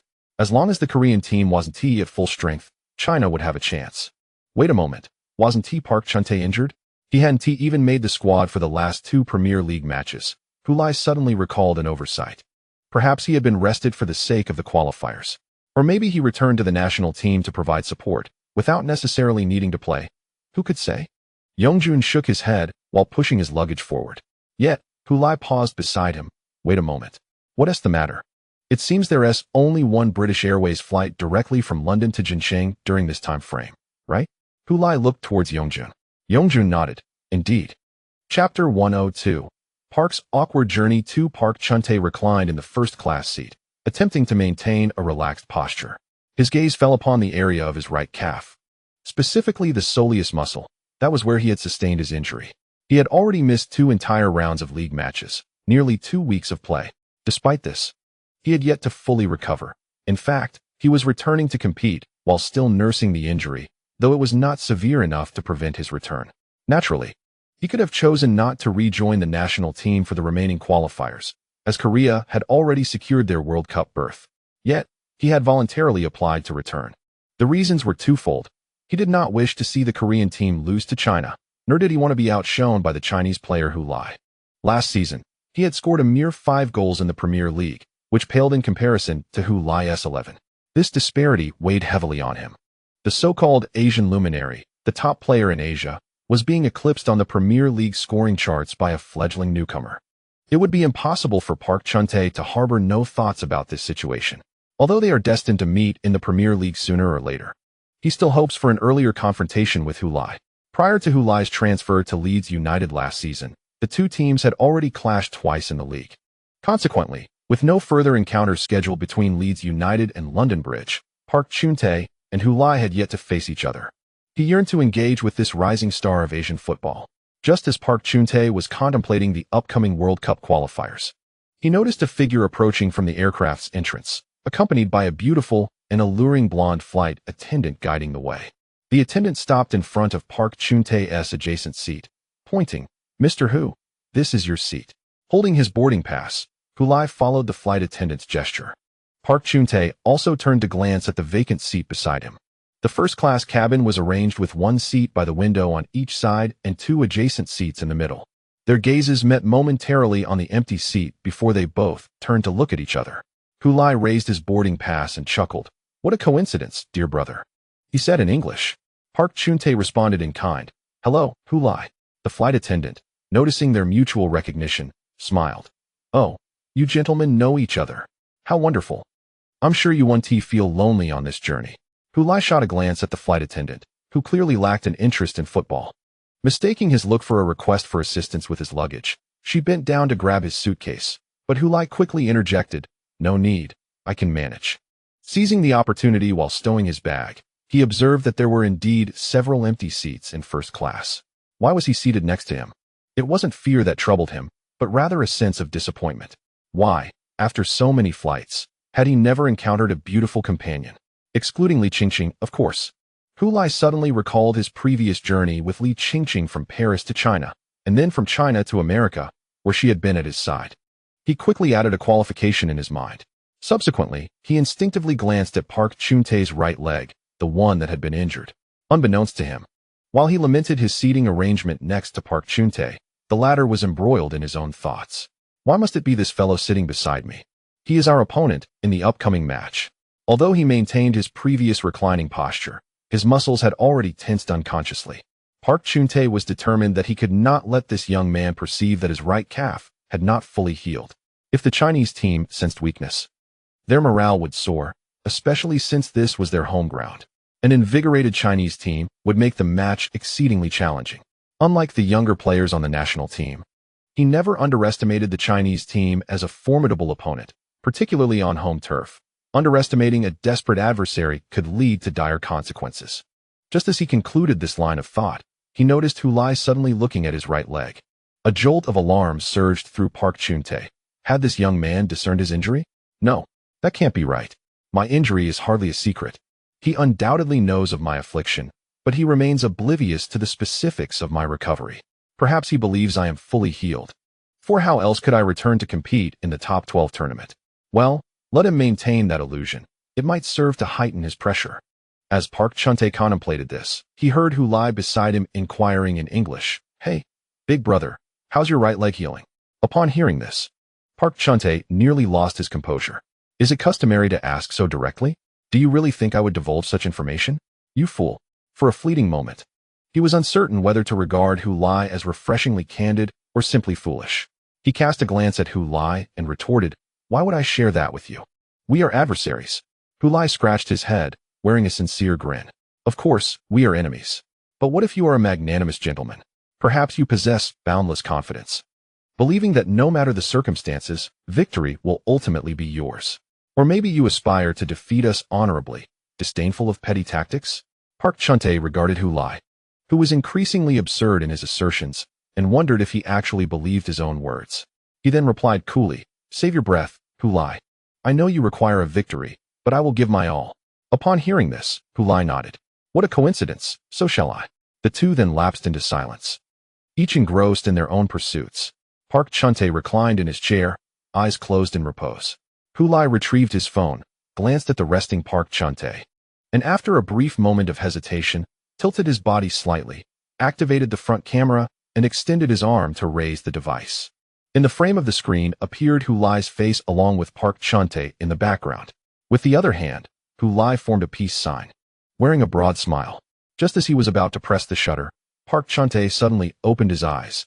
After a moment of surprise, he furrowed his brow and asked, "What are you doing?" I'm taking a selfie." "Why would your selfie include me?" Park Chun-tae continued to inquire. Typically, he would not mind sharing a photo with Hu Lai, but with the imminent top 12 match against the Chinese team, he wished to avoid any implication of camaraderie with his rival. "I'm just finding the right angle," Hu Lai replied nonchalantly, adjusting his arm from a side profile to face the camera directly, ensuring only he remained in the frame. He then flashed a professional smile and pressed the shutter button. With a click, his selfie was captured and stored on his phone. Afterward, he displayed the image to Park Chun-tae. "Look, I'll post this on Weibo. It's a treat for the fans." Seeing that the photo featured only Hu Lai, Park Chun-tae said nothing further. He simply raised the partition between their seats, effectively separating them. The partition was opaque, preventing Hu Lai from seeing what transpired on Park Chun-tae's side. In truth, he felt somewhat awkward doing this in Hu Lai's presence, fearing it might be construed as a sign of intimidation. As the esteemed Park Chun-tae, often regarded as the leading figure in Asia, how could he allow himself to be looked down upon by his juniors? Thus, he initially maintained a demeanor of nonchalance. However, he soon reconsidered, realizing that remaining unguarded might lead to a restless journey, especially with that troublesome individual beside him, who had a knack for causing disturbances. Although Park Chun-tae had never interacted with Hu Lai before, he astutely discerned this unsettling truth within just a few minutes of conversation. Once he had erected a barrier to isolate himself, Park Chun-tae leaned back against his chair, closing his eyes to rest. Yet, before long, he felt an inexplicable urge to open them, only to find Hu Lai standing behind the partition, gazing intently at him. Though Hu Lai quickly averted his gaze upon being caught, Park Chun-tae had already noted his presence. "What do you want?" Park Chun-tae asked, suppressing his irritation. "Me?" Hu Lai replied, taken aback. "I'm just heading to the restroom. The plane will take off soon, and you won't be able to use it then. Aren't you coming?" "I'm not going," Park Chun-tae stated firmly. "All right then, I'll go first," Hu Lai said, rising from his seat and heading towards the front of the plane. Park Chun-tae kept his eyes trained on Hu Lai's retreating figure until he disappeared into the restroom, at which point he finally exhaled in relief and closed his eyes once more. Time slipped away in a haze, and suddenly, Park Chun-tae opened his eyes again, only to find Hu Lai once more standing behind the partition, observing him. "What are you up to now?" Park Chun-tae's tone was less than cordial. Hu Lai shrugged innocently. "I just returned from the restroom. I was about to sit down." With that, he did indeed take his seat. Park Chun-tae felt a slight easing of his tension and closed his eyes again. However, it was not long before he reopened them, casting a glance over the top of the partition. This time, he did not see that infuriating face, which allowed him to relax a bit more, preparing himself for a deeper slumber. The clock in London read 10 o'clock at night. It was indeed time for him to sleep. Yet, as soon as he shut his eyes, he could not shake the sensation of being watched from behind the partition, as if a phone were being raised to capture his image. This unsettling thought compelled him to open his eyes once again. But whether it was prying eyes or a phone camera, there was nothing there. Could it have merely been a figment of his imagination? He closed his eyes once more. Yet the feeling of being scrutinized returned, tightening his nerves. He resolved that if this was an illusion, he would disregard it. Park Chun-tae turned to face away from Hu Lai, hoping that out of sight would mean out of mind. Yet, he couldn't shake off the thought. What if Hu Lai seized the moment when he was lulled into complacency to whip out his phone? No, he thought. Park Chun-tae turned back around so that he could immediately see what was transpiring behind the partition. However, in the process of turning, his right calf collided with the edge of the chair, sending a jolt of discomfort through him, which caused him to frown. Clearly, his body had not yet fully recuperated. The mere presence of Hu Lai, who seemed rather intrigued by his injury, exacerbated his anxiety. As he contemplated enduring this perilous environment for a full 11 hours, Park Chun-tae felt utterly drained. He decided to rise again, and just as he did, Hu Lai looked up at him. "Big brother, are you heading to the restroom?" "Indeed. This fellow is quite concerned about my circumstances." Park Chun-tae's lips twitched slightly. "No." After uttering this, he turned his head to glance around and noticed that there were still several vacant seats in first class, seemingly unoccupied. Perhaps he could request a seat change from the flight attendant? This thought momentarily flickered in Park Chun-tae's mind before he promptly dismissed it. Absolutely not. What would that make me? Wouldn't I be regarded as a coward? What would Hu Lai think? He would undoubtedly perceive me as a timid individual fleeing from him. And then, if he were to embellish the tale before the media in his country, how would they report it? Park Chun-tae could almost envision the sensational headlines that would emerge. Hu Lai would jest that Park Chun-tae fled in panic aboard the plane. Shocking revelation. Park Chun-tae and Hu Lai encountered each other on the flight, yet he proactively retreated. Therefore, how could I even consider changing my seat? With this in mind, Park Chun-tae reclined once more in his chair, widening his eyes to gaze at the entertainment screen ahead. As he watched, his eyelids gradually drooped, and his head began to tilt downward. "Ladies and gentlemen, our aircraft has been pushed back," accompanied by the gentle announcement from the flight attendant. The plane shuddered slightly and began to move. Simultaneously, Park Chun-tae, who had already fallen asleep, was jolted awake. His body shivered, and he instinctively lifted his head to glance at the partition. It was quiet there. Nothing had occurred. P.S. The previous chapter concerning the purchasing power of the British pound sparked some controversy. My apologies for not providing clarification at the end of that chapter. I have never been to the United Kingdom, and my understanding of the British pound's purchasing power was solely derived from online research. The mention of £2 covering a week's worth of breakfast was gleaned from a post where a student shared how she economized, managing to live on £100 for a month. My interpretation was that a loaf of bread costs £1, and thus 2 loaves would amount to £2, presumably covering the cost of breakfast staples. After all, some individuals consume merely a slice of bread for breakfast. The author of that post appeared to be a female, and if her appetite were on the smaller side, it might indeed be plausible.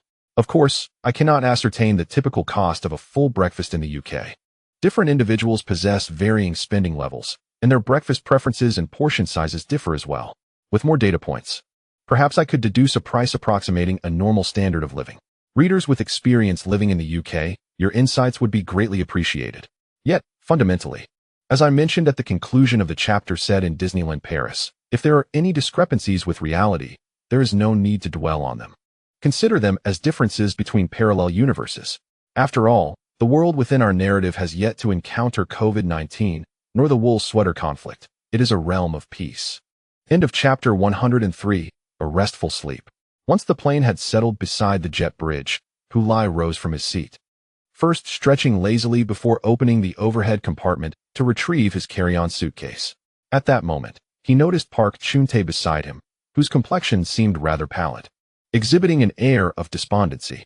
"Ah, my dear brother, why does your complexion appear so pallid? Are you unwell?" Hu Lai inquired with concern. The other party waved his hand dismissively. "It's nothing, just a slight bout of motion sickness." Motion sickness? Hu Lai pondered for a moment. Today's flight had been remarkably smooth, devoid of any turbulent air currents. He had reclined his seat, covered himself with a blanket, and slept soundly, feeling no discomfort whatsoever.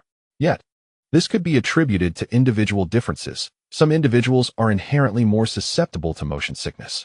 Reflecting on this, he cast a sympathetic glance at Park Chun-tae. To be so easily affected by motion sickness and still play football in Europe, constantly flying back and forth, indeed speaks volumes of the Korean's resilience. Were it me, I would have long lost my fighting spirit if every flight left me feeling this wretched. Park Chun-tae sensed the peculiar gaze from Hu Lai. However, he had grown weary of speculating about Hu Lai's thoughts at this moment. Throughout the journey, he had engaged in a mental duel with Hu Lai countless times and was utterly exhausted. "Shall we walk together?" Hu Lai, oblivious to Park Chun-tae's disinterest, extended an invitation. Park Chun-tae gestured for him to proceed. "No need, you go ahead." He had resolved to be the last passenger to disembark, wishing to seize this opportunity to rest and regain some energy. He understood that once he stepped outside, he would be met with countless media and watchful eyes. He had no desire for his weary appearance to be witnessed by them. As a representative of Korean football, his every word and action reflected the image of his nation, and he did not wish to burden his national team with any troubles. With that, he reclined his seat once more, closing his eyes, indifferent to the puzzled gazes of the surrounding passengers.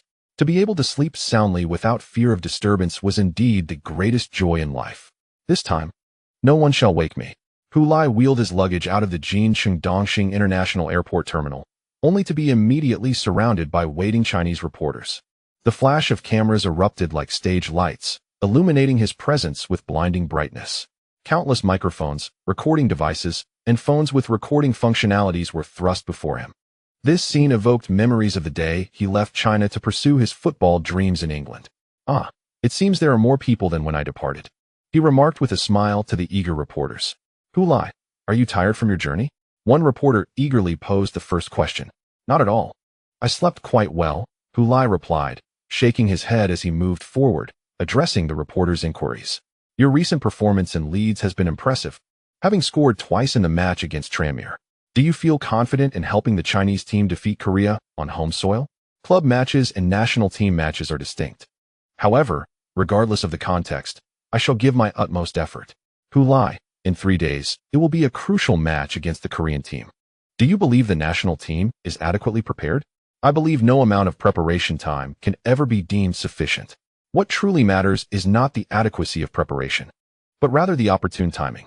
I believe the moment is quite favorable now. Upon hearing Lai's response, the reporters nodded in agreement, silently noting. Lai asserted that any time is a good time to confront South Korea. At last, Lai reunited with the staff from the national team who had come to escort him. Previously, they had been inadvertently jostled out by the throngs of frenzied journalists, and it was only now that they managed to return, drenched in sweat, uncertain whether it was from haste or the crowd's pressure. After retrieving Lai, he led the way, continuously exclaiming, "Excuse me, pardon me, let me through, thank you, thank you." Eventually, the two of them squeezed out of the crowd and boarded the awaiting business vehicle outside. It was only after the door closed that the staff finally exhaled in relief. "It's all right now. The media is utterly relentless," Lai chuckled, displaying understanding of the situation. After all, this match is a significant clash between China and South Korea. Even a regular encounter between the two is captivating. Not to mention this particular match, which concerns China's hopes of qualifying for the World Cup finals. By the way, Lai, it is said that Park Chun-tae was on the same flight to Jean City as you. Did you happen to encounter him on the way? A staff member inquired curiously. Encounter? Indeed, we did. His seat was right beside mine, Lai replied casually. The staff member's eyes widened in surprise as they turned to Lai. What a coincidence. Indeed, quite the coincidence, Lai affirmed. Did you engage in any conversation? No, he appeared rather fatigued and didn't say much. Perhaps he was feeling unwell due to the flight. Upon hearing this, the staff member's eyes sparkled. Really? Does that imply? Lai, anticipating their thoughts, interjected. Let us not jump to conclusions. What if he is merely feigning fatigue to lure us into underestimating him? Surely not. The staff member thought Lai was being overly dramatic. Why not? Have you forgotten Park Chun-tae's nationality? Lai retorted with a smirk. Oh, he's South Korean. The staff member suddenly realized, acknowledging Lai's perspective. If he were indeed South Korean, such speculation held considerable weight. After all, in pursuit of victory, South Koreans are known to employ any means necessary. Having their star player feign fatigue before Lai is morally more acceptable than many tactics they have previously resorted to. Observing the Chinese colleagues pursuing Lai out of the terminal, a South Korean journalist, waiting for Park Chun-tae to emerge on the opposite side, let out a derisive snicker. The hopes of an entire village, how pitiful, he mused. A nation boasting a population of 1.4 billion, yet its football aspirations hinge upon a single individual. Do they genuinely believe that with Lai alone, they can triumph over us on home soil? Football is a collective endeavor. Relying solely on one individual cannot secure victory. While I concede Lai's performance in the Premier League has indeed been remarkable, his very nature dictates a need for robust team support, which he lacks within the Chinese national team. The South Korean journalists continued to discuss the scene they had just witnessed while awaiting Park Chun-tae's appearance. They are all aware that Park Chun-tae and Lai were on the same flight. Yet it remains uncertain whether their paths crossed, and what words may have exchanged between them. Given that Park Chun-tae is Hu Lai's senior in both age and European experience, it is likely that Hu Lai would have been exceedingly courteous upon encountering him aboard the aircraft.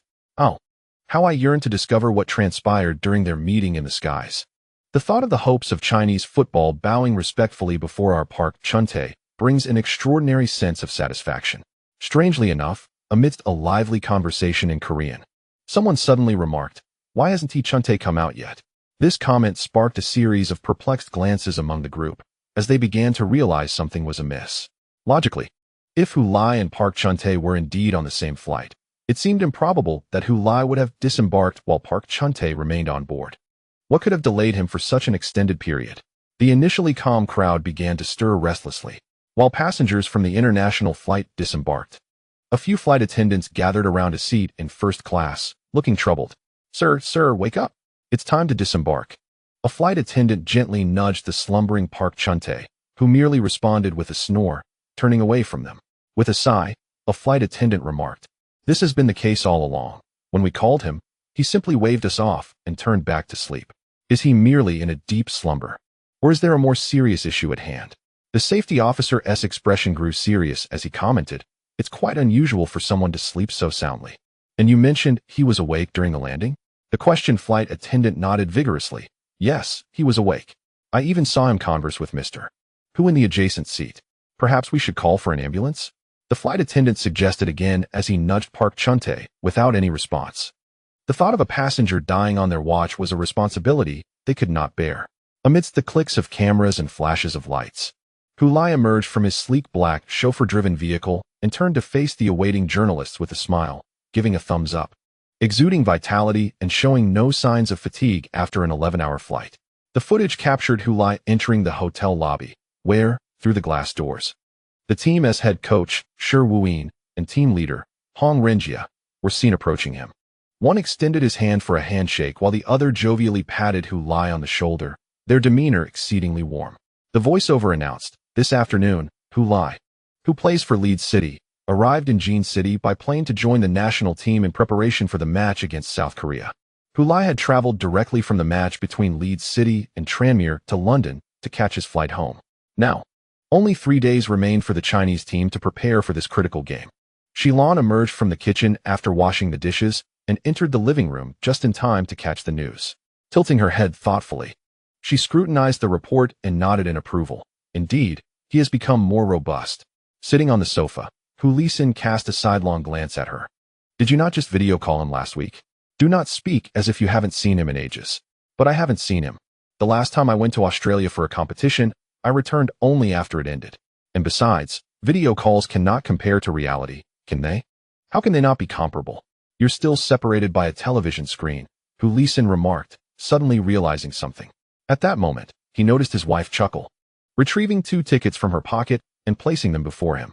"Let us go watch our son." Hu Lisin sighed. "Next time, just tell me directly if you want to see the match in person. No need to go around in circles." Xiaolon smiled brightly. Just then, the television transitioned to the next news segment. Breaking news.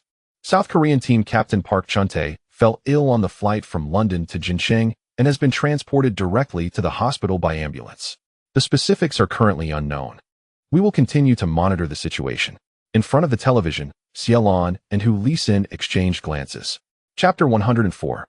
What happened to Park Chun-tae? Goodness. What a major story. Park Chun-tae fainted on the plane and was rushed to the hospital. What? Is that true? How unfortunate. How could a perfectly healthy person suddenly collapse? Who knows? Hu Lai was on the same flight as Park Chun-tae, right? Why not ask him? Right. Hu Lai, do you know what happened with Park Chun-tae? In the hotel restaurant, national team players were filling their plates at the buffet while discussing the recent news. Upon seeing Hu Lai approaching, they gathered around him, eager for gossip. With a plate in hand, Hu Lai could only shrug. How would I know? He seemed perfectly fine to me. Though he did look a bit pale when he got off the plane. Perhaps it was motion sickness. Hu Lai, be clear, motion sickness? Lin Ziyuan called out loudly from the crowd, eliciting laughter from those nearby. However, upon noticing Lin Ziyuan, Hu Lai was clearly startled. Lin Ziyuan glared at him. What kind of ghostly expression is that? Hu Lai looked bewilderedly at Wang Guangwei beside him. Am I not in the national team? This isn't the Olympic team, is it? Had he not been holding a plate brimming with food, Lin Yuan would have liked to strangle the scoundrel. Hu Lai, just the other day, you snatched 2 of my red envelopes in the Olympic and national team group chats. Hu Lai suddenly realized, quickly apologizing to Lin Yuan.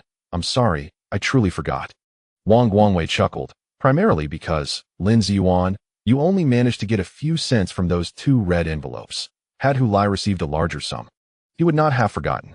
Chun Xingyi could no longer hold back. Damn it, Hu Lai, you earn so much money now. Do you still care about a few cents? Hu Lai retorted confidently. What do you know?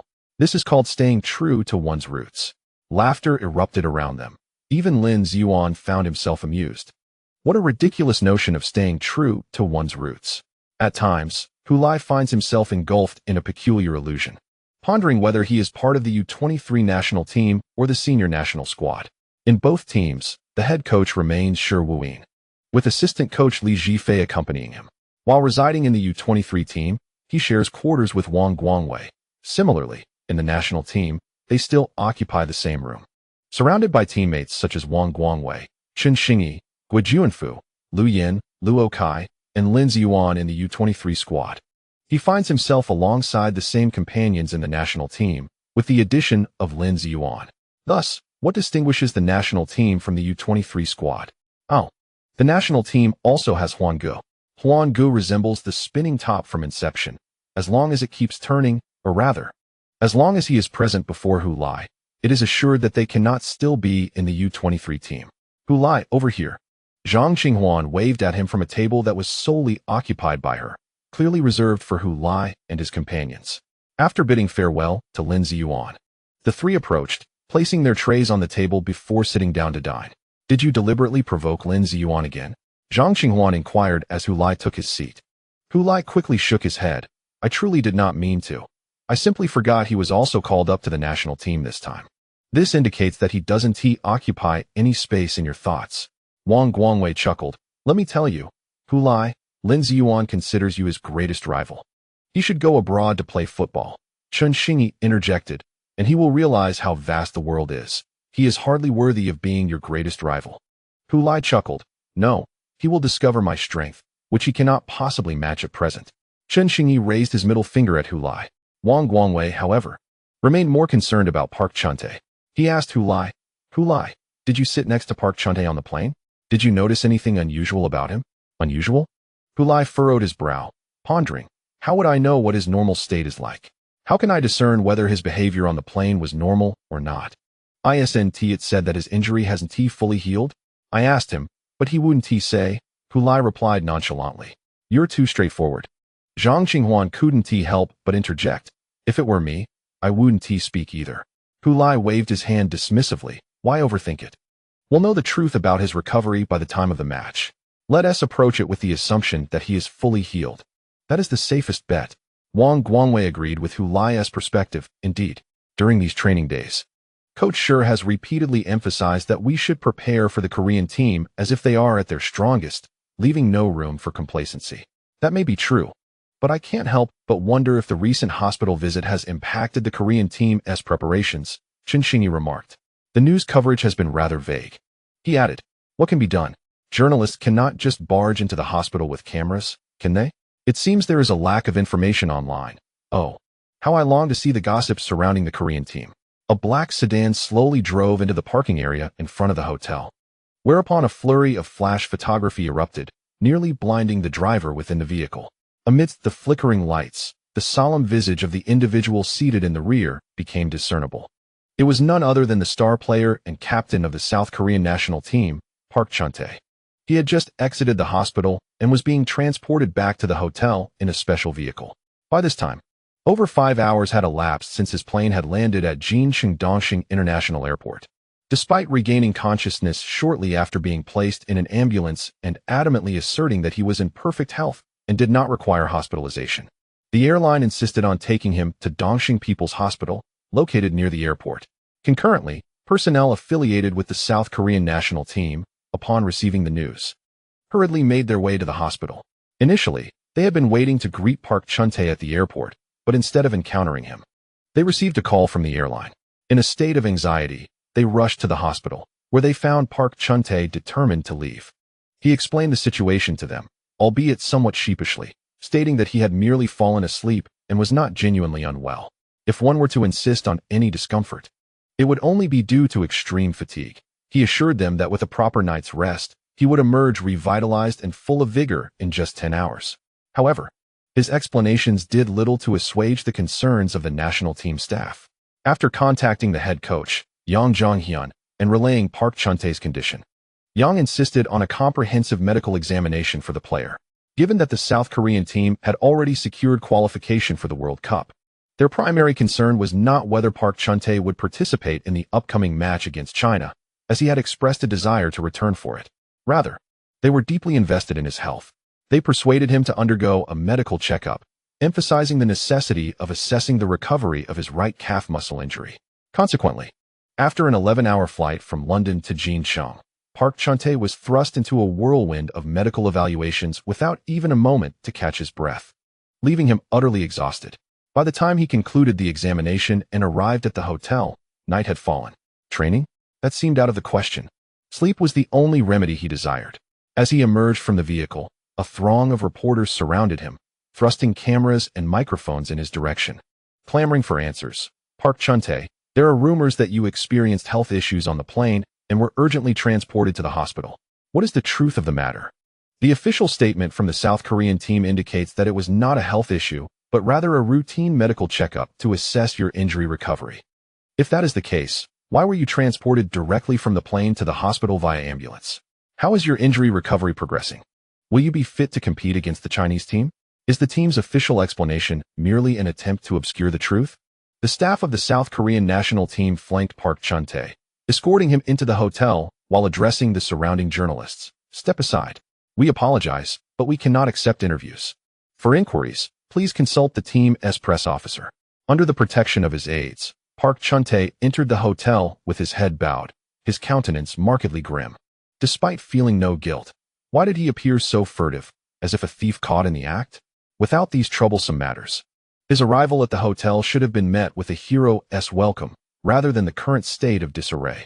A sleek black Mercedes-Benz E-Class awaited at the hotel entrance, and amidst a flurry of flashing lights, Park Chun-tae, shielded by two staff members clad in dark suits, traversed the mere few meters from the vehicle to the hotel's grand entrance, swiftly making his way into the lobby. The sounds of journalists shouting and the rapid clicking of cameras filled the air. If you told me this scene was of Park Chun-tae being investigated for match fixing, I would believe it, remarked Chen Xingyi, observing the news footage on the television screen. Zhang Qinghuan pointed at Park Chun-tae on the screen and asked, "What exactly did you do to him on the plane, Hu Lai?" Just look at Park Chun-tae's pale face and weary demeanor. It's none of my business. Hu Lai shrugged his shoulders. Wang Guangwei suddenly expressed, "This feels oddly familiar." Chen Xingyi inquired, "What do you mean by familiar?" "I was reminded of the last time Seoul SLG played against us in Jincheng. Those Koreans were thoroughly exhausted," Wang Guangwei replied, glancing at Hu Lai. "Hu Lai, are you perhaps using some sort of cheat?" Hu Lai thought to himself, "Indeed, I am using a cheat, but it may not be what you envision. It is a legitimate one. I've said it before, superstitions are unwise." Chen Xingyi clapped his hands in amusement, declaring, "I now believe those rumors circulating online. Our Football Association's choice of Jincheng as the battleground for the Sino-Korean clash certainly holds profound significance."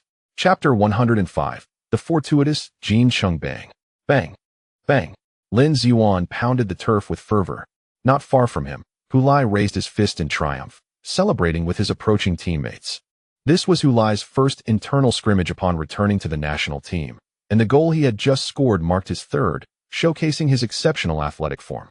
It appeared that neither the time zone shift nor the grueling 11-hour flight had significantly impacted him.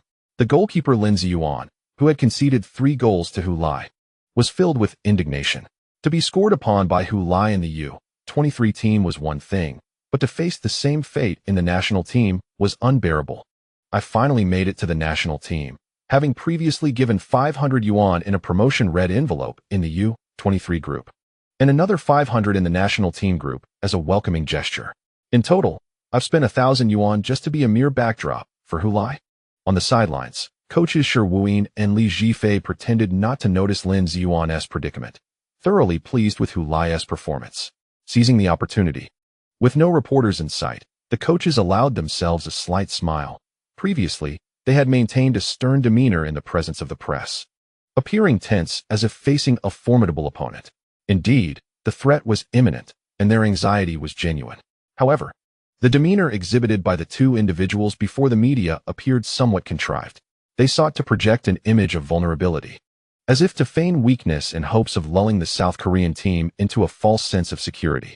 After all, should they succeed in persuading their opponents to underestimate them, it would be to their advantage. Moreover, they were not merely impersonating the South Korean team. The latter had already secured the top position in their group, advancing to the World Cup 2 rounds early, while our Chinese team languished in 4th place. Uncertain even of attaining 3rd, the South Korean national team boasts 7 players plying their trade abroad, although only 3 returned for this occasion. In stark contrast, our team has but Lai as its sole overseas player, rendering us pitifully feeble. The evident progress Lai has made during his tenure in the English Premier League is remarkable. He has truly distinguished himself within the national squad.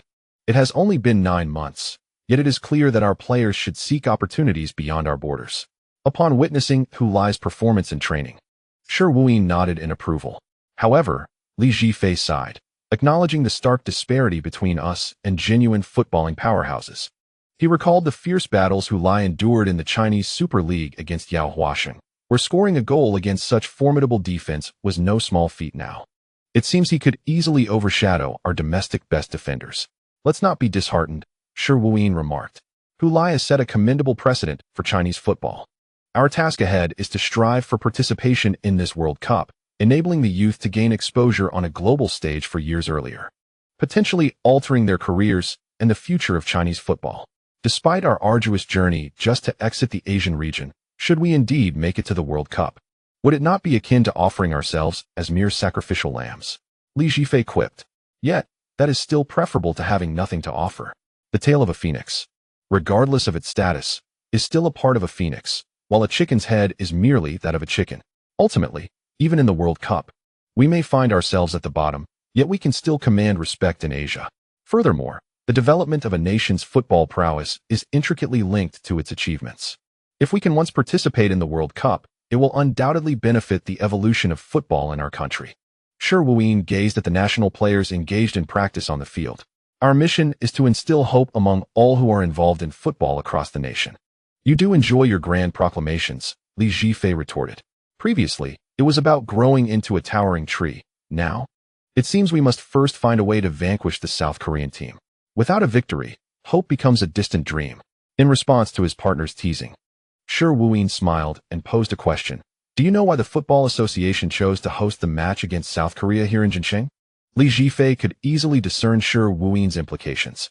You're not suggesting that it relates to the match between Shining Stars and Seoul LG, are you?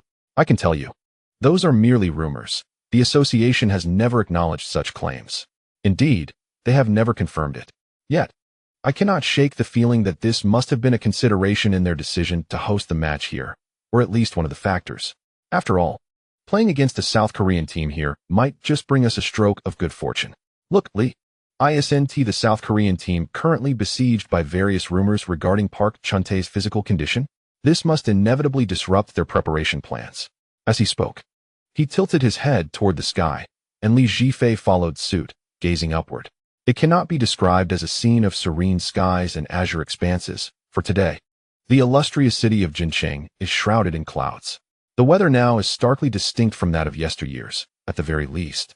There are no abrupt transitions from day to night, nor are there storms accompanied by thunder and lightning.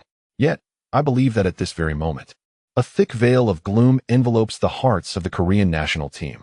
The Chinese team's journey in the final round of the World Cup qualifiers employs a method of rotating host cities, ensuring that every match is held in a different locale. This approach, however, presents certain disadvantages, as the national team lacks a consistent training environment. Each change in venue necessitates a fresh adjustment to new fields, accommodations, and logistical support, which is not particularly conducive to their preparations. Nevertheless, the national team persists with this method, for football embodies more than merely the sport itself. China is vast, with countless cities. Confining the national team to a single permanent venue would alienate fans from other regions. Would supporters from other cities not be considered part of the national fanbase, unworthy of witnessing the team compete? Thus, Rotating host cities serves not only to promote the sport, but also to expand the national team's influence across the country. When the schedule for the final round of qualifiers was first announced, major cities across the nation eagerly sought the opportunity to host. Qingqing, in particular, exerted tremendous effort to secure the final home match for the Chinese team against Korea in the 9th round of the qualifiers. Ultimately, their aspirations were fulfilled. After all, it would be rather ironic if the best-performing Super League region from the previous season could not host national matches. Rumors abound that Qingqing's successful bid was significantly influenced by a prior encounter between Andong's Shining Stars and Seoul's FC in the AFC Champions League. What transpired before that match is well known, having been discussed extensively online. In an almost fateful twist, the serene early spring in Qingqing was interrupted by an exceedingly rare thunderstorm, causing the plane carrying Seoul's team to make an emergency landing in the mountainous region, followed by a long journey by bus and high-speed train to reach Qingqing. Once settled, they were further jolted by an earthquake, a common occurrence for the locals, yet utterly terrifying for the unseasoned players of Seoul. The authorities have never officially acknowledged such speculations. Even the Qingqing Football Association has gone to great lengths to refute these claims. They assert that the successful application to host the match between China and Korea was predicated on the excellent facilities and comprehensive service provided by our provincial sports center, along with the unwavering support and collaboration of our government and football association, all fueled by the fervent enthusiasm of Qingqing and Anong fans, affirming their rightful status as the best Super League region, not reliant on mere superstition. Yet, the public remains enamored with these popular narratives circulating online. As these tales spread, they have taken on a life of their own, leading many to believe that perhaps Qingqing is indeed a fortuitous locale for the Chinese team's challenge against Korea. Recent events seem to validate this belief. A night has passed since Park Chun-tae was taken away by ambulance from the airport, and the incident has garnered increasing attention, spreading far and wide. Various details circulating online, some credible and others dubious, have made it challenging to discern the truth. Reports suggest that a neighbor's relative, who works at Dongqing Airport, witnessed Park Chun-tae being carried off the plane by medical personnel. Others claim they were at the airport that day and saw through the glass walls doctors and nurses hurriedly pushing a stretcher, noting that Park Chun-tae's hand was trembling throughout. This led to speculation that the Asian light must have suffered a seizure. Consequently, news of Park Chun-tae's alleged epilepsy surged across the internet, igniting outrage among Korean fans and some media outlets who blamed Lai for his condition, asserting that Lai was seated next to him on the flight. Given that Park Chun-tae had always been in good health with no prior history of epilepsy, the sudden onset of a seizure raised suspicions that Lai must have been involved. On one hand, Lai feared that a healthy Park Chun-tae would become a formidable opponent for the Chinese team in the upcoming match. On the other, he found Park Chun-tae's fame and accolades irksome, prompting him to resort to underhanded tactics. The rivalry between Chinese and Korean fans had already intensified after Lai scored 5 goals in 3 matches last season, leading to a highly charged atmosphere. Now, with Park Chun-tae's unexpected incident, Korean fans felt their national pride surging, provoking confrontations against Chinese fans online, who were equally unwilling to back down. "I do not have epilepsy," Park Chun-tae fervently asserted to head coach Yang Jong-hyun. "I assure you, coach, I am completely free of epilepsy. I was just extremely tired and fell asleep. I had been in a state of heightened tension during the journey, and upon landing, I relaxed a bit too, thoroughly." Upon hearing Park Chun-tae's explanation, Coach Yang quietly glanced at the screen of his phone, which had just played a video captured by a passerby at the airport, showing Park Chun-tae being wheeled away on a stretcher. The video clearly depicted his hand trembling outside the stretcher. Park Chun-tae noticed the coach's gesture and understood what concerned him. He quickly pointed to the screen, saying, "My hand was shaking due to the vibrations from the stretcher. I was asleep and couldn't control my body." Only then did Coach Yang put down his phone and inform Park Chun-tae, "Chun-tae, the results of your medical examination have come in." Park Chun-tae's heart raced. He knew he did not have epilepsy, giving him confidence on that front. However, he was also aware that his injury was not completely healed, leaving him feeling uneasy. "You are undoubtedly aware that matters remain unresolved, correct?" Upon observing the subtle shifts in Park Chun-tae's expression, Yang Jong-hyun discerned his thoughts. Although Park Chun-tae refrained from responding, his demeanor served as an answer in itself. After all, he had previously answered quite decisively regarding his health. "Personally, I hold this view. Chuntae, we have already secured our place in the World Cup, and I initially intended this match to serve as an opportunity to nurture our younger players. We must allow them to gather experience in significant competitions. However, since you insisted on participating, I acquiesced. With the inclusion of overseas players, we have recruited only 3 individuals. As Yang Zhongxuan conveyed this, Park Chuntae maintained a respectful composure, refraining from interjecting. The individual before him was his childhood idol, a stalwart of Korean football, and a key figure in securing 4th place for the Korean team during the 2002 Korea-Japan World Cup. Following his retirement, he transitioned into coaching, leading the Seoul FC to an AFC Champions League victory before becoming the national team coach, his coaching accomplishments as illustrious as his playing career. Thus, despite Park Chuntae's status as an Asian luminary, he found himself in a subordinate position before Yang Zhongxuan. When Yang Zhongxuan spoke with such forthrightness, Park Chuntae dared not express any dissatisfaction. However, bringing you back does not inherently necessitate your participation in the match. We did not make such an assertion from the outset. Did we? Park Chuntae nodded, his lips pressed tightly together. I personally hope that you, along with Choi Hyun-hong and Ryu Myung-won, can fully exercise your leadership roles and maintain order in the locker room, ensuring the younger players remain focused. Rest assured, Coach, I will not falter in this regard. Park Chuntae replied earnestly. Yet, he still sought to advocate for himself. Upon noticing this, Yang Zhongxuan, who had maintained a serious demeanor, broke into a smile. I understand. Therefore, even while on the bench, you must be prepared to enter the game at a moment's notice. My goal is solely to develop the team, not to suffer a defeat. With such high expectations articulated, what more could Park Chuntae say? He relaxed his shoulders slightly and bowed his head in determination. Rest assured, Coach. I am ready to step onto the field at any time.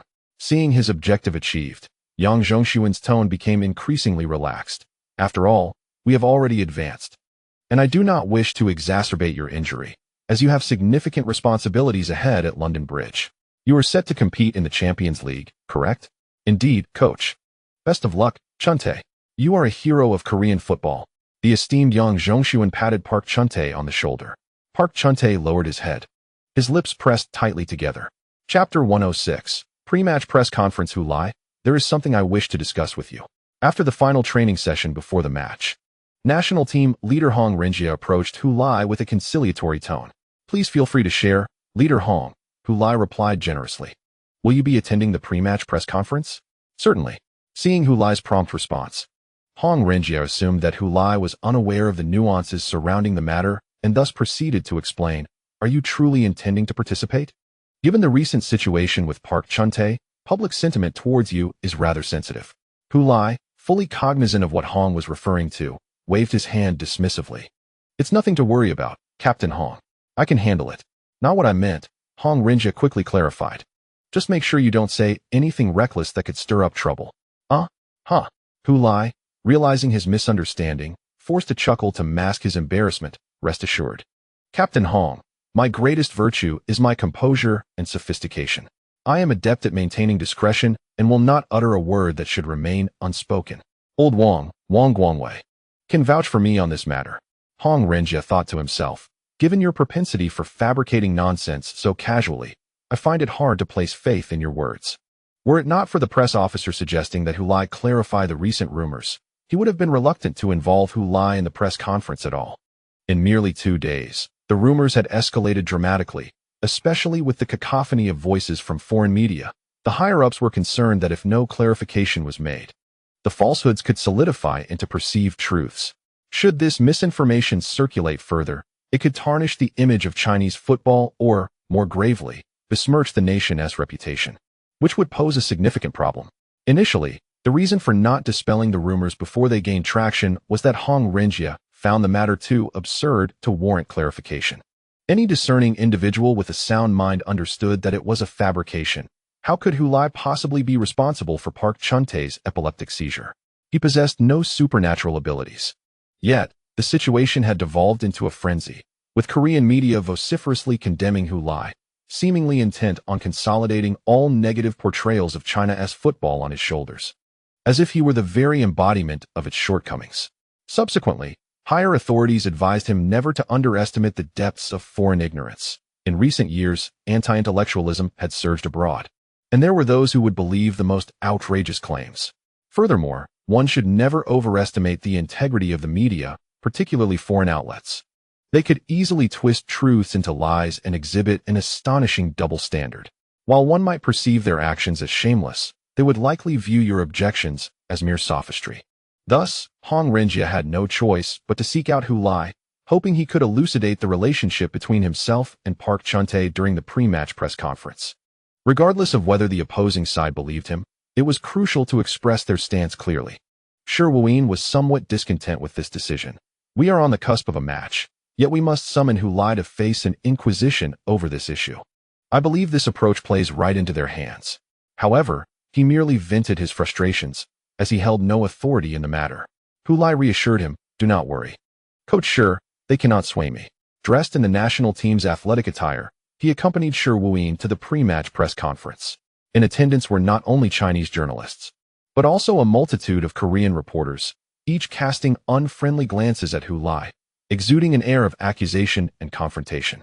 This has left the Chinese journalists present quite displeased, as they feel it is unjust for the issues concerning your players to be blamed on ours. Do not presume that your lack of shame grants you the liberty to act as you please. Many Chinese journalists have resolutely decided to confront their Korean counterparts during this press conference, ensuring that the rhythm of the event does not fall into the hands of the Korean reporters. The seating arrangement between the Chinese and Korean journalists at the press conference was starkly divided, as if everyone could perceive the clear divide akin to the historical boundary between the Chu and Han. Hong Renjie cast a worried glance at Hu Lai from below, clearly sensing the unfriendly atmosphere. His concern was not for Hu Lai's well-being, as he believed no one could bring harm to him. Rather, he feared that Hu Lai might utter something inappropriate, which could then be exploited by the other side. The routine press conference commenced with head coach Shi Wuyin detailing the team's preparations. Uncharacteristically, Shi Wuyin provided an unusually detailed account today, deliberately slowing his speech to compress the time allotted for subsequent questions from the journalists. However, the inevitable occurred. When it was time for questions, both Chinese and Korean journalists raised their hands simultaneously. The Chinese press officer quickly selected 2 Chinese journalists to ask questions, inciting discontent among the Korean reporters.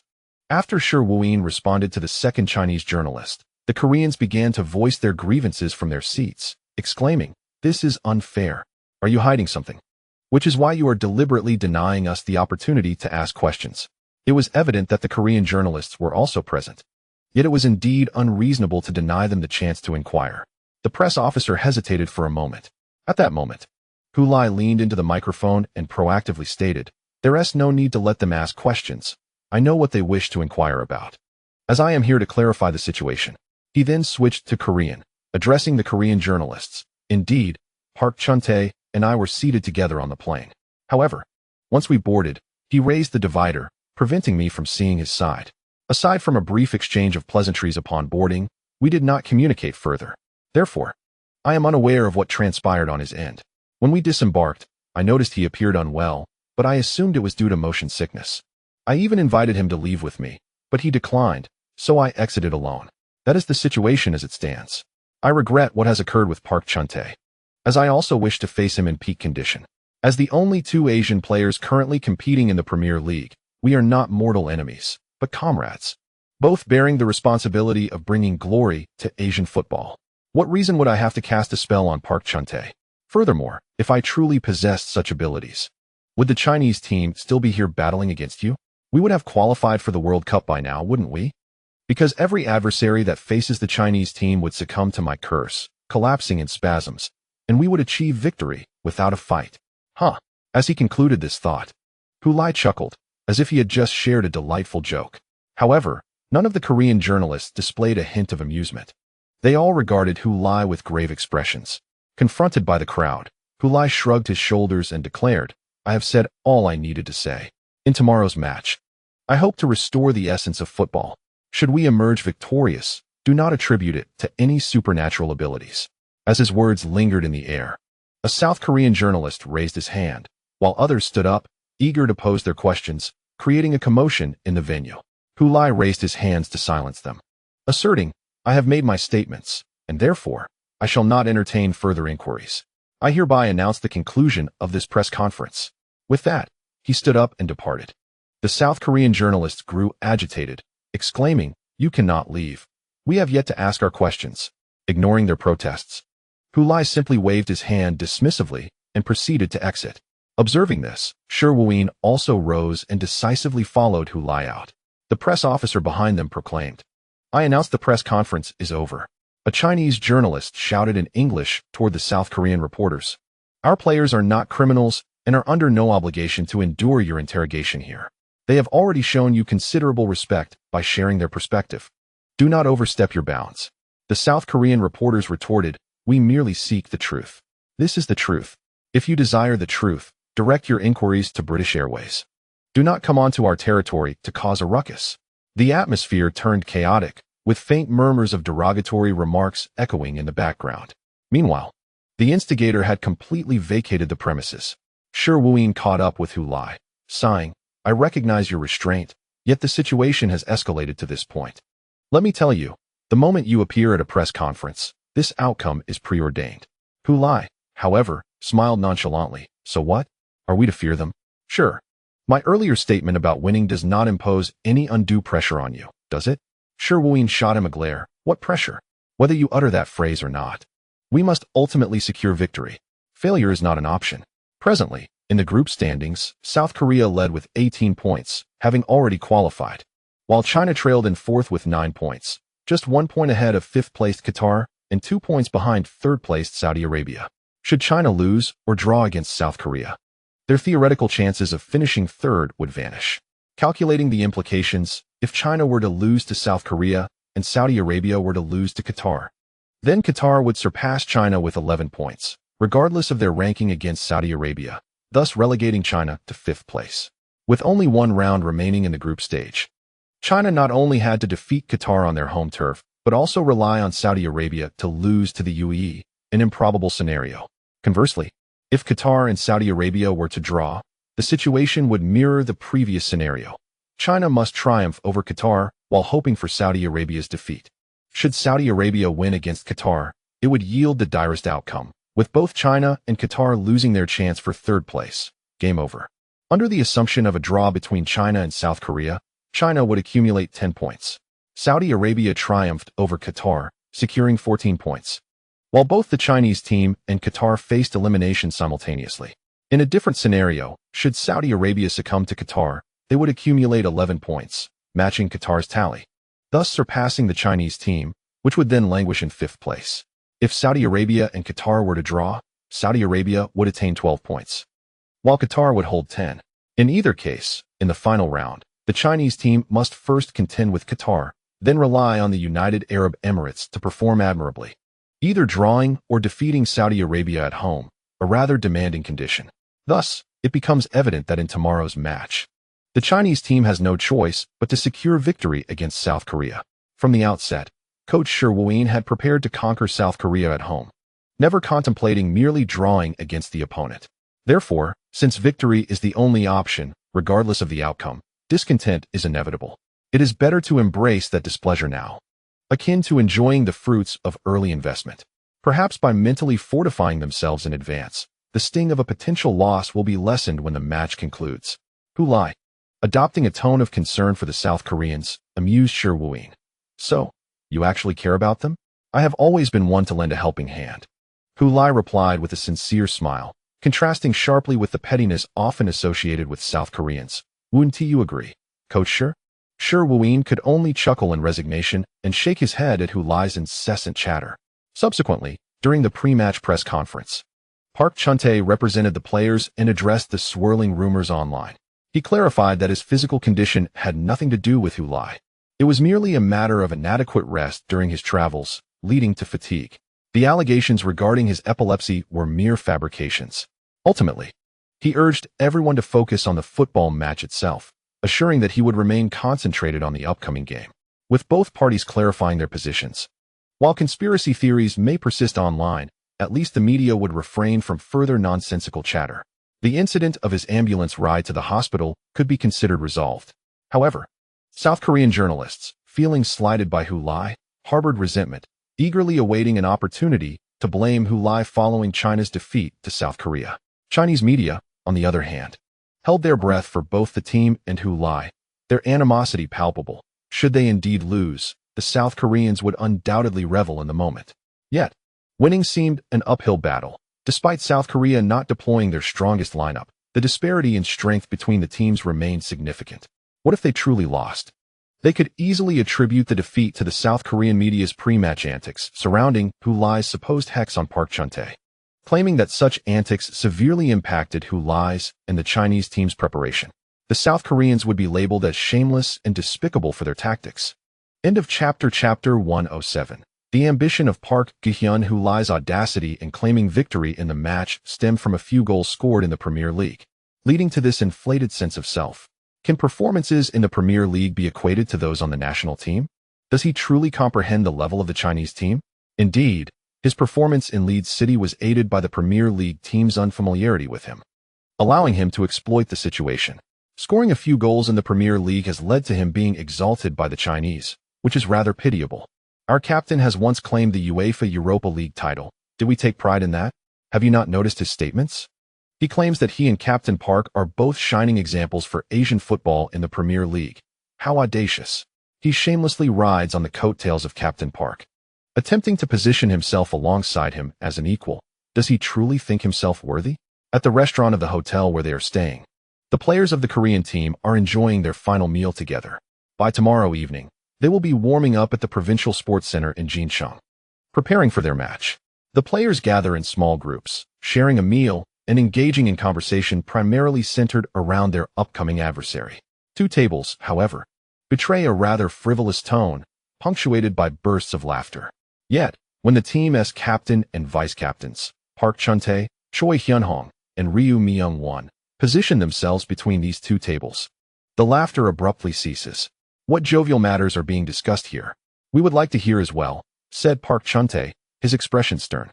The young national players, caught in the act, scrambled to rise from their seats, the chairs clattering noisily, drawing the curious gaze of their teammates from afar. Recognizing the gravity of the situation, they understood someone was about to face repercussions. With heads bowed and necks retracted, none dared to speak. Park Chun-tae pointed to one individual. Park Gi-hyun, what were you discussing? The singled-out Park Gi-hyun felt the weight of the inquiry. He had said nothing, merely listened. However, this was clearly not the moment for defense, as he knew the captains had overheard their previous conversation. Thus, the wisest course of action was to quickly acknowledge fault, even if it was not his own. With that thought, he lowered his head and said, Captain, we were in the wrong. In what regard? Park Chun-tae inquired. We should not belittle our opponents, Park Gi-hyun proclaimed loudly, fearful that a softer tone would lead to reprimand from the vice-captains, who were poised to act. He had already sensed their eagerness for retribution. Respecting our opponents is tantamount to respecting ourselves, Park Chun-tae admonished the group of downcast young players. You must remember this, otherwise, the entire team will share in your misfortune on the field. Do you understand? Understood, Captain. Yes, Captain, we comprehend. The uneven responses from the young players were immediately followed by a collective retraction of their necks. As expected, the vice-captains' hands swiftly met the backs of their heads with sharp slaps. Speak louder. Have you not eaten? Is this the attitude you present to your seniors?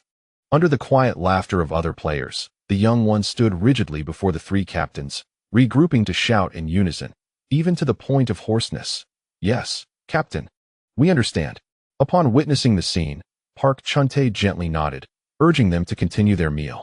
After speaking, he turned away with the two vice-captains. Once they had distanced themselves, the young national players dared to sit down, bowing their heads in silence as they resumed eating, refraining from discussing Hu Lai and the national team further. Alas, it was unfortunate that they had been caught by the captain. Back in the room, Park Kyu-hyun's roommate, Seo Hyung-deok, exhaled deeply before voicing his frustrations. Park Kyu-hyun sighed in response. What do you know about misfortune? I am the one truly unfortunate here. I didn't utter a single word, merely listened to you all, and yet Senior Park singled me out. Hearing this, Seo Hyung-deok chuckled. Haha. Who told you to be the little Park Chun-tae? Naturally, Senior Park would take notice of you. In fact, this is a good thing, Kyu-hyun. Few from the younger generation catch Senior Park's eye. Park Kyu-hyun flopped onto the hotel mattress, feeling its slight tremor which conjured unwelcome memories, causing a physical aversion. He promptly sat up, drawing Co Hyungdeok's inquiry. What's wrong? It's not like I chose the nickname Little Park Chuntae. I never wished to embark on my career bearing such a burdensome title, he replied nonchalantly, steering the conversation back, without revealing his discomfort regarding his unfavorable impressions of Jincheng. You're merely speaking from a position of comfort. I would prefer this pressure.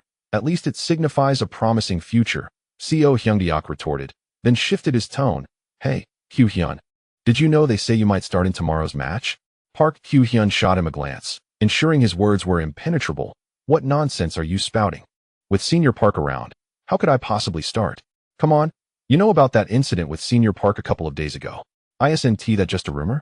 Senior Park was simply exhausted and slept soundly. Park Chuntae maintained his composure, revealing nothing. Such matters must be dismissed as mere gossip.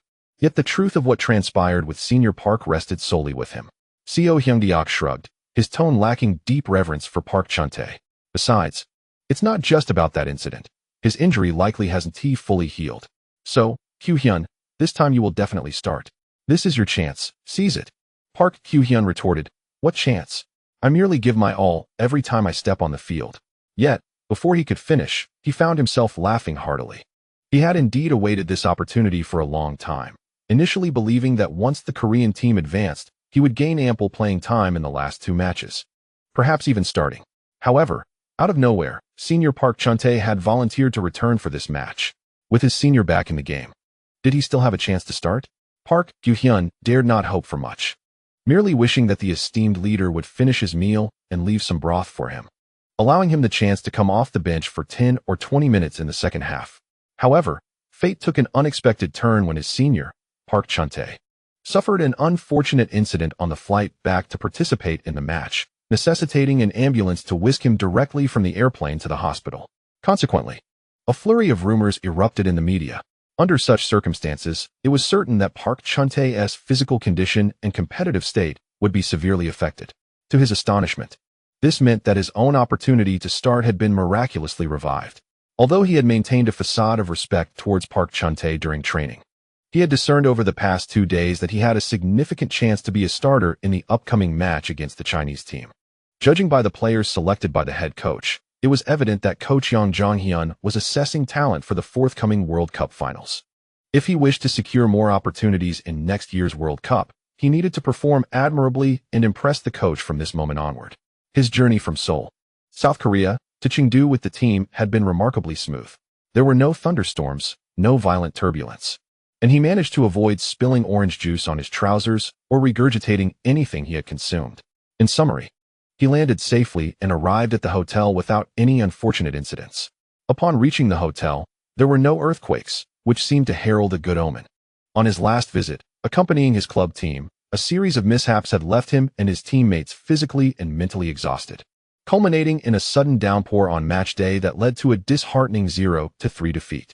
Now, returning as a member of the Republic of Korea national team, accompanied by stronger teammates, and having diligently trained over the past year, he believed he could cleanse the painful memories associated with this city. In the hotel gym, Park Chuntae was engaged in physical training under the watchful eye of the national team's chief medical officer, Kim Byung-jun, observing Park Chuntae sweating profusely on the treadmill. Kim Byung-jun advised, "You are pushing yourself too hard, Chuntae. There's a match tomorrow. I want to be starting anyway, so it doesn't matter," Park Chuntae replied breathlessly, as he continued his vigorous run. With each stride, he meticulously assessed the subtle differences in the exertion of his right calf muscle. It felt somewhat different from his usual condition, lacking full power, though he could not discern whether it was due to his injury or merely a psychological effect. After a period of intense running, he slowed down to catch his breath and inquired of Kim Byung-jun, "Dr. Kim, this is just a minor injury, right?" Kim Byung-jun paused momentarily before responding with a smile, "Of course." Park Chuntae nodded and wiped away the beads of sweat on his forehead, relieved. "That's good to hear." Seeing his reaction, Kim Byung-jun reassured him, "Rest assured, Chuntae, it will not affect your return to the club for the Champions League." Park Chuntae nodded again, refraining from informing Kim Byung-jun that he was not even contemplating the Champions League at the moment, as his thoughts were solely focused on the match tomorrow. From the seemingly carefree demeanor of the young individuals, a sense of unease crept into his mind. Therefore, he felt compelled to maintain his physical condition at its peak. ready to step onto the field at a moment's notice and swiftly adapt to the rhythm of the game. He hoped he was merely overthinking. Yet he could not dismiss the necessity of such preparation. Chapter 108. The confidence of the Chinese team with 3 hours remaining until the match commenced. The exterior of the Anong Sports Center was already teeming with a sea of spectators. This venue had hosted numerous grand occasions, yet today's event was undoubtedly the most extraordinary. Wang Shanshan stood before the camera, her backdrop the provincial sports center's outer wall and a surging tide of red-clad fans. Holding a microphone, her face radiated excitement as she reported live from the scene. For the fans of Qingqing, today marked a long-awaited return to the arena after nearly a year to witness Hu Lai play once again. Once the star striker of the Flashing Stars, Hu Lai was returning to the Anong Sports Center as a member of the Chinese national team, and these fans had gathered to welcome their hero. In the frame, numerous supporters donned red jerseys emblazoned with the number 14, a number once shrouded in superstition within Chinese football. However, such tales had long since faded into obscurity. What superstitious number, one might ask? The strongest forward in the annals of Chinese football once wore it. As some fans caught sight of the camera, they raised their arms behind Wang Shanshan, chanting, Hu Lai, go China team, rise up. The atmosphere was infused with a medley of dialects. As the crowd consisted not solely of Qingqing supporters, but also throngs of fans who had traveled from across the nation. They were not merely there to see Hu Lai. They were there to cheer on the Chinese team, hoping to lend their support in defeating the South Korean side on home turf. This was not solely about preserving hopes for a World Cup berth, but also about preventing the unwelcome South Koreans from celebrating triumphantly in front of them. The historical tensions between China, Japan, and South Korea had spilled over from various domains into the realm of football, each nation holding reasons not to yield to their rivals. The animosity between China and Japan was steeped in national grievances, while the rivalry with South Korea stemmed from a paternal legacy, where the once dominant figure now found it hard to watch the offspring flaunt their prowess. Amidst the crowd, a few South Korean fans moved discreetly, avoiding lingering too long in the throngs, seemingly fearful of being confronted with the question, "What are you looking at?" Despite their online bravado, in the tangible world of China, they understood the wisdom of keeping a low profile. Zhao Kongming and Dong Wen appeared on the podium, exchanging handshakes with the general managers of various clubs. Not only fans from across the nation were present, but also the general managers of all the Chinese Super League clubs had made their way to the venue to witness the match. In a sense, they formed a supervisory squad for the event. These executives, who often found themselves embroiled in fierce competition on the Super League battlefield, now greeted one another with camaraderie, smiling and sharing pleasantries as if they were one big family. "Ah, General Manager Wang, your team, Luokai, has truly excelled this season." "Not at all. You flatter us. The rapid progress of your Xiaoxiaoyu is remarkable, isn't it?" "Ha ha." Dong Wen and Wang Xiao exchanged a glance, followed by a simultaneous burst of laughter. "Shuichuyu." The general manager of Dazuing Golden Arrows grasped Zhao Kongming's hand and gently shook it, expressing gratitude. "Director Zhao, we owe you a debt of thanks. Chen Xingyi has made significant strides during his 2 seasons with Shining Stars. Even Coach Dylan has praised him. Your prowess in nurturing young talent is indeed well-deserved." Zhao Kongming humbly shook his head. "General Shui, you overstate my contribution. It is Chen Xingyi's own dedication that has driven his progress. Otherwise, no coach could make a difference. I am delighted to see him continue to thrive at Golden Arrows. Observing his performance there, I find little to worry about." Apart from them, the general managers of other clubs were also mingling and conversing. This was perhaps one of the rare occasions where they could set aside their usual rivalries and unite in camaraderie. "General Liu, I've heard that you have prepared a generous victory bonus for the national team players. It is for the honor of our country. The players' glory is our glory as a club. It is not a vast sum, merely a gesture to express the attitude of our South China Tigers," General Liu affirmed. "Indeed, the amount is inconsequential. What matters is the sentiment behind it. Our club has also prepared a victory bonus, as long as the national team can triumph over Korea. Every player from our Tunglong will receive a bonus, regardless of whether they step onto the field." "Well said, General Lin," someone remarked, giving a thumbs up. As the players from both teams emerged from the locker rooms to warm up, the stadium was nearly filled to capacity, except for the sections reserved for safety. The arena was entirely awash in red. The management of national team matches is far stricter than that of the Super League, making it impossible to replicate the grandeur of last year's final round. Nonetheless, the scene before us was awe-inspiring. A massive 5-star red flag unfurled from the uppermost tier of the stands, covering the entire southern viewing area, directly facing the goal where the Korean players were warming up. They were preparing under the shadow of this colossal flag, feeling its presence without the need to consciously glance upwards. The flag began to ripple through the stands, propelled by the collective energy of the fans. During this process, the stadium's speakers played music. Before every match, whether it be a national team or club game, there is a segment dedicated to playing music to enliven the atmosphere and warm up the fans. Most often, the songs played are contemporary hits, as they possess a wide appeal, allowing everyone to hum along and create a chorus effect. To energize the crowd, it is essential to avoid obscure tracks, no matter how artistically accomplished, as the audience is not there to enjoy a concert. However, today, the broadcast at the Anong Sports Center featured not a pop song, but something that surpassed even the most popular tunes, as this particular song likely boasts a higher sing-along potential than any current hit.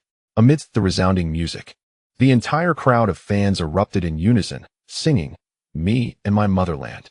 Never shall we be separated. Wherever I wander, a song of praise flows forth." As the fans collectively sang, a massive 5-starred red flag gracefully floated past the stands, circling the arena, appearing as if it were genuinely soaring through the air. The distinguished guests on the podium hastily retrieved their phones, capturing photographs and videos to immortalize this heart-stirring moment. Enveloped in song, the warm-up players from both teams could not help but be drawn to the spectacle. Assistant coach Li Zhifei shouted emphatically, "Stay focused. Warm up diligently." The Chinese players bowed their heads, continuing their warm-up, yet deep within, emotions began to burgeon and swell, as if a seed of fervor was taking root. On the Korean side, their coaching staff similarly urged their players to remain undistracted and concentrate on their warm-up. However, with such thunderous singing and the imposing red flag surrounding them, it was impossible to ignore. They felt as if they were training beneath a torrential downpour. Despite their efforts, they felt increasingly cold, a sentiment that led Park Gyu-hyun to silently curse. This sensation reminded him of the AFC Champions League group match from the previous March. Seolan and Hu Lee-sin occupied a prime viewing spot just above the goal where the Korean team was warming up, singing loudly amidst the crowd, hoping to reach the ears of the Korean players and instill a sense of intimidation. Prior to the match, an official social media account of the Korean media shared a cartoon depicting Chinese players applauding as they welcomed the Korean team onto the field. The accompanying text suggested that the AFC should promote such rituals, as teams qualifying for the World Cup represent Asia and deserve respect in this manner. This cartoon garnered significant attention and shares on Korean social media, with many fans echoing their suggestions to the AFC. The matter even reached the Chinese online community.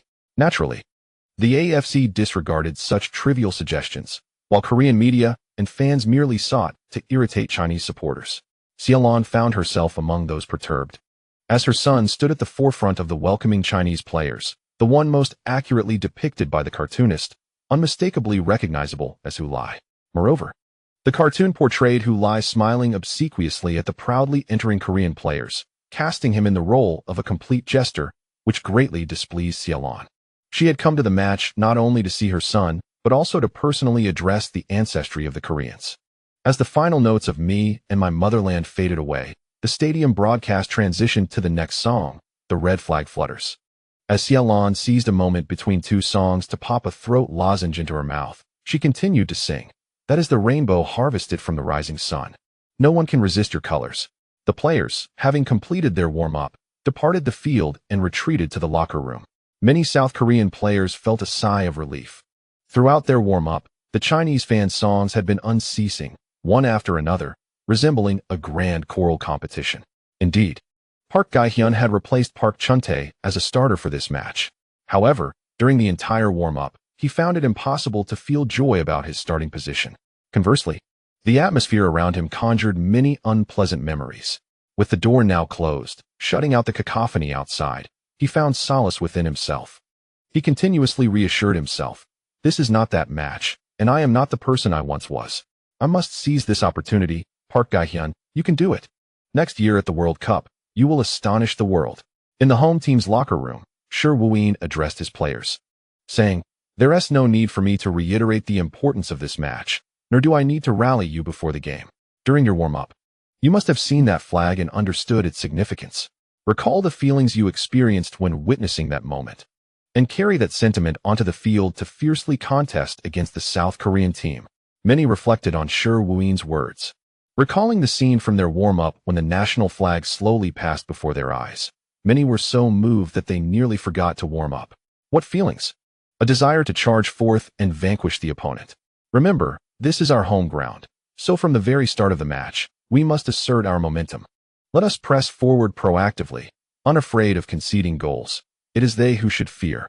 If we can score first, we will utterly disrupt their pre-match strategies and plans, causing them to falter amidst the cheers of our fans. You must believe in the support of the fans here. Everyone nodded in agreement, feeling as though they had attended a concert of revolutionary songs during warm-ups. It was clear to the national team players that the fans were their greatest support, the true 12th man on the field. In fact, while many domestic stadiums can accommodate 60,000 spectators, few matches see them filled to capacity. Today, the stands of the Anong Sports Center were a sea of red, a vibrant display of their resolve to fiercely compete against the South Korean team. P.S. Tomorrow, 3 updates. The day after tomorrow, 3 updates. And the day after that, still 3 updates. 3 updates for 3 consecutive days, requesting everyone to support with monthly subscriptions. End of chapter. Regarding some stylistic notes and creative reflections on this book, I have always believed that, up to this point, there is a tacit understanding between us. We all know what kind of story we hope to witness, and I trust that you share this expectation. However, the text has now reached 2.7 million words and has been serialized for nearly a year. I still encounter individuals who claim that there is excessive exposition and a slow pace. To those making such comments, I must ask, is this your first day reading this book? To lay the groundwork for Lai's professional football journey, I dedicated a substantial 70,000 words to the narrative of campus football. Additionally, I invested another 70,000 words to detail his experiences in the Chinese Super League. In total, I have meticulously crafted 220,000 words of exposition to prepare for his endeavor abroad. The thorough groundwork and description prior to crucial matches is an intrinsic part of my writing style, as well as the essence of this book. For those still criticizing the pace and the extensive setup, were you not deterred by the 200,000 words of preparation and slow pacing earlier? Before Lai's inaugural goal in the Premier League, I also devoted considerable effort to elaborate on various aspects, and yet some expressed impatience. Nevertheless, I persevered in my writing, understanding the necessity of such detail. As the author of this work, I am the architect of this world. I am acutely aware of what descriptions are essential and which are superfluous. In truth, after such extensive groundwork, Lai's debut in the Premier League and its subsequent resonance become all the more captivating, yielding impressive results, both in terms of chapter engagement and subscriptions. Thus, I possess the discernment to recognize what is effective and what is not. Frankly, as an author with 18 years of experience in football writing and over 35 million words to my credit, I know how to construct a narrative. From the outset, this book has embraced a slow pace and a lengthy exposition style, employing intricate descriptions and delicate strokes to immerse readers in a world that diverges from the realm of real football. Consequently, unlike previous works rooted in actual football, there are numerous elements that I cannot omit. They must be written and explored in depth, as I am indeed in the process of crafting a world. Regarding Lai's playing style, he is not the type to dominate the field with the ball, but rather a shadow striker, which necessitates distributing narrative focus and ink across various characters, rather than solely centering on the protagonist. For instance, in the previous chapter, I devoted space to depict the interactions among club general managers on the podium, which could have been succinctly summarized in a single sentence. Meanwhile, on the podium, the general managers from various clubs in the Chinese Super League gathered, expressing their support for the national team and their hopes for their own players. This could have saved a considerable number of words for the match itself. However, such an approach does not align with the style of my book.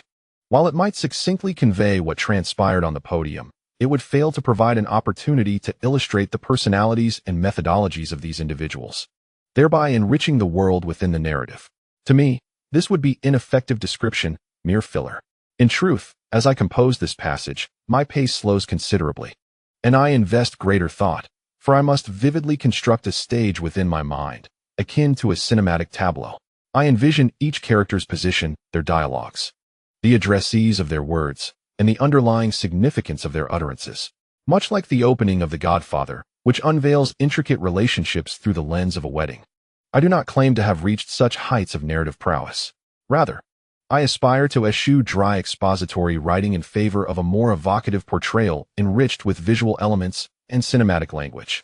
Certain characters necessitate repeated, meticulous descriptions for successful development, such as Hu Lai's father and Li Qingqing. Conversely, others require but a singular defining trait to convey their essence. Like the commentator who appeared when Zhang Qinghuan returned to the worker stadium, now absent from the narrative, yet irrevocably woven into the fabric of this world. These managers and commentators represent merely a fraction of the myriad characters populating my work, yet collectively, they form a vibrant, relatable universe. It is through the portrayal of numerous characters and subplots, both on and off the stage, that a credible, immersive world is crafted. This explains the initial dismal reception of my book. It was a source of profound anguish for me. Nevertheless, I persisted in adhering to my established rhythm and plan, for without such dedication, the narrative would be a haphazard assemblage, utterly devoid of coherence. I could have opted for a simplistic, direct style, perhaps yielding greater subscription success. Yet that was not my path. Having chosen to cultivate this particular style, I am resolved to maintain it unwaveringly from the beginning to the conclusion of my tale. I shall remain diligent in laying the groundwork and depicting the characters and events that may irk some readers with their deliberate pacing, especially before significant competitions and events. Should anyone find this languorous style disagreeable, it is their prerogative to discontinue their reading. I cannot and will not impede that choice. Nor will I alter the distinct style I have painstakingly developed over the course of 270,000 words in order to retain readers. This reflects my steadfast attitude as a creator, for I recognize that such dedication is essential to crafting the fox in the forbidden zone, ensuring that Hu Lai's story and this world possess a coherent beginning and end. I envision that, a decade hence, readers will revisit this work, moved by the characters and the tales that unfold within its pages. This ambition transcends mere subscription metrics. It is about providing myself with a sense of fulfillment. Initially, I intended to append this reflection to the conclusion of tomorrow's chapter update, but upon realizing it had grown excessively lengthy, nearly 2,000 words, I refrained, fearing it might be perceived as an attempt to exploit readers for monetary gain, prompting outcries for refunds. Thus, I have opted to present it as a standalone chapter, a rare opportunity to elucidate my creative thought process and emotional journey in crafting this work. In summary, whether met with fondness or disdain, I shall steadfastly pursue my style and rhythm to complete this book. I firmly believe that once I have completed this narrative, the outcome shall not be unsatisfactory. Indeed, I possess this confidence. Lastly, I wish everyone an enjoyable reading experience and a joyful life. The chapter concludes. Chapter 109. Listen to the dragons roar. Chu Yifan, Yan Yan, and the entire team of the Dongchuan Middle School football team, Jincheng Division, stood in the stands. Despite the seats behind them, none chose to sit down. Those standing were far from exceptional. It was nearly impossible to find anyone else seated in the vicinity, as the entirety of the stadium's stands was filled with Chinese fans, all maintaining a standing posture, craning their necks in anticipation of the match's commencement. Chu Yifan remained silent, his hands unconsciously clenched into fists, resting at his sides, his body trembling slightly, somewhat uncontrollably. Yan Yan noticed his agitation and inquired with a smile, "What's wrong? Are you nervous?" Chu Yifan turned to him. "Aren't you nervous?" "I have faith in Hu Lai," Yan Yan replied with a grin. Chu Yifan shot him a sidelong glance, seemingly anticipating such a response. "I've heard people say you're evangelizing everywhere. How can this be considered evangelism?" "I merely inform those who lack unwavering faith in Hu Lai that they must believe in him, regardless. At the very least, he has never let us down." "Wouldn't you agree, Captain Chu?" Chu Yifan remarked. "Even so, I did not expect you to maintain such steadfast confidence in him. I cannot achieve that myself. After all, I knew back in high school that this kid was destined for greatness." Yan Yan took pride in this notion, relishing in the fact that among his friends, this was a favorite topic of conversation. While everyone else assumed Hu Lai's entry into the Dongchuan Middle School football team was merely a means to pass the time, he had recognized the coach Li Ziqiang's nurturing and emphasis on Hu Lai, asserting him to be the chosen one. This realization brought him a sense of accomplishment akin to being Hu Lai's patron. He believed that this alone was enough to boast about for a lifetime. He surveyed his surroundings and called out to his companions. Are the banners ready? Meng Shi and Chun Rui, separated by a few people, gave him a thumbs up, rest assured. Yin Captain, absolutely. As long as Hu Lai scores, we will ensure he sees it. Excellent. Everyone, check your throat lozenges. Even if we lose our voices tomorrow. Today we must ensure the Koreans make not a sound. Yin waved his hand, exuding the commanding presence of a general leading an army into battle. Let those shameless Koreans know whose home ground this is. Such dialogues echoed throughout the stands of the provincial sports center, where Chinese fans from across the nation, speaking various dialects, rallied under the leadership of their respective fan organization heads, engaging in pre-battle mobilization for the impending clash. The most striking scene was in the southern stands, typically reserved for the most ardent supporters of the Anong Shining Stars. Now, they had shed their team jerseys in favor of the national team's attire, transforming into the most fervent and battle-ready supporters of the Chinese team. Several conductors scattered throughout the stands, wielding megaphones, were vociferously shouting, as soon as the match begins. Let the roars commence. Even if we concede a goal, we shall not relent. This is not merely a match for the Chinese team. It is a contest for all of us. Rise up. The 20,000 fans in the southern stand echoed in unison. Rise up. Wang Shanshan stood at the sidelines of the track, functioning as a live reporter. As the team warmed up, she completed her broadcast connection with the studio. Her task was now concluded. The cameraman switched off the equipment and set it down to rest. She then took out her phone, aiming it at the stands, capturing the vivid scenes that had just transpired. She mused that this might be the most memorable assignment of her career as a professional football journalist at the age of 28, a reporting experience worth cherishing. I have goosebumps, she whispered softly, holding her phone aloft. Not hearing a response from the cameraman, she turned to find him wiping away tears. Beneath his blue vest, he wore the red home jersey of the Chinese national team, which he had donned for this occasion. Observing this, Wang Shanshan maintained a sweet smile, though tears began to glisten in her eyes. Chinese fans, no matter how they may criticize, always hope for the best at crucial moments. What a farce this is, grumbled a fan in the section occupied by Korean supporters. Before them stood dozens of large flags raised by the Chinese fans below, and they wondered how those flagpoles had been smuggled into the stadium. Perhaps this was the advantage of being the home team. The banners stood tall and still, resembling a barrage of arrows aimed at the heavens, exuding a somewhat menacing aura. As the Chinese fans waved these flags, it was as if they unfurled red cloths before the Korean supporters, obscuring their vision and overshadowing the sky, rendering the field nearly invisible. This prompted the complaints from the Korean fans, who could only grumble quietly among themselves, wary of taking any further action. They were surrounded by a tightly packed triple-layered wall of special police, clearly there to shield them from the nearly 60,000 Chinese fans present. Even before the match had begun, the Korean supporters wore expressions of concern and trepidation. Some worried that if the Korean team were to triumph over the Chinese, the national players would have designated protection and would not face safety issues. However, they, the ordinary Korean fans, questioned whether they could leave unscathed. They had brought Korean flags with them, yet, witnessing the overwhelming atmosphere, few dared to unfurl them, fearing the wrath of the ferocious Chinese fans nearby, who knew how the special police might react. The atmosphere reached its first crescendo as the players took to the field, accompanied by an exuberant announcement of each starting player's name from the stadium's loudspeakers. A tremendous cheer erupted from the crowd as the final name was announced. It stirred a tempest within the stadium. Now, the last contender, a former champion of the Chinese Super League, a victor of the FA Cup, a top scorer in both the Super League and the AFC Champions League, an Olympic Golden Boot winner, hails from our very own Anong Shining Stars. Among the myriad national team players, only he received such an extensive introduction from the announcer. With this grand introduction, the atmosphere intensified. As everyone recognized the imminent arrival of this iconic figure, they began to chant in unison, elongating their voices in a primal roar, which crescendoed with each passing moment. Upon closer inspection, the low growl echoed the pronunciation of his surname.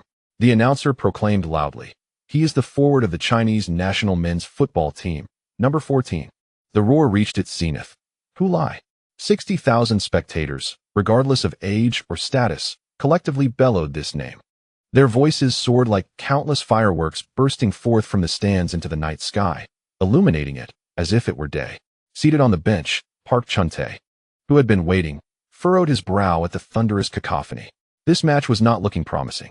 The Chinese fans had gone completely wild. The stadium had descended into madness.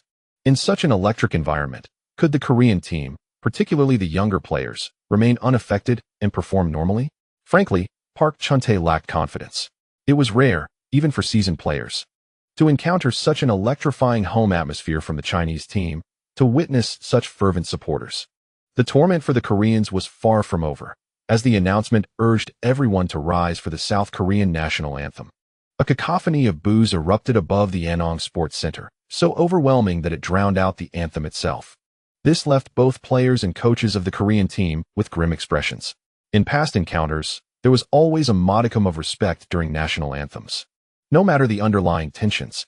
Yet today, the Chinese fans seemed utterly indifferent to such unspoken rules, openly expressing their discontent towards the Korean media and supporters through their jeers. They appeared unperturbed by the potential backlash from the Korean media and fans. After all, Lai had merely returned home with Park Chun-tae, only to be vilified by the Korean media and supporters. If they were to be criticized regardless of their actions, they might as well strike first, booing the Korean anthem to relish their moment. At least they felt a sense of triumph. Amidst the boos, the South Korean anthem concluded, and the players clapped symbolically to rally themselves. Meanwhile, the announcer's voice resonated through the stadium. Next, we shall play the national anthem of the People's Republic of China.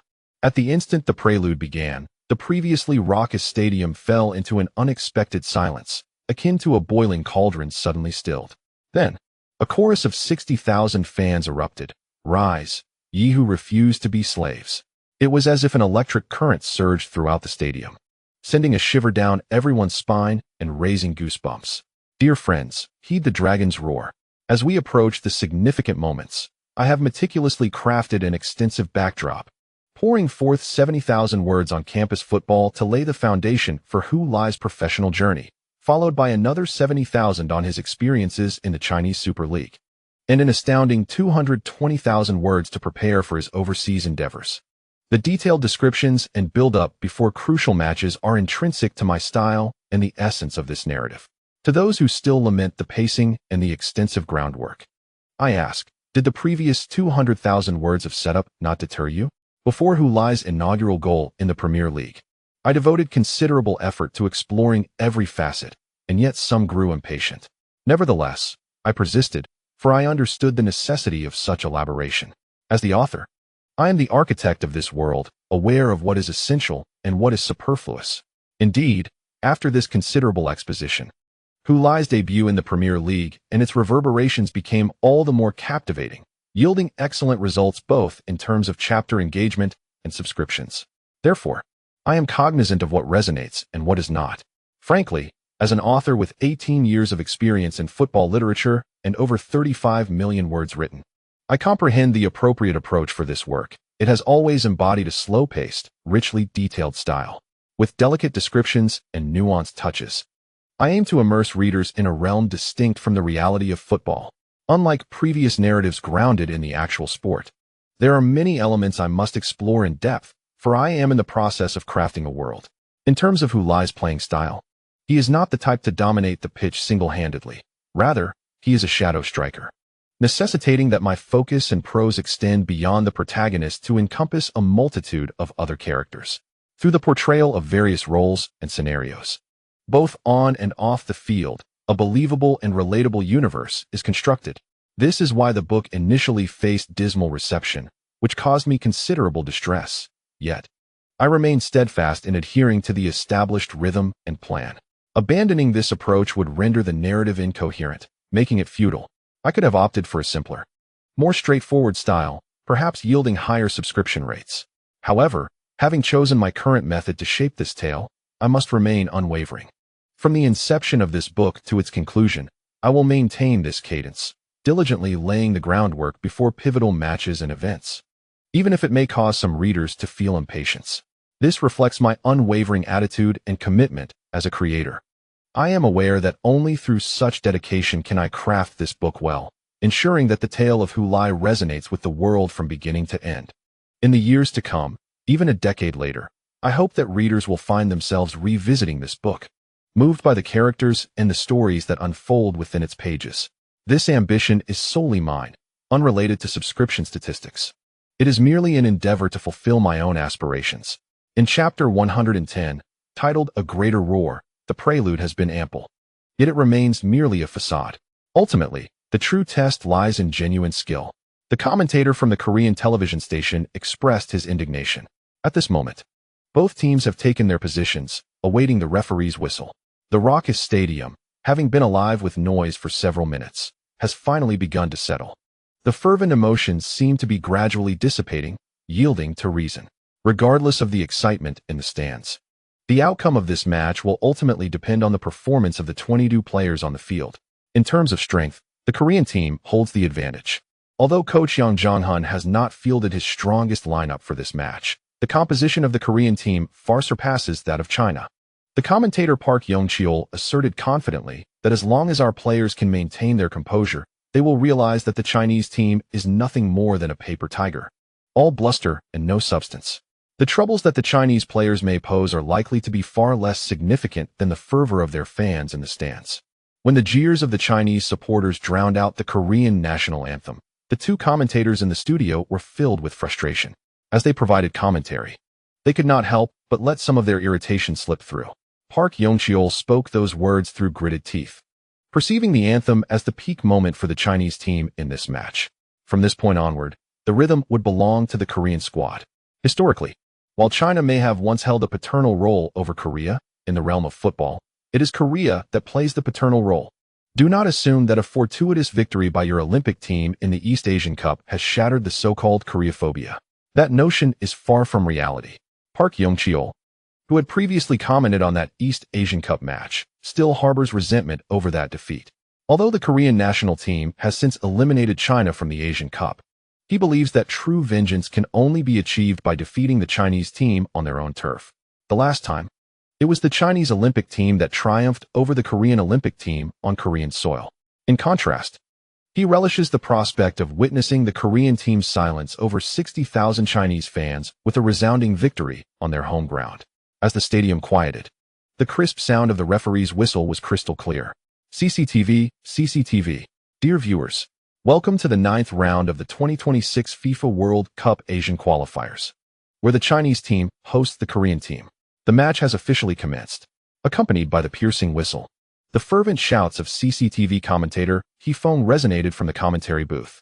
As the overwhelming roar of the crowd surged once more, he strained to elevate his voice, ensuring that his commentary reached the ears of television viewers with clarity. The sound of live commentary bore a stark contrast to that emanating from the studio, as the former encapsulated the essence of the moment, allowing listeners to feel as though they were present, even without visual cues. In this match, both teams embraced a youthful strategy, with the Chinese and South Korean squads fielding numerous young players. However, the motivations diverged, since coach Shi Woo-in took the helm. The national team underwent a significant transformation. Initially, there were widespread concerns that this overhaul might adversely affect the team's performance. Yet, it has become evident that the impact has been positive, with the Chinese team displaying markedly improved capabilities. The South Korean team, on the other hand, introduced several young talents due to their early qualification, affording them the luxury to provide more players with invaluable experience.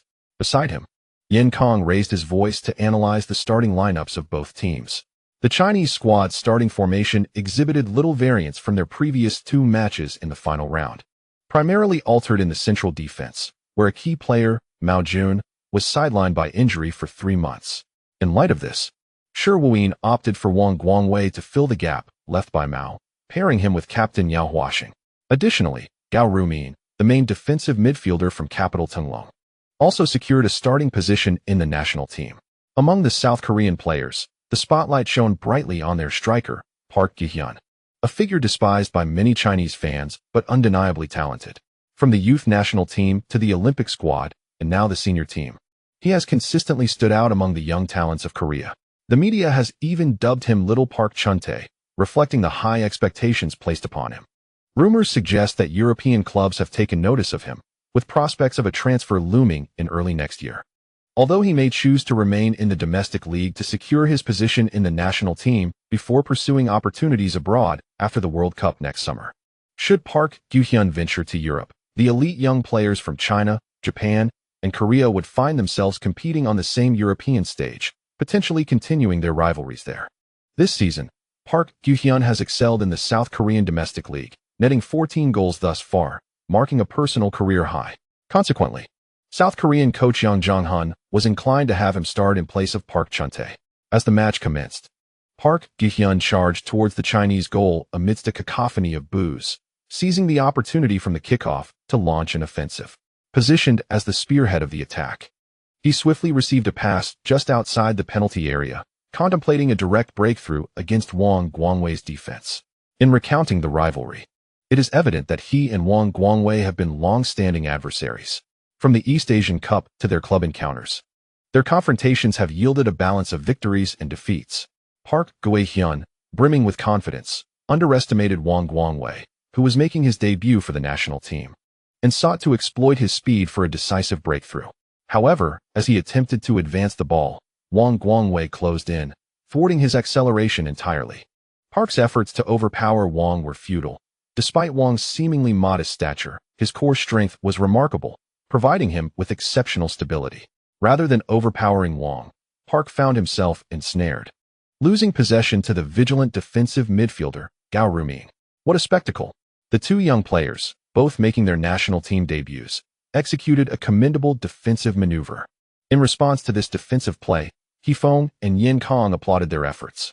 Though both were participating in their first World Cup qualifiers, they exhibited remarkable composure. While some players may have been slow to find their rhythm at the outset of the match, Wang Guangwei and Gao Ruming displayed no signs of discomfort. Wang's timing in his challenge was impeccable, perfectly anticipating Park's moment of exertion to apply pressure at just the right instant, much to Park's dismay. Gao Ruming's support was equally timely. Meanwhile, the commentator from a South Korean television station, Park Young-cheol, appeared adept at extracting positivity from setbacks. Only two players can effectively challenge our Park Gu-hyun, which indicates that the Chinese defense will face immense pressure right from the start. Coach Yang Zhongshuan must have devised a specific strategy to exploit this situation, compelling the team to support Wang Guangwei and induce errors. The Chinese supporters in the stands erupted in unified cheers for Wang Guangwei and Gao Ruming's defensive effort, including Wang's parents among them. Well done, Guangwei. Go for it, Wei. Excellent work. Keep playing like that. Their animated expressions and clenched fists belied their status as the parents of the young player. Following the collective applause, a voice from the stands called out with a loudspeaker, "First song, majestic and spirited. Prepare to sing." Throughout the stands, numerous conductors issued the same rallying call. Thus, the resonant anthem, deeply entwined with the sentiments of the Chinese people regarding Korea, filled the air, majestic and spirited, crossing the Yalu River. Preserving peace, safeguarding our homeland, is to protect our hometown. Good sons and daughters of China, unite in solidarity. Resist American aggression and aid North Korea. Vanquish the ambitions of the Korean wolves. The Chinese fans cleverly modified the lyrics to align more closely with the occasion. They sang this battle hymn repeatedly, rallying support for their team on the pitch. Amidst the stirring chorus, the Chinese team launched an offensive towards the South Korean goal, advancing past the halfway line with determination. The South Korean players were compelled to retreat. Focusing on defending against this impending assault, Zhang Qinghuan glanced around before directing the play to the left wing for support. The football was swiftly passed to his feet. Zhang Qinghuan, who received the ball on the flank, dribbled diagonally towards the center. He soon found himself confronted by the formidable South Korean defensive midfielder, Yu Myung-won. Yu Myung-won, one of the 3 overseas players returned for the final 12 matches, is now a 30-year-old rotation player for the mid-tier Bundesliga team, Arminia Bielefeld. Upon recognizing Yu Myung-won as his defender, a bold thought sparked in Zhang Qinghuan's mind, since he aspired to play abroad. This presented a unique opportunity to face a player from the European leagues. Perhaps through this encounter, he could gauge the disparity between himself and athletes meeting the standards of European competition, thereby refining his self-assessment. With this in mind, Zhang Qinghuan feigned a lateral cut. As Yu Myung-won lunged to tackle him, Zhang swiftly maneuvered the ball back with a deft flick of his foot, simultaneously pivoting to shield the ball with his body. He then twisted to the left, pretending to continue his advance towards the center, only to unexpectedly nudge the ball to the right with the outside of his right foot. Yu Myung-won misjudged the direction, and they brushed past each other, one veering left, the other right. A beautiful display. The stands erupted with thunderous applause. Though the match had only just commenced, it was palpable that every successful technical maneuver by the Chinese players elicited enthusiastic cheers from the spectators. Having slipped past Li Mingyuan, Zhang Qinghuan surged forward, and as he penetrated the 30-meter zone of the South Korean team, he attempted another inward cut. This time, he faced not only the pursuing Yu Myung-won, but also another South Korean center back, Park Sung-hyung, who positioned themselves to thwart Zhang Qinghuan's advance. Just before their encirclement could close in on him, Zhang flicked the ball with the outside of his left foot, sending it towards the gap where Park Sung-hyung was rushing in. There, Chun Xingyi cut in from the flank and received the ball. Accompanied by a surge of excitement from the crowd, commentator He Feng exclaimed enthusiastically. Chun Xingyi, facing the penalty arc prior to receiving the ball, expertly halted it with the outside of his right foot. He then swiftly wrapped his right foot around the ball, pulling it into the penalty area with a deft flick. Spinning, he executed a delicate nutmeg. The cheers intensified. What a splendid move. He has entered the penalty area. This is a golden opportunity for the Chinese team. South Korea's right back, Kim Sung-soo, rushed into the penalty area in pursuit. Yet, Chun Xingyi accelerated, positioning himself in front of Kim, rendering him hesitant to act, forcing him to slow down and raise his hands to signal to the referee that he had not committed a foul.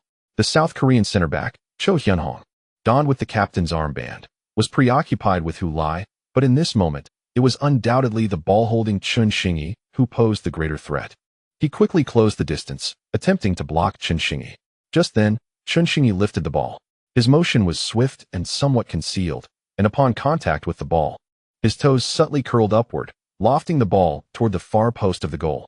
In that moment, Hu Lai leaped into the air with an elegant arc. Charging towards the ball with fervor, he soared, meeting the oncoming football at a height nearly parallel to the goal. The South Korean midfielder, Yu Myung-won, attempted to head the ball clear but misjudged his leap. The ball, slipping past him, aligned perfectly with Hu Lai's trajectory. Hu Lai, witnessing this spectacle, He Feng's voice reached a crescendo. Not just him, but countless Chinese fans in the stands and before their screens echoed his name with fervent enthusiasm. It was as if thunder had erupted. South Korean goalkeeper Sun Haemin, returning from the near post, saw Hu Lai strike the ball towards the net. Yet his attempts to save it came too late. The ball had already found its way into the goal he was guarding. Ah, how splendid. Beautiful. Hu Lai. Can you believe it? Merely 3 minutes into the match, the Chinese team had taken the lead. The scorer was none other than number 14. Hu Lai. In the commentary booth, He Feng leapt to his feet, toppling the chair behind him. The sudden movement caused a momentary blackout in his vision, but he steadied himself by gripping the table just in time. Even with noise-canceling headphones, he could distinctly hear the eruption of cheers from the stadium. From Wang Guangwei and Gao Rumin's interception, to Zhang Qinghuan evading Yu Myung-won, and then Chun Xingyi's exquisite nutmeg, each cheer crescendoed, surpassing the last, leaving one to wonder what the limits of these Chinese fans truly were. Now, an even louder cheer erupted, as Hu Lai soared into the air, heading towards the ball. The crowd's anticipation had already begun to swell, reaching a fever pitch. When Hu Lai positioned himself, every Chinese fan instinctively knew what was about to unfold. They found it challenging to contain their emotions, eagerly awaiting the inevitable outcome. And Hu Lai did not disappoint them. Though not a conventional header, he nevertheless directed the football securely into the net. After executing his acrobatic goal, Hu Lai tumbled to the ground, his momentum carrying him as he rolled several times before finally coming to a halt, narrowly avoiding a collision with the goalpost. However, Hu Lai seemed oblivious to the danger. Rising to his feet, he sprinted towards the corner flag, performing his signature celebration. To his surprise, as his feet touched the ground, he was met with a thunderous cheer from the stands. Ho-woo! Though still somewhat uncoordinated and not perfectly timed, the sheer volume of 60,000 fans far surpassed the 30,000 at Elland Road, creating an astonishing atmosphere. Turning towards the stands, Hu Lai's smile radiated even more brightly. In this stadium, he truly felt a sense of belonging. This feeling of home meant the freedom to express himself, to revel in the moment, and to experience a sense of relaxation and joy that was unparalleled elsewhere, providing him with an unrivaled sense of security. because he is aware that no matter what he does here, he has the unwavering support of 60,000 fans. Listen to that roar. This is the sound emanating from the home ground of the Antong Stars. The fans here must be familiar with such scenes, as they have witnessed the scintillating trio of the Stars perform similar combinations numerous times last year. Today, the once dispersed trio reunites, shining brilliantly over the Antong Sports Center. In front of the Chinese team's coaching bench, Shi Wuyin and Li Zhifei stumbled out, exuberant and jubilant, before embracing each other once more.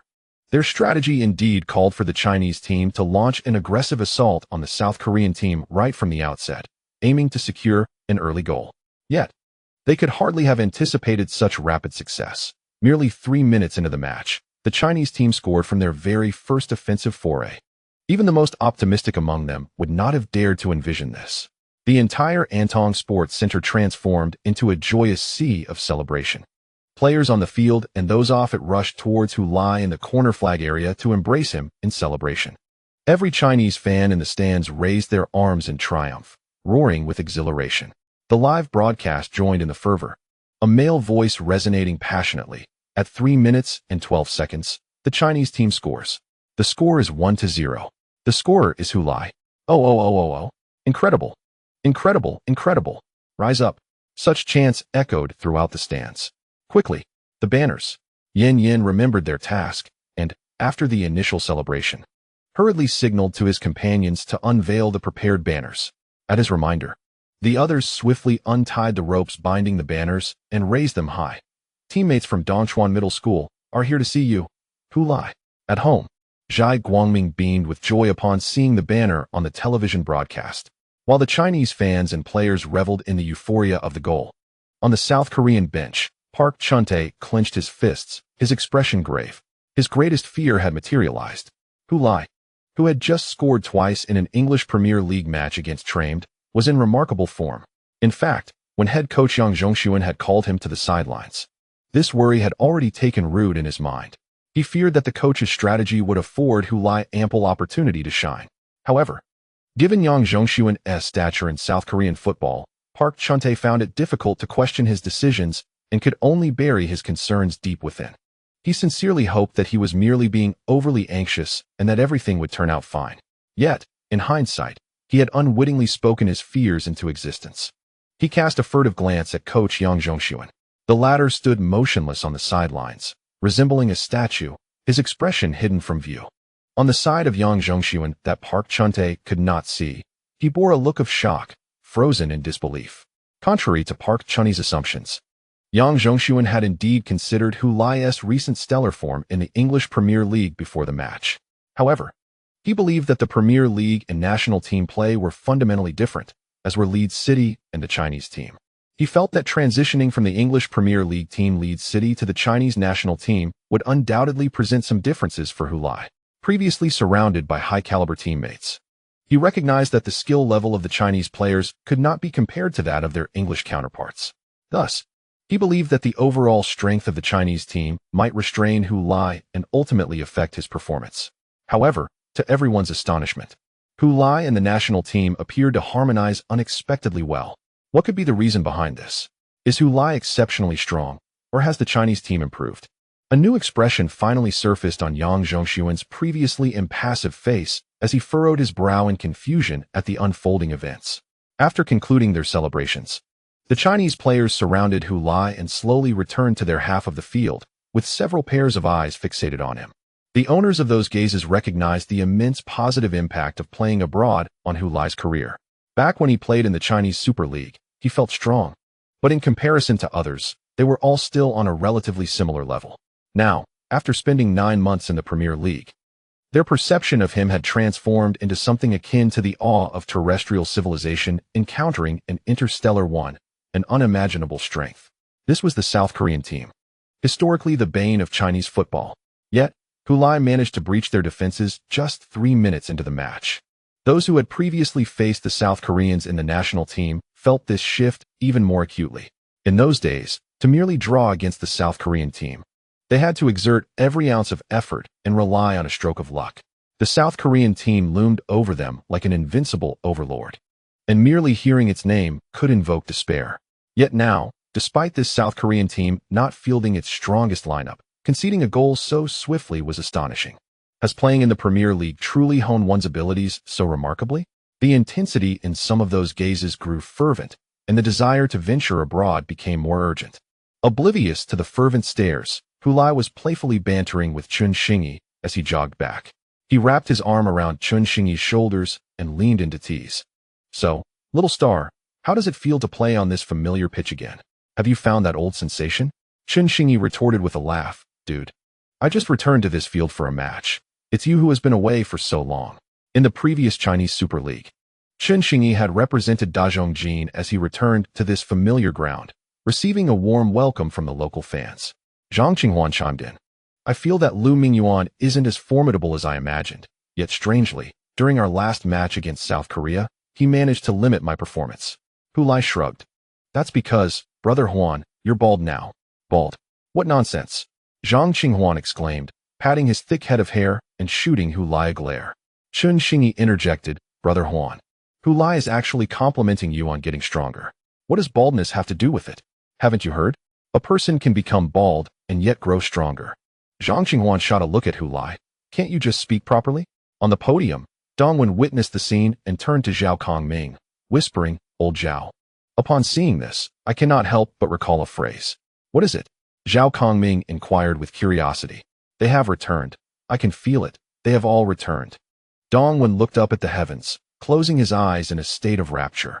Zhao Kongming, somewhat speechless, redirected his gaze towards the field. Although Dongwen's performance was somewhat exaggerated, his words held truth. He shared that sentiment as well.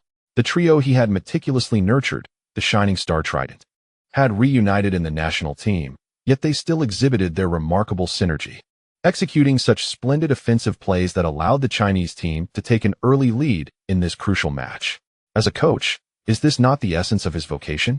Despite the fact that this trident had been disbanded and he, along with the Shining Star team, was no longer a beneficiary, sometimes even suffering setbacks from it.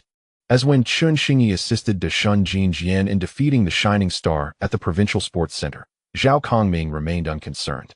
For he steadfastly believed that this was the historical mission of the Shining Star. Together they formed a blazing fire. Scattered, they became a sky full of stars. By cultivating them and then releasing them, the once seemingly endless night was now adorned with countless twinkling points of light, rendering the darkness less despairing. Even the mightiest sun can be obscured, yet no one can shroud the brilliance of a starry sky. As the third quarter unfolds, with promises of further updates, the call for monthly votes resonates. In Chapter 112, gradually out of control, Park Gi-hyun stands on the ball at the center circle, awaiting the kickoff. Observing the Chinese players laughing and joking as they pass by, he grinds his teeth in irritation. This match should have been an excellent opportunity for me to demonstrate my abilities to coach Yang Zhongxuan. Why then did the opposing team score first? Scoring on the very first attack is sheer luck. Indeed, luck. In his heart, Park Gi-hyun attributed Lai and the Chinese team's goal to mere fortune. It was difficult to fathom how, within 3 minutes of the match's commencement, the Chinese team could seize the lead. Not to mention the significant disparity in strength between the Chinese and Korean teams, even in a match between two closely matched teams. Achieving a goal within the first 3 minutes requires a stroke of good fortune.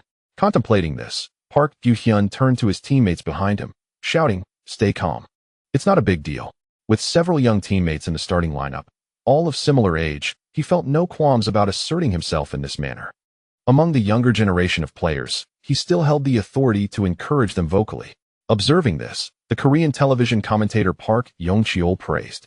It seems Park Gi-hyun is motivating his teammates, which is commendable.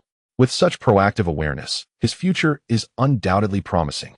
Indeed, while others were momentarily disheartened by the sudden setback, Park Gi-hyun did not yield.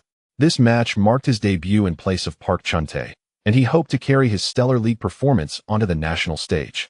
The commentator promptly added, "Two individuals harmoniously sing together, striving to uplift the spirits of the Korean fans watching from their televisions.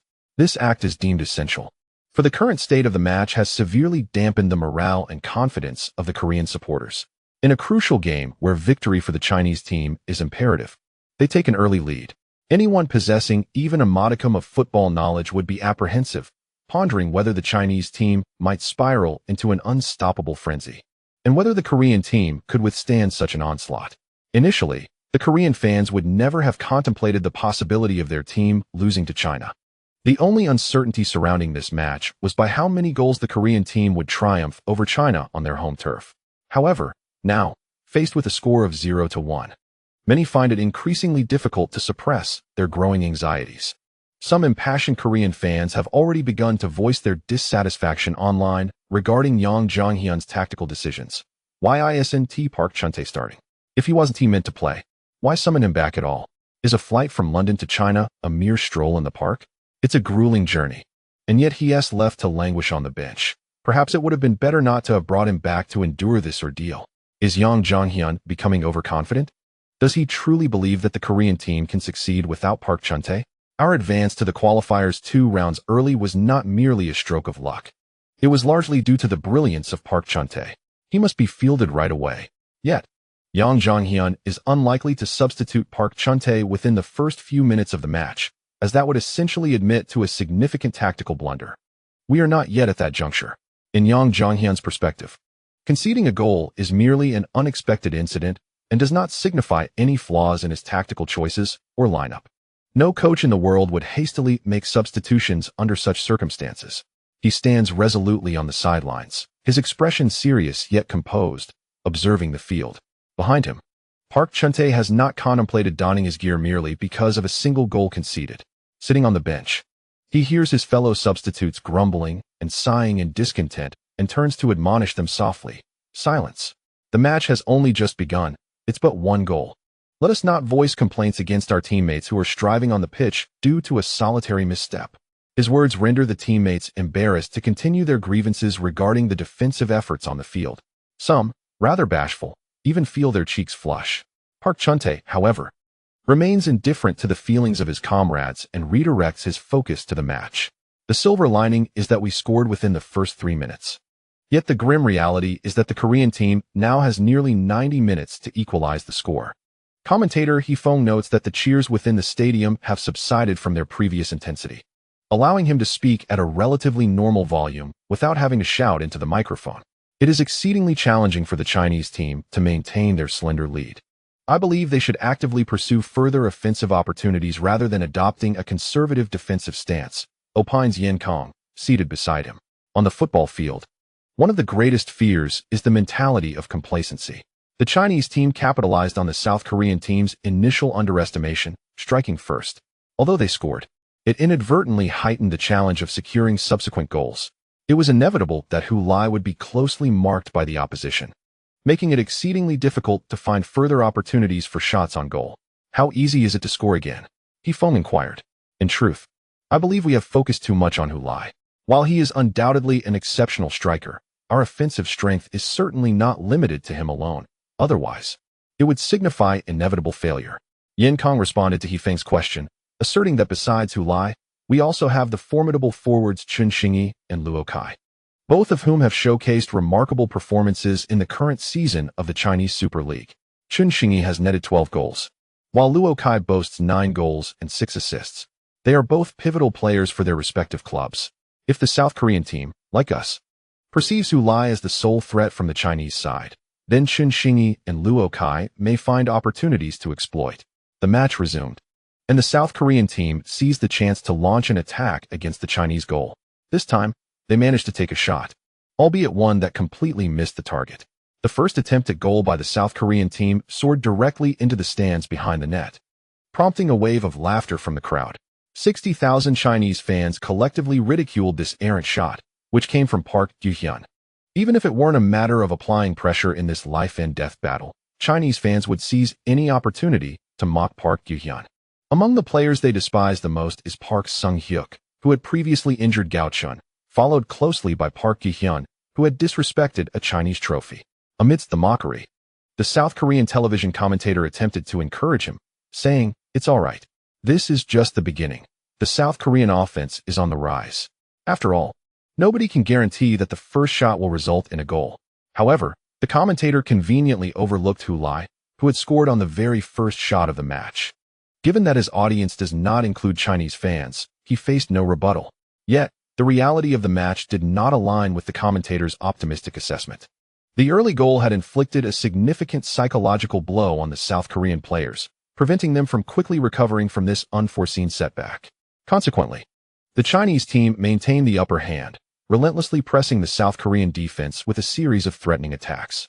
Among these was a high-quality shot from Luo Kai, previously mentioned by Yen Kong, which was expertly deflected by South Korean goalkeeper Sun Hae-min.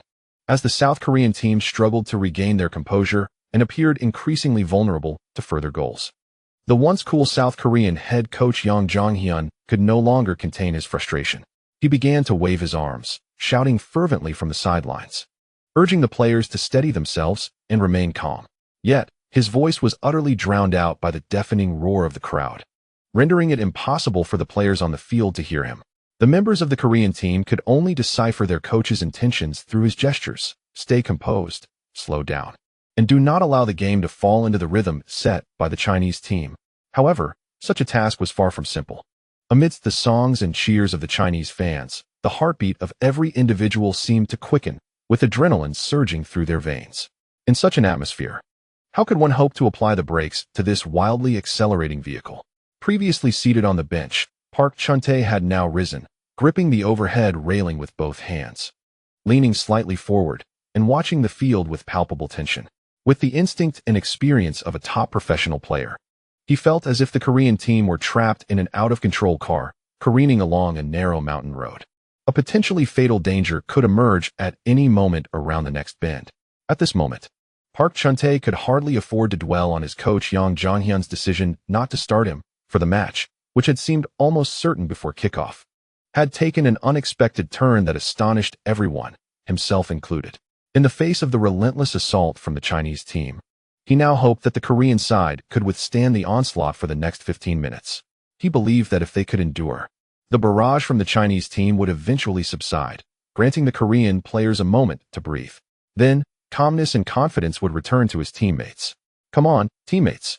Chapter 113. The Wolves have arrived with a shotgun. Luo Kai noticed that the Korean defense was increasingly tightening around Hu Lai, rendering him unable to move freely. If Hu Lai found himself inside the penalty area, he might not even be able to receive the ball, as two Korean players would invariably appear beside him, one tasked with closely marking him to disrupt his ability to control the ball, while the other awaited an opportunity to intercept. He had previously attempted to cross the ball to Hu Lai from the flanks, but the pass was thwarted before it could reach him, intercepted by Korean center back Park Sung-hyun. For Hu Lai, this was far from advantageous. However, Luo Kai perceived an opportunity within this predicament. The more Korean players were concentrated around Hu Lai, the fewer there were elsewhere on the field. For instance, this was why he was able to deliver a cross earlier. Only one Korean player had come to defend him, and he seemed rather indifferent, appearing more concerned about the situation in the penalty area behind him than about Luo Kai himself. Logically, this should have brought Luo Kai some joy, as the defensive pressure he faced was considerably lessened. Yet, paradoxically, Luo Kai felt quite the opposite. He sensed a certain disdain directed at him.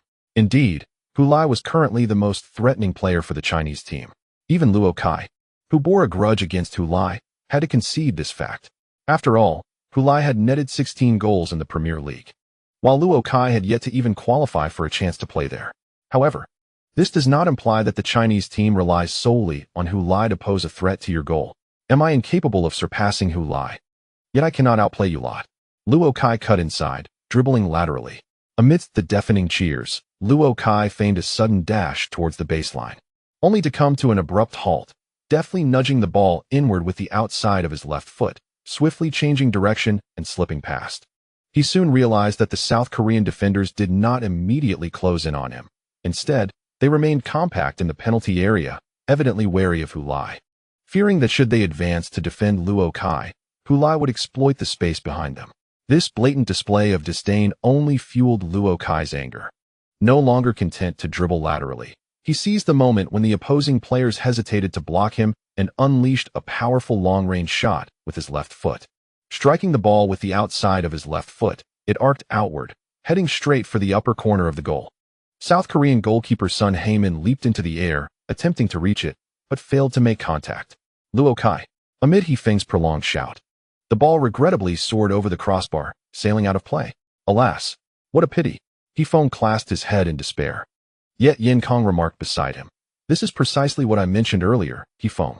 As the South Korean team intensified their defense against Hu Lai, their attentiveness towards the other Chinese players waned. Luo Kai had successfully broken through on the flanks twice in succession, and astonishingly, there was not a single South Korean player near him before his shot. This is quite unusual. Yet, the South Korean team finds themselves in a bind. They must bolster their defense against Hu Lai. I believe this presents an opportunity for the Chinese team. If we can score again, the match will become significantly easier. In the VIP section, Wang Xiao, the general manager of Hudong Thunder Club, lamented with a slap to his thigh upon witnessing Luo Kai's missed opportunity. Alas, that lad Luo Kai, how could he squander such a chance? Although it seemed he was reproaching Luo Kai, few would genuinely believe that Wang Xiao was criticizing the young player's performance. This season, Luo Kai has enjoyed greater possession of the ball at Hudong Thunder, and his performance has not disappointed the club or the head coach. Last season, he was a steadfast starter, but this season he has evolved into the team's offensive catalyst. His progress is remarkable. Nearby, Dongwon, overhearing Wang Xiao's remarks, leaned in eagerly, grinning as he inquired, General Wang, how about loaning us Shining Star for some additional training with old Zhao? Rest assured, we can include a clause for avoidance. Haha. Wang Xiao shot him a disdainful glance, unwilling to engage with this notoriously unpopular figure among Super League managers. Beside him, Xue Qiaoyu cast an irate glance at Dongwon, believing that the mention of a clause for avoidance was a jab at his own vulnerabilities.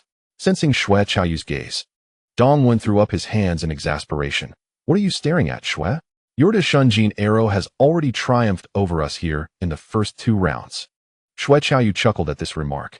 Given that the Chinese team currently held the lead, the mood among the esteemed guests in the VIP section remained quite buoyant. This stands in stark contrast to their performances prior to the commencement of the match, during which time no one could predict the outcome of the game. They exchanged pleasantries at the VIP stand, uttering grandiloquent phrases, merely to bolster their own courage. In truth, none of them felt assured. Yet within 3 minutes of the match's onset, the Chinese team scored, taking the lead. At that moment, the esteemed guests in the stands erupted in jubilant cheers. Resembling ordinary fans, Luo Kai excelled in 2 consecutive attacks, creating palpable threats, which led the Korean team's defensive focus to shift slightly in his direction. Although the Korean team still regarded Hu Lai as the primary threat from the Chinese side, it did not imply they would overlook Luo Kai's performance. Unless, of course, they had collectively lost their wits. Regardless of how inconspicuous a player may appear before a match, if he demonstrates a threat during the game, and the opponents fail to adjust their strategy accordingly, it would signify a lapse in judgment from both the coach and the players. Thus, the Korean team's self-adjustment was to be expected. However, this time, their adversary was somewhat exceptional, as the Korean team's defensive focus tilted towards Luo Kai. The offensive momentum on the left flank for the Chinese team surged. Qingqing, what speed! It was nothing short of astonishing. Amidst the cheers of the crowd, Qingqing utilized his pace to forcefully break past the Korean right back, Jin Qingsu, and delivered a cutback pass. He did not seek out Hu Lai at the goal, nor did he aim for Luo Kai at the far post. Instead, he passed the ball to Huan Ge, who had just surged into the penalty area. Zhang Qing welcomed the incoming ball with a direct volley, sending it towards the far corner of the goal. Sun Haiman leapt across, but failed to touch the ball. The ball did not roll into the net. Rather, it skimmed the outside of the post and flew out of play. A collective sigh of disappointment resonated through the stands. Upon hearing this, Hu Lai turned to Huan Ge and exclaimed, Huan Ge, are you even capable? The fans are chanting my name. Hu Lai's exclamation was abruptly interrupted, as he realized he had neglected to cover his mouth, leaving his words vulnerable to interpretation by viewers at home. After the match, reporters surrounded him, inquiring why he had scolded Hu Lai after missing a shot. How would he respond? Would he inform the media that their entire village's hopes rested on the shoulders of the nation's foremost football star, who brazenly displayed such antics on the pitch? Fortunately, he quickly regained his composure, narrowly avoiding being ensnared by Hu Lai's antics. That rascal truly knew no bounds. The Korean team began to recognize the gravity of the situation. Having conceded a goal to Hu Lai just 3 minutes into the game, they intensified their defensive efforts against him. Consequently, they failed to adequately prioritize the Chinese team's right flank. As a result, Luo Kai commenced his performance, generating 3 consecutive threatening attacks. One shot was parried by Sun Haiman, Another nearly found its way to Hu Lai's feet following a flank breakthrough, and a third was a direct cut-in long-range shot that sailed over the crossbar. Faced with the dynamic Luo Kai, the Korean team shifted their defensive focus towards this side. Initially thought to resolve the issue, it was unexpectedly the Chinese team's left flank. Qingqing, who emerged valiantly. Just moments ago, that offensive attempt nearly allowed Zhang Qinghwan to score. The Korean team's defensive response resembled the futile effort of pressing down on a gourd only to see a ladle rise. Thwart one player, and another threatens their goal. If they managed to contain two, the Chinese team still had a third lurking. Not to mention the looming presence of Zhang Qinghwan behind this trio. The offensive combination from the Chinese team has left the Koreans somewhat flustered, a sensation they had never experienced in previous encounters. Even during their last meeting. Less than a year ago, when they triumphed over the Chinese team with a resounding 3-0 victory on home turf, the opposition was utterly powerless. One would assume. Even in this home match for the Chinese team, such a stark contrast would be unfounded. They had believed that Hu Lai was their only significant threat, yet it now appears they underestimated their adversary. Witnessing the Chinese team pose multiple threats to the Korean goal, the Chinese fans in the stands grew increasingly spirited. They began to sing a song deeply rooted in the history with Korea. A great river flows wide. The wind carries the scent of rice on both banks. When friends arrive, there's fine wine. But should the wolves come, they shall be met with shotguns. Nearly 20 minutes into the match, the Chinese team's performance empowered the fans to sing this anthem with conviction. The visiting Korean team surely represented the wolves, and with a one-goal lead, we greeted them with our shotguns. Amidst the song, the Chinese team's offensive surged relentlessly, continuing to bombard the Korean side in hopes of securing another goal. A two-goal advantage would significantly ease the contest. On the sidelines, Korean coach Yang Jong-hyun paced nervously, frequently checking his watch. Since Hu Lai's goal, another 15 minutes had elapsed. He had initially believed the Chinese team's offensive onslaught would not exceed 15 minutes, predicting their stamina would falter and their focus would wane. However, it became evident he had miscalculated. Today's Chinese team appeared invigorated, battling tirelessly up to this point. But this should not be the case. Yang Jong-hyun muttered inwardly. They too must be nearing their limits. It was implausible to sustain such a rapid pace, especially for the Chinese squad. Based on my understanding of these players, they lacked the capacity to maintain such an intense state for long. Thus, they needed to hold on. With this thought, Yang Jong-hyun gestured fervently to his players, urging, consolidate the defense.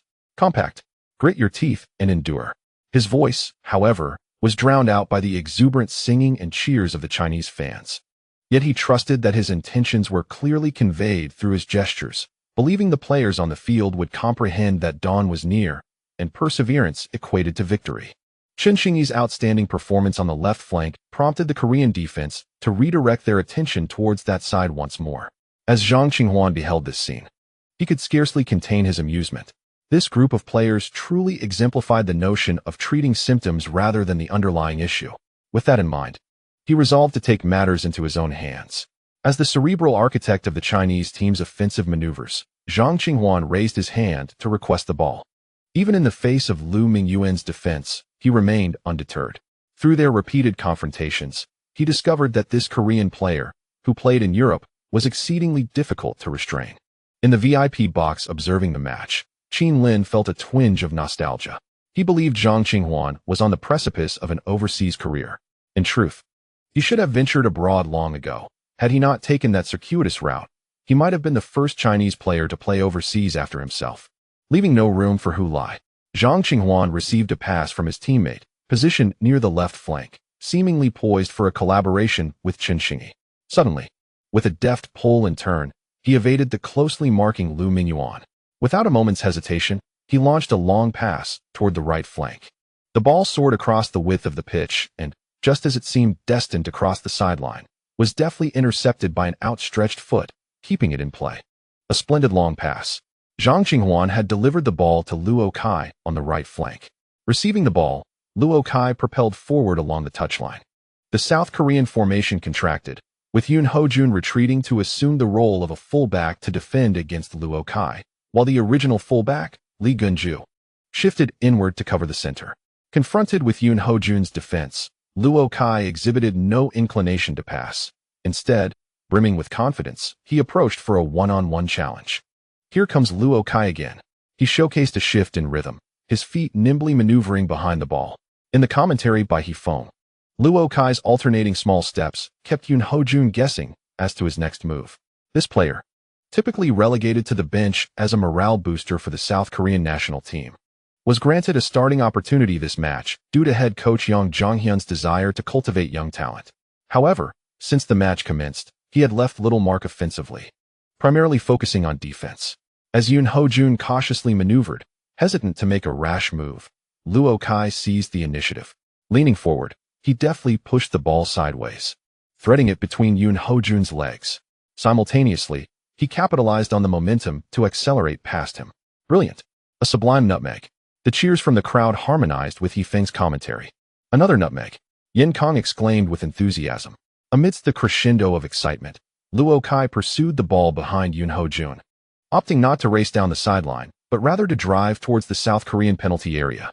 Observing this unfold from the VIP section, Wang Xiao felt a surge of tension.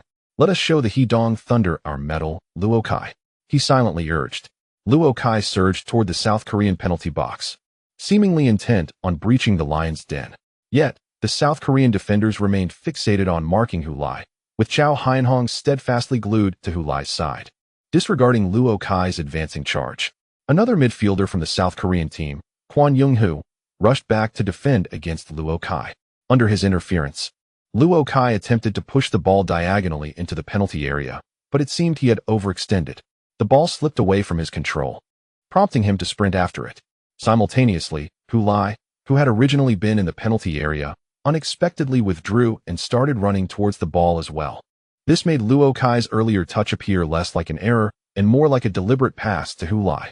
Park Sung-hyung and Ko Hyun-hong, the two South Korean center backs, immediately closed in on Hu Lai, determined not to allow him to seize the ball easily in the penalty area. Kwon Young-hoo, who had been following Luo Kai, shifted his attention to Hu Lai, stepping forward as the three of them prepared to encircle him. However, Hu Lai paid no heed to them, charging towards the ball when he suddenly glanced up at Luo Kai. He noticed Luo Kai was gritting his teeth and sprinting towards him, their gazes colliding in the air for a brief moment before separating again. Luo Kai maintained his focus on the ball ahead, his pace undeterred. Hu Lai returned his gaze, lowering his eyes to the ball that had rolled to his feet and executed a sudden stop. He remained stationary as the ball rolled past him. Right as Luo Kai accelerated past, catching up to the ball he had overplayed, he then surged into the penalty area, ball at his feet. Hu Lai did not touch the ball. Luo Kai, he made it. Hu Lai's abrupt stop not only bewildered the commentator, but also disoriented nearly all of the South Korean defenders.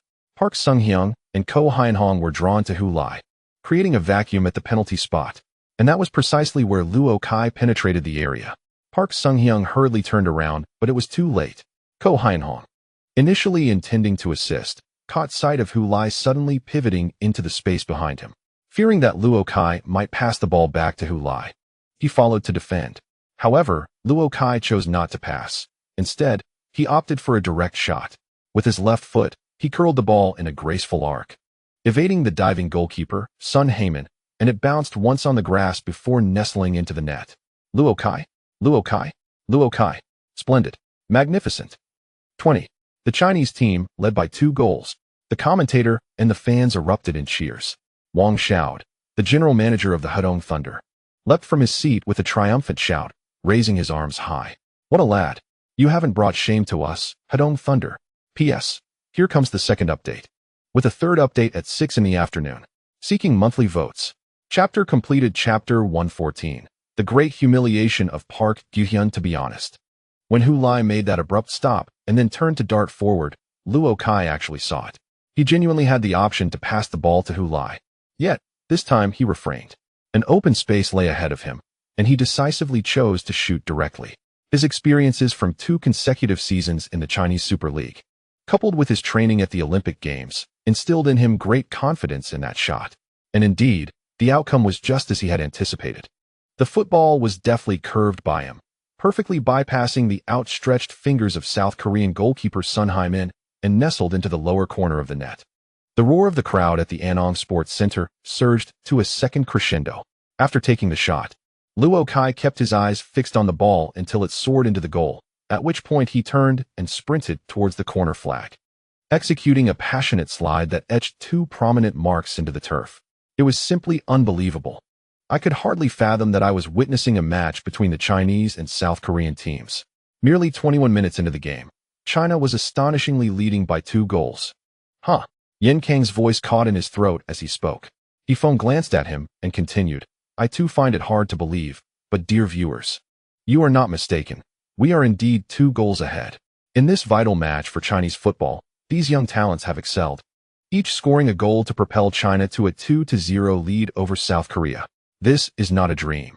It is a reality unfolding before your very eyes. Yen Kang composed himself, taking a deep breath as he stated, as I mentioned earlier, our young players are reliable. The Koreans may assume we only have Hu Lai, but they are unaware that we have not only Hu Lai but also Chen Xingyi, Zhang Qinghwan, and Luo Kai. I believe that our attacking combination is unmatched across the entirety of Asia. When the South Koreans realize that merely defending against Hu Lai is futile, their defensive structure will collapse. When Luo Kai scored, the stands erupted with jubilation. Yen, preoccupied with directing his teammates, urged, quickly, another banner. Amidst his words, a second banner appeared in the stands.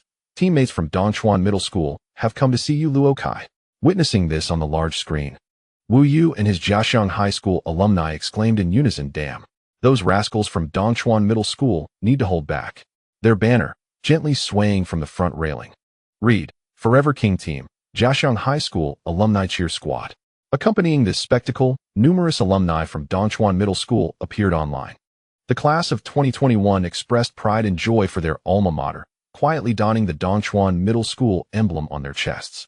Graduates from the class of 2010 sent greetings to their juniors and seniors, proclaiming, our Dongchuan Middle School is exceptional.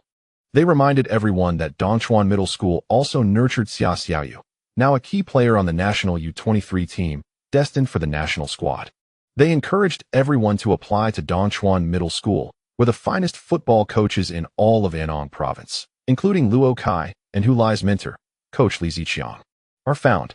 Oh, and by the way, the core player of the Chinese women's football team, Li Qingqing, is Coach Li Ziqiang's daughter.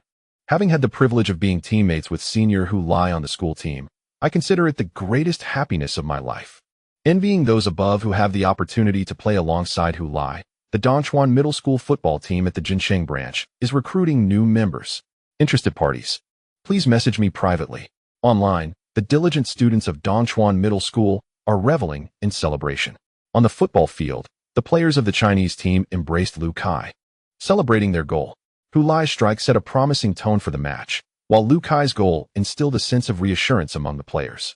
At this moment, many began to firmly believe that a victory against the South Korean team was indeed within reach. We can win. We still have the opportunity to contend for a spot in the World Cup. Observing this scene, the commentators from the South Korean television station were rendered speechless. Fortunately, the live broadcast did not transmit to the studio, or else the viewers at home would have witnessed the two of them looking utterly despondent and dumbfounded. However, it mattered little, for they could simply visit the restroom to catch a glimpse of the expression of despair. The South Korean fans were collectively crestfallen. Meanwhile, the Chinese supporters were reveling in ecstasy, while Park Chun-tae stood frozen in disbelief on the bench. How could they be 2 goals down? How did the match turn out this way?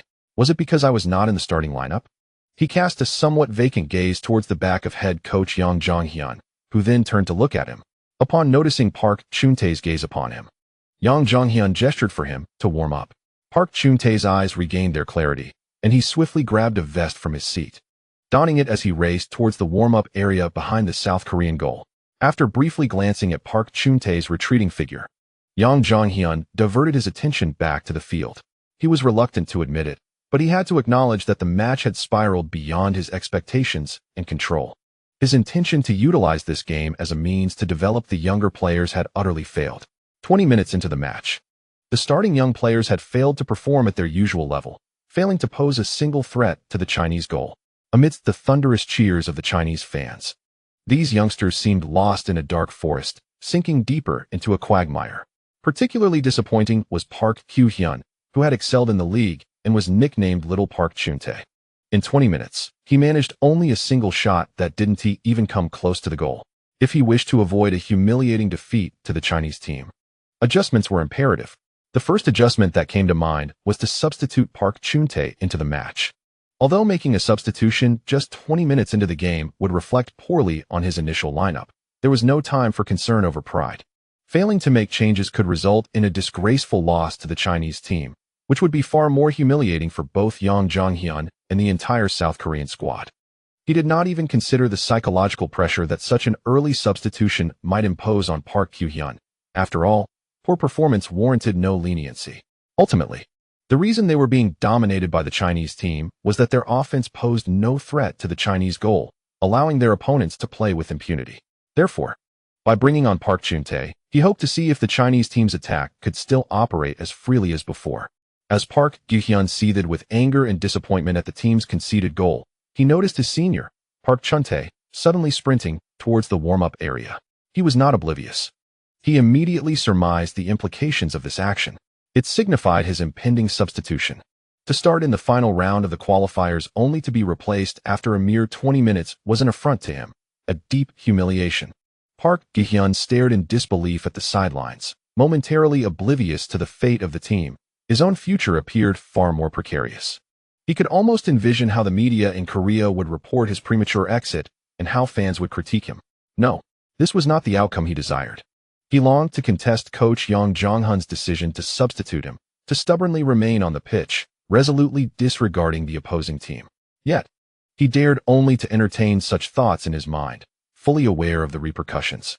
Offending the two most influential figures in Korean football could spell the end of his national team career. Park Chun-tae was warming up. Was the Korean team really making such an adjustment this early? It was barely 20 minutes into the match. Hyo Bong and Yin Kong exchanged surprised glances. They had not anticipated Yang Jong-hun to so decisively overturn his previous decision. They assumed he would at least maintain this lineup until halftime before making adjustments. Consequently, they had been envisioning a scenario where the Chinese team could capitalize and extend their lead to 3 goals before the half, effectively sealing the match. It now appeared that Yang Jong-hun was capable of both recognizing and rectifying his mistakes with remarkable swiftness. In the face of victory, he was willing to cast aside his pride, an admirable quality indeed. Fortunately, they had a 2-goal lead, a fact that brought relief to the two commentators. Had they been leading by just 1 goal, such a substitution would have posed a significant threat to the Chinese team's prospects. The 2-goal advantage instilled a sense of reassurance among many, including the commentators. Even if Park Chun-tae's entrance bolstered the Korean offense, applying pressure on the Chinese defense. The cushion of a 2-goal lead naturally fostered confidence in their actions, preventing panic-induced errors. Compared to the uncertainties and worries that plagued them before the match, the current state of the Chinese team felt far more fortunate. Park Chun-tae swiftly concluded his warm-up and returned to the sidelines. Seizing an opportunity during a stoppage in play, the 4th official signaled for the substitution. In the 27th minute, the first substitution of the match was executed. Number 10, Park Chun-tae, replaced number 19, Park Kyu-hyun. As Park Kyu-hyun departed the field amidst a chorus of boos and laughter, he reluctantly exchanged a high-five with Park Chun-tae before burying his face in his hands as he sank back onto the bench.